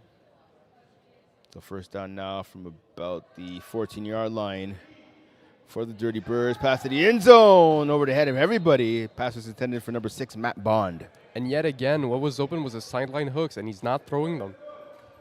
Just kind of a pick your poison, like left, right, it doesn't matter. Just hit to those sidelines. Both Noel and Tyrell being open on those on those sidelines. Sure, you're not finding connection. You're overthrowing your balls to Tyrell. Why not go back to Noel? So Bond, one of 6 players, former U Sports, or at the time when he played, CIS players on this Dirty Bird squad. Here's another one there, and Anthony Brisebois. he lost control of the ball there for a second, but he'll get credit for the catch. Yeah, third down, playing a little basketball there or something. Apparently he's a really good hooper, Brisebois. I'm not surprised, yeah. So pickup of 9 right there by Brisebois, former member of the Sherbrooke Varior. After Brisebois, again, we talked about Markins, Valcourt, Matt Bond, former Ottawa GG, James O'Hayan, James Tyrell, Quay Johnson, obviously former Concordia Stingers. Quay Johnson gets the ball here, looks over the middle, and that's intercepted, easily intercepted. Pick number 3. Yeah, Nicolas Blais there with the INT, and that'll pretty much all but do it with 30 seconds remaining here in the contest. Great game. kind of surprising. EZW didn't necessarily dominate on offense. It was more their defense that really had the biggest impact in this one today. So there you go. The time is being run off the clock. You see the handshake line already forming. EZW, the number 2 seed, pull off the upset. They knock off the number 1 seed and the Dirty Birds and win the Division 2 championship by a score of 36-18. Jerome, what are your thoughts? A bit disappointing. I expected more from the Dirty Birds offense, the whole team. Obviously, the injuries definitely had a big impact in this one. But yeah, Jeremy White was clinical. The defense really stepped up. JC Ferland had a huge game, both on offense and defense. My personal MVP. But yeah, congrats to EZW. Yeah, so obviously Jeremy White, again, the reigning quarterback of the year. He can now add champion to his resume, 2-time champion now, I should say, to his resume. Guys like JC Ferland, that's his 2nd championship. Nick Blais, Fritz Senatus, Alex Barros, and of course Etienne Laurent Gervais. Samuel Emilio Pelchat, that's actually his 1st championship, so congrats to him as well. The championship drought continues for guys like Markins Valcourt, Jamal Noel, Anthony Brisebois, James Terrell, so on and so forth. Again, like you said, injuries, right? They played a huge role for the Dirty Birds. James O'Hayan, hopefully, again, best wishes to him. He's on the sideline. I mean, he's actually having a laugh right now with James Tyrell. Hopefully, the injury is not as bad as it looked. Again, he came into the game with a knee injury, re-injured that knee about maybe 5 to 6 minutes into the contest. Talked about Naz Dillon, of course, a medical issue. He's not playing in the game. Jamal Noel, he was banged up. So, I mean, hopefully, this is a team. I think the rest will do them wonders. Again, the spring season is going to be picking up on Monday, so we have to stay tuned for that to see how many of those guys are going to be playing. We're going to kick it over to Jeff Rosenblatt now, the president of FPF, on the sideline to present the trophy and the MVP award. 2025 Winter Division 2 champs, EZW. Can I get Captain Jeremy White over here, please, for a little interview? Jer, known you for years. How many championships has EZW won now? It's only the 2nd one. I mean, a lot more to go. We'll get some more for sure. A lot more to go. EZW has gone through the ranks. They started in what division? 6E, actually. This is a team that went from Division 6 and is now a Division 2 championship. They're going to 5v5 competitive next season, so watch out for them. Jared, you've been playing with your boys for a long time. How does it feel to get this Div 2 champ with your guys? It's amazing. These guys are my family. Like, we've been together for so long now. It's like it's hard to explain, like the energy we have together, like the trust, the love we have together. So it's amazing. It's amazing. Yeah. On a personal note, I want to say that EZW is exactly what FPF stands for. These are guys that started in Division 6 all the way now up to Division 2 champions and then coming into the highest league that we offer, 5v5 competitive next season. So unbelievable job. Can I get the MVP, JC Ferland, over here? Yes, sir. JC, just a quick word. I know you're playing with your boys. You guys had a great game. You especially had an unbelievable game. What does it feel like to be a Div 2 champion? It feels great. It feels amazing, especially to win with these guys. It's the best feeling in the world. I wouldn't want to win with anybody else. Feels good to give it my all for them, man. It's great. What a game by JC. Everyone, we got the Division 2 Winter 2025 champs, EZW. Back to you in the booth. Cool, so there we have it again. EZW, their last loss, I said, was January 18th. Counting tonight, 10 wins in a row. The last one being the most important one. They're your Division 2 champions. What's your opinion of this team? Do you think we might see them in Division 1 next year? They're doing 5v5 competitive, which is interesting. A different game. Look, this is a great group of guys, a lot of talent. One last thing. JC Ferland, you can now cut off the playoff beard, please. As someone who likes to grow a beard themselves, I'm going to tell them to keep it, but I mean, the decision is going to be his. Again, congrats to them. 36-18 victory for the number 2 seed, ECW, over the top seed in the Dirty Birds. 2 great teams going head-to-head. ECW made a couple more plays, obviously, than their opponents, and that's why they're your Division 2 champs. He's Jerome on Brent. Our final game of the evening is coming up. We have the Citadines taking on Chaos for the Women's Division 2 Championship game. It'll be the last game here for night 1 of Championship Weekend here at FlagPlus Football. A ton of games going on tomorrow, so make sure to keep on watching on Facebook Live and the YouTube channel here for FlagPlus Football. Stay tuned.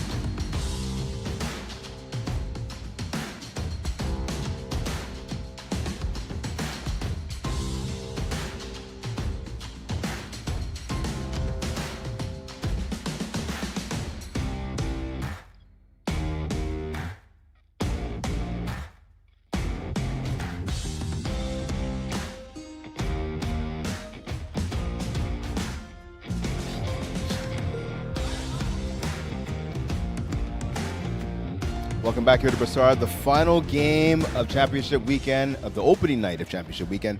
It is the number 4 seed Chaos, 7-3 record, taking on the number 8 seed Citadines, 6-4 record for the right to be called Division Women's 2 champions. I'm Brent Balkan, and joined once again by 8-time champion, 8-time All-Star Quecy Gordon-Mall. Big game. These two teams met in week 8, so just a couple weeks ago, Chaos with a victory 32-31. So definitely a tight game. In that first meeting, Allison Sobel, 5 TD passes in that contest. Gigi Cabello-Abante, 3 touchdowns in that contest. Defense really played a role in that W as well for Chaos, pardon me. Defense also played a role, though, in that game for the Citadines, with Joanie Schwarnier Amar getting a pick 6 in that game. But again, Chaos escaping with a 32-31 victory. What kind of game are you expecting here tonight? I'm expecting basically the same game that happened that night. I actually score kept that game. So it came down to basically the last 3 plays where Chaos was able to make a stop, and the quarterback for Citadines just kind of missed a receiver very shortly. She kind of missed a receiver on a corner route. So I'm kind of expecting to see kind of the same thing. A game that's going to be nice and close, and it's going to come down to the last play. All right, so looking at these teams, Chaos with the 3rd-ranked defense and the 3rd-ranked offense. Citadines with the 3rd-ranked defense and the 4th-ranked offense. So these teams obviously really close. We look at Chaos, right? Formerly known as Red Nation. They've all played at Vanier have all played at Vanier College together in the past. Obviously coming together, they're captained by Lamise Juni. So there's Lamise. Obviously there's Zoe Wong. There's Allison Sobel. There's Rochelle Valliere. So someone that you know personally, obviously. She's returning today from a broken finger. What type of impact do you think she's going to have in this contest? Well, hopefully she's able to go full speed and she's back to game speed, because she didn't play into the quarterfinals or the semis, so she's coming back to the finals. So hopefully her hand injury doesn't affect her too much, and she's going to be able to play the game that she's usually plays. So quick pass there to start the game by Athena Ryan, a quarterback for the Citadines. Yeah, so that was a quick throw for them, kind of just to establish a little drive and to see what the Chaos that's giving them. Yeah, Ryan 4 TD passes in her last minute. A catch right there over the middle. Tackle made there by Rochelle Valliere. The catch, it looks like that was number 10, and Lily Stella Dauphin Turcotte. Yeah, so that was kind of like a trips right formation where they kind of pushed everyone to the right side and to see what was kind of open, and they got a catch in the middle of the field, and Rochelle was able to come down and make a tackle. So first down there on that grab by Dauphin Turcotte. Pass to the right sideline, a bullet there unleashed by Ryan. Yeah, good throw, good catch. Right now, I'm really I'm liking what Citadines is doing right now. They're kind of taking what Chaos is giving them, and they're going with it. With momentum. Citadines, definitely a deep team, deeper than their opponents. They have 12 players in total dressed for this game. They have a number of players on the sideline. Every game that I've seen them play this year, they have fans cheering on the sideline, on the field for them, and everything. So if you hear a lot of excitement, a lot of jumping up and down, some dance moves even on the sideline, it's coming from the Citadines bench. Yeah, they definitely brought a crowd with them here tonight, which is pretty cool to see. It's always nice to see fans, family, everyone just come support. You see the catch made another one by Dauphin Turcotte. Junior with the tackle. Ryan gets a snap, looks over the middle of the field. Oh, and that's off the hands. Oh, penalty though on the play. Yeah, so they might call pass interference on Naomi. She kind of got into her. She got into the receiver's way, and she didn't kind of give her any space to break her out. So Naomi Elmon there in coverage. I believe that's the call. Yeah, so the ball's going to be on the 1-yard line. So first and goal now for the Citadines offense. Ryan gets a snap. She looks to her left. She goes there off the hands of the receiver. Caught by the defender, but she was out of bounds. So second and goal now. Yeah, for so that's very fortunate for Citadines that didn't pop up inside out of bounds instead of being outside of bounds on the catch. The catch that Naomi kind of did outside. she's way out. Yeah, that's Morgan LaFaller with the drop. And so we saw that in the last game of ECW and the Dirty Bears. I'll finish my thought after this play. Pass to the back of the end zone. Nice catch. Grabbing it out the air. I believe actually that was LaFaller who just had the drop on the last play. Yeah, that was a very good catch. It seems that Chaos was kind of running a lanes, and kind of Rochelle took, when she saw the corner route, route that number. LaFalle. Yeah, LaFalle did. She kind of followed it, but at that point it was kind of too late. The ball was thrown. So Morgan LaFalle, her second touchdown, of the postseason. 1-point conversion attempt here for the Citadines, looking to go up 7-0. Ajunde gets in the way of the pass. It's intercepted. Oh, and dropped now by Omar. So 6-0 lead right here for the Citadines. I was going to ask you, Queasy, so as a receiver, right, a lot of quarterbacks will do what Ryan did on the last 3 plays, really. So just gun it in there. Yeah. As a receiver, do you prefer when a quarterback does that, or do you like to see at least a little bit more touch? Especially that close to the end zone. Me, when it's that close to the end zone, I'd rather you just gut in there. Just put the ball where I'm going to catch the ball and no one else. So here comes Allison Sobo leading her team onto the field. So drop right there by Valier. I had a chance to talk to her about an hour ago, hour and a half, give or take, and she said she was nervous, and rightfully so. Again, this is her first game back after breaking her pinky finger. I believe it's her right pinky finger, if I'm not mistaken. Mm-hmm. Yeah, so you can see a little nerves, especially coming back after missing her 2 games before coming to the finals. So you can see with a drop from right there. But you see her teammate Emma kind of making a catch. Yep. And kind of getting things rolling. Emma Townsend, Aslan, big catch over the middle, one of the leaders on this team. And I was instructed by Rochelle, so whatever catch she doesn't make, just blame it on her finger. She says it has nothing to do with her ability to catch. It's just, every mistake is on her finger. She told me to make that clear at the top of the broadcast. Oh. She's snapping right now for her squad. Pass by Sobel on the left sideline. Oh, just out of the reach of Gigi Abante. She had a step or two on her defender, but again, that pass just out of her reach. Yeah, that was like just by inches. If Allison just held that ball a second longer and was able to throw it, Gigi definitely would have caught that. I believe that would have been a touchdown. And this is the Allison Sobel we're used to seeing. She is a gunslinger. I believe you were saying that on the podcast the other day. She loves to air the ball out. Obviously, remember the Montreal Alouettes front office, so she knows football inside out, and she's not afraid to pull the trigger when she sees a shot. Here's another one over the middle. Nice catch by Gigi. Double effort right there. She had it in the air, was kind of dropping it. She hit the turf, ended up re-catching it right there. Great grab by her. She is the definition of clutch. Yeah, I got to play with Gigi this season in co-ed, and she's the real deal. To be honest with you, you don't see a lot of females be able to make catches that she does, and she does it like it's effortless. As you can see, the catch that she just made right there.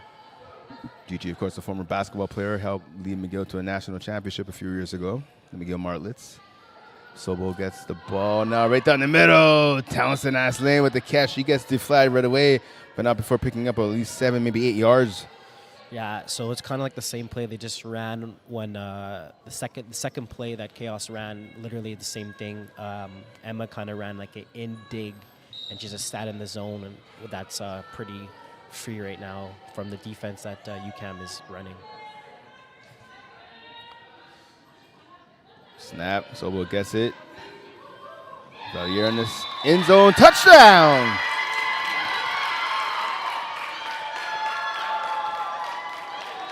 Yeah. So something to see that you see that Subzero is cheering on Rochelle right now is because she's supposed to be joining them in the spring season. Okay, nice. Yeah. Hey, that's a solid addition. That is a solid addition right there, Rochelle Valier. So you see Sarah Parker, she has a sign that says Pinky on it. Okay, I see it. There you go. I believe so. So 6-6 game right now.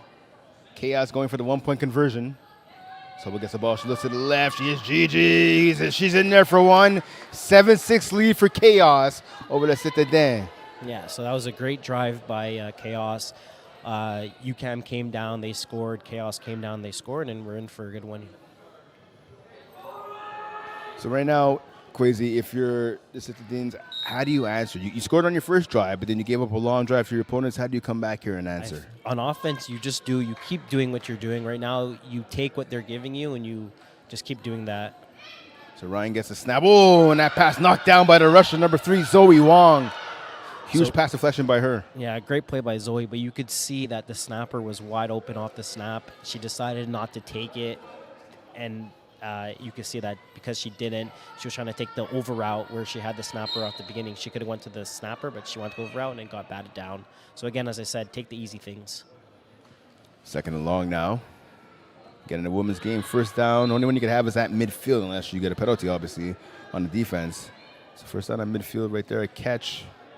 Short gain. Tackle made by Omar. The catch made by, I think, number 2. Yep.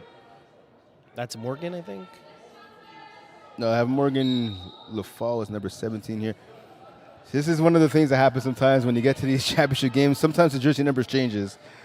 So I'll get the number 2's name for you in a moment. Pass deflected to the air, intercepted. Valier with the INT off the deflection, and she gives Chaos back the ball at midfield. That was a huge INT, but that all started with Zoe in the rush. She kind of made the quarterback hesitate a bit and didn't throw the ball when she wanted to, forced the throw, ended up being a tip in the air, and Rochelle came down for a huge INT for Chaos. So right now they got the ball midfield at the first down, I believe. The pass on, that gets deflected as well. Yeah, so I'm not exactly sure who Allison was throwing that to. I'm not sure if she was throwing it to number 8, Marilyn, or she was throwing that to Gigi, number 11. But it seems like there was a bit of miscommunication there. So 2nd down now for this Chaos offense. Just before midfield, so again, they have a chance to pick up the first down. It's about 2nd and 2 right now. Sobo goes to the flats. Oh, and Valier with the drop. Yeah, so that's exactly a play that Allison likes to run. You see that Emma kind of did the same dig route. She does a in and a dig, and she kind of just sits. So she was wide open, but she decided to hit Rochelle on an out, and she ended up dropping it. So hopefully it doesn't hurt them too much. 3rd and short now. Pass behind the receiver. Almost picked off. Dangerous pass there by Sobo. That ball hung in the air a little too long. Yeah, I think she was looking for Rochelle as well there, and she didn't turn her head fast enough. So unfortunately, maybe she's going to tell her to look faster at her. So we have a 4th down here, but it's only 2 yards, so it's not the end of the world. It's easy first down they could pick up. And Nick Benalil in the area for the Citadines. 4th down, here it comes. Pass over the middle, just out of the reach of Gigi Abate. And her and Allison right now are talking to each other. I think the quarterbacks wanted the receiver to maybe flatten her route a little bit, but incomplete pass, turnover on downs. Yeah, I think Gigi didn't have to go as deep as she did. She could have did a 1-yard slant and cut in. I feel like she did maybe like a 2-3, and she kind of was following going up, and she ran into the defender. So unfortunately for Chaos, they didn't get to capitalize on that pick that Rochelle got. So the ball goes back to the 5-yard line as it does after every turnover on downs. Pass to the flat, tackle by Omar, catch made by LeFaux, number 17. Yeah, so exactly. Right now, UCAM has to realize that, okay, we screwed up. We threw an interception. Let's get back into what we were doing the first drive. Quick slants, quick hooks, and start marching the field. 2nd down now. About 10 yards away from midfield and a first down. Pass to LeFaux again, Omar for another tackle. Yeah, that's exactly it. Quick slants, quick hooks. Just give the ball to your players' hands. Let them get those yak yards. Get the ball out of your hands as fast as possible, especially in the easy open zones. So first down by LaFall and her Citadines offense. Citadines wearing the white jerseys. Chaos all in black. Ryan to the left sideline, caught. Another tackle by Omar, but not before giving up about 6-7 yards right there. Yeah, that was a very good throw by the quarterback. Yeah, Athena Ryan. Athena, that was a very good throw because she progressed to her right side to her left. And I believe that was her 3rd read, so it was a good throw by her.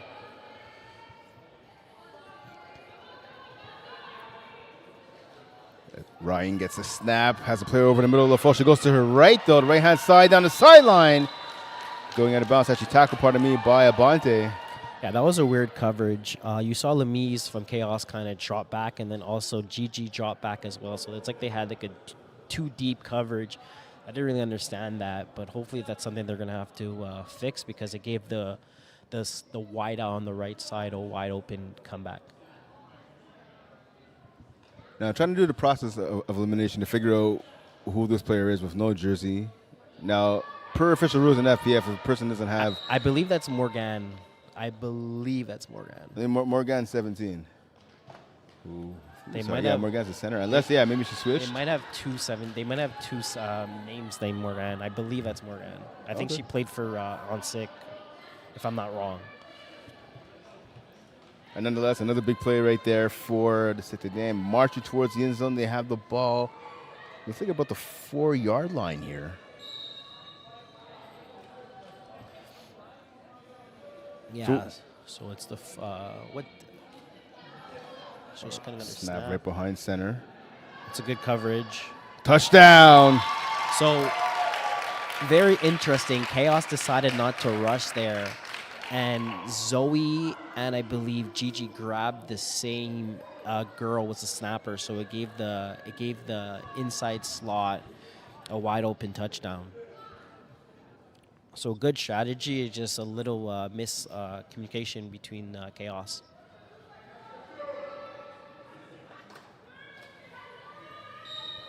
Chance now, 2-point conversion attempt for the Citadines, looking to push their lead to 14-7. Up right now by a score of 12-7. Pass over the middle is caught in for 2, 14-7 lead for the Citadines.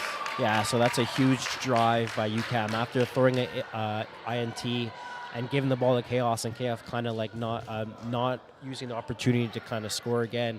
The fact that UCAM was able to come drive down the field and score a touchdown plus get the 2-point convert, it's huge for them. Yeah, so 14-7 lead, just inside of 5 minutes remaining here in the first half. Allison Sobel brings her team back onto the field. Can Chaos answer? Let's find out. Pass it flat to Valier. Good catch by her. She gets deflagged after a gain of about 7, maybe 8 yards. Yeah, that was a very good route. She kind of faked like she was going inside and then outside and went back in, or in and went back out. But it was a good. That was a good route by her. Kind of got back to the momentum that Chaos needs right now. Sobel gets a snap on second down. Quick slant route to Abante. She picks up enough for the first down. Yeah, so huge catch by Gigi number 11 right there. Again, Allison went back. She's going back into her normal plays, quick outs, quick ins, and just trying to get as much yards as possible since that bad drive they had, the last bad drive that they just had. Officials for this game, Alexa Diab on the left sideline, Brett Young behind the quarterback. That official, and then Rayhan Sarwar on the right-hand side, the right sideline. Pass over the middle, and Abante dropped the shield. She leaped up in the air to make the catch, a bit of a high pass right there. But when she came down, her feet touched the floor, or the turf rather, ended up dropping the ball. Yeah, I don't think she even had to jump there. I think she kind of felt the pressure between both the UCAM players closing in, so she felt like she had to jump. But I feel like if she kind of just stayed on her feet, she would have caught that easier and she made the catch so much harder. So it gets the ball now. She's going deep to Townsend Aslan. Oh, she ripped that ball out the defender's hands. Oh, my goodness. That went from being an INT to a TD. And it's going, there's a hurt player on the field. Yeah, so I think Marilyn. Yes, Marilyn Césaire. Marilyn got, I believe it was a contact with number 21 because she's also limping. I think they both banged knees together. Yeah, you hate to see that. Césaire obviously with the knee brace on her, or sleeve rather, I should say, on her. She actually might have got winded as well. I'm not exactly sure. I know. It seems like she got one knee went to someone's. Yeah, it looks like she's trying to catch her breath right now. So I think you're right. I think she just might be winded, and that's the best case scenario right now. Yeah, she's smiling. She looks like she's fine. She's gonna walk it off. Again, huge catch from Emma. Yeah, Emma Townsend, Aslan doing the Randy Moss. You're too short. After she made the catch and she walked away from the defender, a great catch by her. Clutch player all season long in every team she's played on. Talking, of course, about Emma Townsend Aslan. Yeah, so I also got the opportunity to play with Emma too on my co-ed team. And again, extremely good athlete, good hands, great defender, and as you can see, great great catcher. So it seems like UCAM's in lanes right here. They kind of showed it. So if Allison's able to go behind the and no. Yeah, so 1 point convo was no good. So it's a 14-13 lead. Yeah, so right there, UCAM defender on the left side, I believe it was no number, but she kind of showed her defense, went lane. So unfortunately, Allison wasn't able to see that because then she would have went over the top instead of throwing the ball in front of the end zone.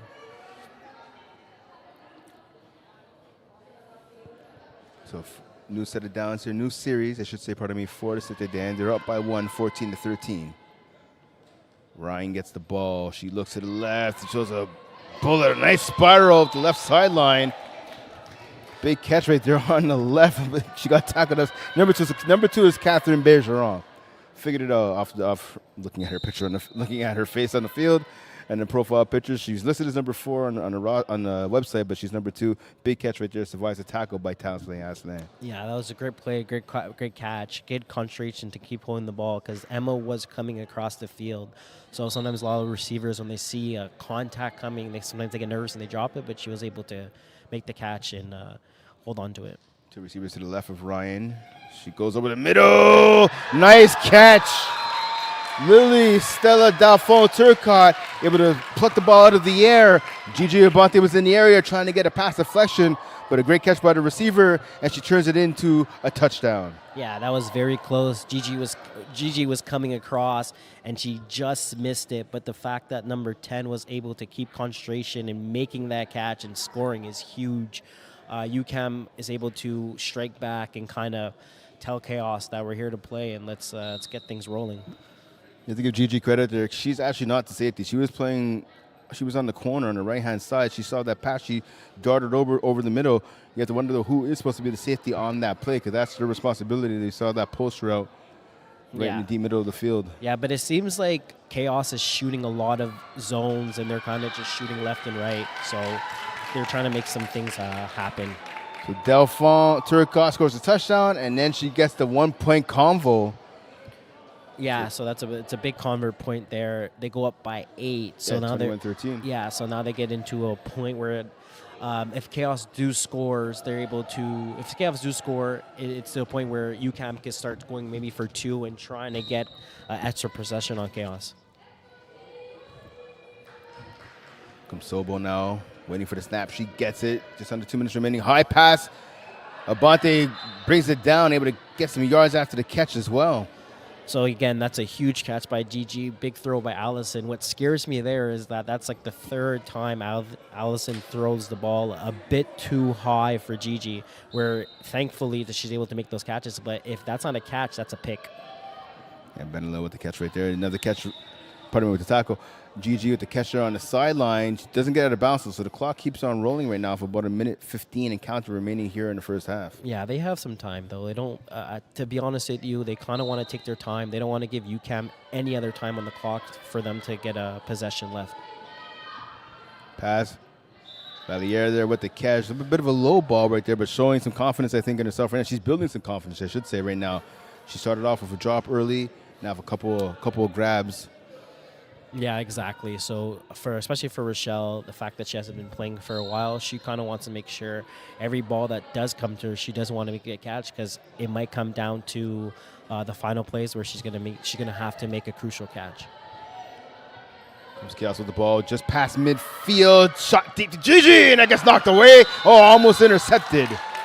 Yeah, again, so Allison kind of underthrew that. Gigi beat her defender by a step, and she kind of instead of letting her go after it, she kind of underthrew it, and she was able to give the defender a chance to make a play, and she almost did. Yeah, it's kind of like Gigi actually became the defender because she instead of like going for the catch, she went for the bat down. So great coverage there by Benelio. Again, she got an initial hand on the ball, and the safety coming over the top. Number 21 almost made a play on it. Nice catch there by Gigi. She advances the ball for her offense. Yeah, it's a huge catch by Gigi. Again, now time is kind of getting chaos. They have maybe 30 seconds, so it seems like they might have 2 plays at max. They do have a timeout in their back pocket. Well, they have 2 timeouts in the back pocket, but they're probably going to save one for the onside kick attempt. So we have maybe 2 plays left here. Gigi deep in route, making the catch up between 2 defenders. Subzero down, touchdown! Huge catch for Maryland. That's her first catch. She was hurt earlier. She got hurt. She was down on the field for a few moments there. She got winded. But they're able, though, to pick up the play right there to get the ball into the end zone.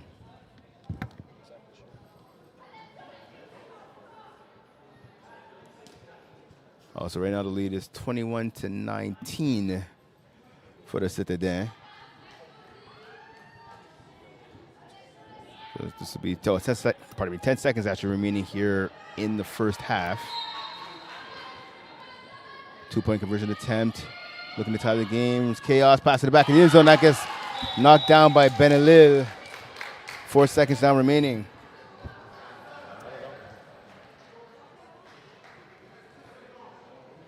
Okay, there's 10 seconds. We'll do that. Yeah, 10 seconds left right now.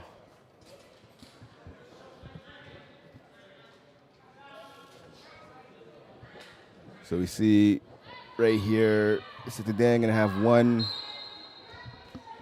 possession left, 1 play left, in this first half.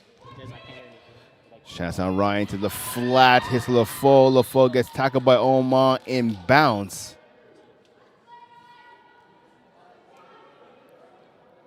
So see double zeros on the scoreboard.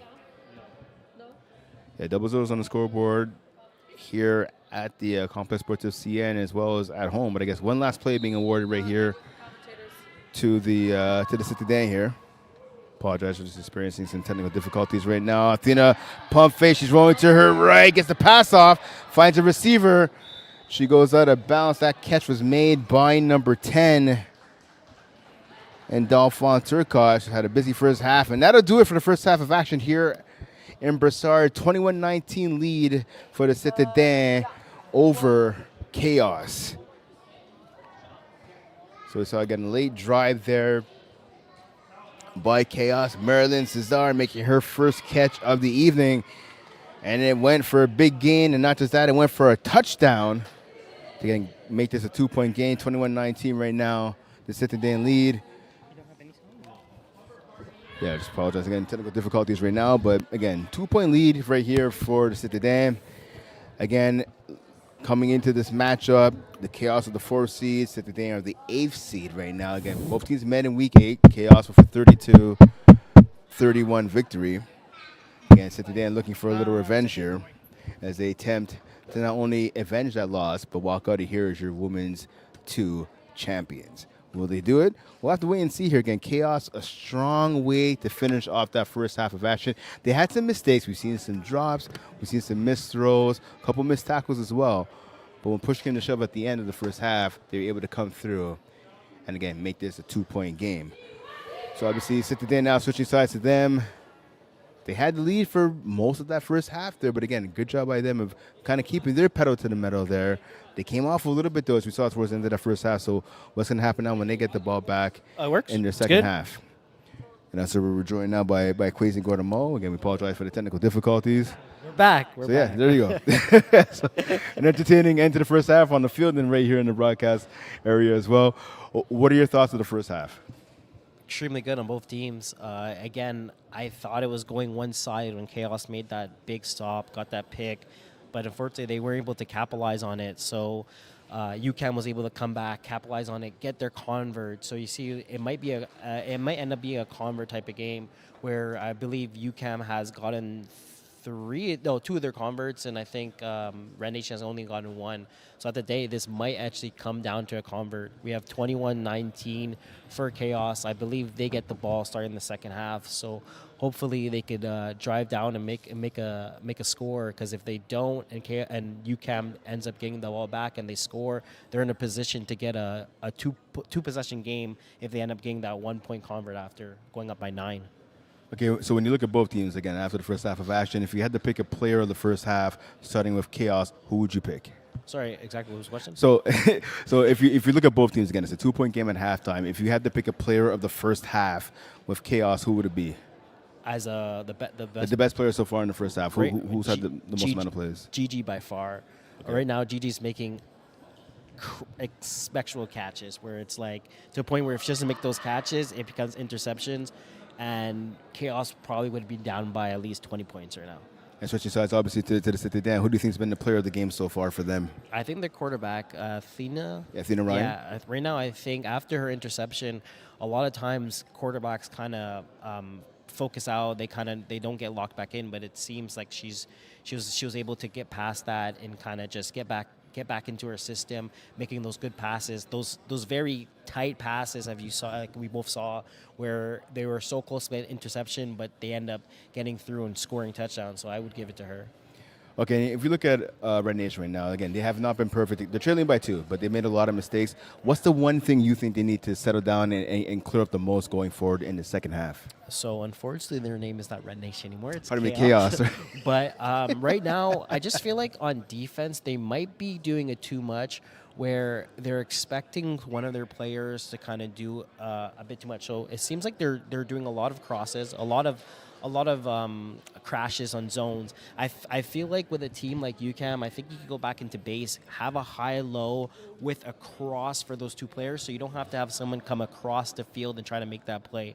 I think if they get back into that, it's kind of like a base with a kind of a switch of a defense. I feel like if they get back into that, they'll be able to get more stops than they did in the first half, and give up less big opportunities that UCAM was taking advantage of right now. And if you're UCAM, what do they have to do to make sure they hold on to the victory here? Take away GG out the game. I feel like if you're able to take away GG, take away the underneath and over top, I think you're able to come out this with a W for sure. 20 minutes left here to decide who's going to be the Women's 2 Division champion. Will Chaos make the comeback official and walk out here as champs, or will the Citadines spoil the party? Let's find out. Here we go, second half. Is ready to kick off, and here we go. Sobel gets the ball, passes to Cesare. Nice hook pattern right there. She makes the catch, a gain of about 9 yards on that play on first down. Yeah, so that looks like I was all hooks with a snapper going left, and Allison got she picked the right read, and Maryland was able to make a catch and get 8 yards and kind of get the momentum going for this drive. So again, Chaos, formerly known as Red Nation. This is the first year under the Chaos banner. They won a couple of championships together. Sobel going deep, intended for Abante. Shot there might have been some pass interference. Little contact there made on the rope, but no flag was thrown. Yeah, so she was in the defender from UCAM, number 5. Yeah, that was Chouanier Imard. Yeah, so she did a great job. The last 2 deep balls that Allison threw to Gigi, she was beat, but this time she was stride for her. So good job on her. She's kind of understanding that she has to give maybe a bit of more leverage over to not get beat over top. Sobel gets the ball now on third down. Pass over the middle. Talented ass Lane with the catch. She has enough for the first down. Yeah, that was a great concept. They took the snapper. They made Rochelle do like a corner route, brought the top of the halfback, I believe number 21, to play more over top, and then Emma kind of snuck right underneath and was able to make a catch for a first down. So huge drive for Chaos right now, about midfield, pushing the limits on UCAM's defense. So we're going to the left-hand side. Passes out of the reach of Abante. She was open for a split second there, but that pass is way off target. That was great defense from UCAM. They kind of took away everything that Allison wanted at the beginning. She went for progressives. It looked like she went from her right side, came back to her left, and it was kind of like a throwaway as well, to a point where that ball only Gigi she was going to catch. So to be honest, that's actually the best situation that Allison could have done there. Sobel waits the snap. She gets it. Second down, going to the end zone. Townsend has a floater. Yeah. On her calling pass interference on the Citadines. And you can hear the reaction from Pat Drum, the coach. You can hear the reaction from that entire sideline. He does not agree with that call. Yeah, so I don't think that was pass interference. I think kind of like 2 people were actually fighting for the ball. A lot of the times, sometimes, again, right, it's non-contact football. So most of the time, offensively, they're going to get the call. You could just saw that Emma was trying to box out, and the defender was also kind of a bit handsy a bit, but I think they could have let that play off. They could make that play like as a no call. Yeah, you hate to see that kind of call in a game like this, but nonetheless, play continues. First down now. First and goal from the 1 yard line for Chaos. Can they capitalize after the penalty? Let's find out. Sobo gets a snap. She looks to the left. She's going to the back of the end zone. Valier makes the catch, but she's out of bounds. Yeah, so that was super close. She kind of double clutched it. She could have catched it cleanly at the first attempt, but she didn't, and then she double clutched it. But unfortunately, she was out of bounds while that happened. So second and goal now, again, from the 1 yard line for the Chaos offense. Yeah, lots of time still. There's no really to really panic. You guys are on the 1 yard line. They definitely could punch it in here. What are you calling right here for your Sobo? Just crosses. And there's an out right there by Valier. She catches it. Touchdown, Chaos. Yeah, so there you go. To a point, a lot of the times it's so hard to defend a team on the 1 yard line. So as UCAM, they kind of just shot anything in front of them, and they kind of sometimes the snapper kind of sneaks out going left or right. So at that point, Rochelle is able to sneak out on the left side and make the catch for a touchdown. So we have 25-21. So this is actually a pretty huge convert for Chaos to kind of get that 5-point lead. So 1 point conversion attempt right here for Chaos. Sobel gets the snap. She looks to her right, going there at Townsend. Townsend has Lane with the catch. Good slam rope by her. She created a separation from her defender, able to get the grab and get into the end zone. Yeah, so that's exactly one of the plays that Allison runs a lot. I believe she ran it maybe the fourth time that she's been running this play. You send a corner from either your slot or your wide, and you kind of take out everyone out the picture, and you slightly sneak your wide out coming underneath and in, and it's been open all game long. So Chaos defense back on the field now, as is the Citadines offense. Yeah, so right there, Citadines has to kind of just realize that, listen, we're down by 5 right now. There's still lots of time. We have 15 minutes left in this game. Not to overthrow anything, not to put a ball where it doesn't have to be. Kind of just take their time and do what they've been doing this whole game. So after a gain of about 6 yards on first down, still second and about 12 right now, facing the Citadines. Pass over the middle on the left-hand side, rather. Deep caught. First down, Citadines. Yeah, so basically that was kind of like the same route they did before. They do it out, and they do a wheel. So I'm not exactly sure who was deep on the coverage for Chaos, but definitely I believe Rochelle should have took the out and up, but it happens so fast that sometimes you don't even realize. So Dauphin Turkov yet another big catch for her squad. Pass to the end zone. Caught. I think she's out at the 1 yard line. Good tackle, actually, right there. I thought it was a touchdown. So good tackle right there on the far side boundary. Yeah, so that kind of looked like Chaos looked a bit confused. I don't think they got the call out in time. It was kind of like no one was nowhere close to the receiver there, and she was able to just catch in. And it's a good thing that Gigi was able to make a tackle that brought them to the. I believe UCAM's on the 2 yard line right now. Yeah, 2 yard line. Good tackle there by Gigi. Ryan gets a snap. She looks right over the middle. Fastball down the middle. It's caught by LaFall. Touchdown. Citadines retake the lead. Yeah, so great job by Citadines here. Chaos came down, drove down, they scored, and then UCAM just comes straight back, making a great. I believe they scored in about 5 plays, so it's pretty good for them to bring back the momentum on their side.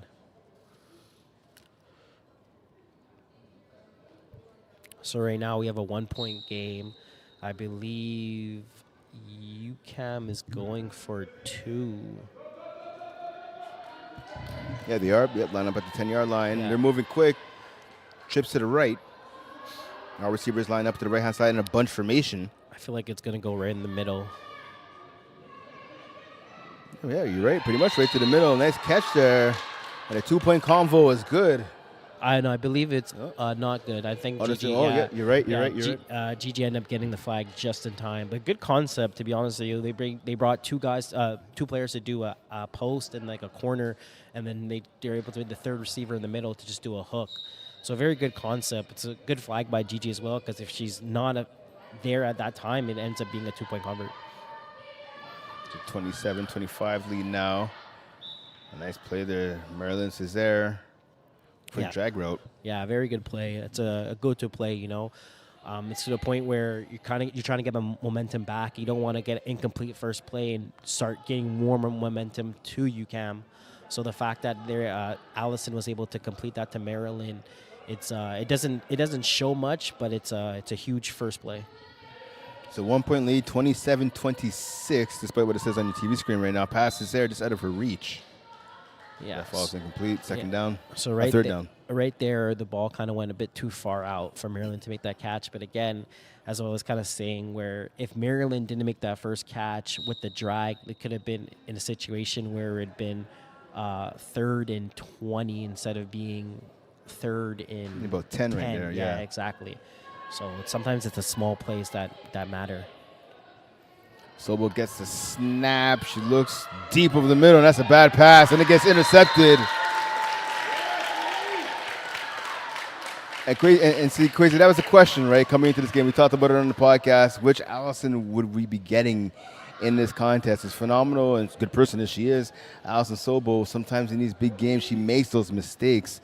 And we saw that was just a bad interception right there. There was no reason to throw that pass. Yeah, exactly. So UQAM ran a kind of a coverage where the corner on the right side shot in the middle. If Allison kind of peeked on that side, she had a Gigi on a one-on-one where Gigi's been winning those battles. So she could have won that side instead of going on the left side when she's throwing an interception. So leading her offense onto the field. Ryan's pass is out of the reach of her intended receiver. Yeah, she kind of just threw that too far out for a receiver to make a play.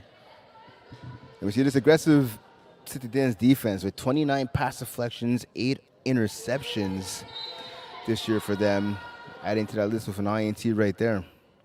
Yeah, it was a great defensive call. Ryan gets the ball, pump fake, and she gets sacked. Zoe Wong with the sack right there. That's a big sack. To be honest, that's a huge sack. That actually could have been a touchdown. They had the player, I think Morgan, she doesn't have a number, but she was wide open on a wheel, it seems like, where the quarterback just didn't throw it. But if she threw that definitely would have been a touchdown. So right now we have a huge 3rd and 20. So indecision right there by Ryan has cost her yardage, and her team trips to the left. All 3 receivers line up to the left, and the snapper in the middle for the Citadines offense. It's just like they're running a high-low. Ryan, nice spiral, caught there on the sideline, tackled though by Oman. Yeah, great call. Fourth down. Great call by UQAM, great call by Chaos, to a point where Chaos only allowed them to get that under route, and UQAM took the good decision by taking it and wasn't trying to force anything else and made a manageable 4th down right now. Ryan plays also for the Red Wings in the Women's 1 division, as well as Co-Ed 3 with B&Gs. On a bullet right there down the middle rather, just out of the reach of the intended receiver, and she was wide open. Lily Stella Dauphin Turcotte, who's been phenomenal in this game so far. She was open by about at least 5 or 6 yards.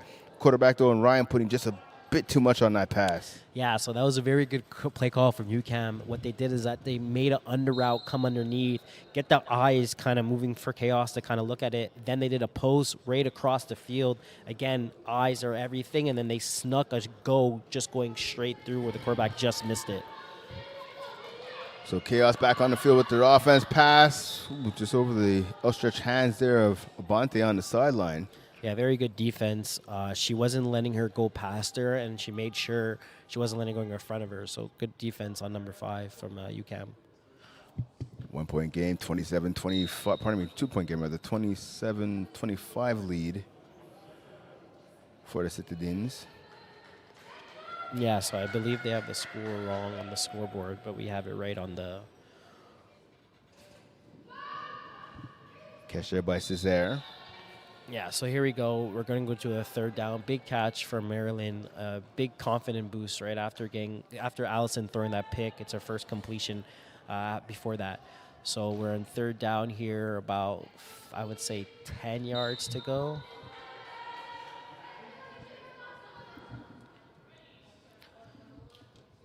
Sobo gets the snap now, goes to the left. Valier, the four-time All-Star with the catch right there, picking up enough yards, almost enough for a first down. Stopped the ball 4 to 5 yards short. That was so smart by Rochelle, because if she took an extra step there, she definitely would have been rusher interference, and that would have brought their team back. She kind of waited for the rusher to pass by, let her pass by, snuck behind her, and made that catch and made a manageable fourth down for her team. Valier, of course, we talked about making her return from injury. Her last game play was in the quarterfinals against Wolfpack all the way back on April 21st. It's catch by Gigi Abante, enough for the first down. Another slant, and I tell you what, Quasi, I think that's about the 6th or 7th slant right there we've seen from Abante. Yeah, exactly. But we know they say if it's not, what's not broken, don't, what's the saying? If it's not broken, don't fix it, or if it's broken. Yeah, no, you got it.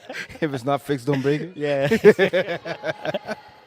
But yeah, you see what I was saying. First down for Chaos. Just past midfield. Valier with the snap. Soba gets a quick pass to the right. Townsend Lane with the catch. Yeah, very good read by Allison there. She kind of just made sure. She was kind of looking in the middle of the field, but it seems like UCAM was kind of crashing underneath that. So she decided to just throw the ball to Emma when the corner was playing very soft off of her. So good. I believe that was a good 6 or 7 yards completion there. Yep. Putting the ball now at about the 12-yard line. A fun fact there. Emma Townsend Aslan, again, number 10 right there for Chaos. She's the one designed these new jerseys for Chaos, again, as they made the switch from Red Nation now to being called Chaos. Pass to the end zone. Valier open. Touchdown. Chaos. Very, very good route concept. They actually ran that before where it took both defenders coming underneath, and that got the catch for Emma to get her convert and one of her first downs. But instead, they kind of ran the same thing, but defenders didn't take Rochelle over top, so she was wide open on the corner route. So 1 point convo right now, 32-27 lead. 1 point convo will make it a 6-point game. So both the end zone, jump ball to Gigi, just out of her reach. Knocked away. So 32-27 lead for Chaos, a 5-point lead for them with just inside of 5 minutes remaining here in the contest. Yeah, unfortunately that was a bit overthrown, because if that was inside, maybe Gigi would be able to make a catch over there and make it a 6-point game instead of being a 5-point game right now. So right now UCAM is down by 5. They're definitely going to need a drive over here to make this interesting. So we'll get the snap here on first down. Quick pass to the left-hand side, out route by the receiver.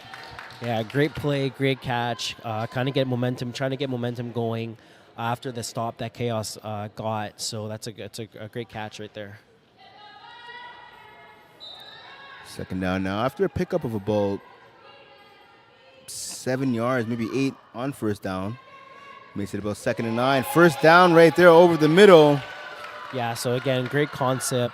Yeah, she's taking whatever she's giving them. She's kind of looking. She's looking progressive, and exactly the first thing she is doing, she's looking straight in the middle.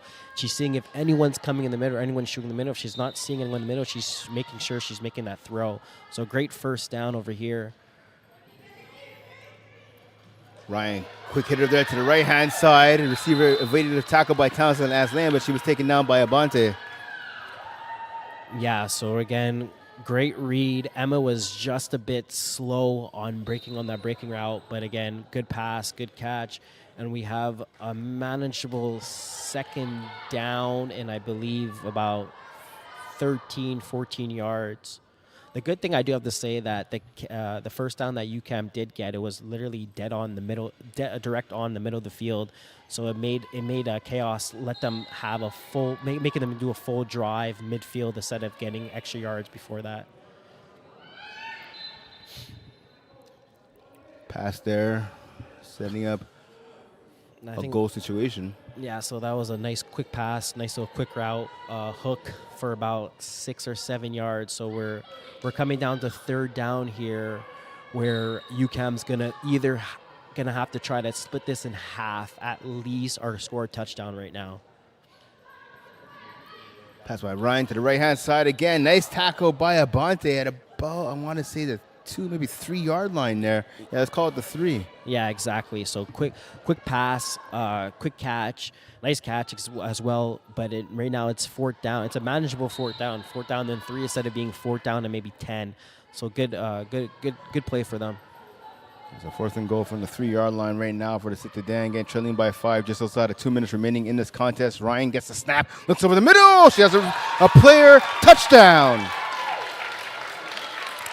Great catch right there over the middle, and that's what you guessed it, Lily Stella Dauphin Turcotte again. Yeah, so that was very close. Emma was very close to tip the ball, but Athena was able to find her receiver in the back of the end zone and complete that pass for a touchdown, going up by now 1. So 2-point conversion right now to make it a 3-point game. Citadines are up 33-32. Ryan to the left. When that pass is knocked away by Valier. Ooh. Yeah, it seems like she fell on. She might be a bit winded over there. She kind of fell straight on her side. So hopefully she's okay. Yeah, she's tough. If someone you know that can handle something like that is Rochelle for sure. So she's tough. Staying on the field, actually. I thought she may come off for a play or two there, but she lets us stay with her teammates on the field. Good play by her. Yeah, well, she kind of knows that what's on the line right now, right? This could pretty much the winning drive here. They're down by 1. There's about 2 minutes left in this game. We're on stop clockage right now, so. Valier, big catch there. Yeah, so it's a good call for Allison, kind of getting Rochelle back into the game. Quick slant, quick slant out route for her, making the catch and about getting out 6-7 yards. So we're now to the right hand side. Oh, there's a penalty. It might be rusher interference though. Yeah, so that's definitely gonna be rush interference. Rochelle kind of snapped the ball. I don't think she recognized where the rusher was. And then she kind of just ran into her. She made her stop. Yeah, that erases what would have been a catch again of about 6 or 7 right there by Emma Townsend-Asselin. Yeah, so what we're going to have is redo down, 2nd down, 5 yards back, I believe.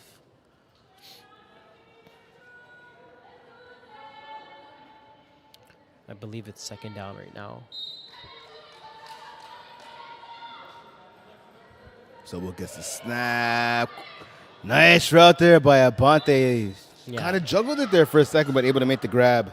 Yeah, exactly. So it's kind of like the slant route she kind of did when we were talking about she had 6-7 catches, but instead it's a deeper post route sit that she's also been hitting. So again, that's a go-to play. They've been running it all year, and Gigi's been making those catches as well. So. Great play for Chaos because they were in a situation where they didn't want to be, and the fact that they're able to gain a 1st down here is huge. Or maybe it's 4th? Yeah, 4th down right here. Pass out behind the tip. No, nice catch there by Abante. I'm not sure how she made that one. Gonna have to see that one on the replay. She was going to her left. The pass was to her right. I think she might have got just a hand on that one. Let's look here on the replay. I would love to know if that was 4th down, because if that was 4th down, that was a huge catch. It was 4th.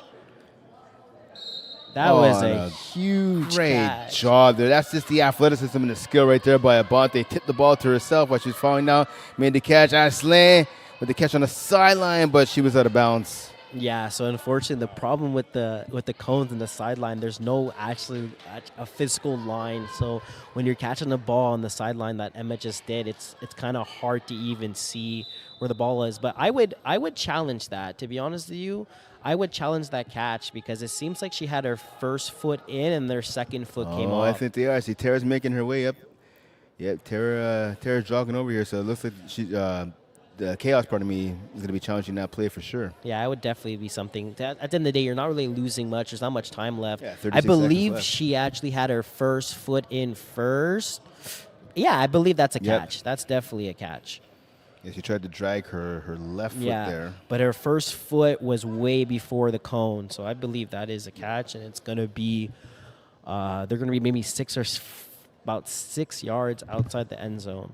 But again, we were wrong last time on the challenge, so maybe don't listen to us. So we're looking at it again on the replay. Maintains the catch here. So her left foot's already down as she gets possession. That's the catch. She drags her left foot. Her right foot, at least the heel, appears to be inbounds. The only thing that can maybe make it an incomplete pass is if the front part of her right foot touched out of bounds before she had possession. Tara's already going back, so it seems like it was a very, very fast call. So that actually goes two ways. It's either it's incomplete or it's completed. But I believe it's a complete pass. So regardless of what happens here, I mean, whether it's a catch or not, what are you calling right here based off of what, if you're Chaos, what are you calling on offense based off of what you're seeing from your opponent's defense? So if it's a catch, I think okay, so it is a catch. It is a catch. That's a huge call by Lemise because I think she's the one that kind of told her team to challenge that, so that puts them in a better situation. So the fact that they have the ball right now on the 6-yard line, I think you just run that. You actually run that play to Emma where you have Marilyn go a go or a corner route, take away number 20 out the way, and sneak Emma inside with a deep in. And if you're going on the opposite side, now you make Marilyn do the straight through and you let Gigi do in.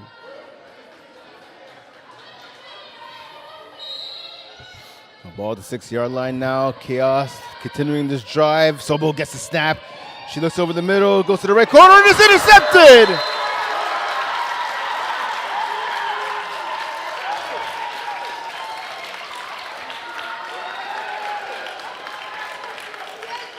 Allison Sobo for ill-advised pass right there. The defender was just standing, waiting for an underthrow, and the intended target, I believe, was Valier.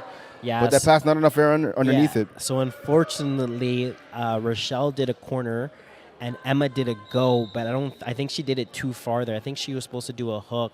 So it brought the corner for UCamp to kind of be able to play in between both of them, compared to if Emma decided to do maybe 5 or 6 yards, she would be able to stop. So it wouldn't have gave the corner such an easy job to get that pick off.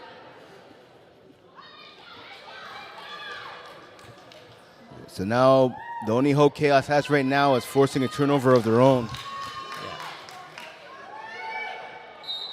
So I think they just can knee the ball and call it a game. Yeah. And the clock is rolling here. Maybe one more play needed to seal this one up.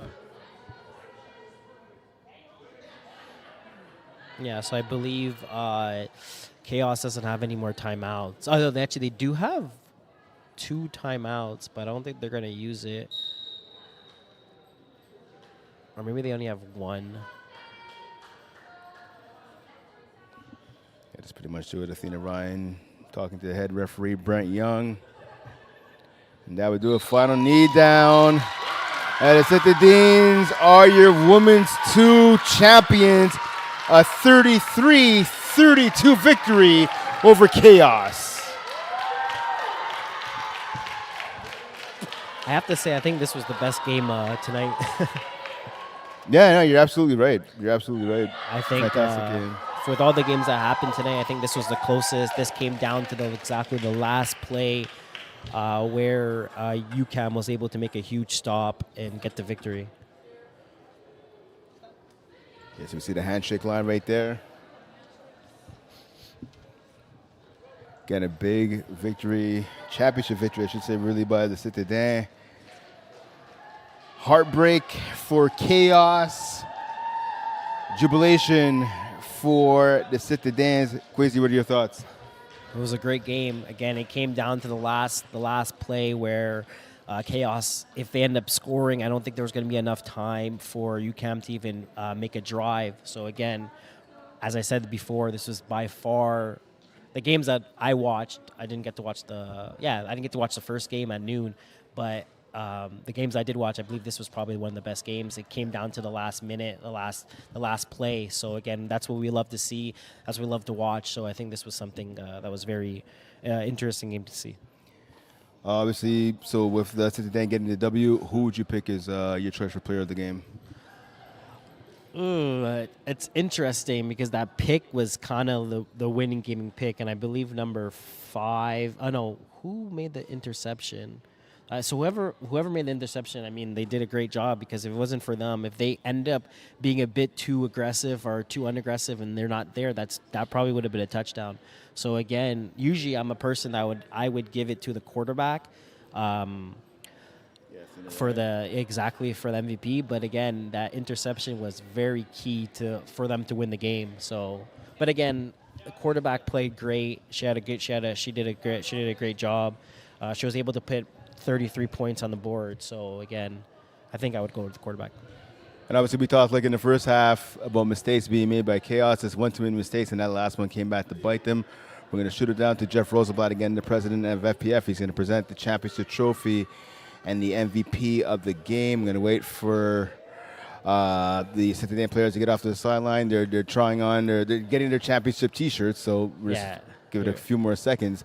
But again, a huge victory here. We talked about the mistakes, right? So one too many mistakes for Chaos. Could you just talk about that? Yeah, exactly. So to be honest with you, I think it was the drive when they made that pick that Rochelle made, and they didn't get anything from that. They kind of gave the ball right back to UQAM. So I think that was one of the cure mistakes, and also the fact that the last interception that Allison as well as she did. All right, so now we're going to shoot it down to the sideline to Jeff Rosenblatt again, the president of FPF, to present the championship trophy and the MVP award as well. Okay. Yeah. I'm here at field level with the women's 2025 champs, Les Citadines.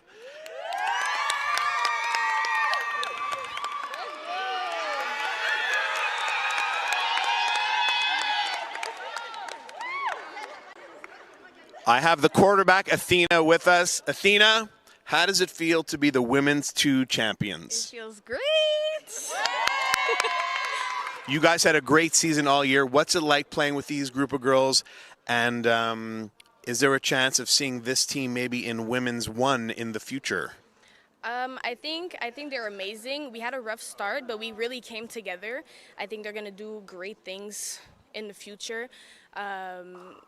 It was honestly really great, and it was a great finish that we had coming in finals. We didn't think we would, actually, but we finished strong. And I don't know, for Women's 1, maybe not. We'll see. Okay, we will see. She's going to keep us on our toes. And we're going to present the MVP. It was a very close MVP decision for this game. But Anouk, can you come here, please? Anglais, c'est bon? Okay. It says women's 3, but we're going to fix that for you. No problem. So Anouk, you had an unbelievable game. You and Athena have an amazing connection. How does it feel to be the MVP of the finals? Feels great. Oh my God, I don't know what to say. Oh mon Dieu, je suis vraiment gênée. Can I speak French? Of course. C'est un effort. Je suis contente que ça. Oh my God, je peux pas parler devant la caméra. J'y serais pas arrivée sans l'aide de toutes ces filles-là. Puis Athéna, of course, elle a fait des passes incroyables. Puis je suis très contente. C'est vraiment un bel honneur. Parfait. Félicitations. Guys, congratulations to the team. Congratulations to the coaches. We have our women's 2025 champs, Les Citadines. Back to you in the booth. All right, so there you go. So you see the MVP of the game being awarded to Anouk Benelil. Fantastic player for the team. The rookie actually made a huge impact on the team in the regular season and obviously here in championship Saturday. Yeah, exactly. She did a great job. I also want to give a shout out to UQAM. The fact that they stayed composed. There's a lot of downs that they actually had to that happened during their game, but they're able to stay focused, stay as a team, stay as one, and that's the reason why they actually got this W tonight. All right, so after losing to Chaos in the regular season in heartbreaking fashion, Les Citadines returned the favor and break the hearts of Chaos by winning the Women's 2 Championship with a 33-32 victory here in Brossard. So this will pretty much do it. This is day 1 of the championship weekend here for FlagPlus Football. Day 1 is officially in the books. We started today at noon. We had a ton of games. We are back tomorrow for the final day of championship weekend. It starts off with Division 5A. Championship game between the Reborn Prospects and the Baby Sharks. It'll finish tomorrow night at 10 p.m. in the 5v5 recreational championship game. I don't know. I think day 1 went pretty good. Yeah, day one went pretty good. Day 1 was great. Yeah. We saw a lot of good games. We did see some blowouts, but it's something that does happen. So it is football, right? There's no scripted here. You get to see everything live. There you go. So, and make sure to tune in live tomorrow on YouTube and obviously on the Facebook Live. Right, we'll have all the action for you here in Brossard. For Queasy Gordamo, I'm Brent Balkin saying thanks for tuning in to day 1 of Championship Weekend. Make sure to come back tomorrow for day 2. FlagPlus Football. You can't ask for anything more. Championship Weekend. Let's go.